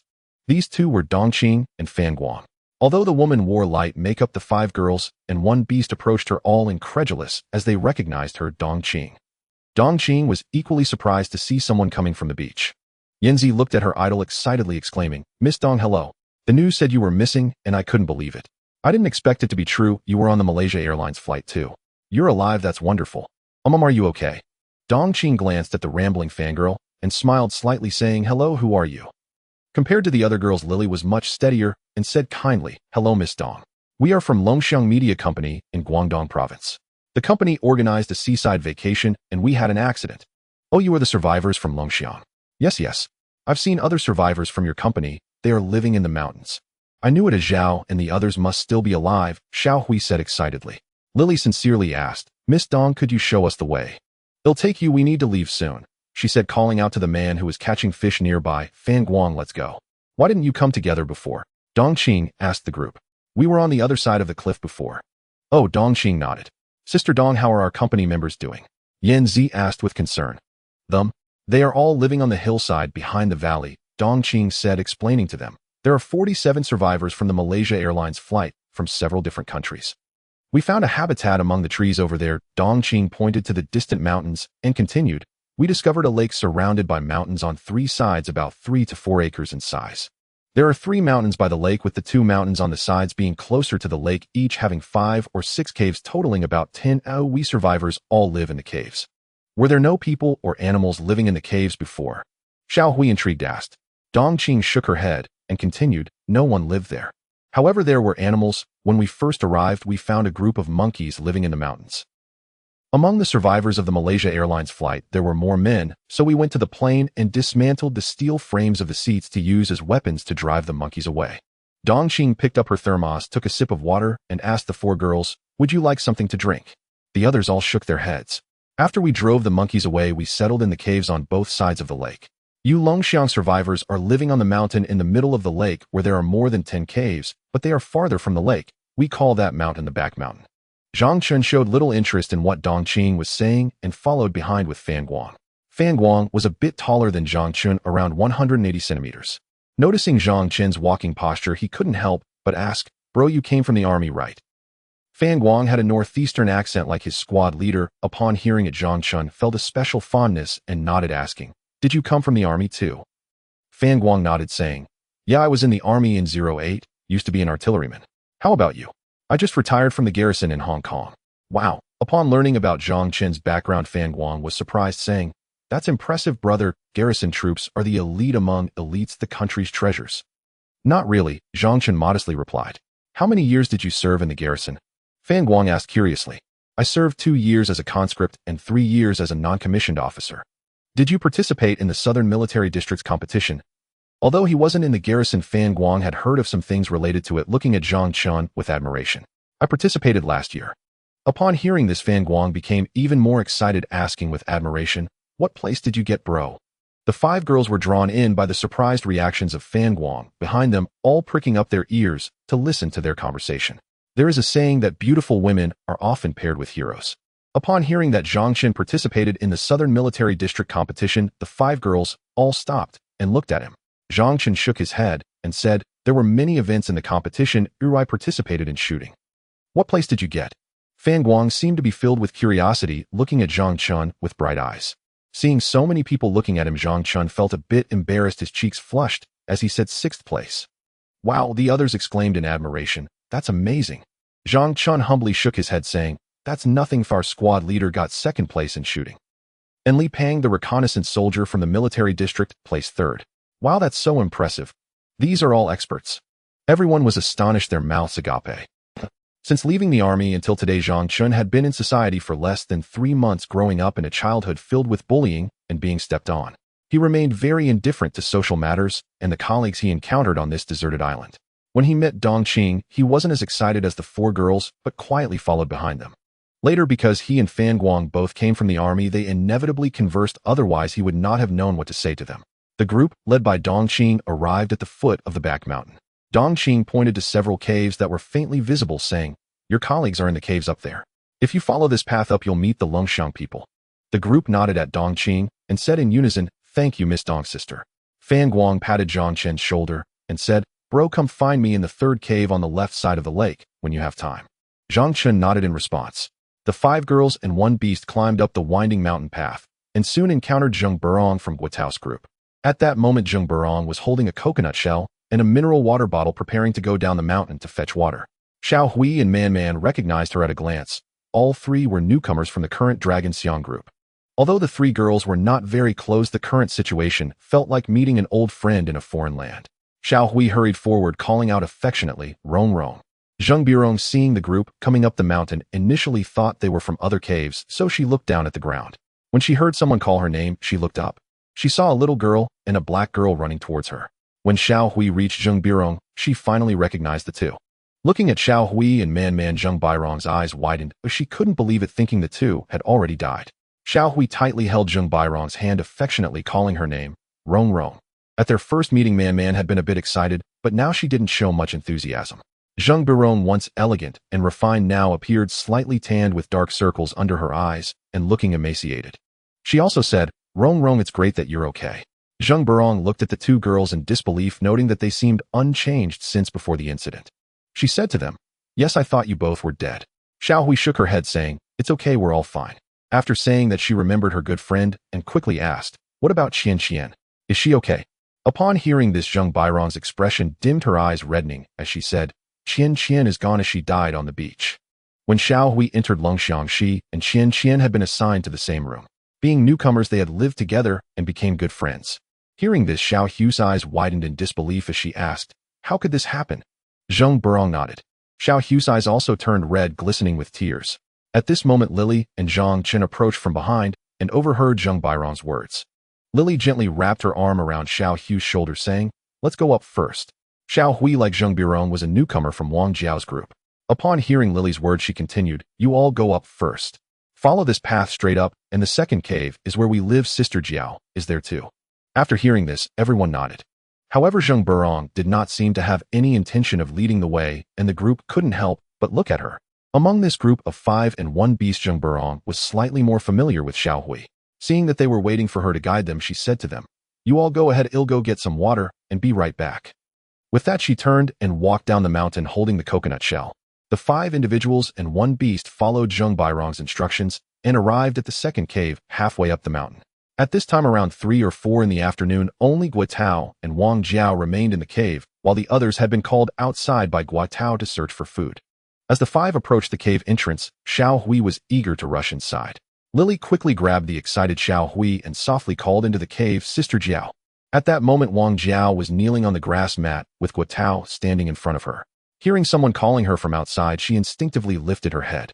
Guatao had long lost interest in Wang Jiao. The other women were still unable to eat, so they could only leave Wang Jiao in the cave to make do for now. The two were not in a hurry, tidying up before calling out, "Who is it? Come in." Upon hearing a response from within the cave, the 5 individuals and 1 beast walked inside. After entering, Lily couldn't help but frown, pinching her nose. Although Lily had been single for 3 years, she was all too familiar with the pungent scent of hormones in the air. Recalling the faint sounds from inside the cave and the reputation of Wang Jiao and Guatao at the company, Lily quickly guessed what the two were doing in this cave. Unable to help but wrinkle her nose and frown, as if that could block the offensive odor. After entering the cave, Xiao Hui joyfully called out to Wang Jiao, "Sister Jiao." Wang Jiao also thought Xiao Hui had died in the shipwreck, her expression mirroring Zheng Bairong's from earlier, wide-eyed and astonished as she looked at the group. Except for Lily, the other 3 women were all part of Wang Jiao's group, and the 2 girls followed Xiao Hui in calling out, "Sister Jiao." Although Lily wasn't in the same group as Wang Jiao, she felt awkward standing still and joined in Sister Jiao. After the 4 girls finished calling, Wang Jiao feigned a look of pure joy and affectionately said, "That's wonderful. I didn't expect you all to be alive." Seeing the 4 women, each with their unique charm, Guatao felt indescribable joy in his heart. He was pleased that just at noon, Wei Huiwen and Li Bingbing had left, and now he was getting 4 new women. What delighted him further was the variety among the 4 women, with one being a mature woman, another elegant, one youthful, and the last a lowly type. Especially the Lala type. Xiao Hui, seeing the prominent features on her chest, Guatao couldn't help but swallow hard and said, "Welcome, welcome." After saying that, he glanced at the man behind the 4 women and couldn't help but frown. This man had been silent since entering, showing no manners at all. This cold demeanor made Guatao very uncomfortable. What he found even more irritating was that this man was considerably taller than him. Just as they were seeking pleasure in the cave, being interrupted by a few people made Guatao somewhat displeased. However, seeing the 4 women with exquisite beauty, his displeasure turned into great delight. Upon seeing the tall, dark man, Guatao felt displeased again, and with a hostile attitude asked the man behind the 4 women, "Who is this brother?" Upon seeing Wang Jiao, Xiao Hui was incredibly happy and did not notice Guatao's displeasure. With an admiring tone, she introduced Zhang Chun to Wang Jiao. "Sister Jiao, this is Zhang Chun, our company's security personnel. He is very capable." Wang Jiao, hearing this, politely nodded at Zhang Chun. However, she didn't particularly like him either, simply because he hadn't greeted her earlier. Man like Xiao Hui had joined Longxiang Company around the same time, but did not display the same excitement. She had long been smitten by Zhang Chun, and upon hearing Guatao's unfriendly tone towards him, she felt a bit uncomfortable. Seeing that Wang Jiao wasn't particularly welcoming either, Man felt slightly unhappy and said to Xiao Hui, "Xiao Hui, you catch up with Sister Jiao first. Well, find a place to settle down." "All right, you go find a place to settle down, and I'll chat with Sister Jiao for a bit." On the way here, Dong Qing had roughly explained the interpersonal relationships and the laws of survival in the mountain. Although Lily had felt somewhat cheerful, seeing the emaciated Wang Jiao made her realize they had fared worse on the deserted island. Upon noticing that Wang Jiao and Guatao weren't very enthusiastic about their arrival, Lily felt inclined to leave. However, thinking about keeping their resources hidden, she decided to stay. Although the two backpacks contained limited supplies, they represented a fortune in their current situation. Worried that naive Xiao Hui might blurt out their possessions, Lily said to Zhang Chun, "Zhang Chun, you guys go find a cave to stay in. We'll come to find you later." Besides fearing Xiao Hui might inadvertently reveal their belongings, Lily also wanted to take the opportunity to learn how they had been faring these past days and about the crazy woman. After hearing this, Zhang Chun turned and walked out of the cave. Man followed behind him. As they reached the cave entrance, she called out to the hesitant Yanzi. "Yanzi, are you coming or not?" Yanzi noticed that Man was upset about Wang Jiao's attitude towards Zhang Chun. Considering they had shared the same boat for so many days, she felt a bit displeased. However, she did not express her discomfort as directly as Man did, saying to Wang Jiao, "Sister Jiao, you guys chat first, they'll go look for you later." After saying that, she followed the two out of the cave. Guatao, upon hearing this, felt even more displeased, but didn't dare to show it directly. He asked the clueless Xiao Hui, "Aren't you staying?" Lily gently shook her head and said, "Zhang Chun doesn't like to socialize with strangers. Let's find another cave. Then let him go by himself. The caves further back are very small, it won't be comfortable for all of you to stay there." Saying this, Guatao pointed to the grass mat on the ground and added, "Look, we have this grass mat all set up already." Lily complied and examined the cave. She saw that there were indeed several beds made of dry grass on the ground. The cave was quite simple, with only these grass mats and two backpacks lying on the floor. Looking at how their living conditions were even worse than theirs on the beach, Lily still shook her head and said, "We are all relying on Zhang Chun to survive. Now to abandon him would be unreasonable." Unlike Guatao, Wang Jiao was not clouded by lust. When Zhang Chun and Man turned to leave, Wang Jiao noticed the backpacks on their backs and couldn't help but ask Xiao Hui, "What do you have in those backpacks?"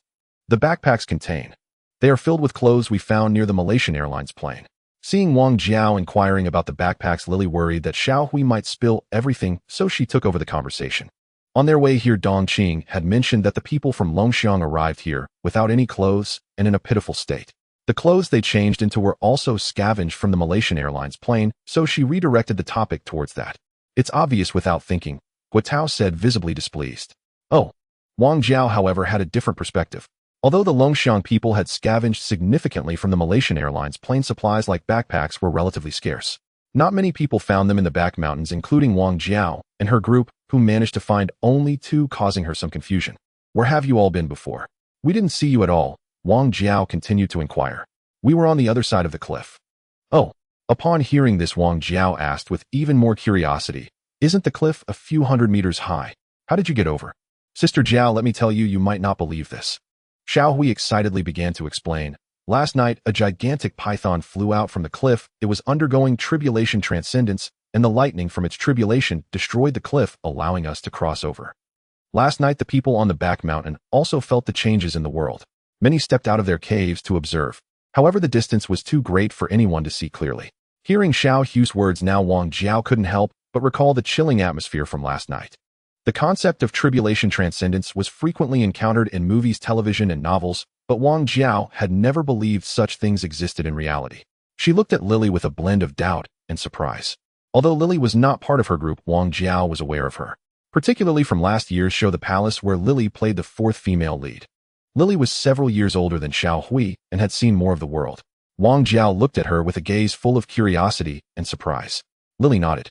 After receiving Lily's affirmation, having experienced being chased by a bear, Wang Jiao temporarily believed Lily's words. With a sense of reverence towards the unknown, she exclaimed, "I never expected there could actually be such things in this world." Lily echoed, "If we hadn't witnessed it ourselves, we wouldn't believe that tribulation transcendence truly exists."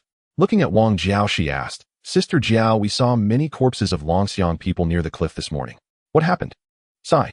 Wang Jiao sighed and said, "Our security personnel Li Long poked a bear's den, and we were chased by bears, resulting in many casualties. Moi. After reaching the beach, someone fainted from hunger and went to the woods to steal a bear cub to eat. The big bear followed the scent and found us, then began to slaughter us." Recalling the bear incident still haunted Wang Jiao, she continued, speaking to the two women. "We were chased for nearly half the night and only managed to hide until dawn, then we arrived here." Now it was Lily's turn to be incredulous as she quickly asked, "What about Sister Qiang?" "Sister Kaiying is currently in the cave we used to stay in. They are not doing well. Ji Tian from your group along with her assistant and manager have moved out of their cave. Now only 3 of them remain in Sister Cheong's cave. She and Zhou Yingying are seriously ill and Lin Xinru is taking care of them. As she spoke, the other few people in the cave returned, each with a bundle made from clothing tied around their arms. Eager to reunite with her sisters and celebrate, Xiao Hui had hoped to share a joyful night. However, upon seeing their meager dinner and their unwillingness to share a meal with her, she could only sheepishly follow Lily back to find Zhang Chun and the others. When the two returned, Zhang Chun and the others were preparing to eat. Upon seeing them back, Yanzi handed a skewer of roasted pork to Lily and asked, "How have they been?" Although she looked down on their food, seeing their lack of courtesy made Xiao Hui somewhat irritated, and she pouted, "What do you expect?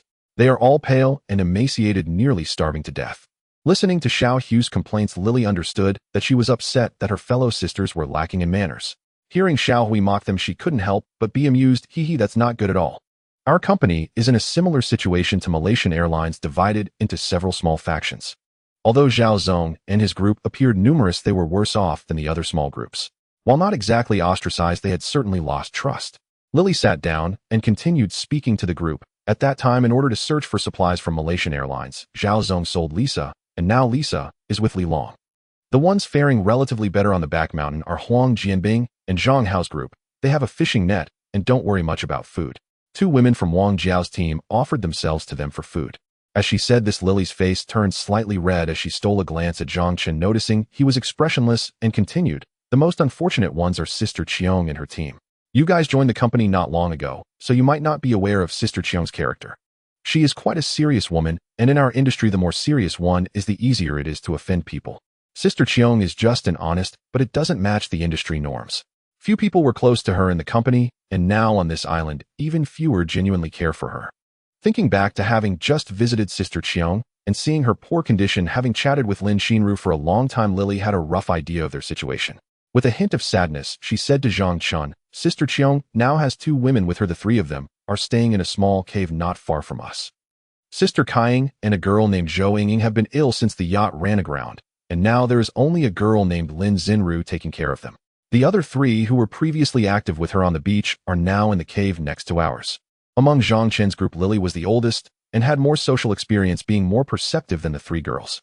After visiting Wang Jiao's and Sister Kaiying's caves, she had a rough understanding of the living conditions in the area. Wherever there are people, there are rules, and within those rules there are laws and unspoken rules. On this deserted island where supplies are scarce and the population is large, some women began to actively seek out stronger men for survival, even resorting to offering themselves. Having navigated society for many years while not reaching the point of eloquence, Lily's adaptability and ability to transition were evident. Now, different from the time of solitary action before anyone had offered themselves to Zhang Chun, Lily began to adjust her tone, learning from Man. With a hint of meekness, she asked Zhang Chun, "Sister Cheong treated me well back when we were outside. Boss, can I take some pork to visit her?" Zhang Chun, focused on eating, didn't notice the change in Lily's tone and casually replied, "Sure, take as much as you want." Seeing Zhang Chen's simple-mindedness and generosity, Lily was relieved to have met him first. Although he wasn't particularly good-looking, his abilities were outstanding, and he was from a military background, always managing to find food on the island, as if by magic. Continuing to share some of the conditions in the mountains she had heard about, Lily said, "There's a flat area by the lake below. They call it the trading post, where people exchange supplies every day. The boss doesn't smoke, so I plan to trade some cigarettes for useful supplies tomorrow." Zhang Chun had previously allowed Man to manage their rations, and the pork they were currently eating was brought back by Man at great risk. The 3 women had acknowledged her as their steward and entrusted her with important supplies. Upon hearing Lily's plans to trade supplies, Man couldn't help but ask, "What are you planning to trade for, Lily?" Lily replied while looking at Zhang Chun, "I plan to trade for some bedding. I heard the group of northerners down there has some ready-made bedding. What do you think, boss?" At this point, Zhang Chun also realized the change in Lily's tone, but did not correct her. He nodded in agreement. "And we need containers and salt. The coarse salt we made has been washed away by the sea." Although they had 3 packs of sanitary napkins, it still wasn't enough for the women. After all, there are a few days each month. Yanzi, who had experienced the troubles of menstruation, couldn't help but say, "Lily, about that, 3 packs aren't enough. Do you think you can trade for a bit more?" At this point, Zhang Chun still didn't understand what those 3 packs of items were for. When he picked them up from the backpack and was about to see Man snatch them away, leaving all the girls blushing. Hearing Yanzi mention that item again without knowing what it was, he couldn't help but ask, "What is that?" The 4 girls, for once united, gave him a collective eye roll, saying, Why is a kid asking so many questions? As Lily left the cave of Chun, Qiang Lin Na also took Xiao Xiao to deliver wild fruits to Qiang. The two entered the cave one after the other, learning from Qiang that Lily's group had arrived next door. Upon returning to their own cave, Lin Na placed the wild vegetables beside Ji Tian and said to her, Tian Tian, there are people living in the cave to our right. At this moment, Ji Tian was drinking cold water from a bottled mineral water. Oh, Ji Tian did not react much, thinking it was just another cave having disputes and splitting up. Tian Tian, it's Lily who acted in the palace with you. She is still alive. Hearing this, Ji Tian's eyes widened in surprise as she looked at Lin Na and Xiao Xiao. The two nodded and said everyone thought she was dead, but unexpectedly they are on the other side of the cliff. Although Lily and Ji Tian were not very close, they had acted in a drama together and could converse, being from the same group. Hearing that Lily was still alive, Ji Tian happily said, how many people came? I will go and see them soon. 5 people came, one named Yin Zi from Wang Jiao's group, plus 2 newcomers this year, named Man Man and Xiao Hui, and a male security guard who just joined in the last 2 months named Zhang Chen. 4 girls, and 1 boy. Lin Na explained one by one. Wow, it smells so good. Suddenly a delicious aroma wafted through, and Zhang Xiao Xiao, who hadn't eaten meat for days, exclaimed excitedly. The 2 girls glanced at her, sniffed, and indeed, it was the scent of meat. The 3 of them couldn't help but swallow hard. Damn it, who was it that had such good conditions? After exchanging glances for a moment, they said in unison, it's Cave No. 9. Their neighbor was a group led by Zhang Kersen, consisting of 7 girls who, like them, had been surviving on wild fruits for the past few days, as the other caves were relatively far away from them. At this moment, this smell could only be coming from Cave No. 9. There was no one else who could produce it. Zhang Xiao Xiao swallowed again, enviously saying, this is the smell of meat. They actually have meat to eat. Lin Na, however, had a different train of thought. She said with a worried expression, I hope they don't go and stir up trouble again. The 2 girls couldn't help but think of the incident where Li Long stirred the bear's den. Should I go ask them? Zhang Xiao Xiao stood up and was about to go out. Lin Na quickly grabbed her and said, do you know them well? Not really, but Lily and Tian Tian acted together a couple of years ago, and I even helped her with her lunch. Zhang Xiao Xiao replied innocently. Sit down. Lin Na pulled her to sit beside her and Ji Tian on the dry grass mat, saying to her, do Lisa and the 2 girls from Cave No. 3 know about this? The 2 girls nodded in unison, looking wide-eyed at Lin Na, unsure of what she was going to say. Lin Na tapped Zhang Xiao Xiao on the head and said to the 2 girls, for us women, it is very difficult to survive on this deserted island. Some women, in order to survive, give their bodies to men and rely on them for a living, just like the 2 women in Cave No. 3. Lily and the other 3 girls lived on the other side of the cliff with a man by their side. They might have already surrendered themselves. Now that it's dark, is it appropriate for us to go over? Looking at the 2 innocent girls, Lin Na continued explaining to them, Lily shouldn't be that kind of person. Oh, come on, my dear, where is this place? It's a deserted island. On this lawless island, if a man wants to do something to us, what can we do? Lin Na spoke with disappointment, recalling what Zhao Kai said about the woman who had become insane after being violated by the little devils. The 2 girls nodded in understanding.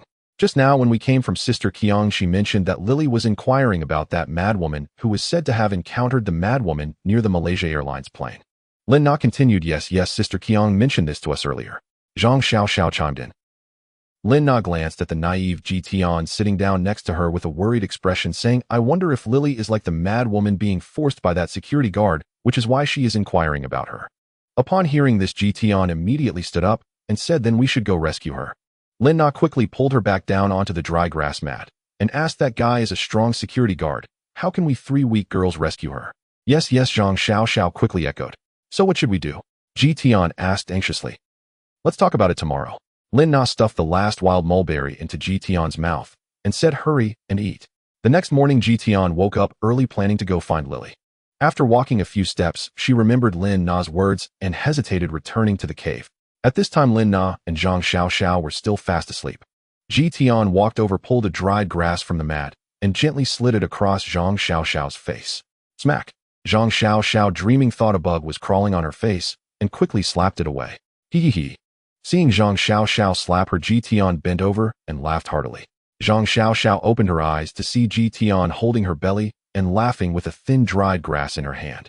Wanting to get angry but unable to, she got up and lunged at Ji Tian's armpit. The 2 girls chased each other in the cave, waking Lin Na up. Seeing that Lin Na was awakened, the 2 stuck out their tongues at each other and approached Lin Na. Na, you're awake. The 2 acted coy. Lin Na rolled her eyes at both of them and said, what are you 2 doing so early in the morning? I want to ask Lily if she has been forced by that security guard. Ji Tian said shyly. Although Ji Tian was a young lady on the surface, it seemed like Lin Na listened to her, but in reality, it was mostly Ji Tian who listened to Lin Na. Seeing that Ji Tian wanted to find Lily but hadn't gone, Lin Na knew that her words last night had worked. She gently gave Ji Tian a knock on the head and said, "Silly girl, why don't you go ask Xian Ru for more information? What if it's not what we think? That would be very awkward." "Oh right," Ji Tian said, and then pulled Zhang Xiao to run outside. Although the two felt they had gotten up very early, it was not actually that early. Even on the deserted island, the girls' playful nature hadn't changed at all. Even without much to do at night, the three still chatted until the moon was high. After the two ran out, they arrived at Sister Qiang's cave entrance and happened to encounter Xian Ru, who was about to go down the mountain to fetch water. After Lin Na left with the two, Xian Ru felt very annoyed with them for abandoning Qiang. Later, Qiang did some ideological work on her, and since Lin Na had shared some wild fruits she found in the mountains with them yesterday, Xian Ru was not as resentful towards Lin Na and the others. Seeing the two coming over, Xian Ru smiled and greeted the two girls. "Tian, good morning. You two are up so early." The two also greeted her cheerfully. "Morning, Xian Ru. Ru, how is Sister Qiang? Is she better?" Ji Tian asked kindly. Xian Ru shook her head and said, "Still the same. Let's go see her." Saying this, Ji Tian was about to pull Zhang Xiao inside. Xian Ru quickly said, "Sister is still resting, don't go in yet." "Okay," Ji Tian nodded dejectedly. Seeing the mineral water bottle in Xian Ru's hand, Ji Tian couldn't help but ask, "Are you going down the mountain?" Xian Ru nodded and said, "I want to get some water for Sister." Ji Tian approached Xian Ru and linked her arm with hers, saying, "Let's go, we'll go with you." The two girls each held on to Xian Ru's arm and walked down the mountain. "Sister can't keep drinking cold water, it's not good," Ji Tian said with concern. "Yeah, we can't drink this every day either," Zhang Xiao added. "But there's nothing we can do, we don't have a kettle to boil water," Xian Ru said helplessly. She continued, "I've heard that some people from Malaysia Airlines have hot water to drink, so I'm planning to ask them for some for Sister Qiang." "Where did they get a pot to boil water?"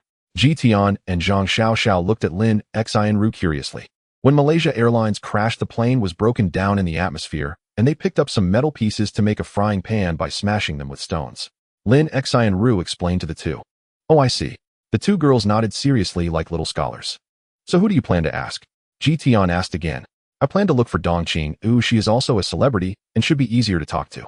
Ji Tian nodded and said, "If it doesn't work out, just call me and I'll go with you." As they were talking, they saw the lake in the center of their habitat, where about 10 people were gathered around the trading area. Women are even more nosy than men. Seeing that there seemed to be a quarrel, the three girls hurried over to watch. Before they got close, they heard the voice of the little devil Gong Ben saying, "Baka, this is our stuff." They also heard a woman speaking standard Mandarin with a round accent saying, "No evidence. Just because you say it's yours doesn't make it yours." Gong Ben Kojuro's voice rose again. "Baka, someone saw you carrying a backpack to the back mountain yesterday. It was stolen from our cave by that mad woman." Another woman said, "Stop saying Baka, just speak properly." Hearing this, Xian Ru remembered that last night Lily and the others came to visit Qiang in their cave, and this voice was clearly Lily's. She hurriedly pulled the two girls and ran quickly towards the trading spot. She saw Gong Ben spitting insults at Lily, saying, "Baka, you're still arguing." Standing opposite Gong Ben, Man stood her ground and said, "I say your ancestors are from Huaxiao, why don't you admit it?" Gong Ben shouted angrily, "Baka." Man shot back in Ima. Seeing the tall black girl confronting him, Gong Ben, furious, swung his palm towards Man's face. Seeing this, Lily quickly raised her hand to grip Gong Ben's wrist, stopping him. When Gong Ben felt his wrist being held, he kicked directly at Lily's stomach. Lily fell directly to the ground, and the cigarette in her hand dropped as well. Man clenched her fist and swung it towards Gong Ben's head, cursing, "Go to hell, little devil." Before her fist could land, it was caught by another little devil beside Gong Ben, while Gong Ben slapped Man back, sending her stumbling several steps. Gong Ben walked over to Lily, picked up the dropped Zhonghua cigarette, and prepared to leave. Xian Ru, who squeezed into the crowd, quickly handed the mineral water bottle to Ji Tian and ran towards the back mountain. When the water flooded the beach, Zhang Chun lost both of his hunting spears and was troubled by the lack of tools for hunting. When the four girls brought back 3 charging cables, Zhang Chun discovered that one of them had excellent flexibility. Overjoyed, he decided to make a bow out of it. The small mirror significantly improved the quality of life for several people. Besides the 4 girls using it for grooming, it could also be used to focus sunlight to start a fire, saving a lot of manual labor. Zhang Chun found a bamboo in the forest, split it into 4 pieces, used a piece of wood to remove the bamboo core, picked up one of the bamboo strips, and carved 2 grooves at both ends with a fruit knife, tying the charging cable to it. After making the bow and securing the charging cable, Zhang Chun took it outside the cave, exerted some force, and pulled a few times. With a buzz, the line trembled a bit, and the effect was quite good. At this moment, Lily and Man Man had gone to trade, while Xiao Wei was talking to Zheng Burong. Inside the cave, only Zhang Chun and the watchful Yanzi remained. Zhang Chun looked at Yanzi inside the cave, feeling pleased with himself, and said, "Not bad, right?" Just as he finished speaking, a girl came running toward their cave, stumbling. The girl was Lin Xinru, a member of Chun Qianjin's group, who had encountered Yanzi and the others when they visited Chun Xiong'an last night. She rushed up to the two, panicking, and said Lily and Man Man were attacked by the Japanese at the trading site. Hearing this, Zhang Chen's face changed dramatically. Without greeting the girl who brought the news, he dropped the bow in his hand and hurriedly ran down the mountain. When he reached the flat ground by the lake, he saw Lily gripping the clothes of a short man tightly, while Man Man lay on the grass with a bright red handprint on her face. The man whose clothes were being pulled was accompanied by another man in a black shirt holding several packs of their cigarettes. There was also a large crowd of onlookers surrounding them. The man turned and kicked Lily in the stomach. She staggered back 2 or 3 steps and fell onto the grass. The man leaned down mockingly and said, "You little whore, still not behaving." Seeing this scene, Zhang Chun was filled with rage and marched toward the assailant, leaping into the air to kick him in the head. Zhang Chen's foot made intimate contact with the head of the short man Miyamoto Kojuro, who staggered back several steps, stars in his eyes, before crashing to the ground.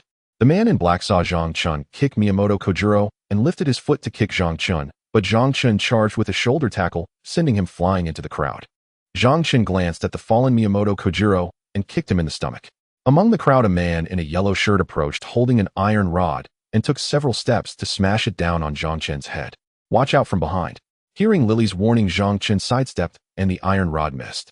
He turned around, swinging his fist to smash into the nose of the man in yellow, followed by a shoulder throw that slammed him hard onto the ground.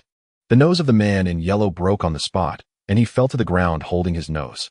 Miyamoto Kojuro, dazed, got up and pointed at Zhang Chun, asking, "Why are you hitting us?"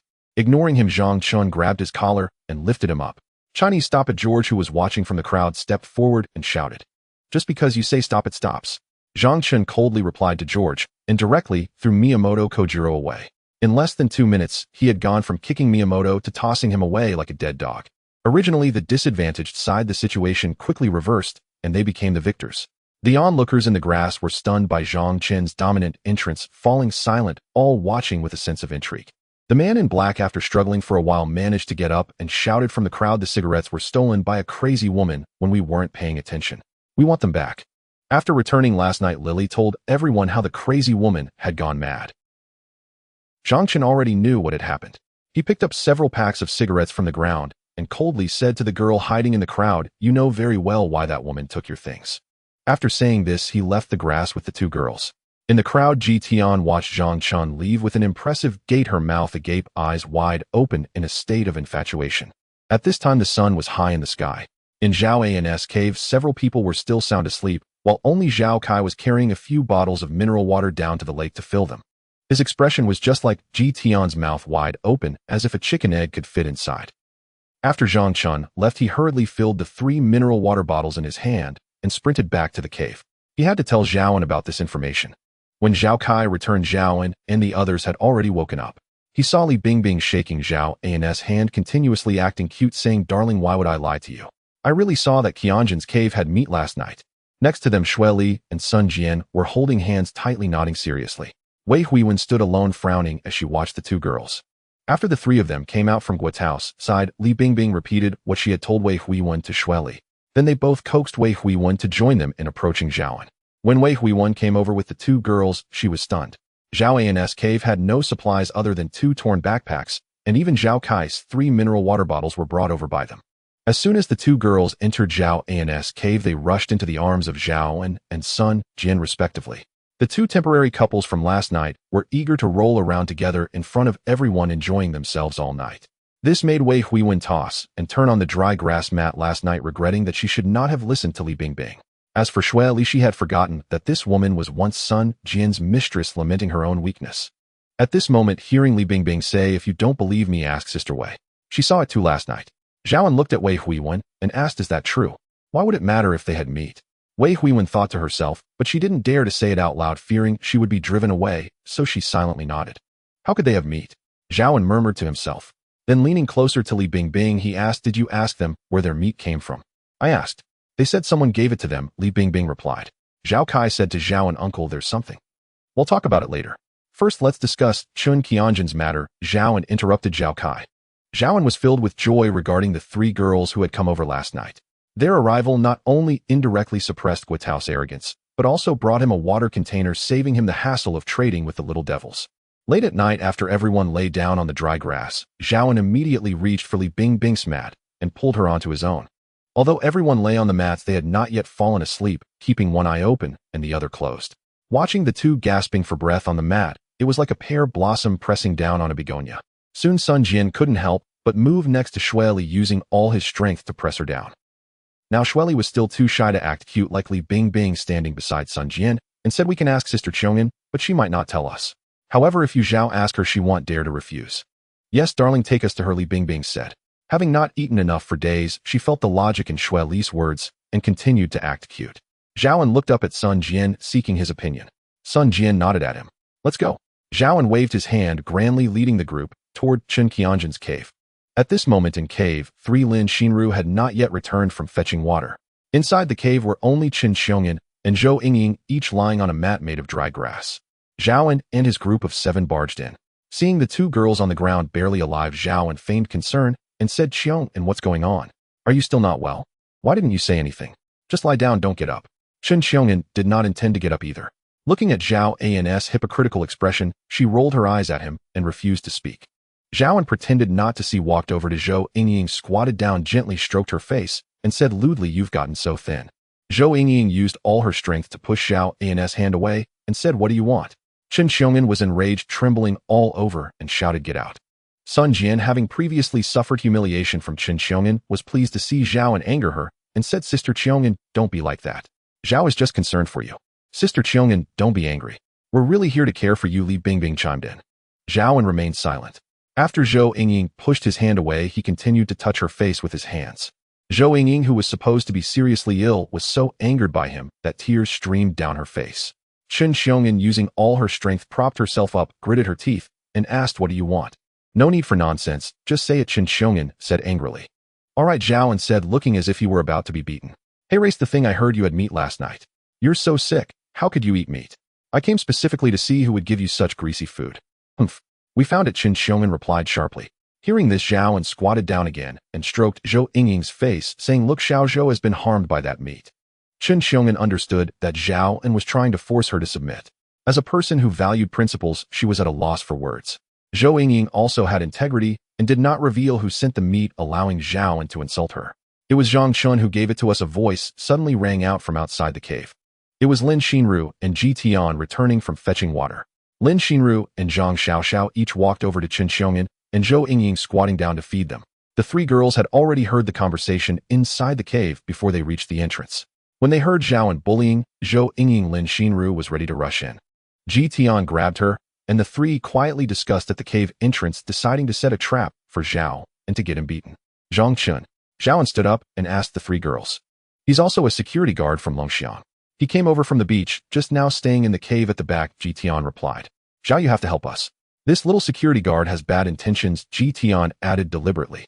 Knowing who had given Qin Xiongyan the meat, Zhao stopped tangling with the girls and took them out of cave 3, preparing to pay a visit to Zhang Chun.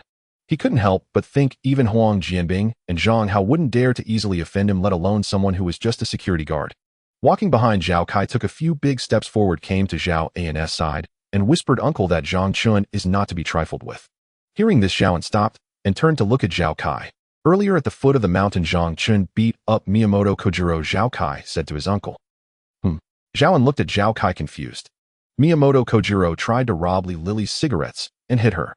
When Zhang Chun came over, he took down Miyamoto and his 2 friends, one of whom had an iron rod. "Looks like this Zhang Chun has some skills. Yeah, if we just go like this, we won't gain any advantage," Zhao Kai said, seeing that this information was effective. "Let's call everyone together, including Guotao and the others." "Right, didn't Guotao practice martial arts? Let's bring him along." Zhao led the group out of Chun Qianjun's cave. Passing by Guotao's cave, he immediately intended to enter without a second thought, but was abruptly stopped by Li Bingbing. Zhao looked at her in confusion, unable to understand why she suggested this, but then pulled him back. When Zhao agreed to call Guotao Li Bingbing, as if reading his mind, guessed he wanted Guotao to have a deadly duel with Zhang Chun. She couldn't help but pull him aside and whispered, "We can't go in with so many people, it would be too conspicuous. This matter should be discussed privately." Guo was a brash man, but the woman beside him, Wang Jiao, was not someone to be trifled with. Zhaoan looked at Li Bingbing, feeling a connection with her thoughts, wishing he could kiss her right then and there. He nodded in understanding and led the group back to his cave. After bringing the group back, Zhaoan walked out alone again, heading to Guotao's cave entrance. Just as Zhaoan and his group passed by Guotao's cave entrance, the sleeping Guotao and Wang Jiao were awakened by the noise. At this moment, Guotao was practicing his punches outside the cave. Little Guo practicing punches. Zhaoan greeted him with a smile, warmly waving. Yesterday, Wei Huiwen had brought 2 girls to Guotao to switch allegiance to Zhaoan. Guotao felt uncomfortable about it and gave Zhaoan a disinterested glance. Zhaoan noticed Guotao was upset, but still stood beside him with a thick skin, waiting for him to finish his punches. Guotao, seeing that Zhaoan had no intention of leaving, asked grumpily, "Boss, Zhao, what do you want?" "Oh, it's nothing much. Just a few people came to the back mountain yesterday, and I was wondering if you knew them, little brother," Zhaoan said, forcing a smile. "Aren't they all from Longxiang? Don't you recognize them?" Guotao retorted. "Little brother, there are hundreds of people in the company. Oh, how could I know so many? I just heard from the people in my cave that the new girls were brought by Sister Jiao before, so I came to ask you guys," Zhaoan said, somewhat disgruntled. Mentioning those girls made Guotao feel uneasy. When they visited Wang Jiao in their cave yesterday afternoon, Guotao thought the 4 girls were coming to join her, which delighted him. However, they only came to understand the situation of the back mountain, which made him so angry that he wanted to chase them away. But the one called Lily was too thick-skinned, managing to chat until mealtime. Hearing Zhaoan mention it now, Guotao irritably replied, "Not very familiar." "Oh, I thought they brought meat to visit the old leader," Zhaoan said, feigning surprise. Upon hearing about meat, Guotao's eyes lit up, staring intently at Zhaoan. "Ah, you didn't know? They delivered meat to Chong'an last night. I thought they brought some for you too." Zhaoan feigned surprise again. This remark made Guotao even more uncomfortable. With an unfriendly expression, he asked Zhao, "And who told you about this?" "I just visited Chong'an, and she told me." Zhaoan continued to fabricate. "Looks like these newcomers aren't easy to manage," Zhaoan muttered to himself. Guotao found this attitude quite irritating and bluntly said, "Boss Zhao, just say what you mean. Little brother, our back mountain has significantly fewer resources than the 2 mountains of Ma Mountain, so we must unite, otherwise we'll be bullied by other mountains. Since we need to unite, those below must know who is the real boss. You see, with these newcomers lacking basic insight, how can we unite effectively?" Zhaoan said with a false air of sincerity. Although Guotao was still brooding over the escape of the 3 girls, he felt Zhaoan's words had some merit and couldn't help but glance at him. Zhaoan continued, "In our back mountain, although we have a few security guards, just looking at them is useless. What capabilities do they have? If something happens, we still have to rely on you to step up." With such flattery, Guotao's mood improved significantly, and the way he looked at Zhao and became much more amicable. Seeing that the effect was achieved, Zhao and directly said, "Tonight, I plan to take the people from the cave to borrow some meat from those newcomers. Do you want to join us, brother?" Without needing to be explicit, Guotao understood Zhaoan's purpose. It was clearly to exploit those newcomers. Before Zhaoan arrived, Guotao had thought of dealing with Zhang Chun to make him lose face in front of the 4 girls, so that the girls would feel Zhang Chun was useless and would come to rely on him. Seeing Zhaoan willing to take the lead in causing trouble, Guotao felt even more pleased. He nodded and said, "I'll go with you tonight." "Then see you tonight, brother." Having achieved his goal, Zhaoan bid farewell to Guotao. After leaving Guotao, Zhaoan went to Huang Jianbing and Zhang Hao's cave, retelling the story and mentioning how Zhang Chun had been beaten by Gong Bin. He planned to use this opportunity to bring the 2 back as his pawns. The 2 brash men said anxiously, "Let's go now, why wait until tonight?" Zhaoan shook his head, saying, "If you go now, they will tell you they've already eaten. What will you do then?" Upon hearing this, the 2 exchanged glances, unsure of how to respond. Zhaoan looked at the 2 foolishly and shook his head. "If we go tonight, they'll be having dinner, and at that time, they won't be able to say they don't have any left." The 2 suddenly felt enlightened and greatly admired Zhaoan. "Then shall we go together tonight?" Zhaoan asked the 2. "Boss Zhao, just call us when you pass by." The 2 fools replied joyfully. Zhaoan nodded, saying, "If Guotao decides to get physical, you guys act accordingly, but don't rush ahead, you are not Zhang Chen's match." Upon hearing this, the 2 fools felt deeply moved, immediately pledging allegiance to Zhaoan in gratitude, saying, "Just give us a sign when the time comes, boss." Zhaoan nodded and said, "Then see you tonight, I will take my leave now." The 2 fools expressed their gratitude and saw him off for a distance. At this moment in Zhaoan's cave, Li Bingbing shared Zhaoan's thoughts with the others, and Sun Jian and his niece, Shui Li, admired Zhaoan's cunning. Only Wei Huiwen listened quietly, neither agreeing nor opposing. The others assumed she supported Zhaoan's actions. Upon returning to the cave, Zhaoan called Zhao Kai and Sun Yu out. He knew that Ning Yichen and Su Tongxin from Cave No. 5 learned fire making from Zhao Kai. He said to Zhao Kai, "You two go to cave no. 5 and the girls in cave no. 7. Ask them to come with us. Together we can assert our presence." The two nodded. Zhao Kai asked Zhao and, "Should we bring Lisa and Li Long?" Mentioning these two made Zhao feel very displeased, saying, "Don't bother with that dog couple." Zhao privately told Sun Jian that Guo was petty and could not tolerate Wei Huiwen and the 3 girls defecting. Yet he too could not accept Lisa leaving him. It is easy to criticize others, but when it comes to oneself, one only wants to put a rope around their neck. The grassy area by the Hubo Lake, a trading ground and Lin's meeting place for Ma Hang, was currently surrounded by a group of people. "No way, those few must get out of here." Xiao Zilong shouted at the crowd, "The things belong to us. That madman stole from us, and we have the right to take them back." Zhang Weidong's group had a grudge against the small devils. Seeing them get beaten was something he welcomed. Supporting Zhang Chun, he argued, the stuff they took wasn't stolen by them, it was taken from a madwoman and has nothing to do with them. "He hit us violating the Ma Hang private fighting agreement. He must be expelled." Xiao Zilong continued to protest. Fan Guang couldn't help but laugh. 3 people couldn't beat one, and they had the nerve to say that. Beside him, Dong Qing laughed along and said, "You were the first to hit him. It's normal for him to fight back." Both sides engaged in the fight. Zhang Chun didn't spare George's face, and George was furious with this man who disrespected him. He defended Xiao Zilong, saying, "Mr. Gong Bin acted in a moment of desperation, but he intentionally harmed others. It's a different matter." "Mr. George is right, he intentionally harmed others. Xiao Jingshan's nose bridge is broken. He must compensate us and apologize to us." "Compensate? Apologize? I feel there's no way I can persuade Zhang Chun. You go ahead. I'm hungry and going back to eat." Dong Qing shrugged, taking Fan Guang with him. "My conscience tells me Zhang Chun is not at fault. I agree with Miss Dong's view. You all can decide for yourselves." Zhang Weidong also left with Chen Xiaoping. "Mr. Guo, what do you mean?" Seeing Zhang Weidong and Dong Qing ignore the situation, Xiao Zilong looked angrily at Guo Ningbo. Zhang Weidong and Xiao Zilong had a personal feud, and seeing Xiao Zilong's side getting beaten was something he welcomed. Guo Ningbo could understand, but Dong Qing's indifference put him in a difficult position. Although Zhang Chun and a few small devils violated the Ma Hang rules, Zhang Chen's defense was clearly excessive. Now with teams from Huaxia ignoring the situation and Xiao Zilong and George eyeing him, it put him in a tough spot. Guo Ningbo thought for a moment and said, "I believe Miss Dong's statement is correct. Both sides bear responsibility. Mr. George is also right. Zhang Chun does have a fault of excessive defense, but it shouldn't reach the point of expulsion from the camp. Xiao Zilong, if you want him to compensate and apologize, I can help you convey that, but whether the other party is willing or not, I will inform you later." At this moment, Zhang Chun was still unaware that 2 groups above and below the mountain were preparing to trouble him.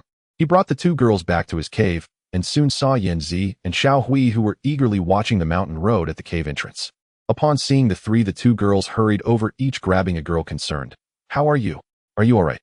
Man shook her head, saying, "I'm fine. Lily is worse off than me."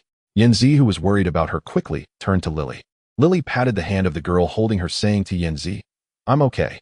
"Those brutes," Xiao Hui said angrily. "Lily, why did the small devils attack you?" Yan Zi asked with concern. Zhang Chen knew it was because of the cigarettes, but he didn't know the details, so he looked at Lily. "When we were coming down the mountain, we were going to find Guo Ningbo, but didn't know where he lived, so we found someone on the grass to ask." Man explained eagerly. At that moment, 2 small devils came over. One of the shorter ones said he saw us carrying a backpack that looked very much like the one they lost, and asked us to show it to them. I immediately said, "If it looks like yours, then ours is yours too." Yan Zi took the cigarette from Man and stuffed it into her bag, turning to Zhang Chun and saying, "Boss, can we roast meat earlier at noon? The madwoman hasn't eaten since yesterday noon, and I want to bring her some food." "Sure, I'll go down with you to deliver food after I finish making some arrows," Zhang Chun replied, nodding. Seeing Zhang Chen agree, Yan Zi hurried to start a fire, and Xiao Hui helped without telling the housekeeper Man. She rummaged through her backpack and took out 6 packs of wild boar meat. Of the 27 packs of pork, the 5 people and a beast plus the madwoman had consumed 14 packs, and last night, Yan Zi took 3 packs to deliver to Cheong'an. Now only 10 packs were left, and as soon as Man saw her take out 6 packs, she exclaimed, "Why are you taking so much?" The little lowly widened her eyes and asked back, "Is that too much?" "Yes, it's too much," Man replied impatiently. "How is it too much? Boss and Little Bai each need 3 packs, and we 4 need 2 packs, and the madwoman needs 1 pack. Is that too much?" The little lowly counted it out for her. After hearing this, Man felt it wasn't much either and went to the grass pile to help. The little lowly then said to her, "You and Lily should go rest, we'll handle this." Man was surprised to see Xiao Hui caring for others, so she didn't refuse and sat down with Lily to chat with the 2. After the meal, Zhang Chun and Yin Zi stood up to prepare to deliver food to the madwoman. Zhang Chun slung the bow and arrow he had just made over his shoulder, planning to test it by the forest later, while Yin Zi stuffed a fruit knife into his pocket and carried a pack of wild boar meat. Man spoke up, "I'll go with you guys." Yin Zi shook her head, saying, "You and Lily are both injured. You guys should rest in the cave." The two walked to the cave entrance, and Xiao Hui followed them to the cave entrance. Yin Zi said to her, "You stay in the cave to keep Man and Lily company." Xiao Hui, feeling helpless, went back and started playing with Little by alongside Man. The two followed the mountain path and the trail made by survivors to the beach. "Look," Yin Zi suddenly pointed to the hundreds of meters of beach. They saw 4 strangely dressed women starting a fire and setting up a pot. Yin Zi and Zhang Chun walked toward the 4. As they got closer, they saw the 4 women surrounding a simple stove made of 2 stones of similar size, with a strange frying pan on top, containing several crabs, some small shrimp, and a few miscellaneous fish. Upon noticing the 2 approaching, the 4 immediately looked at them warily. Yin Zi quickly waved to the 4 and said, "We mean no harm." The 4 women's appearances resembled those of Middle Easterners, but their clothing resembled that of minorities. One older woman around 40 stood up and asked, "Is there something you need?" Yin Zi introduced herself, saying, "Hello, my name is Huang Yin Zi. I live on the back mountain of the habitat and work for Longshan Company. I want to ask how you got that pot." "It's made from scraps of metal from the airplane," the woman replied flatly. Yin Zi recalled that Lin Xinru had said last night that she wanted to get some hot water for Qin Xiongyan, but lacked a pot or similar items. Seeing this strange frying pan, she happily asked, "Do you have any extras? I'd like to trade with you." The woman replied, "You can go find some scraps on the airplane yourself." After saying this, the woman sat back down.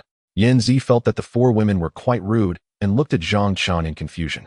Knowing that some minorities are quite averse to Han people, Zhang Chun shook his head at Yin Zi, signaling her to leave. "Sorry for the disturbance," he said.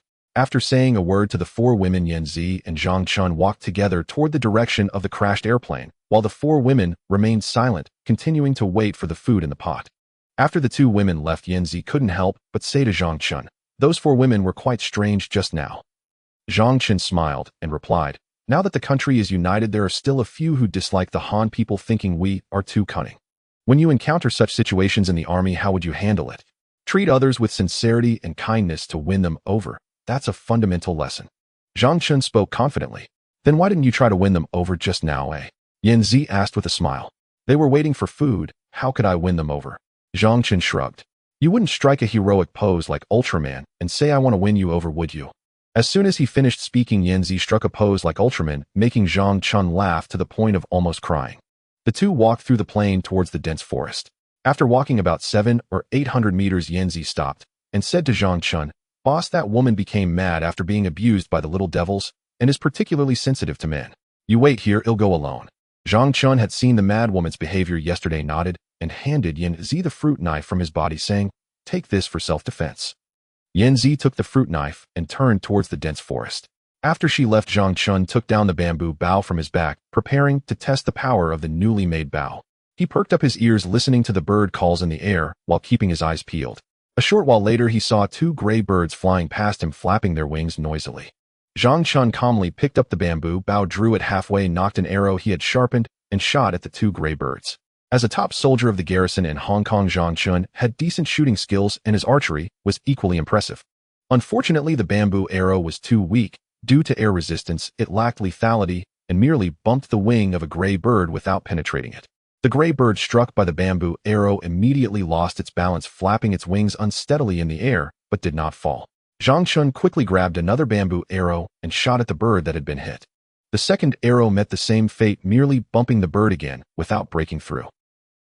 However, after being hit twice by Zhang Chun's arrows, the gray bird suddenly flapped its wing in pain, tucking itself under its body and dropping from the air. Zhang Chun immediately ran towards the spot where the bird fell. In a patch of grass, he spotted a bird with a wide forehead, pink-ringed eyes, a long and slightly curved beak, black wings, and 2 white fleshy nostrils, a small wild dove with grayish feathers making a whimpering sound in the grass. When Zhang Chun reached out to grab it, the bird puffed up its feathers, emitting warning sounds of coo-coo, while the uninjured wing kept flapping against Zhang Chun's hand. This attack felt less painful to Zhang Chun than the seabirds he had encountered on the deserted island. He boldly grabbed the wild dove by its back, lifted it from the grass, and weighed it in his hand, estimating it to be around 7 taels. Startled by Zhang Chun's grasp, the wild dove immediately released a pile of greenish droppings onto his pants. Zhang Chun felt embarrassed holding the bow in one hand and the wild dove in the other, unable to clean up. "You little feathered beast," Zhang Chun scolded lightly as he searched the grass for some vines to tie the dove's feet and wings together, hanging it at his waist while allowing it to struggle. After cleaning the droppings off his pants, Zhang Chun went to retrieve the two ineffective bamboo arrows. He felt disappointed by their lack of lethality and thought, "I should carve a couple of thin wooden arrows when I go back." Nonetheless, his archery skills were commendable. It would be impossible for an average person to shoot down a bird with such arrows. Zhang Chun continued to look around with his head held high and soon saw a wild chicken the size of a domestic hen fly up from the grass, clucking rapidly as it flew, but after 5 or 6 meters it landed again. Zhang Chun knocked an arrow and approached the thicket where the wild chicken had landed. After waiting a few minutes, the wild chicken flew up from the grass again, seemingly with a blade of grass in its beak. In that instant, Zhang Chun shot the bamboo arrow, striking the wild chicken, which fell to the ground. Just like when he shot the wild dove, the arrow bounced off the wild chicken. Zhang Chun picked up another bamboo arrow and walked towards the place where the wild chicken had fallen. The grass rustled under his feet. The wild chicken that had fallen seemed startled by the rustling noise, leaping out of the grass and running on the ground. After it had run a few steps, Zhang Chun shot the arrow from his hand. The wild chicken was hit by another arrow and fell to the ground, but quickly stood up again and continued to run. Zhang Chun chased a few steps, picked up a small pebble from the ground, aimed, and threw it at the wild chicken. The pebble caused several times more damage than the arrow, knocking the wild chicken out cold on the ground.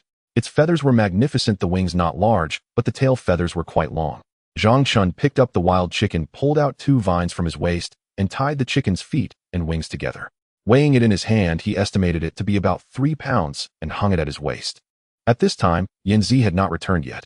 Zhang Chun retraced his steps to the spot where the arrows had fallen, picked them up again, and continued searching for wild birds.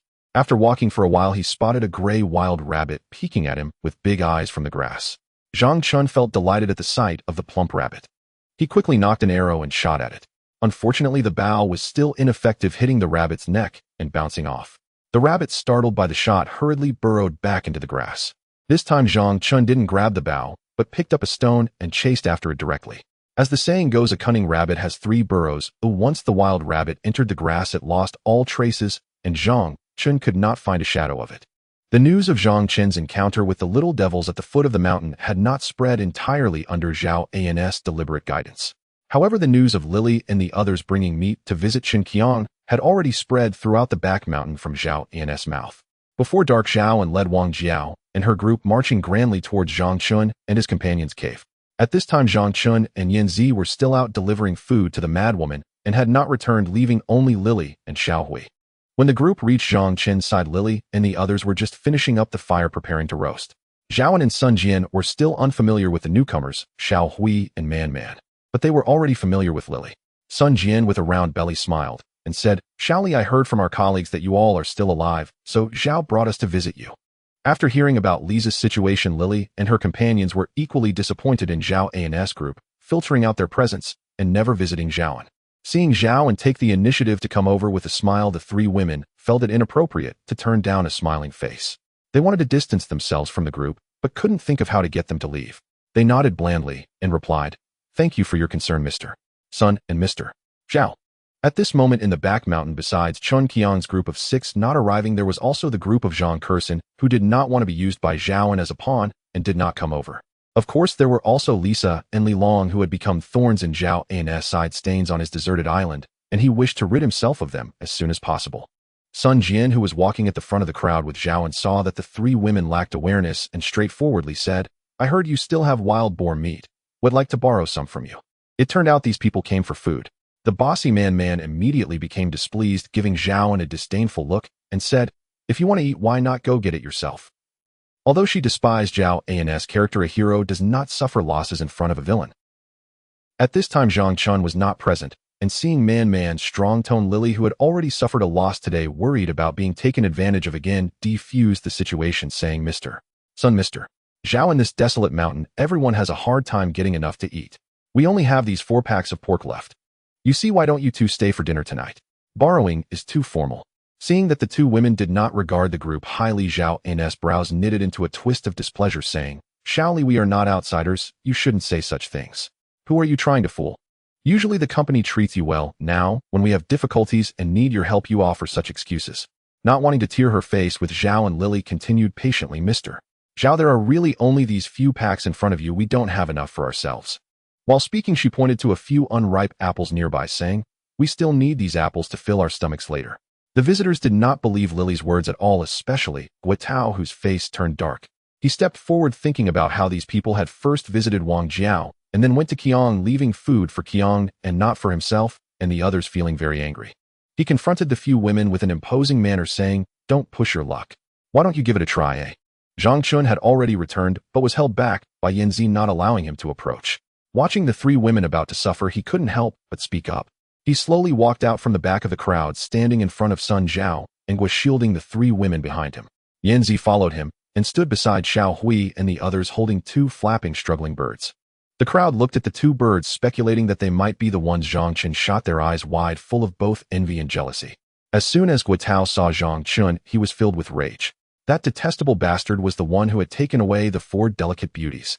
At this moment, he believed Zhang Chun had deliberately sent Lily to visit Qiang and bring food to Qiang, while denying food to himself, intending to humiliate him, and he angrily took a step forward. Over these past few days, although Wang Jiao's group and Zhao An's group maintained an allied stance, both sides had already developed ulterior motives. Today, Wang Jiao heard that Zhang Chun was a soldier and originally wanted to persuade Guitao not to cause trouble, but Guitao was determined to establish his authority, and she could only follow along quietly. Worried that Guitao would not be a match for Zhang Chun and would lose his reputation in front of everyone, she quickly grabbed him, shaking her head to signal him not to act impulsively. Stepping forward, she said, Xiao Zhang, I heard you all are fine. Mr. Zhao specially brought us to visit you. Zhao had heard from Zhao Kai that Zhang Chun possessed the ability to subdue tigers and beasts, so he persuaded Guitao to come and support him. Now seeing Wang Jiao not being fooled and handing the ball back to him, Zhao felt as if he was punching air, feeling quite lonely. Observing the situation becoming awkward, Zhao looked dispirited and awkwardly said, well, I heard you all came, we just wanted to check in. If you need anything now that you're here, just let me know. Seeing Zhang Chun return, Lily and her group felt a sense of security, no longer worried or afraid. At this moment, seeing that Zhao An's group had softened somewhat, considering the possibility of future rescue, and fearing that Zhang Chun might exacerbate the relationship with Zhao, and Lily stepped forward and said, thank you for your concern, Mr. Zhao. Zhao, noticing Lily's intention to ease the tension, also took the opportunity to lower his stance, saying, that's good, that's good. We are all from the same company, and it's normal to care for and help each other when we are in a difficult situation. If there is nothing more, we will take our leave. Coming in with a grand display, they left in a dejected manner, leaving behind a pile of shattered pride. The group had already noticed the birds in Yanzi's hand, but due to the tense atmosphere earlier, they hadn't taken a close look. Now taking a good look, Xiao Hui couldn't help but exclaim, wow, what beautiful wild chickens. After Zhao and his group left, they gathered around Yanzi, eager to take a look. Boss, great job. You caught 2 birds as soon as you went out. Man, praised Zhang Chun. You are amazing. Xiao Hui chimed in. The bamboo arrows lack power, otherwise there would have been 1 more wild rabbit. Zhang Chun responded calmly. No worries, a well upgrade once we find materials. Lily consoled. You girls should kill these 2 birds, let's eat them together tonight. Don't eat those apples, they aren't ripe yet. Zhang Chun instructed the group. The 4 women showed difficulty in their expressions, feeling somewhat reluctant amidst their dilemma. These wild chickens are so beautiful, it feels a shame to kill them. The little lowly said with a pained expression. What's there to feel sorry about? If we don't eat them, we'll have to eat dirt instead. Man's reluctance faded slightly as she turned to Xiao Hui. Lily nodded, looking at Zhang Chun, hesitating to speak. Boss. Zhang Chun glanced at Lily and, seeing her troubled expression, suddenly realized. The 4 women were all delicate stars. It was indeed a bit challenging for them to kill 2 birds. This wasn't butchering wild boar, it was about killing 2 lively birds. They probably didn't even know where to start. Zhang Chun spoke to the group. You all start roasting the meat, I'll go to the side and take care of this. Saying that, he took the 2 birds to the side, squatting down and pressing the wild chicken to the ground with his foot. He forcefully tore a large chunk of feathers from the wild chicken's neck, exposing its bare neck.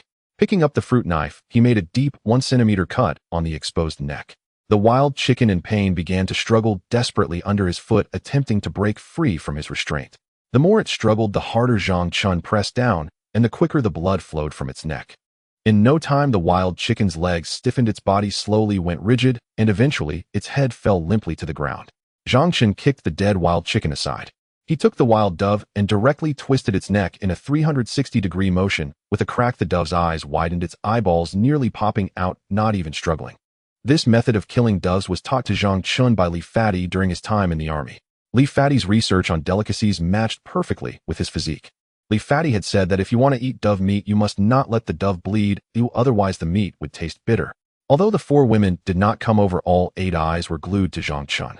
Seeing him handle it with such fluidity, they were immensely impressed. Boss is quite professional. When the squad leader took Zhang Chun to Myanmar for drug enforcement, he had killed 6 drug dealers, let alone 2 birds. Zhang Chun boasted to the 4 women, "We practiced this as kids. Quickly go wash your hands," Man said, frowning at the blood on Zhang Chun's hands. Zhang Chun raised his palm to look at it, and then grabbed the wild dove, heading towards the lake at the foot of the mountain, planning to clean the dove there.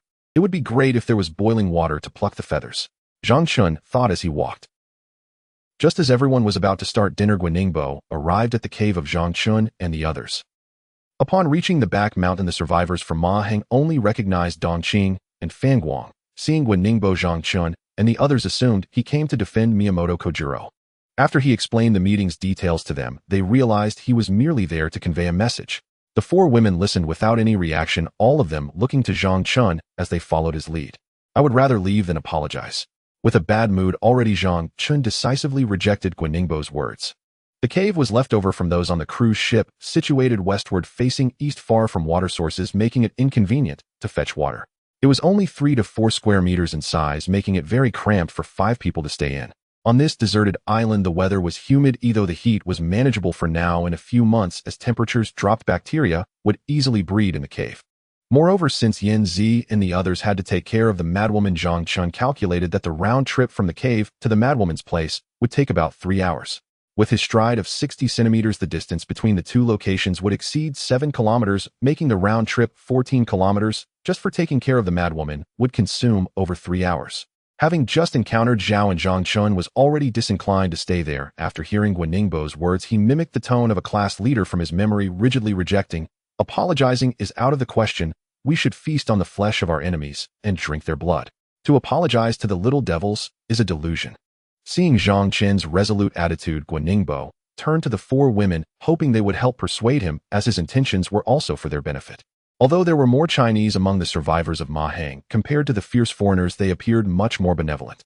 After the morning incident, Guaningbo, who had been hiding in the crowd, also observed that Zhang Chun had a formidable strength within the group of survivors from the cruise ship. There had been no large-scale conflicts on the deserted island, but as time passed and conditions worsened, the relationship between the Chinese and the foreigners was bound to strain. To prevent issues before they arose, Guaningbo hoped to keep Zhang Chun around. If a conflict broke out between the 2 mountains one day, with Zhang Chun's combat prowess, he could stand against several foreigners alone, providing a powerful support. Among the 4 women, Man was the most supportive of Zhang Chun. Seeing his determination, she also affirmed, "If our leader says no, then it's no." The other 3 women, hearing Man's words, agreed without objection. Seeing their firm stance, Guaningbo knew persuasion was fruitless and ceased to say more, feeling quite impressed by their spirit. To set the stage for potential future scenarios, Guaningbo said to them, "No matter where you come from, we should unite as Chinese. Since you're newly arrived here, there's no need to rush to leave." Hearing this, the group felt Guaningbo was much more approachable. Zhang Chun also expressed his gratitude, saying, "Thank you for your kindness, Mr. Gua. We will find a suitable place to leave here in the next few days. If you're determined to leave, I have nothing to say. If you're worried about retaliation from the little devils, you can rest assured, Zhang Weidong, and I will not let them retaliate against you easily. In our idle time, we can mock each other, Shandong fools and Jiangxi barbarians. We can laugh at one another. Your family steals manhole covers while his family has bandits. Everyone is just a bunch of little rascals. But we are all yellow-skinned people. If something happens, we should stand united against our enemies. China is no longer the impoverished nation it was 100 years ago." Guaningbo spoke earnestly, raising his voice when he mentioned the spirit of China. Compared to the previous batch of colleagues, Guaningbo's heartfelt words made the group feel much more comfortable. Lily, a few years older than the 4, had rich social experience and understood human relationships better. She clasped her fists in gratitude towards Guaningbo, saying, "Thank you, Mr. Gua." Guaningbo glanced at their dinner and returned the gesture, saying, "No need to be polite. You all, like Zhao and, are survivors of the cruise ship. I see your living conditions are much better than those of Zhao and the others." Having just parted ways unpleasantly with Zhao An's group, hearing Guaningbo claim that they were doing better than Zhao and made them feel a sense of pride and secretly delighted, they found Guaningbo particularly endearing. Xiao Hui even bragged, "That's because we have our leader here, otherwise we'd be eating dirt." "Hee hee, I see your dinner consists of meat. That's quite good.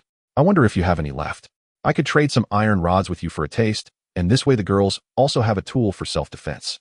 Guaningbo gazed at the wild chicken and wild pigeons on the ground, clearly feigning ignorance. Seeing Zhao approach sincerely, Zhangchen also adopted a corresponding attitude, stating, "Sure, this wild chicken should weigh around 3 kilograms. I wonder what we can trade with, mister. Go for it. I don't lack iron rods, and know your skills are formidable. I'd like to befriend you. How about 5 iron rods?" Though Zhangchen didn't know much about business, he realized Guaningbo was making a considerable concession. Not wanting to take advantage of him, he shook his head and said 4 rods will suffice along with a few bottles of mineral water. All right, I will have someone bring them over tomorrow. After Guaningbo left, Qin Xiaohui, who had been holding back complaints, could no longer contain herself and said, "Since they aren't forcing us to leave, why should we go?" Upon arriving here, Xiaohui felt like a dragon entering the sea or a tiger entering the deep mountains. Previously, she would be immediately discovered if she slacked off on the beach, but once she arrived here, she seized every opportunity to visit other caves, pretending to learn about life in the mountains and expressing concern for her colleagues' health. Her little schemes abundant. Hearing about the impending departure, she felt a myriad of reluctance.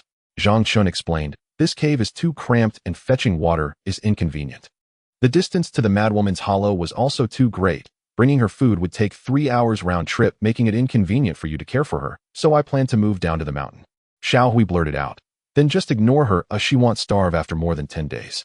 Why should we take care of her?" Hearing Xiao Hui's inhumane comment, Man immediately became furious and scolded, "Then why should we care for you? Aside from eating, what else can you do?" Yan Zi also raged, "We took her things, it's only right we take care of her. If you don't want to go, you can stay here. No one is forcing you to follow." Seeing the dark expressions on Yan Zi and Man, Xiao Hui felt anxious, regretting her impulsive words. She murmured, "I meant to say this place is still okay, everyone is here, and we can look out for each other with Qiong'an and the others." In this 5-member team, if Zhang Chun was the leader, then Lily was more like Zhang Chen's assistant, helping him manage the group, while Man acted as the logistics officer, overseeing everyone's supplies, and Yan Zi was like a gentle remedy. Reflecting on the series of conflicts with others today, and noticing Xiao Hui was still scheming, Lily couldn't help but scold. "If the leader says to go, stop talking nonsense." As soon as those words were spoken, Xiao Hui quickly shut her mouth, pouting as she nibbled on her food. Amongst them, she was most afraid of this big sister. After closing her mouth for a while, she couldn't help it, and with a flushed face raised her hand to indicate she had something to say. Lily frowned impatiently, saying, "What is it now?" After being scolded by Lily, Xiao Hui couldn't hold it in any longer and timidly said, "I need to pee." Everyone burst into laughter at her comment, lightening the mood. Yan Zi stood up and took her hand, saying, "Let's go, I'll accompany you." "Let's go. This cave is fine for the time being, but when the temperature drops, this kind of cave is prone to dampness, which is bad for the skin." Zhang Chun patiently continued to explain to the group. Among them, Xiao Hui cared most about her appearance, borrowing cosmetics from Man every day. Upon hearing that it was bad for her skin, Xiao Hui immediately panicked, saying, "Then let's hurry and leave." Lily also asked, "Where are we moving to? Are we looking for another cave? Do you remember the little stream we saw before entering the resting area?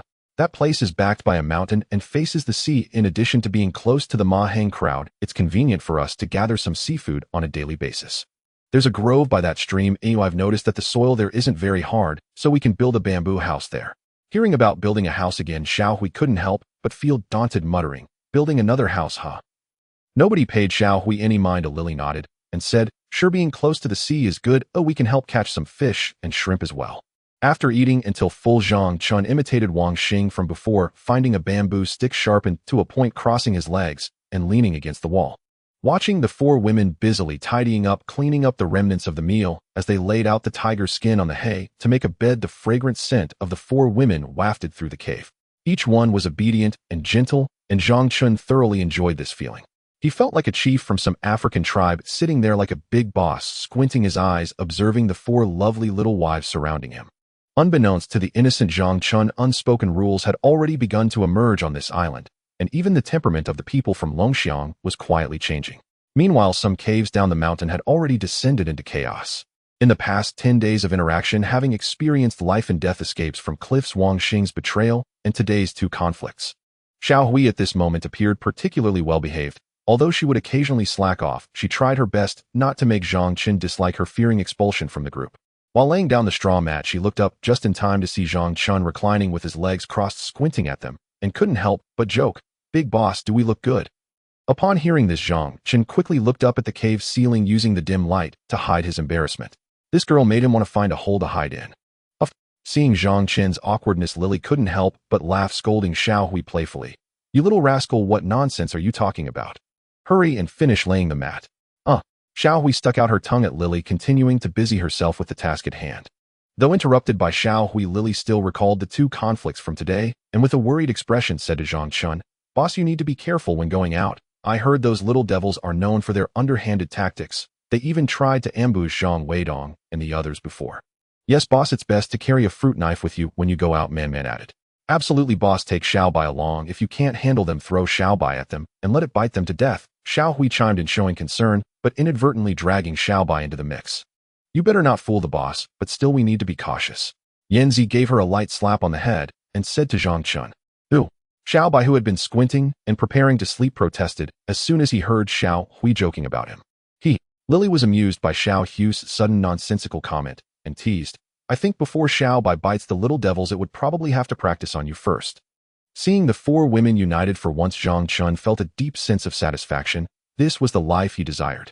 With constant bickering, he wished he could block his ears. He said to the women, "Don't worry if they dare to trouble me, they should be careful not to end up regretting it." After saying that, he recalled how the little devils dared to lay their hands on women and couldn't help but call out a warning to the four women. "You girls need to be cautious. These little devils are beasts that won't spare women either." The group nodded in agreement, saying, "Yes, we'll try to go out together in the future and avoid acting alone." Although Xiao Hui had not personally experienced the two conflicts today, she had already integrated into the team and was furious upon hearing the women discuss what had happened. She quickly reminded her sisters, Yes, the cigarettes have already been taken by Guaningbo. Let's hurry and ask him for iron rods tomorrow." Seeing Xiao Hui's transformation, Zhang Chen felt immense joy, but worried she relied too much on external items, continuing to remind her, "Among the survivors from Ma Hang, there are plenty of iron rods as self-defense weapons. You shouldn't depend too much on them. We should still try to avoid those foreigners. They are more cunning than beasts." As he spoke of animals, Zhang Chen recalled the time he and Man went to pick watermelons. They didn't manage to pick any watermelons, but ended up fighting with wild boars, so he continued to say to the four women, "In the future, you should look for fish by the sea instead of following me into the mountains.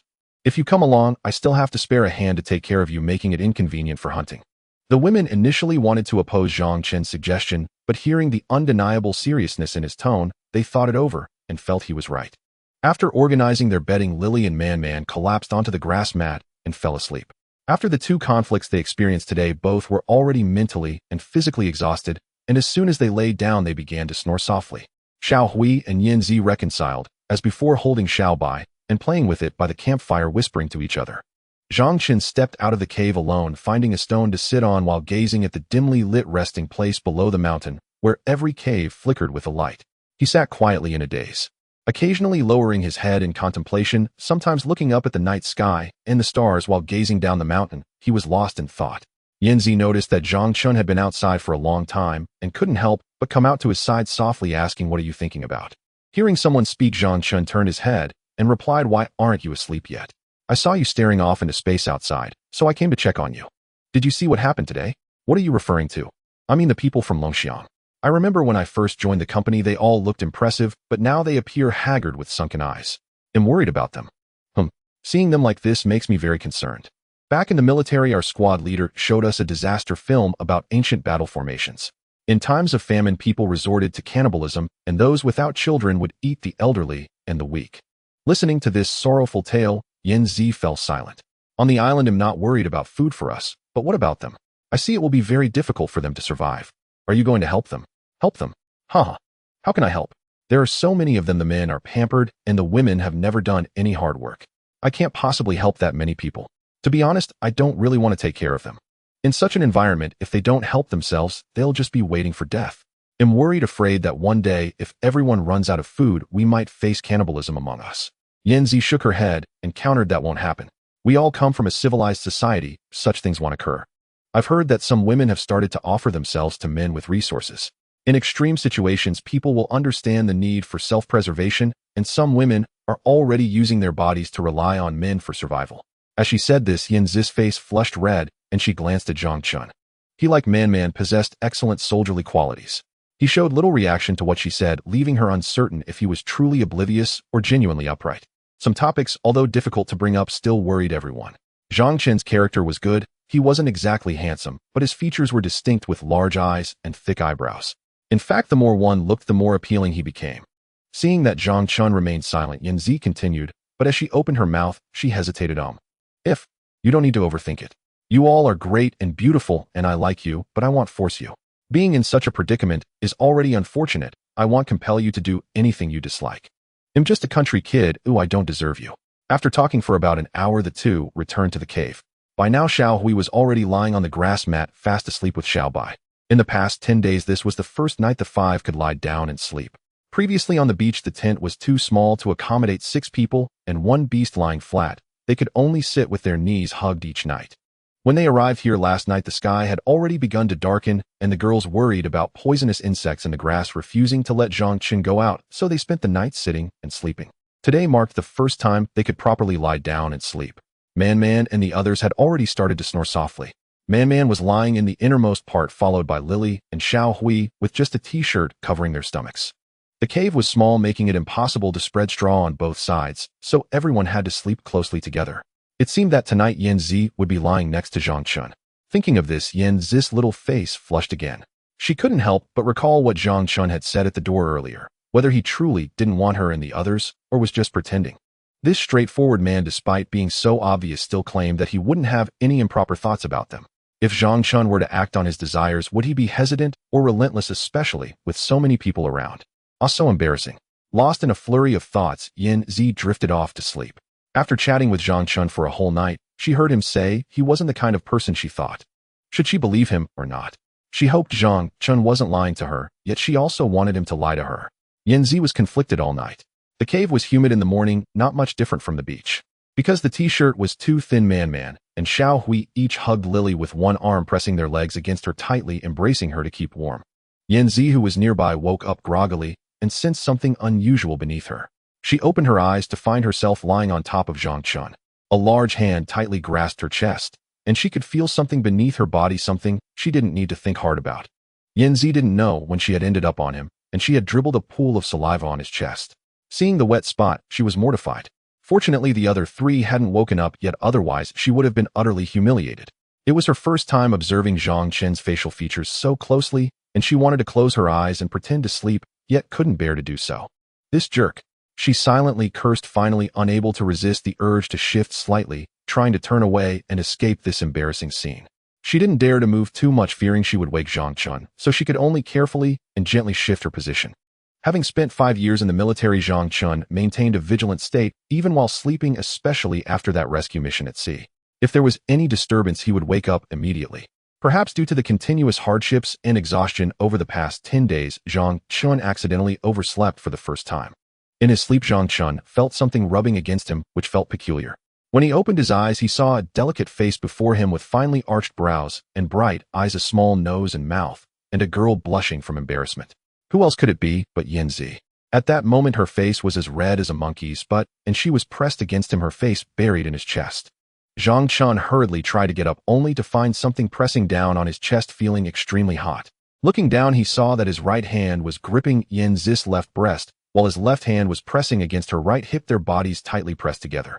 Although there was a layer of pants between them, the feeling made Zhang Chen feel both shy and embarrassed. He quickly retracted his hand. The already awkward scene prompted Yan Zi to let out a soft whimper. This sound left the 2 young people embarrassed, and they hurriedly scrambled to their feet, stammering, I didn't mean to. They both said in unison, quickly turning their heads away, not daring to look at each other. Simultaneously, they both said, I know. They'll go find some water to boil. After saying this, Zhang Chen hurriedly ran out of the cave, leaving Yan Zi standing there in a daze, wondering what to think. After a while, she remembered that the 3 girls had not yet woken up, so she hurriedly lay back down. Placing her hand on the grass mat, she suddenly felt something sticky on her hand. She lifted her little hand to her face. Tui. Although Yan Zi was still a virgin, she had watched some inappropriate films with her bad roommates during school. Not having eaten pork, she still knew what a pig looked like. She immediately guessed what this was. It must be the map Zhang Chen drew while she was asleep. Thinking of his righteous words from last night about not having any improper thoughts about them, she felt he had secretly painted a landscape during the night. She couldn't help but scold in her mind, I thought you were a person of pure intentions, but you're a liar. Remembering the embarrassing scene from earlier with their close contact, she muttered softly, naughty boy. Taking advantage of the fact that the three girls had not yet woken up, Yin Zi quickly wiped the dirty thing on the grass mat, blushing as she curled up and buried her head behind Xiao Hui, pretending to sleep. Before long, Xiao Hui also woke up, having been awakened by her own urge to pee. Groggily, she walked out of the cave and was stunned by the beautiful sunrise before her. She couldn't help but exclaim, "Wow, how beautiful." The little girl often liked to play tricks, but with her adorably naive appearance, this was also why the others sometimes disliked her but wouldn't expel her from their group. Startled by her sudden shout, the three others woke up thinking something had happened and hurriedly came out to take a look. They were greeted by a stunning scene of the sun rising, its light blazing across the mountains, a beautiful sunrise that drove away the stars and the fading moon. With the blue sky, red clouds, green leaves, and fresh air, it was exactly like described in the poem. The emerald shadows and red clouds reflect the morning sun. Birds cannot reach the vast sky. Looking at this beautiful scene, the four girls couldn't help but take deep breaths of the fresh mountain air. Having finally had a night of proper sleep, they felt much more refreshed upon waking. Lily couldn't help but recite Lu Zongyuan's line, "As the sun rises and dew remains, the green pines are bathed in sunlight." After enjoying the view for a while, they realized Zhang Chun was missing and exchanged glances, silently questioning each other. Recalling the awkwardness from earlier, Yin Zi pretended not to know and hesitated to inform the others about Zhang Chen's whereabouts, staring wide-eyed like the other three. Seeing no one knew, Xiao Hui boldly speculated, "Maybe he's like me, gone out to pee, but where did he go?" Upon hearing this, Lily couldn't help but poke Xiao Hui's forehead with her finger, chiding you. Laughing, the group returned to the cave, started a fire, and prepared to cook. Before long, they saw Zhang Chun returning with 2 coconut shells filled with water. Upon seeing him return, Yin Zi's face flushed red, and she hurriedly turned away, not daring to make eye contact with him. The other 3 girls were oblivious to the awkwardness between the two as they went about fetching water and adding branches to the fire. The half-pigeon left over from last night began to emit a delicious aroma when Guaningbo arrived with a companion. They each carried 4 iron rods and 3 water bottles. Before Guaningbo even arrived, his voice could be heard, "Brother Zhang, good morning." "Bosqua, good morning," the others greeted back. Guaningbo walked over to the group and placed his items on the ground. He then pointed to the man who had come with him and introduced, "Let me introduce you, this is my brother Lin Zifeng." The man was around 40 with a reddish complexion, prominent eyebrows, cheekbones, and chin giving him a distinctive facial structure, and he had a few strands of white hair at his temples. "Hello," the group nodded in greeting. Lin Zifeng was merely Guaningbo's underling, spoke little, and nodded lightly to them. Man returned to the cave, bringing out a wild chicken that still had feathers. Reluctantly, she handed it over to Guaningbo. Guaningbo took the wild chicken, glanced at the food in the fire and the green apples beside the others, saying to Zhang Chun, "Brother, why don't you cut some of the wild chicken?" "No need, you take it." Zhang Chun shook his head. "We'll figure something out ourselves later." Guaningbo didn't insist, replying, "Then I won't be polite." Zhang Chun nodded without saying anything. "We'll take my leave now." With the items in hand, Guaningbo said goodbye to Zhang Chun. "Take care, Bosqua," the 5 of them said as they saw the 2 off at the cave entrance. After walking a few steps outside, Guaningbo paused and addressed Zhang Chun and the others. "Brothers, I reiterate, if you choose to stay, then stay. Those little guys won't dare to do anything. Thank you for your kindness, but we'll leave once we find a suitable place to settle," Zhang Chun replied, shaking his head. With that said, Guaningbo didn't want to say more and concluded, "In that case, I won't say much more. Brothers, take care." Lin Zifeng beside him also waved goodbye to the group. After the 2 left, Man immediately pulled out one of the iron rods to inspect. This so-called iron rod was merely the wheel hub from the airplane seats, not a real iron rod. However, the girls found it somewhat heavy in their hands. Haha. Man and Xiao Hui lifted the iron rods, swinging them around like martial arts experts, making sound effects. The little white dog who had been staring at the fire was startled by their sudden noises, leaping up from the ground, glancing at the 2 girls and rolling its eyes as if to say, "2 silly girls." The other 3 looked at the girls, clumsy, swinging with disdain. Among the 4, only Lily and Man would dare to actually use the iron rods. Watching Xiao Hui and Man dance around wildly, Zhang Chun couldn't help but think. After a few people finished breakfast, they began to pack their things, preparing to go to the bamboo forest mentioned by Zhang Chun. Lin Xinru, who was taking care of Chun Xiongyan, rushed over with a flustered expression, her face flushed and breathless. She said to Zhang Chun, "Zhang Chun, Sister Xiongyan is looking for you. Can you go over for a moment?" A few people were already familiar with Xinru, and seeing her anxious expression could not help but ask, "Why are you in such a hurry this early in the morning? What's wrong?" "Sister Xiongyan and Ying are in trouble. They are not doing well, and Sister Xiongyan asked me to find Zhang Chun." Xinru spoke in a flurry, her voice trembling. Upon hearing this, the 5 of them changed their expressions and hurriedly followed Lin Xinru to their cave. Sister Qianjin's group was all female and it was inconvenient for Zhang Chen a man to go over. He had only heard from Lily and the others that their situation was quite dire. When they arrived at their cave, 2 young women were lying on the ground, one of whom had already lost her breath. The other one, slightly older, was around 40, with a pale, emaciated face looking like a skeleton. She was covered with a short sleeve drenched in sweat and constantly murmuring about feeling cold. Seeing this situation, Lily quickly took out the tiger skin from her backpack and covered it over her.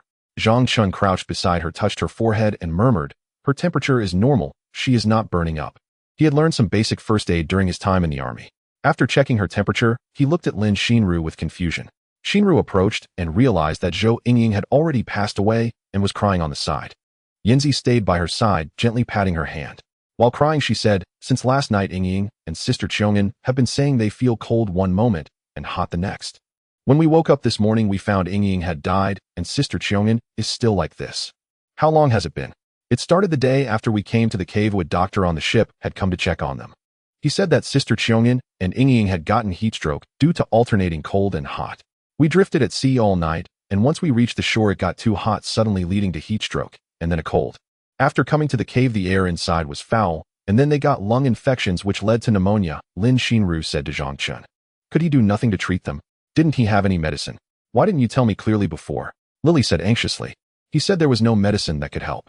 When you all came over the day before yesterday, it wasn't this severe. After midnight last night, Yingying kept saying she couldn't breathe, and then, woo." Xinru finally broke down and cried out loud. Sister Qiongyan, tormented by illness for several days, looked like a 70-year-old woman. After much effort, she said to the others, "Let's not talk about this." She grabbed Zhang Chen's hand with her bony palm and said, "Little brother, I might not make it." Zhang Chen had little social experience, but after Lily spoke highly of Sister Qiongyan all night, he also recognized her as a good person. Seeing this sorrowful scene, Zhang Chen felt a pang in his heart and comforted her, saying, "It's okay, sister. You will get better." Sister Qiongyan shook her head vigorously, interrupting him. "Yingying was like this last night, and she was gone by morning. You don't need to comfort me. I died once at sea already. There is nothing to be afraid of. It must have been Zhaoan who scared me to death." Lin Xinru, who was crying beside them, suddenly said through gritted teeth. The others looked at her in confusion.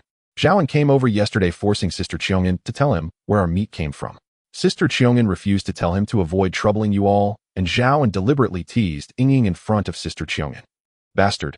Man cursed, furious, and picked up a stick, wanting to rush out to settle the score with Zhaoan. Before she could leave, Lily quickly pulled her back, saying, "Come back, don't rush. We can deal with him later." Yanzi was also standing beside Lily, equally furious. Sister Qiongyan looked at the fuming group and said to Zhang Chen, "I called you over because I wanted you to do me a favor." It turned out that several sisters had followed her for 2 years. After being stranded here, she felt useless and could no longer take care of them. She did not want to burden them and had sent them away early. Now they were next door, and she did not blame them, only herself. "Sister is leaving now, and I want to ask you for a favor. A friend in need shows true affection. Well, I am in this condition, yet Xinru has not abandoned me. Usually she gathers some fruits to feed me. Oh, without her, I would have starved long ago. So can you help me take care of her and let her live?" Zhang Chen's nose turned red as he held Sister Qiongyan's hand and said hoarsely, "Sister, you will be fine. It's okay, sister." Upon hearing Zhang Chen call her Sister, Qiongyan felt greatly comforted and continued to instruct him. "You don't need to comfort me, it hurts to breathe now. It's really not looking good. Promise me, okay?" Zhang Chen had learned some outdoor first aid in the army, but he didn't know how to deal with pneumonia, and he was extremely anxious. Experiencing this kind of life and death separation again felt like a heavy stone pressing down on his heart, making him deeply troubled and wanting to escape, not daring to face it. He tightly grasped Sister Qiongyan's hand and said with a trembling voice, "Sister, you will be fine. Sister, you must be hungry. Oh, once you eat, you will get better. You will get better after eating enough." After saying this, he looked at Man, whose nose was red, and asked, "Do we have any food left?" Seeing Man shaking her head with a pained expression, Zhang Chen released Sister Qiongyan's hand and said shakily, "Sister, I will go find you something to eat. Wait for me." He hurriedly ran down the mountain, unable to contain himself, rushing out in panic.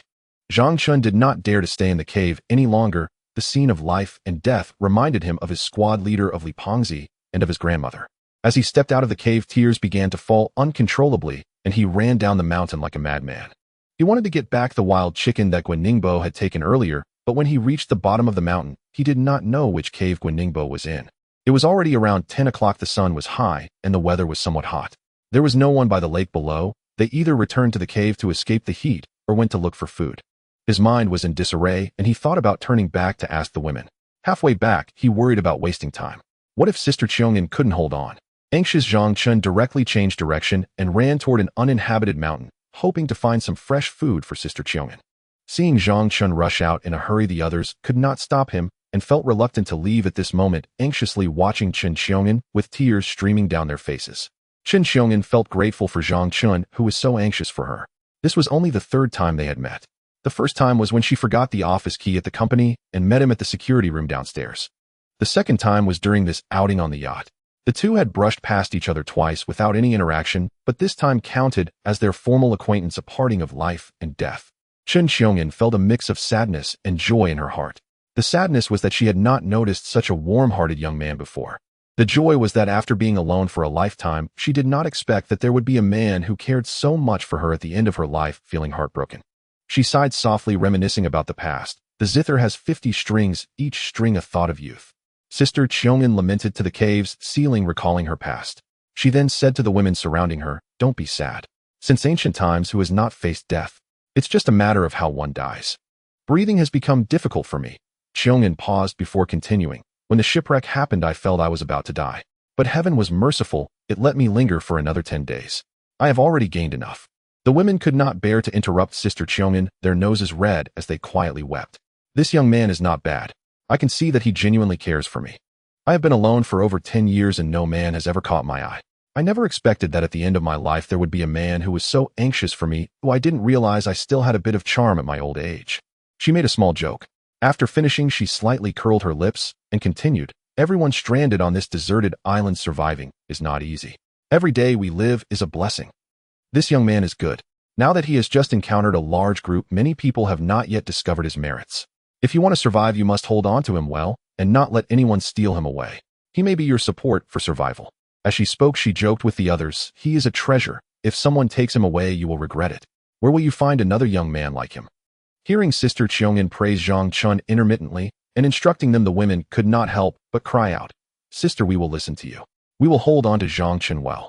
Although the women's sincerity was uncertain, Sister Cheongin still felt greatly comforted. She nodded and held Lily's hand, saying, "Lily, you have been with me for a few years. There are some things they don't understand, but you do. Sister thanks you for your care and for the meat you gave me the day before yesterday. Yesterday was the fullest I've been in days. I thought I would starve to death and be reborn as a hungry ghost, though I didn't expect to eat such delicious pork. Thank you." Lily shook her head and comforted Sister Cheongin, saying, "Sister, you will get better. Once you recover, I will have Zhang Chun get you some more meat to eat." Sister Cheongin patted Lily's hand and smiled at her, saying, "It's good that you have this heart. There's no need for that. You girls are all young, but you and Shinru are a bit more mature. The other three are still young and don't understand much yet. You have spent more time with Zhang Chun. You need to help keep an eye on him. Though we are not at the end of our rope, it is somewhat similar. I don't know much about the other three, but you know we are all women. Some experiences you have gone through. I heard you once dated a comic actor only to break up later, right?" Lily didn't expect Sister Cheongin to pay such attention to her, and she nodded repeatedly, her nose red. "You know, on this deserted island, some women have begun to rely on men for survival, even using their bodies to bind men. You guys sometimes shouldn't overthink. Just do what you have to do. Whether you can escape from this deserted island is still uncertain. I see that yielding to Zhang Chun would not be a disadvantage. At least your survival would not be a problem. Also, the girl named Ji Tian and Lin Na living in the cave next to you were driven away by me. If you have the ability, please take care of them. These girls are good people and know how to be grateful. If you one day walk out of this deserted island, Ji Tian's family will repay you." The girls did not think Sister Cheongin was misleading them with her words, for when a person is about to die, their words are often kind. They silently committed her words to memory. Yanzi wiped her tears and brushed her pants, suddenly hitting a hard object in her pocket, exclaiming loudly, "Zhang Chun's fruit knife was left behind." This was the knife Zhang Chun had given her when they went to deliver food to the madwoman, as he couldn't get close to her and had to let her venture into the woods alone. Earlier, she had been so upset that she forgot to return the knife to him. Yanzi recalled that she had just had a conflict with the little ghost yesterday. If Zhang Chun went there empty-handed, what if he got into another conflict? She quickly rushed out, but the mountain path showed no trace of Zhang Chun. The oppressive atmosphere in the cave made Man want to avoid it too. She followed Yanzi out of the cave to check, but saw no sign of Zhang Chun on the mountain road. She snatched the fruit knife from Yanzi's hand and said, "I have longer legs, I'll deliver it to the boss." After saying this, she ran down the mountain. Worrying that Man might not find Zhang Chun later, and they would get separated, Lily, who returned to the cave, said to the little white tiger lying on the ground, "Little White, hurry up, and follow Man-Man. After Man-Man dashed out, Ji-Tian rushed in with Lin Na and Zhang Xiaoxiao, their faces filled with panic. Just as Qin Xiongyan had sent Lin Xinru to Zhang Chun, he also asked her to call Ji-Tian over.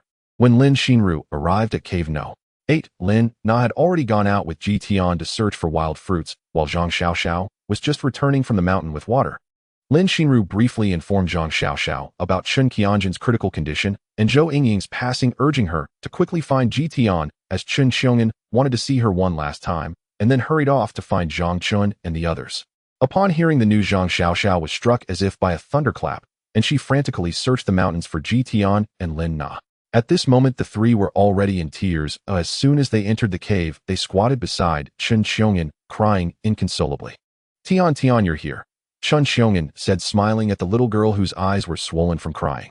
Ji-Tian sniffed, inhaling the running snot, and nodded vigorously at Qin Xiongyan, saying, "Sister Xiongyan, I'm here." Qin Xiongyan moved her hand, which was holding Lily's, to Ji-Tian's hand, grasping the little girl's hand weakly. "I thought I wouldn't get to see you one last time. Sister Xiongyan, you won't have any problems," the little girl cried heavily, her voice hoarse. "I know my body, it's almost over, you don't need to comfort me." Qin Xiongyan shook her head gently and said, "The only thing I worry about now is you all. Oh, I can't rest easy about you. Sister, if you're worried about us, don't go get well soon." Ji-Tian wiped her tears and said, "Will you just talk for a bit? I'm afraid there won't be any chance to talk later." Qin Xiongyan said to Ji-Tian, "I just wanted to support you, but I didn't expect you to end up in such a situation today. I'm sorry for your grandfather." Ji-Tian didn't speak further, obediently listening to Qin Xiongyan, just shaking her head vigorously, denying any wrongdoing. Qin Xiongyan continued, "I just spoke to a few of them. I told them that you must come together, only then can you survive." Ji-Tian nodded vigorously at her words. Qin Xiongyan said intermittently, "Zhang Chun just went out from here to find food for me. I called him over because I wanted to entrust you to him to have him take care of you and Xinru for me." The child, seeing her like this, couldn't take it anymore and said he would go find food, leaving without even waiting for me to finish speaking. After finishing, Chen Qianjin's lips curled up slightly as she smiled and said, "Originally, Lily told me that this child has a strong sense of justice and responsibility. At first I didn't quite believe it, but now it seems Lily wasn't lying." Lily and the three who were with Zhang Chun were also crying, and upon hearing this they nodded vigorously. As they spoke, the group entered the cave.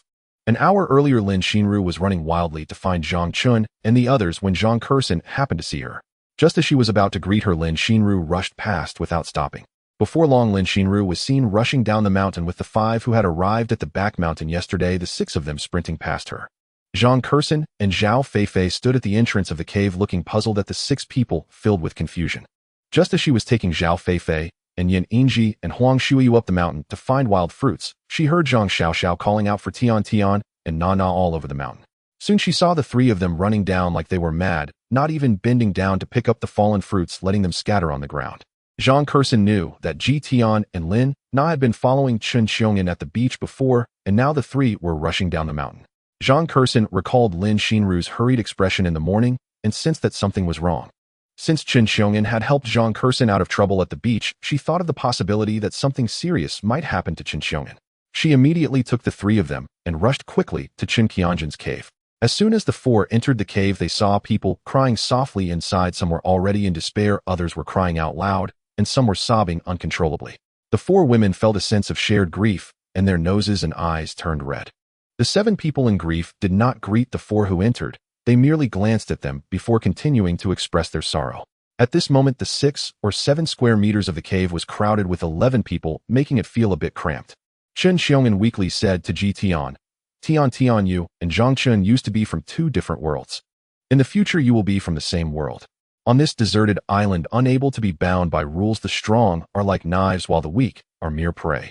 No matter whether you are a dragon or a tiger in the outside world, here you must always act with humility. Without absolute power and strength, we women can be oppressed at any time. For now, these survivors still maintain their rationality, but what if time extends? No one can be certain what changes the future holds. I am worried about you. I haven't interacted with Zhang Chun, but from his performance just now and how Lily and the others interacted with him, he might be a good person. If he is willing to take you in, I will feel at ease. But what if he doesn't want to? Don't harbor resentment. On this deserted island, surviving is the only truth." The tearful Ji-Tian, along with the 3 others, and Lin Xinru nodded vigorously at her words. The 4 women who were close to the cave entrance also listened intently, firmly remembering everything in their hearts. Seeing that everyone in the cave was patiently listening to her rambling, Xiongyan felt comforted and sighed. Willow Catkins drift with the wind. Human affairs have changed completely. At that moment, Zhang Chun was making his way through a thicket between the back mountain and the left mountain. Although he was very anxious, he remained extremely cautious because there were too many unknowns on the deserted island, and he had never been to this mountain before. Thus, he had to tread carefully. He picked up a stick to use for probing, brushing aside the obstructive grass, and cautiously tapped the shrubs at the side of the path, using the sound to scare away any snakes hiding in the grass, while hoping to flush out some small animals. Impatience often leads to trouble. The more he wanted to accomplish something, the more things went awry. After wandering around the jungle for nearly 2 hours, he still hadn't encountered any creatures, and his hands were scratched by thorns, leaving shallow cuts. In his anxious state, Zhang Chun didn't notice the wounds on his arms, nor did he realize how deep he had ventured into the jungle. His mind was solely focused on finding food to bring back to Xiongyan. Chirp, chirp. 2 large trees above him suddenly emitted a series of chirps. Zhang Chun quickly looked up to see 2 or 3 squirrels chasing each other in the high branches. The presence of squirrels indicated that there were no large predators in the area, otherwise these small creatures wouldn't be around. Upon spotting the little squirrels, Zhang Chun's anxiety eased considerably. He raised his head and followed the direction in which the squirrels were running. These little creatures have a good habit of collecting pine nuts and other dry fruits as stored food. After following them for several hundred meters, a few squirrels vanished at the base of a giant, unidentified tree. Zhang Chun speculated that this might be the squirrel's nest. He stood at the tree's base, cupped his hands, spat a bit of saliva into them for grip, and then began to climb the tree. The branches of the giant tree were as thick as an adult's thigh. Once Zhang Chun climbed up, his eyes darted around. After searching for a while, he finally spotted a palm-sized hole, which should be the squirrel's burrow. He remembered hearing his grandmother say that during famines, villagers would search for squirrel holes all over the mountains, as these little creatures liked to store food, and they had quite a bit, plus their food was non-toxic. At this moment, without any containers, Zhang Chun immediately took off his shirt, using it as a makeshift pouch. Stepping carefully on branches as thick as arms, he inched closer, and when he reached out toward what appeared to be the squirrel hole, he felt something with his fingers and quickly grabbed it. Upon pulling it out, he found a mix of pine, nuts, wheat grains, walnuts, and other assorted dry fruits in his palms. On a branch next to the big tree, a few pitiful little squirrels were standing, staring wide-eyed at this two-legged creature, which resembled a thief, as he pulled food from their burrow, chattering angrily in protest.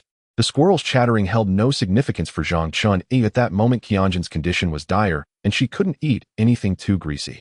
The items in front of him were just right, nutritious and not greasy, perfectly suitable. He paid no mind to the little squirrels and continued to dig several more times, filling his shirt to the brim. Just as he was about to climb down contentedly, he faintly heard familiar tiger growls nearby, accompanied by a female voice that seemed to be calling him, but not too loudly. 2 hours earlier, Man was halfway through her run when she saw the little white tiger chasing after her, biting at her shoe heel and shaking its little head vigorously. Man couldn't shake it off and stopped looking at the little tiger with confusion. The little white tiger gazed at her anxiously, constantly directing its head towards a distant mountain. After looking for a while, Man seemed to understand the little tiger's intentions and uncertainly asked, "Little Bai, is Zhang Chun not at the bottom of the mountain?" Woo, woo. The little tiger was so frustrated with this foolish woman that it stomped its feet and kept whining. Man pointed in the direction of the little white tiger's head and questioned, "Are you saying Zhang Chun is over there?" Seeing the silly woman finally coming to her senses, the little white tiger dashed towards the mountain path Zhang Chun had taken, following his scent. Man saw the little white tiger running towards the mountain without any cave and tightened her grip on the fruit knife, quickly following behind. The human and the beast ran in the mountain for nearly 2 hours until the little white tiger finally stopped under a tall tree, raising its little head and continuously growling towards the top of the tree. Seeing this, Man also began to quietly call out from below, "Zhang Chun, big brother Zhang Hazy."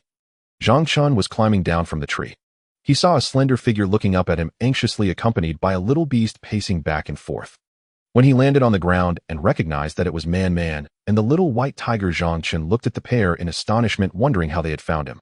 Seeing Zhang Chun bare-chested, using his shirt as a sack and tying it around his shoulder, Man guessed he might have found food and joyfully asked, "Did you find food?" Zhang Chun nodded and asked, "How did you come here?"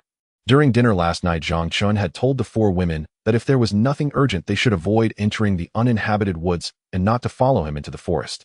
Man explained to Zhang Chun, "Your fruit knife was with Yin Zi, and I was worried something happened to you, so I followed the little white tiger here." Hearing this, Zhang Chun was even more surprised, looking at her in disbelief. "Did you forget? The little white tiger is very familiar with your scent, but led me here." Zhang Chun recalled that 2 days ago, after getting separated from Lily and Xiao Hui, the two of them had also found him thanks to the little white tiger. At that time they were not far apart, so it was not surprising for the little white tiger to find him. However, today was different. He had been separated from them for nearly 2 hours, yet the little white tiger could still track him, which made him view it with newfound respect. Noticing that Man and the little white tiger were both fine, Zhang Chun thought of Qiong'an and asked Man, "How is Sister Qiong'an doing now?" "Still the same, her voice is weak." "Anything else?" "She talks a lot as if she's assigning us her last wishes, but when I left she seemed to be speaking with more spirit." Hearing this, an ominous premonition rose in Zhang Chen's mind as he recalled that his grandmother's situation before passing was very similar to Qianzhen's. This was a sign of a final burst of energy. He hurriedly said to Man, "Let's go, we need to hurry back. Sister Qiong'an is probably not doing well." Man looked at Zhang Chun with a confused expression. Zhang Chun grabbed Man's hand and ran, saying, "The more spirited she talks, the closer she is to her end. What has she said?" Seeing Zhang Chen's panic, Man believed his words and quickened her pace to follow him.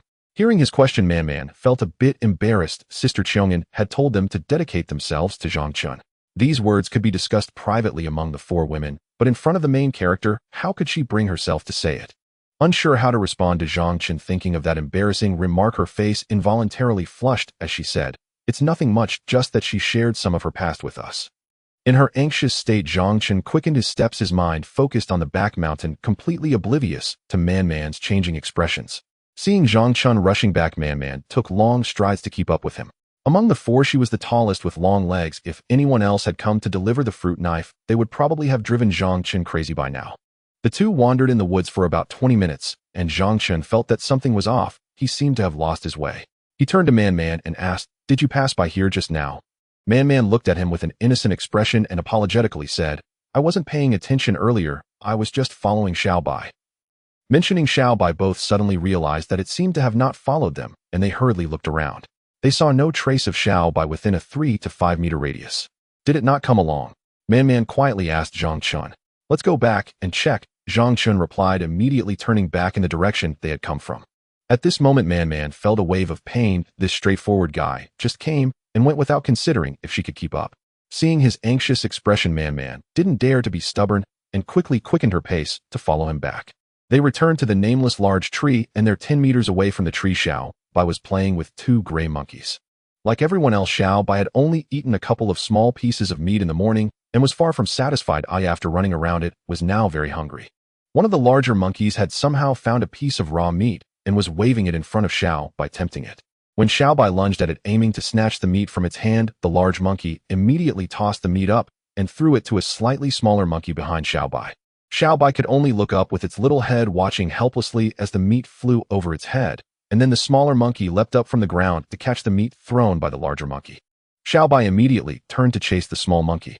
Seeing Xiao Bai coming, the small monkey quickly climbed up a nearby tree, leaving Xiao Bai frustrated and roaring several times beneath the tree. But the small monkey refused to give it the meat, mimicking the larger monkey by waving the meat back and forth, infuriating Xiao Bai as it scratched at the tree roots. After venting, Xiao Bai decided to turn and leave. As it turned around, the small monkey immediately climbed down from the tree and began waving the meat enticingly in front of Xiao Bai. Enraged, Xiao Bai felt like tearing the little monkey apart and lunged at it. The small monkey then tossed the meat back to the large monkey, leaving Xiao Bai empty-handed. Xiao Bai had to turn back to find the large monkey. Zhang Chen, seeing this situation, called out loudly, "Xiao Bai." Upon hearing Zhang Chen's voice, Xiao Bai turned its head and saw its master calling it, immediately running towards Zhang Chun and ignoring the 2 pesky monkeys. At this moment, above Zhang Chun, there were about a dozen monkeys perched in the trees, much larger than the 2 monkeys that had been teasing Xiao Bai. These monkeys were the former residents of the survivor camp. When the survivors of the plane crash arrived near the lake, people had driven them away with drums and gongs.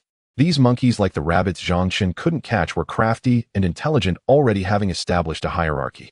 The monkeys living in the camp were like worker ants in an ant colony, merely the outer soldiers. Deep within the forest, there was a large monkey about 1.5 meters tall, the king of the monkeys. The group of monkeys that had been driven back to the deep mountains were the offspring of that monkey king. After being driven back, they were beaten up by the king and then chased out again. Their current task was to come out every day to find food for the monkey king. At this point, like Zhang Chun, they were here to gather the squirrel's food. Unfortunately, they were too late. When they first saw Zhang Chun, they immediately hid in the trees, observing him from a distance. watching him clear out the squirrel's food supply time, and again the monkeys felt a surge of frustration. The squeaking sounds Zhang Chun heard earlier were not entirely from the squirrels, but also from the monkeys.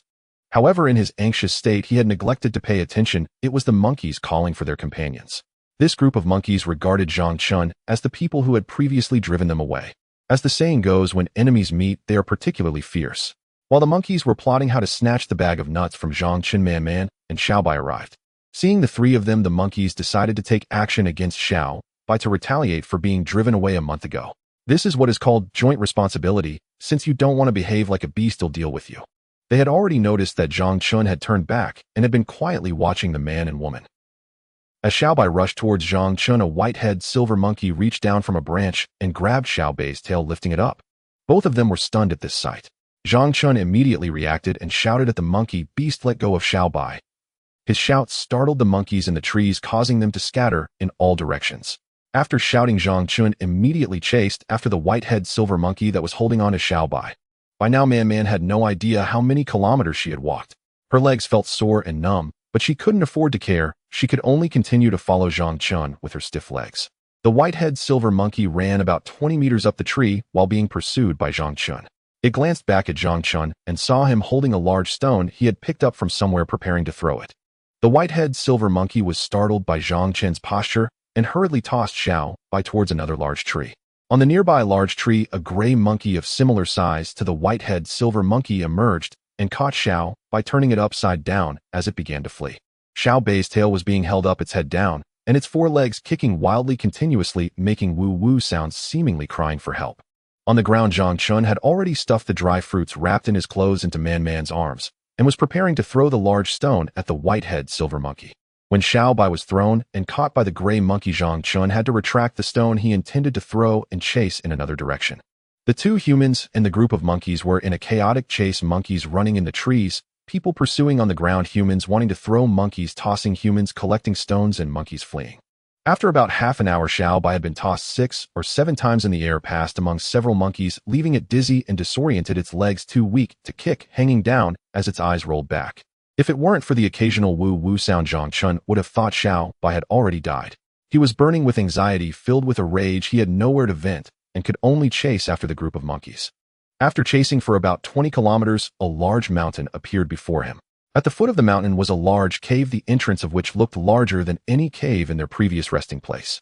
A golden monkey about the height of a young boy stood at the cave entrance, watching Zhang Chun and the group of monkeys he was chasing. Among primates, only baboons and bears can reach a height of 1.5 meters, but this monkey at the cave entrance appeared to be about that height, resembling a young boy with its golden fur. Beneath the sunlight, it looked like a warrior clad in golden armor. Zhizhi. The group of monkeys being chased by Zhang Chun seemed to have found their backbone upon seeing the golden monkey, instantly chattering happily and quickening their pace to run towards it.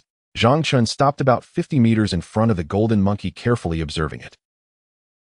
His face was tense, eyebrows raised with eyes reddened by anger that seemed ready to shoot lightning. His cracked lips moved incessantly, his lower lip bitten deeply. Zhizhi. The golden monkey chirped at the surrounding monkeys, and more than a dozen monkeys carried Xiaobai past it and into the cave. A few minutes later, Man finally caught up, and upon witnessing the astonishing scene before her, her eyes widened and her mouth slightly agape, filled with astonishment. "You find a place to hide," Zhang Chun said to the dazed Man. Upon hearing this, Man snapped back to reality and hurriedly ran back into the distance. After running for over 100 meters, she hid behind a sturdy tree, peeking her little head out to secretly observe the group of monkeys and Zhang Chun. From the tree where Man hid to the cave entrance where the golden monkey stood, the distance was about 200 meters, surrounded by what appeared to be a small grassland. Had they not chased all the way here, Zhang Chun would hardly believe they were now at the top of the mountain they had just climbed.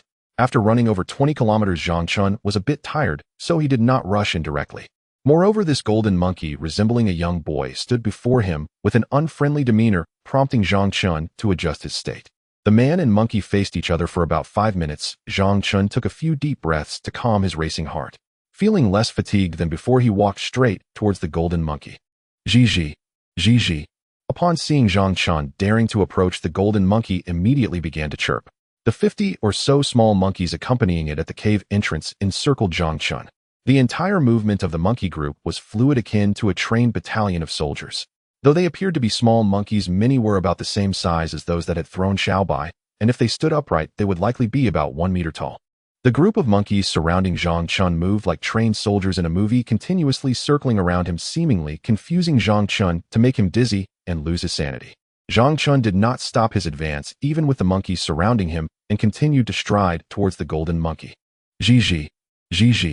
As Zhang Chun walked about 10 meters forward, the golden monkey called out sharply to the monkey group, its voice much more piercing than before, as if issuing commands.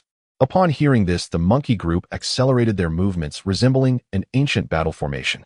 Suddenly, a half-gray, half-white monkey leapt from behind Zhang Chun and lunged at him. Zhang Chun turned and grabbed the paw of the half-gray monkey, tightly holding its wrist and swinging it in front of him. The half-gray monkey became a makeshift weapon in Zhang Chun's hands, and after swinging it a few times, he hurled it towards the golden monkey. The golden monkey extended its furry paw and caught the half-gray monkey, casually tossing it aside, without paying it any mind. The monkeys were incensed to see Zhang Chun using one of their companions to strike their king, and immediately a cacophony erupted as 3 gray monkeys charged at him while screeching. Zhang Chun sidestepped the attacks from the monkeys behind and to his left, grabbing the wrist of the monkey on his right, then immediately swung it towards the monkey that had attacked from behind, causing them to collide. His movements were swift and brutal. The monkey that was struck fell unconscious to the ground, while the one he had just grabbed cried out in pain, writhing on the ground. Zhang Chun then stepped forward a few paces and, like kicking a ball, directly kicked the wailing monkey towards the group. The monkeys in the group hurriedly dodged the incoming companion, allowing it to fly past them. Now the monkey group was even more agitated, their screeches rising higher and higher as 4 monkeys suddenly jumped at Zhang Chun. Zhang Chun reached out with both hands and seized the small arms of 2 monkeys that were closest to him, gripping them tightly and using them as weapons to strike the other 2. The 2 monkeys that were struck fell to the ground and staggered to their feet, looking at Zhang Chun, who resembled a war god in fear, retreating until they vanished into the monkey group. Zhang Chun then pretended to throw the 2 monkeys in his grasp towards the golden monkey. The 2 monkeys flew through the air like rapidly thrown grenades. This time the golden monkey did not catch them, but simply sidestepped, letting the 2 monkeys crash into the mountain. The thrown monkeys collided with the mountain, their heads bursting open as they fell to the ground, limbs twitching for a moment before they died. In the midst of the monkey troop, Zhang Chun stood bare-chested under the sun, his skin gleaming darkly. His chest muscles, abdominal muscles, and deltoids were not overly large, yet their definition was striking, with several old scars from his time in the army prominently displayed. Standing nearly 1.8 meters tall, his muscular physique and dark skin made him look like an ancient war god, proudly standing among the monkeys. The Monkey King let out a piercing scream at Zhang Chun, frightening out the 10 or so monkeys that had run into the cave. The troop leapt out of the cave, followed by a group of smaller mini-monkeys. As the Monkey King screeched, 5 more monkeys leapt simultaneously towards Zhang Chun, aiming to attack. 3 of them almost reached Zhang Chun at the same time, their curved claws and long monkey nails sending chills down his spine. Zhang Chun stretched out his hands, mimicking the monkeys by bending his fingers into a claw. When their claws met, they locked together, and Zhang Chun yanked downwards, pulling the monkey from midair. At the same time, he leaned back and raised the tip of his right foot to kick the monkey charging towards him in the belly. The monkey struck by Zhang Chun spun a full 360 degrees in the air before flying past him. The 2 monkeys on either side of Zhang Chun, although one had its arm broken, used their uninjured limb to scratch at his body and arms, leaving bloody marks. Zhang Chun gritted his teeth, enduring the pain, and swung the monkey he was holding at the 2 monkeys that were about to pounce on him. The 4 monkeys collided together, with the 2 in Zhang Chun's hands becoming dazed from the impact. The force knocked them unconscious, and the claws that had dug into Zhang Chun's flesh loosened, causing the 2 struck monkeys to roll aside.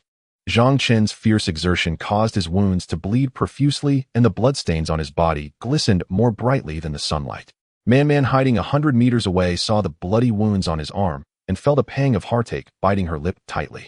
Just as the 2 monkeys Zhang Chun had struck fell to the ground, 5 more monkeys flew at him. Zhang Chun continued to swing the 2 monkey-shaped weapons in his hands, swatting at the 5 monkeys like chasing away mosquitoes. Pong, pong, pong, pong, pong, echoed 5 consecutive sounds as the 5 monkeys collided with the 2 in Zhang Chun's hands. The 2 monkeys in his hands were left in a state of uncertainty, while the 5 monkeys, like the ones before, fell to the ground, staggered back up, and retreated into the troop. The golden monkey at the cave entrance observed its subordinates attacking in turn, causing little damage to Zhang Chun, and its fur bristled with anger as it charged towards him. Around Zhang Chun, 5 more monkeys leapt simultaneously. As usual, he used the 2 monkeys as large fans to swat away the 5 monkeys, then discarded the 2 and charged towards the golden monkey with his arms crossed. This move, which he had previously tested on a wild boar in the bamboo grove, had incredible power, and he crashed into the Monkey King's chest. Just as Zhang Chun was about to collide with the Monkey King, the king seized the opportunity, gripping Zhang Chun's shoulders, its fingers piercing into his flesh like a drill. Zhang Chun did not stop despite the Monkey King's grip on his shoulders. Instead, he pushed forward. The immense impact caused the Monkey King to stagger backwards for over 10 steps despite its fingers embedded in Zhang Chun's shoulders. Zhang Chun's shoulders bore 3 deep and 1 shallow wounds from the Monkey King's claws. Zhi. The monkeys, being similar primates, were astonished to see their king being knocked back, and the troop chattered incessantly. The Monkey King was a symbol of invincibility in the eyes of the troop. After pushing the king back, Zhang Chun ignored the pain in his shoulders and continued his advance. Seeing him approach, the Monkey King swiftly extended its claws to swipe at his face. Before the claws could reach, Zhang Chun crouched down and clenched his fist, delivering a powerful punch to the Monkey King's abdomen. This punch gathered all of Zhang Chun's strength, causing the Monkey King to double over in pain. Zhang Chun then straightened up, using his hips and waist to pivot and deliver a side kick, executing a dragon's tail sweep that sent the king flying. Zhi. The Monkey King, having been sent flying over 10 meters, yelled angrily, shaking its fists before charging back towards Zhang Chun. Zhang Chun crouched low and pushed against the ground, executing a sweeping leg kick. The rapidly running Monkey King attempted to stop and evade Zhang Chun's sweeping kick, but its momentum made it unable to halt, resulting in a direct hit that sent it tumbling to the ground. "Damn you!" Zhang Chun shouted as he delivered a fierce kick to the fallen Monkey King's abdomen, causing its body to roll several times on the ground. Zhang Chun took a running leap, soaring high into the air, and executed a falling strike, aiming both feet at the Monkey King's belly and head. If this strike landed on the Monkey King, it would either die or be severely injured. The Monkey King, seeing Zhang Chun in midair, quickly rolled away several times to avoid the impending strike. Zhi. The Monkey King rose from the ground, its face twisted in fury as it screamed at Zhang Chun, filled with rage. The man and monkey faced off once more. The Monkey King's injuries were internal, not as visibly apparent as Zhang Chun's. The fierce battle had left Zhang Chun's upper body covered in blood. After a moment, both sides lunged at each other once more. Zhang Chun, with his long leg raised, delivered a whip kick aimed at the approaching Monkey King's head. The Monkey King was intelligent but lacked combat awareness. It did not evade Zhang Chun's attack, and instead bent its fingers to claw at Zhang Chun's face, aiming to mar his appearance. Zhang Chun quickly retracted his leg, dodging aside, leaving the Monkey King to claw at nothing. He then tightened his fist and struck heavily at the Monkey King's ribs. The Monkey King staggered back several steps, pain radiating from its waist, its face contorted in agony, likely indicating a broken rib. Zhang Chun then executed the whip kick head held back earlier, striking the Monkey King's head. The back of Zhang Chun's foot struck the Monkey King's head solidly, causing it to stagger and spin several times. Seeing the Monkey King's imbalance, Zhang Chun hooked his right foot around its left leg, further destabilizing it. Seizing the opportunity, Zhang Chun delivered a powerful punch to the Monkey King's abdomen, his full strength behind it, with an impact of at least 300 pounds, causing the Monkey King to vomit up its meal from earlier. Zhang Chun clasped his hands into fists and struck down on the Monkey King's back, causing it to crash to the ground in a heap. Taking advantage of its weakness, Zhang Chun raised his foot and stomped down on the Monkey King's head, then kicked at its face. While the man and monkey were engaged in their fierce battle, the troop of monkeys on the grass had long forgotten to attack Zhang Chun. With wide eyes, they watched the fight between the Monkey King and Zhang Chun. When the Monkey King was knocked down by Zhang Chun and kicked twice, expressions of disbelief turned to sheer terror. The fallen Monkey King was still aware, using its palms to push against the ground and shaking its head, trying to rise. Seeing this, Zhang Chun delivered a fierce kick to its ribs, sending the Monkey King rolling away, unable to get up. The troop erupted in chaos at the sight of their fallen leader. Zhi. Angry screams, terrified cries, and sorrowful wails filled the air. The troop looked at Zhang Chun with fear, yet dared not charge forward. Zhang Chun pulled a fruit knife from his pocket, exposing the blade, and began to walk step by step toward the Monkey King. The blade glinted coldly and dazzlingly under the scorching sun. As he drew the fruit knife, the monkeys at the cave entrance panicked. Several mother monkeys holding small monkeys rushed to Zhang Chun, their faces pleading, clasping their hands together and kneeling in front of him, begging for mercy. About 10 half-grown monkeys clung to Zhang Chun's legs, looking up at him with wide eyes filled with a human-like expression. The Monkey King could no longer rise, yet its mind remained clear, staring at Zhang Chun with pleading eyes.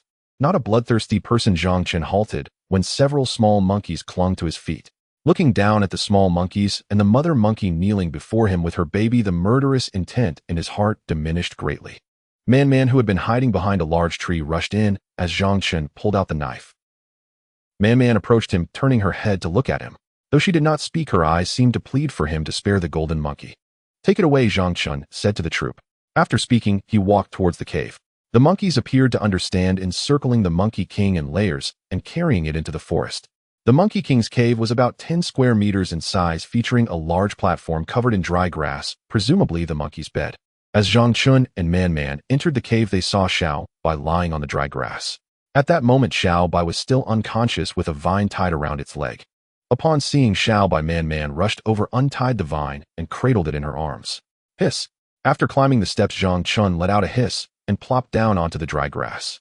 He had been so engrossed in the battle with the Monkey King that he had hardly noticed his injuries. Now that he had stopped, he felt a piercing pain in his shoulders. Turning his head to glance, he saw 4 fresh wounds from the Monkey King's claws on his shoulders, feeling as if the bones were injured. It was now around 2 in the afternoon, and both of them had empty stomachs. As they rested, Man immediately felt a wave of hunger. Seeing that Xiao Bai would not wake up anytime soon, Man placed it back down on the dry grass and took out a bag of nuts from her arm. She pulled out a few fruits from her clothes, placing them nearby, and handed the bag to Zhang Chen. Zhang Chen was already starving, feeling parched and exhausted. He shook his head at Man, indicating he did not want any. Noticing the bloodstains on his body and the wounds on his shoulder, Man asked worriedly, "Does it hurt a lot?" "Not too bad," Zhang Chen nodded, replying, "It's okay." "Do you think the monkeys will come in, eh?" After sparing the Monkey King, Man felt a bit of apprehension.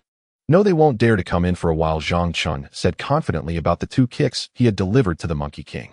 Even if the bones in its face were not broken, they were likely swollen like a pig's head. "Look, what's that? Is it a jar?" Although the cave was not poorly lit, Man still vaguely saw several clay jars deep within the cave and pointed at them. Zhang Chen looked in the direction she pointed and indeed saw several clay jars. He stood up and walked over to find 4 ceramic jars quietly resting in the corner. One jar was covered with a ceramic lid, while the other 3 had lost their lids and were empty. Zhang Chen carried the covered jar over to Man, removed the lid in her presence, and was immediately greeted by a strong aroma of alcohol. Inside there was a light yellow liquid approximately 1/3 full, with a strong alcoholic scent. He lifted it and estimated it weighed about 6 or 7 taels. His throat felt parched, and upon seeing the jar of wine, he disregarded whether it was clean and took a large swig straight from the jar. The rich yellow wine flowed smoothly down Zhang Chen's throat. "What a good wine," he exclaimed. After taking a sip, he offered the yellow wine to Man. Though she was very thirsty, Man disliked drinking alcohol and shook her head at Zhang Chen. Seeing her refusal, Zhang Chen took the jar back and continued to drink deeply. After 2 swigs, the jar was nearly half empty. After drinking a couple of sips, Zhang Chen felt much more at ease. He leaned back and lay down, closing his eyes to rest. Outside, the sun blazed down. Seeing that Zhang Chen showed no intention of leaving immediately, Man sat beside him and took out a handful of nuts from her bag, nibbling on them. Swish, swish. Man did not disturb Zhang Chen, but heard sounds coming from him and quickly turned to look. She saw Zhang Chen's eyes wide open, trembling uncontrollably with beads of sweat pouring from his forehead. "Heisey, what's wrong with you?" Man called out to Zhang Chen anxiously. Zhang Chen did not respond, looking very uncomfortable as he rolled on the ground. Seeing Zhang Chen acting strangely, Man panicked, feeling both anxious and helpless. "Boss, what's wrong? You can't be in trouble. Hey, we cannot do without you." Watching Zhang Chen writhing in pain on the ground, scratching and clawing at himself, Man couldn't help but shed tears, overwhelmed with worry. She rushed to Zhang Chen and pulled him into her embrace. Being held by Man did little to help her. Zhang Chen's forehead sweat flowed like a spring, and his hands flailed in the air. With her heart in turmoil, Man wiped the sweat from his forehead, but soon more sweat poured out. After drinking the yellow wine and lying down, he felt utterly drained, unable to get up. His consciousness began to blur. Once Man embraced him, his hands started to flail wildly. At first, Man did not notice the movements of his hands. Suddenly, she felt a large hand creeping up from her waist. Man jumped as if jolted by electricity, exclaiming at Zhang Chen in embarrassment and irritation. "Zhang Chen, were you doing that on purpose?" After falling from her embrace, Zhang Chen rolled on the ground again, continuously grabbing at his body. Man was stunned, crying out in desperation, "What do you want? Just tell me, don't scare me." Still there was no response from Zhang Chen. "Boss, what on earth is wrong with you? Please don't scare me." Man cried while stamping her feet, feeling frantic. Zhang Chen let out a heart-wrenching scream towards the cave's ceiling, rolling even more violently. Seeing this, Man quickly crouched down and wrapped him in her arms again. Once held by Man Man, his hands began to flail again. This time Man Man was mentally prepared and did not react as intensely as before, allowing him to do as he pleased. Zhang Chen seemed to find relief and tackled Man Man down onto the dry grass. This time she no longer resisted him and let him act freely. Zhang Chen pressed his face against Man Man's, kissing and nibbling at her indiscriminately. Whether out of shock or something else, Man Man widened her eyes, wanting to see if he was truly doing it intentionally. If Zhang Chen desired her, she wouldn't mind. It was just that she did not wish to give herself to him in such a manner. That drink couldn't be an aphrodisiac, could it? Zhang Chen's actions did not seem intentional, causing her to briefly entertain a thought. She raised her hands to cup Zhang Chen's face, adjusting it to align properly, her arms slowly wrapping around his neck as she leaned in, gently pressing her lips against his, their mouths softly touching. After Little White was brought into the cave by the monkey, a female monkey dipped a few drops of yellow wine from a jar, letting it drip into Little White's mouth. Little White only received a few drops, unlike Zhang Chen, who gulped down 2 big swigs, so Little White merely became intoxicated. Having previously consumed a tiger whip and now drinking monkey wine, the combined effects of the tiger's strength and the potent liquor surged, causing him to feel as if possessed, craving release. Little White had already woken up, clueless about what the two were doing, but felt embarrassed, quietly running to the cave entrance to keep watch for them. After a couple of hours, the two finally awoke from the dry grass. They exchanged glances and immediately buried their heads in embarrassment, staring at the grass. Both were inexperienced in such matters, feeling shy with one another. Man Man stole a glance at Zhang Chen, noticing his face was even redder than before. At this moment, Zhang Chen was puzzled, wondering why he had bled so much after entering the cave, even though he still had some blood dripping. Content with her desires, Man Man's lips curled up slightly, secretly delighted. Little girl, from now on, I'll take care of you. She picked up a pair of small pants that Zhang Chen had tossed aside and put it on along with a t-shirt nearby. She walked down the steps, picking up the pair of jeans she had accidentally kicked off. Looking up at the still delicate and flustered Zhang Chen, she teased, "Heisey, do you want me to help you get dressed?" Zhang Chen, with her teasing, wished he could find a hole to hide and hurriedly putting on the pair of underpants from the dry grass. "You're wearing it inside out." Man Man's voice rang out again. Zhang Chen, feeling embarrassed, quickly turned around, facing away from her to take it off and put it on again. He then picked up the jeans he had kicked off and put them on. Only after getting dressed did he walk down, following behind Man Man as they were about to leave. "Aren't you going to take that wine?" Man Man turned back and asked Zhang Chen. Although Zhang Chen was present, his soul had not returned, recalling what had just happened. His face was bright red as he shook his head at her. "Why would I not take it?" Man Man rolled her eyes at him, then turned back up the steps, walking to the corner to pick up the 2 clay jars. This time Man Man was not mocking Zhang Chen. She genuinely wanted to take the 4 jars with her. "These jars are treasures. They can hold water and be used for cooking. Why would we leave them behind?" Saying this, she poured all the nuts from Zhang Chen's t-shirt into one of the jars, then tossed the shirt to him to wear. Zhang Chen then realized he was the one being dirty, his ears turning even redder. After taking the shirt, he picked up an empty jar and grabbed the jar that still had a bit of wine left. As he stepped out of the cave, Zhang Chen intended to pour out the harmful wine from the jar. Man Man quickly stopped him, shouting, "Don't pour it out." After saying that, she walked to his side and whispered, "This is a good thing, it might help Sister Qiong'an. Don't waste it." Then she said to Zhang Chen, "Look at your wounds." Fearing he wouldn't listen, she set down the jar filled with nuts, then snatched the jar of wine from Zhang Chen's hands, tightly sealing it with the clay lid. Man Man walked toward the small grassland, speaking to Little White, "Baby, lead the way home." Upon hearing Man Man's words, Little White joyfully ran ahead. Only then did Zhang Chen remember his injuries. He pulled up the sleeve of his shoulder and saw that the wound had healed, beginning to scab over. There were also a few scratches on his arm and body that had formed dark red scabs. He suddenly realized. Quickly bending down, he picked up the clay jar from the ground and ran after Man Man. The two and the beast passed through the grassland. Just as they were about to enter the woods, they saw the group of monkeys surrounding the Monkey King under the tree. At this moment, the Monkey King had also recovered his strength and sat on the ground. Seeing Man Man, Zhang Chen, and Little White emerge from the cave, the monkeys immediately fixed their gaze on them, their eyes filled with tension. Woo woo. Little White was the first to notice them, immediately stopping in his tracks and baring his teeth while growling at the monkeys. Man Man, following closely behind Little White, also spotted the group of monkeys. When she saw the Monkey King sitting on the ground, her previous triumphant expression vanished, her body tensed, and worry crept onto her face. Hearing Little White's growl, Zhang Chen immediately quickened his pace, joining the two. He noticed the monkeys were staring intently at the 2 clay jars in Man Man's hands, not attacking the trio. It seemed that the monkey had already been defeated by him and dared not harm them again. "It's okay, don't be afraid," he whispered to Man Man, his tone gentle. "Little White, let's go," Zhang Chen said to the furious Little White. At this moment, Little White recalled how the monkeys had tormented him earlier, feeling very indignant. Hearing Zhang Chen's words, he could only give up and headed towards the woods. Man followed Little White, but was still worried that the monkeys might attack them again, glancing back every few steps. Zhang Chen glanced at the Monkey King only to find its face swollen like a pig's. Since he had spared the Monkey King earlier, Zhang Chen did not intend to engage in further conflict with the monkeys walking down the mountain, without looking back, thinking about Chen Xiong'an waiting at the back mountain. He needed to hurry and deliver the monkey wine. Seeing the two carrying the jars, the monkeys immediately panicked, chattering anxiously to the Monkey King. The Monkey King also saw the two taking the treasure from its cave, feeling anxious, but dared not attack them. The Monkey King got up and followed behind the two, and the monkeys also got up and followed the Monkey King. One tiger, one girl, one boy, one Monkey King, along with a group of monkeys, walked for about 10 minutes. Zhang Chen could no longer tolerate the monkeys' incessant chattering, stopping and turning to face them. Man also stopped, hiding to the side to watch. Having witnessed Zhang Chen's battle with the Monkey King, Man knew he could defeat it, but still felt a bit worried. Even with the medicinal wine in hand, she did not wish to see Zhang Chen get hurt again. Approaching the Monkey King, Zhang Chen loudly questioned, "Do you still want to fight?" Chirp, chirp. The Monkey King seemed to understand Zhang Chen's words, shaking its head vigorously and pointing at the jar in his hand, chattering non-stop.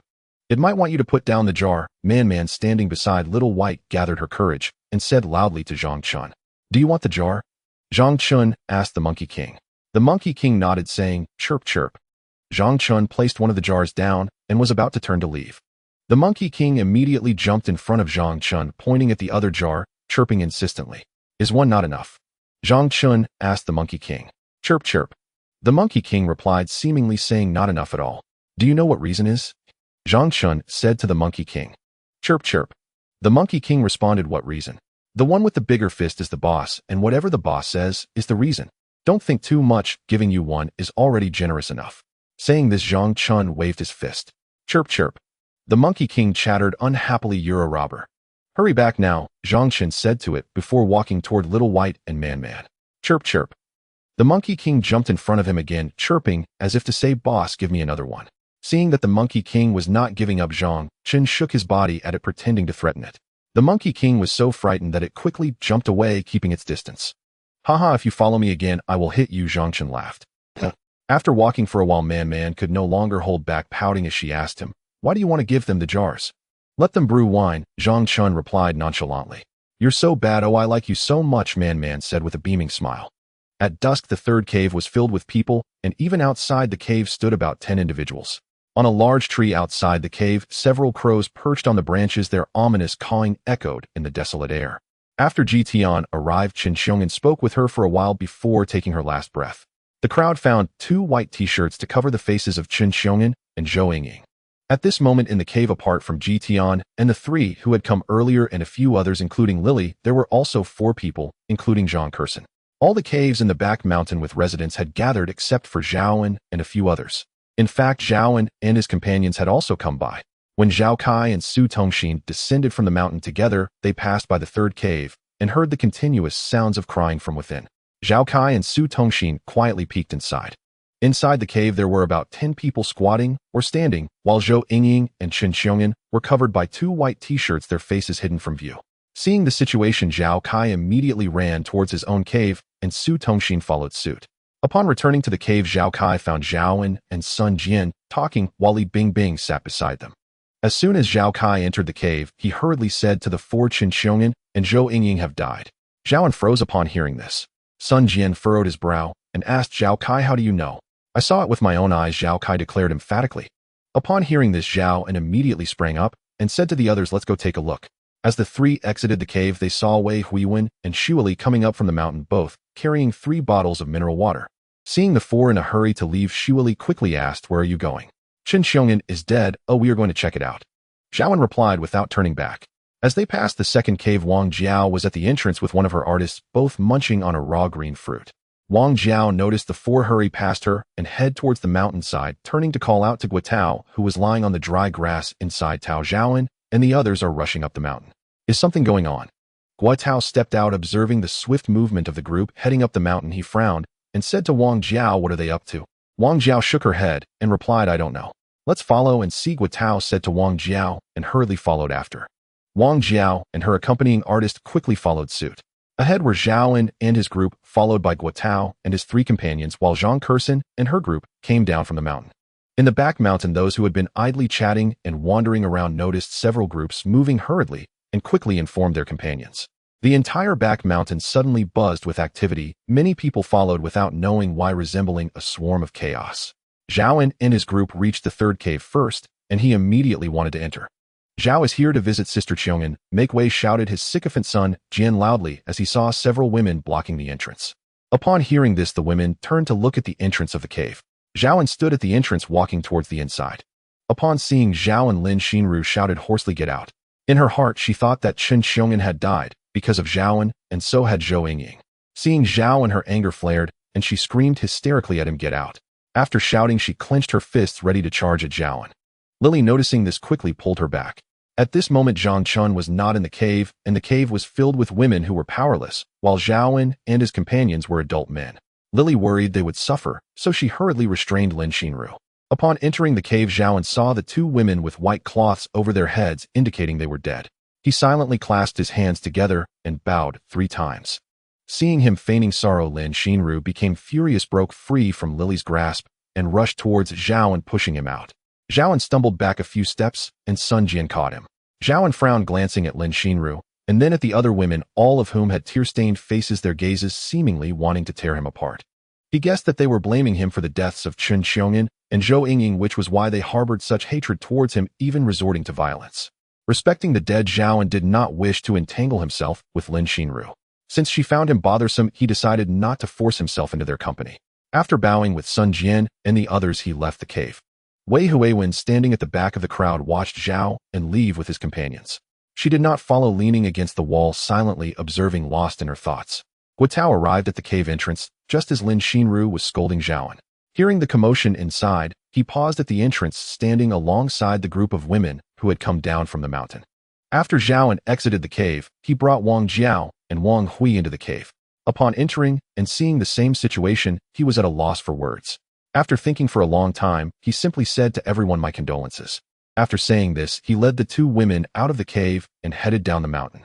After exiting, Wang Jiao did not follow Guo down, but like Wei Huiwen, turned to lean against the cave. She recalled the past when she and Chen Qiong'an had vied for power in the company. Those memories were vivid, as if it had been just yesterday. Thinking of Chen Qiong'an's fate today, she realized it could just as easily be her own tomorrow. In this impoverished and desolate island, life felt so cheap and fragile. Regardless of whether the 2 had been enemies or friends in the past, that was no longer relevant. Today, Qiong'an was gone, and offering her a final farewell was the least she could do. Besides, Wang Jiao, Ning Yichen, and a group of classmates also stood at the cave entrance, not entering. Even Lisa brought Li Long to the cave entrance. Seeing Ning Yichen and her group rushing down the mountain in such a manner, she assumed something significant had occurred. Lisa immediately said to Li Long, "It seems something has happened, we should go take a look." What could possibly happen? Li Long mumbled, but still got up and followed Lisa out of the cave. Earlier in the morning, Lisa encountered Zhang Kursen's classmates and inquired why everyone had gone to the last cave the previous night. Her classmates told her that Zhao had taken them all to extort the newcomers. Although this classmate was part of Zhang Kursen's group, like Ning Yichen's group, they still held a grudge against Lisa for taking things from Ning Yichen. They only mentioned the first half of the story, omitting the latter part. Seeing several groups heading down the mountain, Lisa quickly took Li Long to the 3rd cave. Upon arrival, they learned that Chen Qiong'an had passed away. As the saying goes, the dead should be prioritized. Since they were there, she joined the others in mourning for Qiong'an outside the cave. As Li Long and Lisa descended the mountain, they passed by Huang Jianbing's cave. When Zhang Hao saw the 2, his eyes lit up as he gazed at Lisa. Li Long was displeased at Zhang Hao's lewd demeanor, his brows furrowing in annoyance. Like Guo Zhang Hao was a lecher. He didn't care whether Li Long was uncomfortable or not, as long as he felt good continuing to ogle Lisa. Angered, Li Long was about to confront him. Lisa also noticed Zhang Hao's flirtatious behavior, but was more focused on quickly descending the mountain. Otherwise, she feared she would miss out on a share like last night. She guessed that last night's events had been initiated by Zhao, and who had deliberately excluded her and Li Long. Seeing Li Long about to clash with Zhang Hao, she frowned and said to him, "Let's go quickly, don't waste time." After spending the last 2 days together, Li Long had already become a sycophant. Seeing Lisa frown, he immediately turned and headed down the mountain. As they left, he threatened Zhang Hao, "You better watch out. What do you want to bite your grandpa?" Zhang Hao defiantly shouted back. After they left, Zhang Hao found it strange and called Huang Jianbing out of the cave, saying that girl Lisa just rushed down the mountain with Li Long in a hurry. What does that have to do with us? Huang Jianbing replied dismissively. Zhang Hao with a puzzled look said, I feel something is off. What's off? That Li Long fella is like a mad dog. If you poke him a little, he'll latch onto you and won't let go. I just glanced at Lisa and he was ready to fight, then he got called away by her. Zhang Hao explained the recent events to Huang Jianbing. Isn't that a good thing? Huang Jianbing said lightly. No, it's not. Zhang Hao still felt something was wrong. What's wrong? You don't want to fight Li Long, do you? Huang Jianbing said impatiently. By the way, that girl just now said not to waste time. Let's follow and see what they're up to. After saying this, Zhang Hao stepped forward to catch up. Huang Jianbing, who was of similar age to Zhang Hao and had built a good relationship with him before their misfortunes, felt their bond had grown closer after a friendly match in the cave yesterday. Seeing Zhang Hao chase after Li Long, he helplessly shook his head and followed. The two women who were still in the cave heard the commotion and ran out to take a look. They saw Zhang Hao in front with Huang Jianbing trailing closely behind. The two women exchanged glances and followed suit. The four of them assumed something significant had occurred and hurriedly raced to the third cave. Upon seeing many people outside the cave, they inquired and learned that Qin Xiong'an had died. Zhang Hao and his companion had never interacted with Qin Xiong'an. Hearing this news, they immediately lost interest and turned to leave. Just as they were about to leave, they saw Zhang Chun and Kong Man running up with Zhang Chun clutching 2 jars in his hands. Kong Man, who was chasing after Zhang Chun, also carried an empty jar, panting heavily. The two rushed through the crowd at the cave entrance and bolted inside. Sister, I brought you food, make way. Zhang Chun shouted as he ran. The few people in the cave turned around, shifting aside to let Zhang Chun pass. When Zhang Chun reached Qin Xiong'an and saw her head covered with a white t-shirt, he was utterly stunned. Shortly after, Kong Man entered and stopped beside Zhang Chun. Upon seeing the situation, she was dumbfounded, letting the empty jar slip from her hands, which rolled a few times on the ground. Sister has already left, Lily said as she approached Zhang Chun, gripping his arm. Zhang Chun silently gazed at Qianjin's body, unable to utter a word. Lily, with a choked voice, continued, Sister Qianjin left peacefully as she wanted us to live well. Sister, Zhang Chun brought you lots of delicious food. Why didn't you hold on a little longer? Kong Man's tears finally overflowed, streaming down her face as she cried out to the remains, Sister, we even brought good medicinal wine back. Like Zhang Chun and Kong Man, who had just stepped into society, their experiences were as blank as a sheet of paper. They believed everything Lily told them, and even Xiao Hui was the same. The three had listened to Lily recount Qianjin's past for an entire night yesterday, holding her in great admiration and affection. While crying, Kong Man said, Sister, please wake up and see you. I'm not lying to you. Just look at the jar Zhang Chun has under his arm. It has good wine inside. Wake up and have a sip. As she cried, Kong Man collapsed onto the ground, mimicking Ji Tian, who sat by the corpse, holding Qianjin's hand and lamenting, Sister, we just got to know each other. How could you be so heartless? You didn't even let us get to know you better and learn from you before leaving. The women in the cave had already cried once, and their tears were nearly dried up. Now, seeing Kong Man weep inconsolably, they too could not help but shed tears, their cries filling the cave. Zhang Chen's eyes were red and tears were welling up in them. He sniffed, holding back the tears from falling. Looking at Man, who resembled a pear blossom amidst the rain, his heart felt just as heavy with sorrow. Hearing her cry about something delicious, he remembered that everyone in the cave had not eaten all day. He handed the jar in his hand to Lily, choked up, and said, Sisterly, please distribute the food to everyone. Lily took the jar, glanced inside, and saw it was filled with dried fruits, enough to fill half the jar. On any other day, seeing so much food would have made her very happy. But at that moment, filled with sadness, she couldn't find any joy in seeing so much food, and passed the jar back to Yanzi. Yanzi, like Lily, was too hungry and too sad to have any appetite. She took the jar and handed it to Xiaowei. The jar was passed around like a game of hot potato, eventually returning to Lily's hands. Lily walked a few steps toward the body, crouched down, and patted Ji Tian's shoulder, saying, Ji Tian, Sister Qianjin wouldn't want to see you like this. Eat something. Lin Na also crouched down, grabbed a few dried fruits from the jar, and handed them to Ji Tian, saying, Tian, don't be sad. Eat something. Ji Tian, hearing those words, took a cashew from Lin Na's hand and put it in her mouth, chewing with tears in her eyes. Lin Na then spread the dried fruits in her hands to Lin Xinru and said loudly to everyone, you all should eat something. Sister Qianjin wouldn't want to see us like this from above.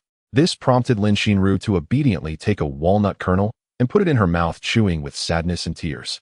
Seeing that the two were obediently eating, Lily passed the jar to Xiao Xiao. After Qianjin left, Lin Na was the oldest in the cave, and after her words, everyone became more compliant. The jar made another round like a game of hot potato, but this time everyone took a few dried fruits and started eating. While everyone was passing the jar, Lin Na stood up and walked towards Zhang Chun, whispering, come out with me for a moment. She then walked outside the cave. Lily, who was patting Man's shoulder, saw Lin Na call Zhang Chun out and followed her outside. After Zhang Chun left, Xiongyan had instructed Ji Tian to follow Lin Xinru to Zhang Chun. Zhang Chun and Man Man were unaware of this. Only a few people present knew. Zhang Chun only knew that Xiongyan had entrusted Lin Xinru to him. He had thought about it. If Lin Xinru was willing to move in with them, he would accept her. After spending a few days with Zhang Chun, Lily understood his character. Although she admired Xiongyan greatly, she also had her own concerns. The thought of Zhang Chun accepting Lin Xinru and Ji Tian made her feel somewhat uneasy. After all, this was a matter of survival. With more people, it was uncertain whether she and the others would have enough to eat every day. At this time, the sky had started to darken, and the group outside had already returned. Lin Na exited the cave and moved to the other side of the entrance, waiting for Zhang Chun. After Zhang Chun came out, Lily followed closely behind. Lin Na was a few years older than Lily and had seen more of the world. She glanced at her and roughly understood her purpose for following.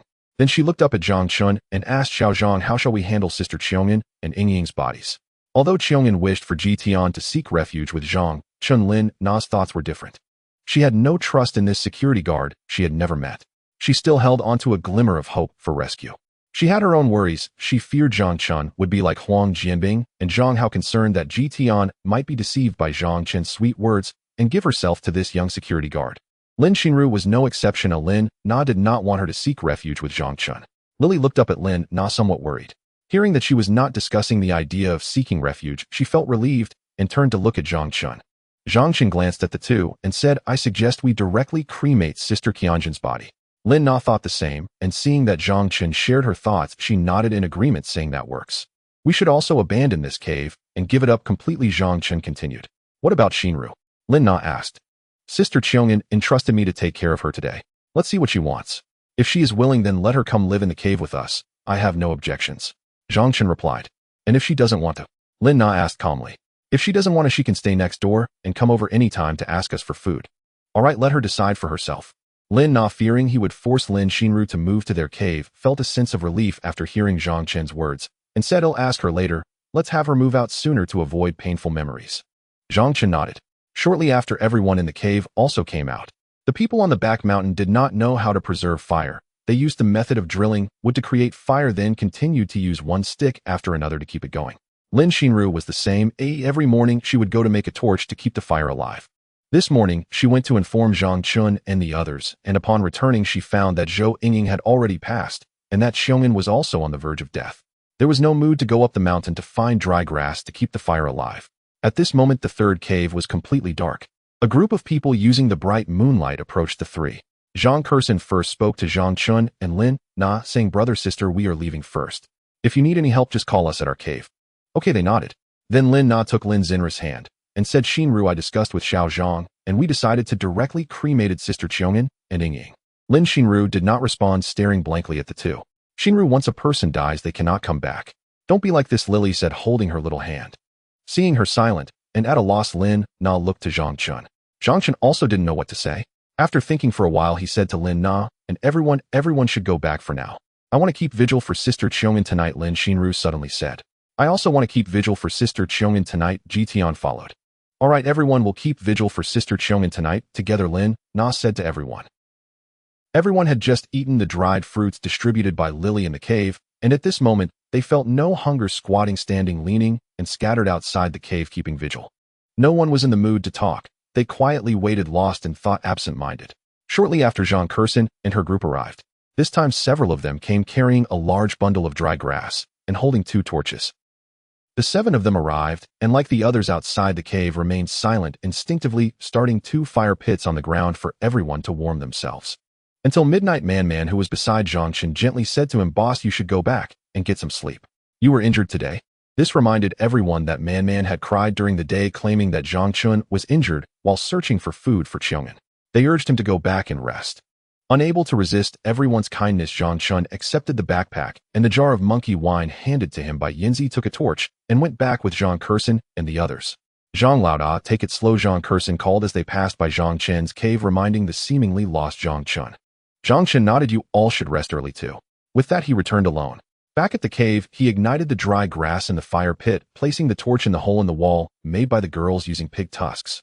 He carefully poured the monkey wine into the mineral water bottle he borrowed from Lin Xinru. After pouring, there was about 100 milliliters. After freeing up an empty jar, he rummaged through his backpack to take out the white tiger skin, laid it out, and then lay down directly. Zhang Chun kept thinking about Xiong'an, believing that the 2 jars of yellow wine could heal his wounds, and surely they could heal Qianjin's pneumonia. He constantly blamed his lack of willpower, feeling he shouldn't have succumbed to temptation and wasted time indulging in pleasure with Man Man. But he couldn't fully blame himself. At that time, he was not clear-headed at all. Yet he felt it was his fault, filled with both sadness and guilt. As he pondered, his thoughts gradually drifted, and he fell asleep. In his dream, Zhang Chun again thought about Xiong'an. In the dream, he stood outside the 3rd cave, and the descending night was like a flood rushing towards him, as if it would swallow him whole at any moment. In the blink of an eye, he found himself inside the cave, seeing Xiong'an lying on the damp earth, eyes closed, wearing a peaceful smile, in a state of tranquility. Zhang Chun noticed her clothes were covered in mud, splotchy and dirty. Just as he was about to look at Xiong'an again, he saw her peaceful form on the ground transform into his good brother Monkey, whose face was similar to that of a monkey, wearing his signature lecherous smile, lying on the ground, and grinning, asking him, "Chainer, isn't the taste of a woman nice?" Before Zhang Chun could argue, just as he opened his mouth, the person on the ground had turned into the class monitor, who looked at him with anger, his pupils wide open. In his ears, he could still hear his grandmother's voice, "Chainer, live, well, you must live well." During the day, Zhang Kurson brought 3 people to mourn, and at night, she brought everyone to keep vigil. Given the kindness shown on the beach, everyone had no objections. After Zhang Chun and Zhang Kurson's group left, everyone continued to keep vigil. Another 2 hours passed, and the little girl beside Lily began to sway her little head, sometimes leaning towards the left Man Man, sometimes pressing against the right Yinzi, starting to doze off. Ahem. Lily coughed and said to Man Man, "Man Man, you've also had a long day. You should take Xiao Hui back to rest." The 3 girls were not very familiar with Xiong'an, and being able to stay until this hour, Shinru and Lin Na felt grateful. Lin Na added, "Yes, if you're tired, go back and get some sleep. There are things to do tomorrow." "All right." This situation was not suitable for pleasantries. Man Man responded with a single word, took a jar, and left with Xiao Hui and the little white bear, leaving the jar filled with clean water for everyone to use. Lily watched the 2 leave, observing Man Man's gait, and frowned. Having been through it herself, she noticed that before yesterday, Man Man's walking was clearly that of someone who had not yet lost her virginity. Today's gait, swaying and limping, clearly indicated that she had just lost it. Although Man Man disguised it well, she could tell that today's Man Man had already matured. With 100,000 questions rising in her heart, she frowned again, the questions pressing in her mind. At this moment, Zhang Chun was dreaming of the class monitor, seeing a monkey meeting Xiong'an and hearing his grandmother's words. When Xiao Hui and Man Man returned, they found Zhang Chun deeply immersed in his dream, drenched in sweat, breathing heavily, as if he were pulling a bellows, trembling all over, tears streaming down his face, mumbling, "Class monitor, I am fine. Grandma, I will survive." The 2 were startled by Zhang Chun's appearance, unable to close their mouths. It was Xiao Hui's first time encountering such a situation, leaving her a bit flustered. Man Man looked on in surprise. The medicinal properties of the yellow wine were too potent. Amidst her astonishment, Man Man also noticed that Zhang Chun seemed different from during the day. He was less flushed and more tearful, still mumbling words. Man Man turned to Xiao Hui and said, "He must be having a nightmare." "Are you sure?" Xiao Hui asked, puzzled. "Didn't you see him mumbling?" "It's fine, you should go to sleep." Man Man herself wasn't sure, but she could only handle it this way for now. Xiao Hui took a look at Zhang Chun and indeed saw him mumbling, so she believed what Man Man said. She hugged Xiao Bai and walked into a more secluded spot, lying down to sleep. As before, Man Man approached Zhang Chun, her maternal instincts kicking in as she cradled his head in her arms, murmuring, "It's okay, it's okay."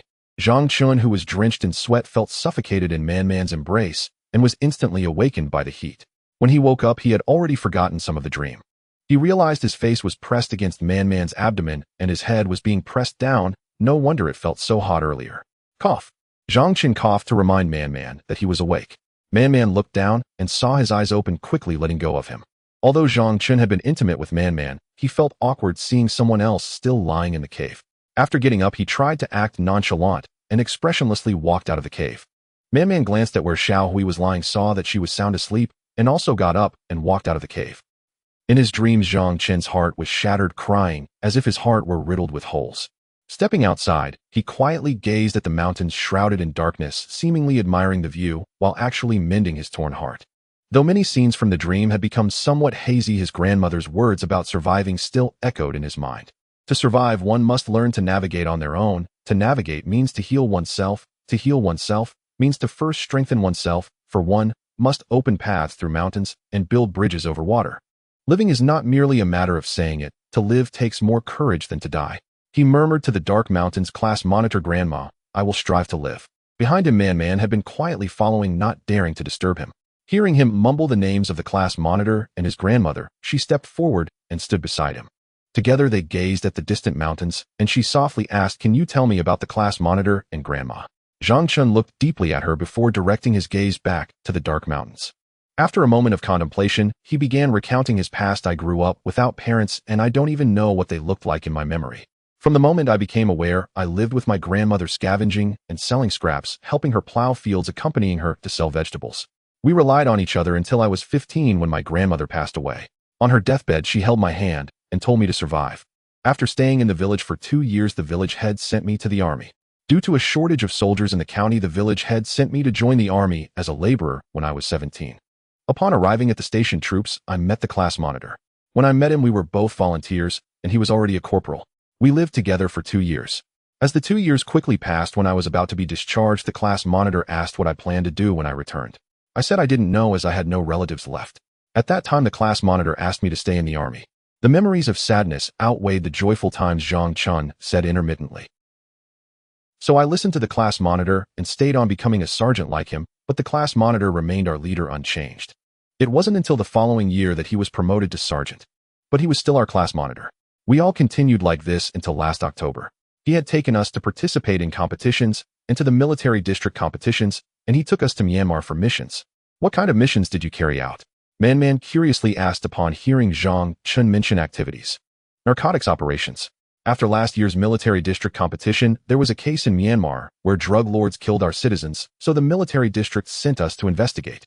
At that time, besides me, there was Li Pengzi the monkey, who were reconnaissance experts. There was also Xiao Wang, whose shooting skills were comparable to mine, and the class monitor, along with several local narcotics officers.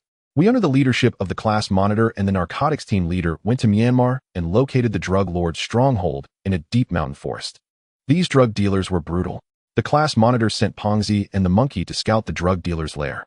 The monkey was very capable of reconnaissance, but also very impulsive, perhaps related to his father. During the second operation, they witnessed 2 drug dealers executing several women and children who were helping to cultivate opium. The monkey, perhaps reminded of his abusive father, couldn't hold back and directly attacked. Unbeknownst to him, there were about 10 drug dealers nearby. The monkey and Pengzi's ambush failed, and they were surrounded. Li Pengzi died protecting the monkey as he tried to break through, sacrificing himself. Due to their exposure, the operation had to be launched ahead of schedule. To prevent the drug dealers from fleeing, the 4 of us, along with the local police, attacked the drug lord's stronghold without waiting for reinforcements. We were all in our 20s, impulsive and brimming with youth. Especially Xiao Wang, who was closest to Pengzi. During our attack, blinded by rage, Xiao Wang was eager to avenge Pengzi and wanted to capture the drug lord responsible for killing our citizens. He accidentally got shot in the calf by the enemy's sniper and collapsed on the battlefield. The enemy sniper tortured Xiao Wang before our eyes, shooting him in the hands, legs, shoulders, and feet. The scene and emotions were like a cat playing with a mouse in a movie, enjoying the game, before devouring him, torturing Xiao Wang right in front of us. Unable to bear it any longer, the class monitor ordered me and the monkey to cover him as he went to save Xiao Wang. Upon hearing this, we frantically shot at the sniper's concealed position to suppress their fire, while the class monitor crawled out to rescue Xiao Wang. What we didn't expect was that there was another sniper opposing us, creating a crossfire situation. When the class monitor crawled to Xiao Wang's side, the other sniper also fired, hitting the class monitor. Just like the previous one, he was tormented before our eyes. Seeing he couldn't escape, the class monitor lay on the ground, loudly shouting for us to retreat, with red eyes urging us to survive. As he spoke, Zhang Chen's eyes turned red, and he cried out to the dark mountains, "Survive." Zhang Chen's situation resembled post-war psychological syndrome, what people commonly refer to as post-traumatic stress disorder. However, he had made a grave mistake at the time, attacking the drug lord personally, without seeking permission from his superiors. When he returned to the unit, they hadn't even treated him before sending him straight to a military tribunal. At this moment, Man, unsure how to comfort him, had tears streaming down her face, unable to speak for a long time. After calming down a bit, she took Zhang Chen's hand, imitating him, and shouted at the dark, starry sky, "Survive." What happened next? She asked, turning her head to look at Zhang Chun. After waiting outside with the monkey and the narcotics officers for a day, reinforcements finally arrived with 2 companies of soldiers. We launched a strong attack on the drug lord's stronghold. Did you take it down? Zhang Chun nodded and said, in the face of absolute power, the drug dealers were utterly powerless. We flattened their stronghold. Did you dream about all this? Man cautiously asked. Zhang Chen shook his head, his eyes reddening, as he said, "No, I dreamt of the class monitor and grandma of their appearances before they died, of them telling me to live well." After saying this, Zhang Chen fell silent. "Living," Man murmured softly, looking down at her feet, talking to herself. "Living. There is no greater joy than living, no greater hardship than living. To live without confusion in the heart, to live without being trapped by emotions, to live without fear of the future, to live without dwelling on the past. Thus all will be well." She then raised her head and asked Zhang Chen, "So how did you leave the army?" Hearing this, Zhang Chen expressed his frustration, saying, "At that time, I was already enraged and found that bastard in the drug lord's wooden house. Upon seeing him, I shot at his hands and feet several times, just like the sniper had tortured the class monitor." Man hadn't expected such a violent side to Zhang Chen. Hearing this, she excitedly asked, "Did you kill him?" Zhang Chen shook his head and said, "After shooting several times, my comrades came in and stopped me." After saying this, Zhang Chen fell into endless regret, quietly staring into the distance. Man with wide eyes awaited his next words. "Then I was sent to a military tribunal and expelled from the army," Zhang Chen said casually. After hearing Zhang Chen's story, Man noticed he was in a bad mood and didn't know what to say, so she could only quietly stand beside him. "What happened down the mountain?" After a while, Zhang Chen finally asked Man. "It's the same as when you left. Everyone is sitting around the bonfire outside the cave, keeping vigil for Qiong'an." The atmosphere throughout the night was quite oppressive. Apart from Zhang Chen recounting his past, the two of them barely exchanged 2 sentences. They could only silently gaze into the distance. After some time, Man remembered Qiong'an's instructions and asked Zhang Chen, "What are you going to do about Xinru? Should we let her come?" In the evening, that Lin Na also asked me this question. "My opinion is to let Xinru decide for herself. If she wants to come, we will accept her. If she doesn't want to come, she can just settle down in the cave nearby. That way we can take care of her as well." After finishing this, Zhang Chen suddenly turned to Man and asked, "Are you feeling jealous?" After saying this, Zhang Chen immediately regretted it, awkwardly turning his head away. However, once these words were spoken, the atmosphere lightened considerably, no longer feeling so oppressive. After hearing this, Man became embarrassed, raising her little fist and gently punching Zhang Chen's shoulder while saying, "You are the one who's jealous, you are the one who's jealous." After punching him, she added, "Don't let Li Jie and Yanzi know about us." "Did you hear that?" she shouted at Zhang Chen, still feeling uneasy. Before meeting the class monitor, grandma was the only family Zhang Chen had in this world. After grandma died, meeting the class monitor made him find a second family.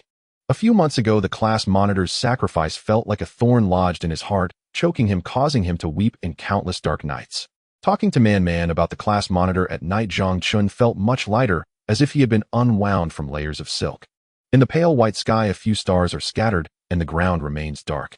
The sky is already tinted with a soft white light, and the wild grass in the mountains trembles gently in the morning breeze, shrouded in a mysterious twilight. Zhang Chen woke up to the distant sounds of birds chirping. He had a lingering thought in his heart, that of Cave No. 3 in the back mountains. He glanced at the 2 women sleeping on the white tiger skin. In her sleep, Man had a slight pout at the corner of her mouth, revealing a blissful expression, as if she were dreaming of something joyful. This reminded Zhang Chen of the previous night, when after chatting with her, they had secretly kissed outside the cave for about 10 minutes, as if they were thieves, their hearts racing. He couldn't bear to disturb the sweet dreams of the 2 women, so he tiptoed out of the cave and headed to Cave No. 3. Outside, Qiong'an's 3 women and the women from his cave were cuddled together dozing. Zhang Chen gently patted Yanzi's shoulder to wake her up. Yanzi opened her hazy eyes, looked up at Zhang Chen, and said, "Boss, you've come." Lily, who was sleeping against her, woke up lightly from Yanzi's voice, raised her head to look at Zhang Chen, and said, "Why didn't you sleep a bit longer before coming over?" Zhang Chen shook his head at the 2, saying, "I couldn't sleep, so I came to check. You 2 should go back and get some more sleep." "What about here?" Lily asked. "I'm going to fetch some water for them to wash up when they wake up later." "What are we going to do today?" Lily continued to ask. "Today you all will find some dry grass and dead wood to bring back. In the afternoon, we will cremate Sister Qiong'an and Yingying. You girls can go with Lin Na and the others to search. After I fetch the water, I will go into the mountains to find some food for you. However, I can't gather that much food alone. I spoke to that group last night, and they are willing to help us through these 2 days by splitting into 2 teams. Those who are bolder can go to the seaside to catch some shrimp and crabs, while the others can gather some wild fruits." Zhang Chen shared his plans with the 2 women and urged them, "You 2 should go back and get some sleep, then come over when you wake up." The 2 women didn't hesitate to agree, nodding as they walked back to their cave. Zhang Chen picked up the empty jar next to them and headed toward the lake below. From the mountain to the lake, between the 3 mountains, the diameter is less than a kilometer, but the walk is nearly 3 kilometers.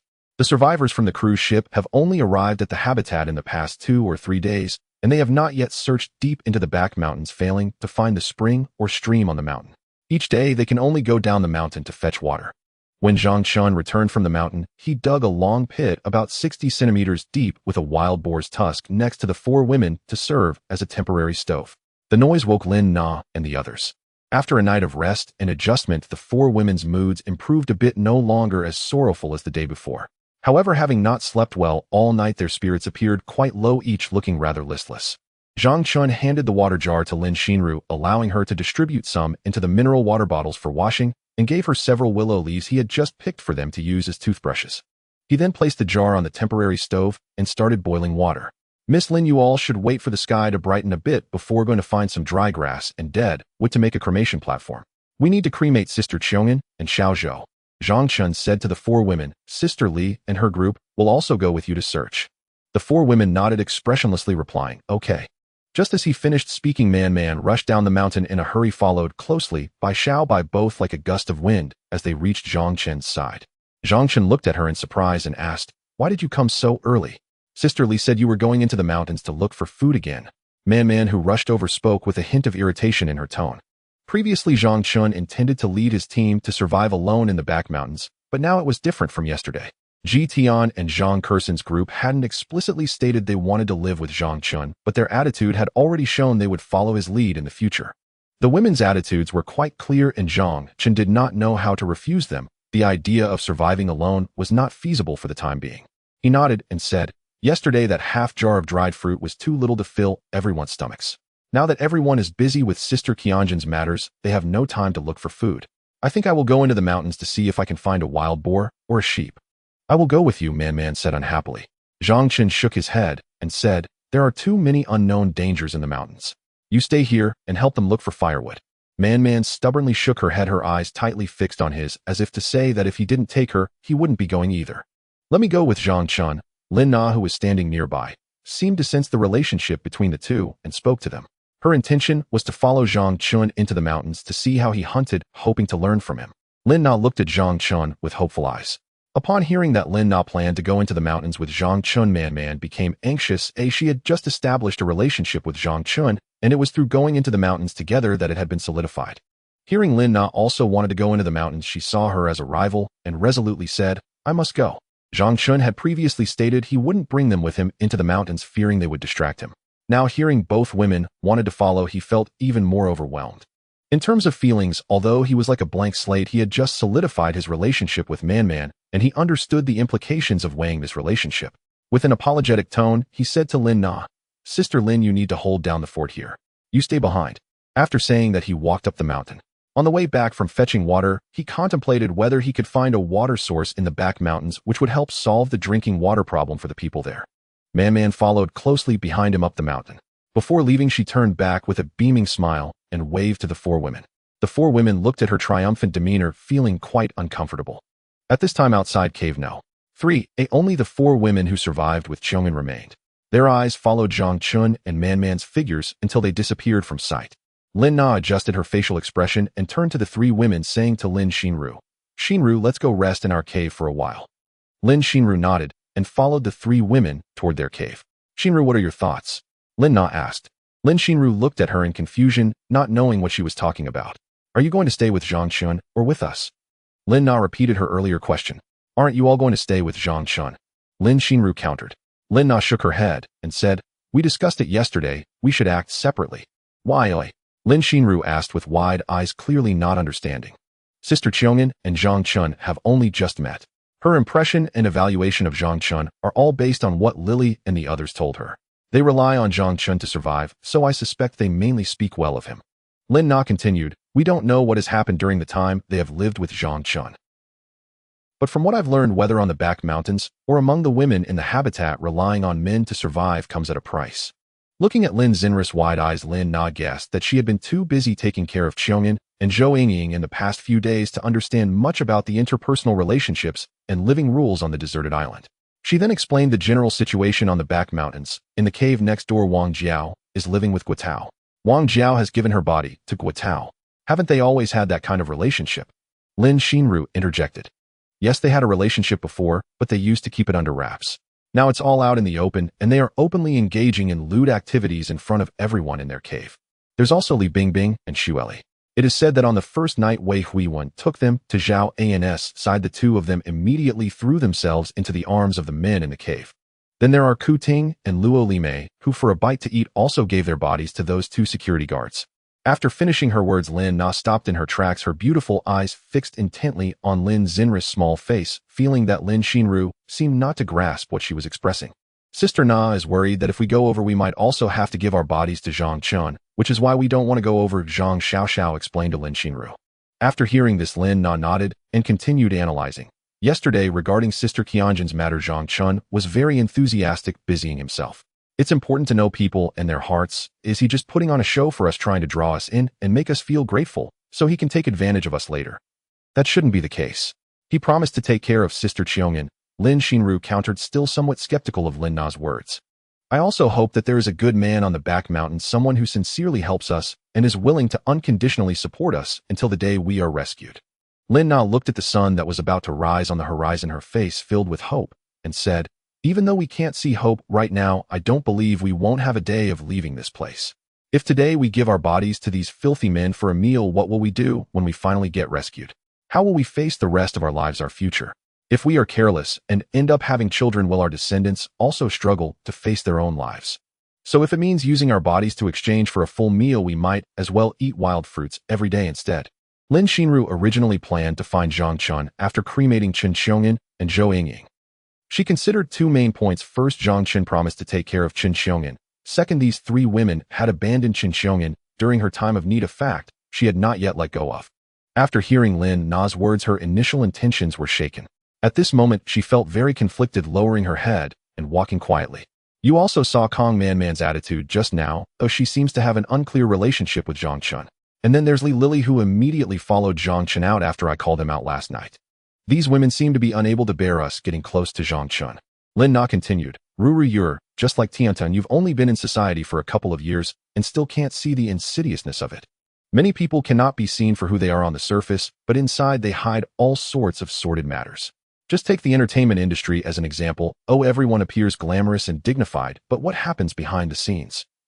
I remember during the cruise ship disaster, that student named Ning Yichen ran out of the same room as Sun Yu at that time. Now this student is living in the cave next to us with a group of girlfriends. We heard she has tried to move in with Sun Yu several times, but it seems he doesn't want her. Since Sun Yu has slept with her, why doesn't he want her? Lin Xinru asked in confusion. Do you think if we give our bodies to these men, they will be willing to accept us? That is impossible. We must not only satisfy their carnal desires, but also have some self-sustaining ability. Everyone is not a fool who would want to add burdens to themselves for no reason. After Lin Na said this, Lin Xinru felt even more conflicted. Since childhood, her parents had taught her that there is no such thing as free love or hate in this world. Why should others support her? Her mind involuntarily flashed a scene of Zhang Chun bare-bodied looking at her lustfully, with his voice echoing in her ears, little lady, come to me. Hey, wait for me, Black Carbon Head. Why are you running so fast? Man chased after him, her jealousy bubbling over. Isn't your heart a bit stifled since that sister didn't come along? Zhang Chun shot her a glare and continued walking towards their cave. Is there something bothering you? Just tell me so I can cheer you up. Seeing Zhang Chun's flustered expression made her feel better, and she continued to tease him. Zhang Chun ignored her and kept on his way.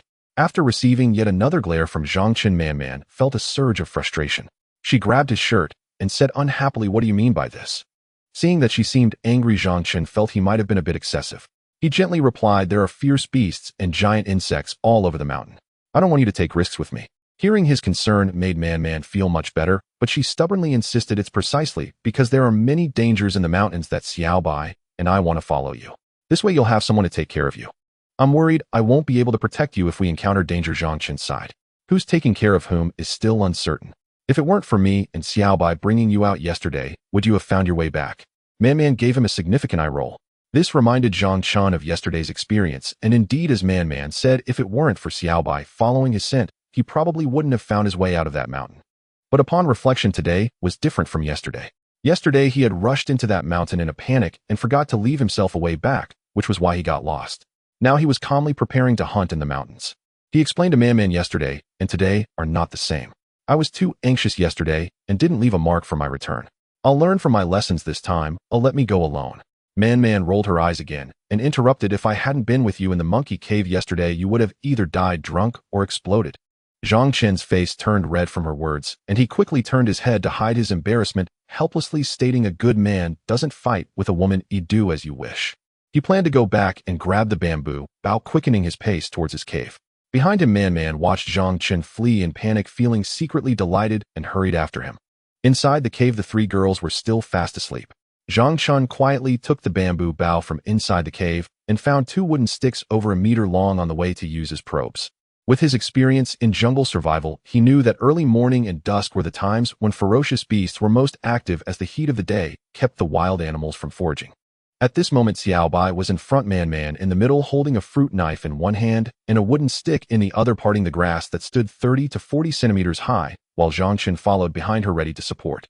The fresh air and earthy scent filled the air, and glistening dew drops fell from the grass, being stirred, accompanied by the melodious sounds of insects and birds in the jungle. Don't move. Suddenly, Zhang Chen shouted loudly at Man and Xiaobai ahead. Both the girl and the beast were startled by his sudden shout, freezing in place and turning to look at him. Xiaohei, slowly back away. Don't rush. Zhang Chen raised his arm, opened his palm, pressing it down a few times, and said nervously. Seeing the tense expression on his face, Man felt anxious too, realizing they were in danger. She obediently took small steps closer to him. Don't move. Zhang Chen shouted again, not allowing her to budge. Nervously, Man didn't dare to retort, standing there obediently. Now it was Zhang Chen who took small steps toward Man, saying, hand me the knife in your hand, but don't make any sudden movements. Man obediently handed the fruit knife to Zhang Chen, making sure not to show any expression on her face. An inexplicable tension made her feel a pressure in her abdomen, as if she might wet herself. As soon as Zhang Chen received the knife from Man, he suddenly threw it at a tree trunk beside her. Startled, Man felt goosebumps all over her body, and her little pants felt slightly damp. Although she knew Zhang Chen wasn't trying to harm her, she was still shocked by his sudden action. All she heard was a thud as the fruit knife embedded itself into a tree trunk next to her. She turned her head to look in the direction where the knife had flown. There, hanging on the trunk, was a snake over a meter long with alternating white and black rings on its back. The white rings were narrower and the black rings wider. The snake's head was dark brown, and its body was as thick as a wrist. This was a silver ring snake. Still writhing after being pinned to the trunk by the fruit knife, its white belly could be seen rolling as it struggled to escape the blade. But the knife had already penetrated its body, directly embedding itself into the trunk and striking the silver ring snake at its vital point. The snake's head was about 20 centimeters away from Man. As the silver ring snake desperately thrashed about, the foul smell emanating from its mouth made her feel both scared and nauseous. The more the silver ring snake struggled, the more its blood poured out. A large amount of snake blood flowed down the trunk, with its movements splattering droplets of blood onto Man's clothes. Oh, women are instinctively afraid of cold-blooded animals like snakes. When Man saw the silver ring snake, clearly she was so terrified that she almost lost her mind, screaming immediately. She took 2 steps at a time and quickly hid behind Zhang Chen, resting her hand on his shoulder and burying her head in his back. Zhang Chen in turn grabbed the wooden stick that Man was holding onto his shoulder and walked towards the thrashing silver ring snake, pressing the stick firmly against its head to pin it to the trunk. As for the lower half of the silver ring snake, Zhang Chen let it struggle. He was worried that if the snake broke free, it would spray venom at them. After Zhang Chen pressed its head down with the stick, the silver ring snake struggled a couple of times before its tail drooped down, seemingly lifeless. Woo! Zhang Chen relaxed his grip on the stick and pulled out the fruit knife. The silver ring snake fell directly to the ground, and Xiaobai bared its teeth at it, showing its displeasure at the snake's disregard for itself. Even after the silver ring snake fell, Zhang Chen still wasn't reassured and poked it again with the stick to confirm it was truly dead. As the saying goes, snakes are vulnerable when struck at their vital points. The so-called vital point referred to the area where the heart is located. The knife had pierced the large blood vessel in its neck rather than its heart. After being stabbed, the silver ring snake lost too much blood, and with its head pinned down by Zhang Chen's stick, became unconscious from lack of oxygen and blood. Once he confirmed the silver ring snake wouldn't get up again, Zhang Chen walked over, stepped on its head, flipped its body upside down, and cut open the area above its abdomen with the fruit knife, retrieving its gallbladder, which made him breathe a sigh of relief. The gallbladder was a valuable item used as a medicinal ingredient known to clear heat and detoxify, stop coughs, and dissolve phlegm, and could even be used to brew liquor. While Zhang Chen was dissecting the silver ring snake, Xiaobai still seemed unsatisfied and continued to bare its teeth at the snake. After helping Xiaowei and Yinzi scare away the cobra last time, giving it a sense of confidence as the king of beasts, this silver ring snake dared to attack its mistress right in front of it. Xiaobai was extremely displeased, feeling that it needed to whip its bones and punish its corpse to relieve its pent-up anger. Seeing Xiaobai continually baring its teeth and cursing Zhang Chun, with a playful spirit tossed the gallbladder directly into Xiaobai's mouth. Seeing the gallbladder flying towards its mouth, Xiaobai thought Zhang Chun was giving it a treasure and stopped growling, leaping up and biting down. A bitter taste immediately filled its mouth, and it stuck out its tongue, panting like a dog. Watching Xiaobai pant like a pug made Man Man laugh, heartily lifting her spirits. She cheerfully said, "Silly child, why do you put everything in your mouth?" Zhang Chen noticed that Man Man was no longer afraid and asked her, "Do you want to continue walking?" "Black pig head," Man Man retorted angrily, "of course we're going. Wild beasts in the jungle are generally less active around noon because that's when the weather is hottest. The animals can't stand the heat and will hide in their caves. At this time the weather is still not too hot, and it's the peak time for ferocious beasts and poisonous snakes. You can choose to keep going, but I can't guarantee what kind of poisonous snakes or other creatures might appear next," Zhang Chun said to the stubborn Man Man. After hearing this, Man Man felt a little uneasy and timidly asked, "Is that true?" Zhang Chen nodded affirmatively. "Why don't we head back for now?" Man Man suggested, feeling uncertain. Being cautious of her fickle nature, Zhang Chun confirmed with her repeatedly before deciding to take her back with him. After they had walked for about 10 minutes, Zhang Chun suddenly squatted down at the base of a large tree. He noticed a few brown mushrooms that looked like umbrellas varying in size and picked them all. Seeing the ugly mushrooms Zhang Chun had picked, Man Man cautiously asked, "Are these mushrooms poisonous? Can we eat them?" She grew up by the sea and was not familiar with mountain plants, knowing only that one shouldn't eat mushrooms from the mountains casually.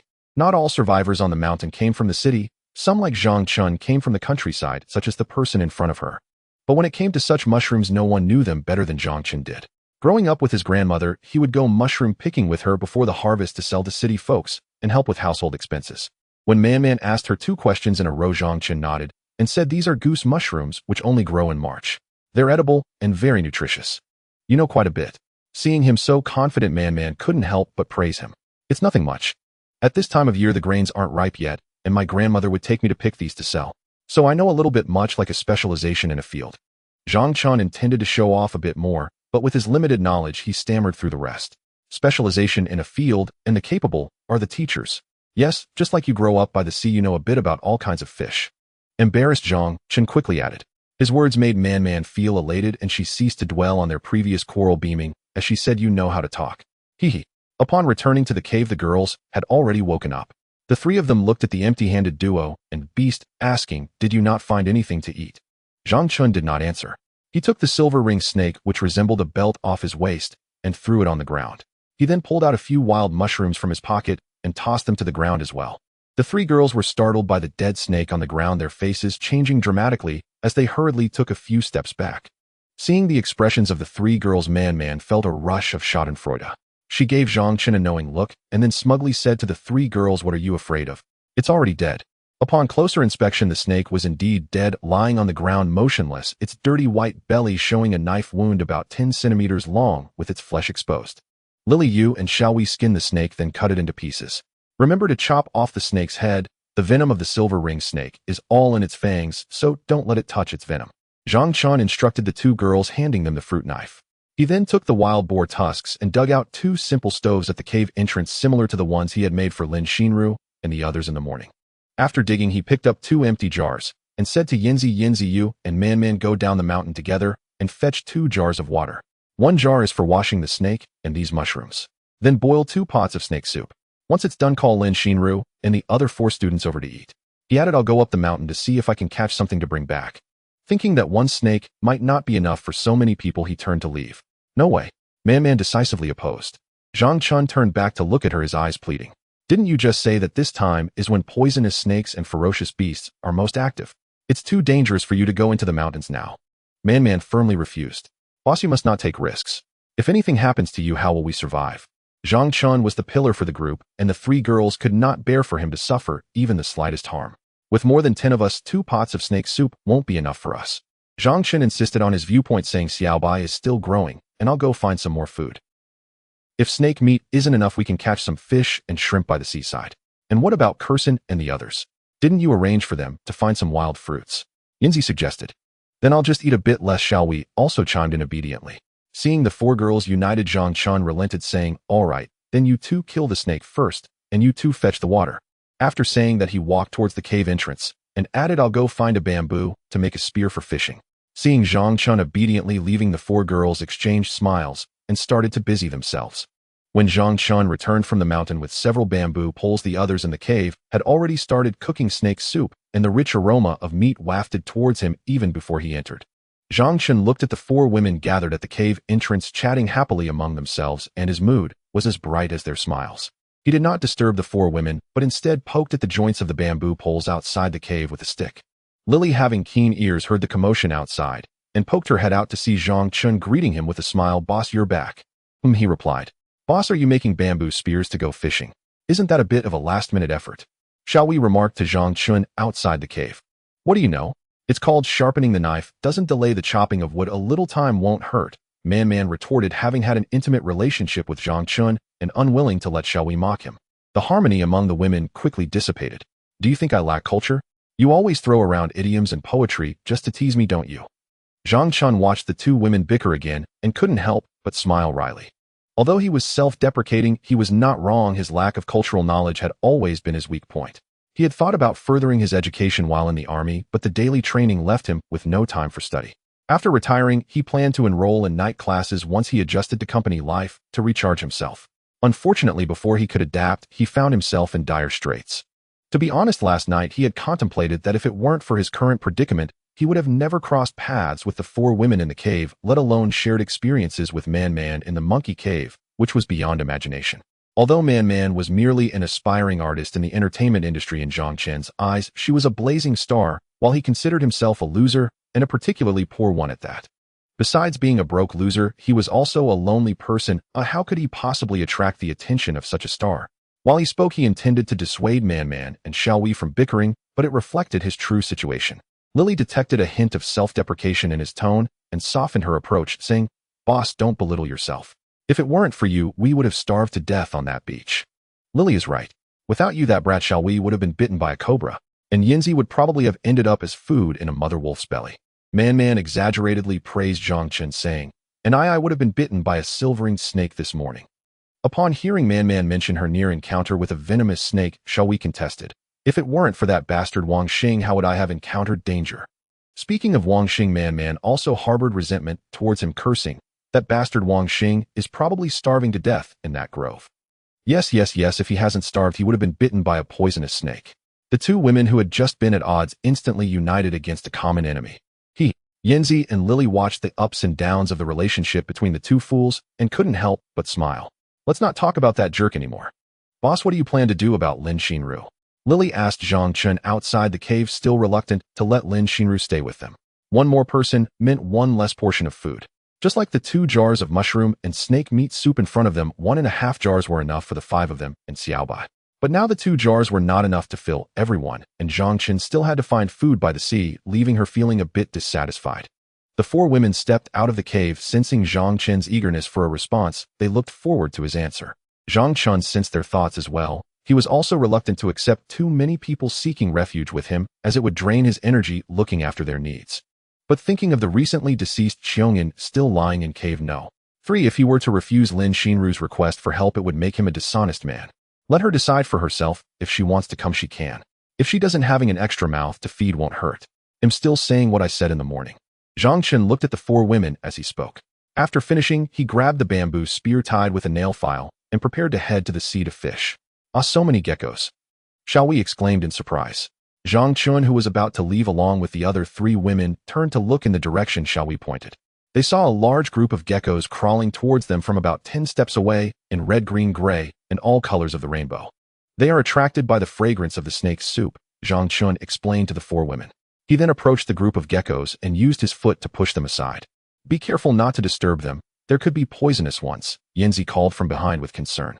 "It's fine, I'll help you all get rid of this group of geckos first," Zhang Chun replied, and continued to shove the geckos with his foot. The group was cleared away quickly, leaving only a few scattered ones before he walked down the mountain. Seeing Zhang Chun descend the mountain, Man immediately lifted her foot to chase after him, shouting, "Wait for me, I'm coming with you." Watching Man run out after Zhang Chun, Lily couldn't help but frown. Yesterday, Man's manner of following Zhang Chun had made her suspicious of what had transpired between them. Although they had briefly mentioned it, Lily was not entirely convinced by their words, as Man's way of walking yesterday clearly implied a recent loss of innocence. Today's behavior of Man further convinced Lily of her suspicions. In the past, Zhang Chun had single-handedly arranged the main tasks for the four women, and none dared to contradict his orders. However, Man's repeated disobedience and assertiveness today were clear signs that her relationship with Zhang Chun had progressed further. It must be so. A single thought flashed through Lily's mind. Since they did not wish to speak openly about it, Lily was even less inclined to ask directly. If they had indeed become involved, Man's status would no longer be the same as hers, but rather she would ascend directly to the position of the eldest sister among the women, which would require Lily to be more cautious in her interactions with her. Lily, what are you thinking? Yanzi, though clever, was not as meticulous as Lily asked her, noticing Lily's dazed expression.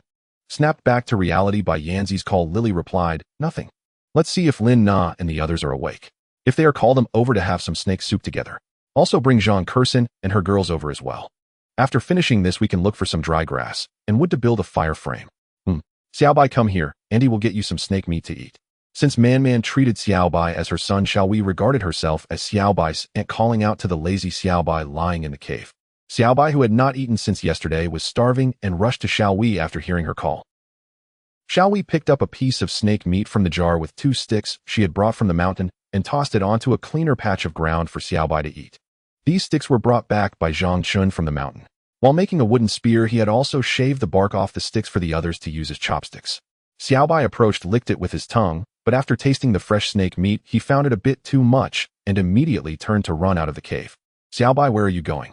Lily, who had not yet entered the cave, saw Xiaobai slip past her feet and quickly turned to shout after him. If you don't want to eat, fine, you little rascal, ungrateful. Xiaohui grumbled unhappily. Shall we go see where Xiaobai is going? Don't let him run off. He must be looking for his parents, Xiaohui muttered, then added pitifully, don't worry, sister, let's eat first, I'm starving. Ha ha ha. Without waiting for Lily's agreement, she picked up a piece of snake meat and blew on it to cool it down. Still, we should go check on him. Lily expressed her concern. Sister, it's fine, he won't get lost, Xiaohui said nonchalantly. With that nose of his, even if Zhang Chun hid at the ends of the earth, he would still find him. Lily was about to follow and see, but after hearing Xiaohui's words, it seemed there was some truth to it. Besides, if Xiaobai started running, only Zhang Chun would be able to catch up. The rest of them would be a joke in front of Xiaobai. Fine, let him go. Lily couldn't help but think, wow, this is delicious, so sweet. Shusho, Xiaohui exclaimed, eating a piece of snake meat with her makeshift chopsticks, blowing on it after it was too hot. Lily took out the aloe vera leaves she had wrapped around the jars of steaming hot soup, using them to move the 2 jars of snake meat away from the makeshift earth stove. Yanzi first went to the cave where Zhang Kursin and her group were, only to find the young girls were no longer in the cave. Some had gone to the beach to claim spots to catch crabs, while those who were too timid to catch crabs searched for wild fruits on the mountainside. The girls had very few supplies, just 3 backpacks and a suitcase, with the suitcase's contents packed into the backpacks. The suitcase had long been emptied. At this moment, only an empty suitcase lay in the cave, while the other items had been taken away by the girls. Seeing no one around, Yanzi turned back and headed to Ji Tian and the others' cave. The 4 women who had not slept all night had just woken up. As soon as Yanzi entered, she said, get up, let's go eat something. The 4 women, already famished, did not hesitate to follow her. When they heard about food, they rushed in, only to see 2 jars of meat soup on the ground, their eyes widening. Without needing to think, the 4 knew that these 2 jars of fresh meat soup were definitely prepared by Zhang Chun. What kind of soup is this? Ji Tian asked curiously. Mushroom snake meat soup. Lily glanced at her and replied, do you dare to eat it? Of course, why wouldn't I? Yunnan's dragon tiger soup is my favorite. As she spoke, Ji Tian picked up a pair of makeshift chopsticks from the aloe leaves and crouched down to start grabbing a piece of meat. Lin Xinru, who had almost been persuaded by Lin Na yesterday, began to hesitate again upon hearing about the snake meat soup. Counting today, it was the 4th day since she had met Zhang Chun. In these 4 days, aside from the 2nd day, when she hadn't eaten anything made by Zhang Chun, she had consumed his food on the other 3 days, pork, nuts, and now snake meat. Zhang Chun seemed like a magician, constantly finding different things to eat without repetition, and she quietly developed a sense of admiration for this extraordinary man. Ruru, what are you thinking? Come over and eat with us. Seeing Lin Xinru standing dazed, Lin Na assumed she was still in sorrow and urged her. Awakened by Lin Na's call, Lin Xinru mimicked her and picked up a pair of makeshift chopsticks, squatting down to join the others. Where did you get this mirror? In the eyes of women, this mirror was even more precious than the meat. Even after falling into misfortune, they still cared greatly about their appearance. Xiao Xiao, seeing the mirror reflected on the dried grass, exclaimed in surprise. Everyone has a love for beauty, especially women who are even more concerned about their looks. The other women were also drawn by Xiao Xiao's exclamation and looked up to see the mirror lying prominently on the dried grass. It was found over there by the plane. Once it arrived, Zhang Chen taught us how to use the mirror to reflect sunlight to start a fire. Now our lives are much easier. Shall we boasted? We can also use it to doll ourselves up. Her words stirred mixed emotions among the four. Lily couldn't help but frown, not wanting the four women to feel that their quality of life was vastly superior to each other. She inwardly blamed Xiao Wei for her loquaciousness and herself for being careless.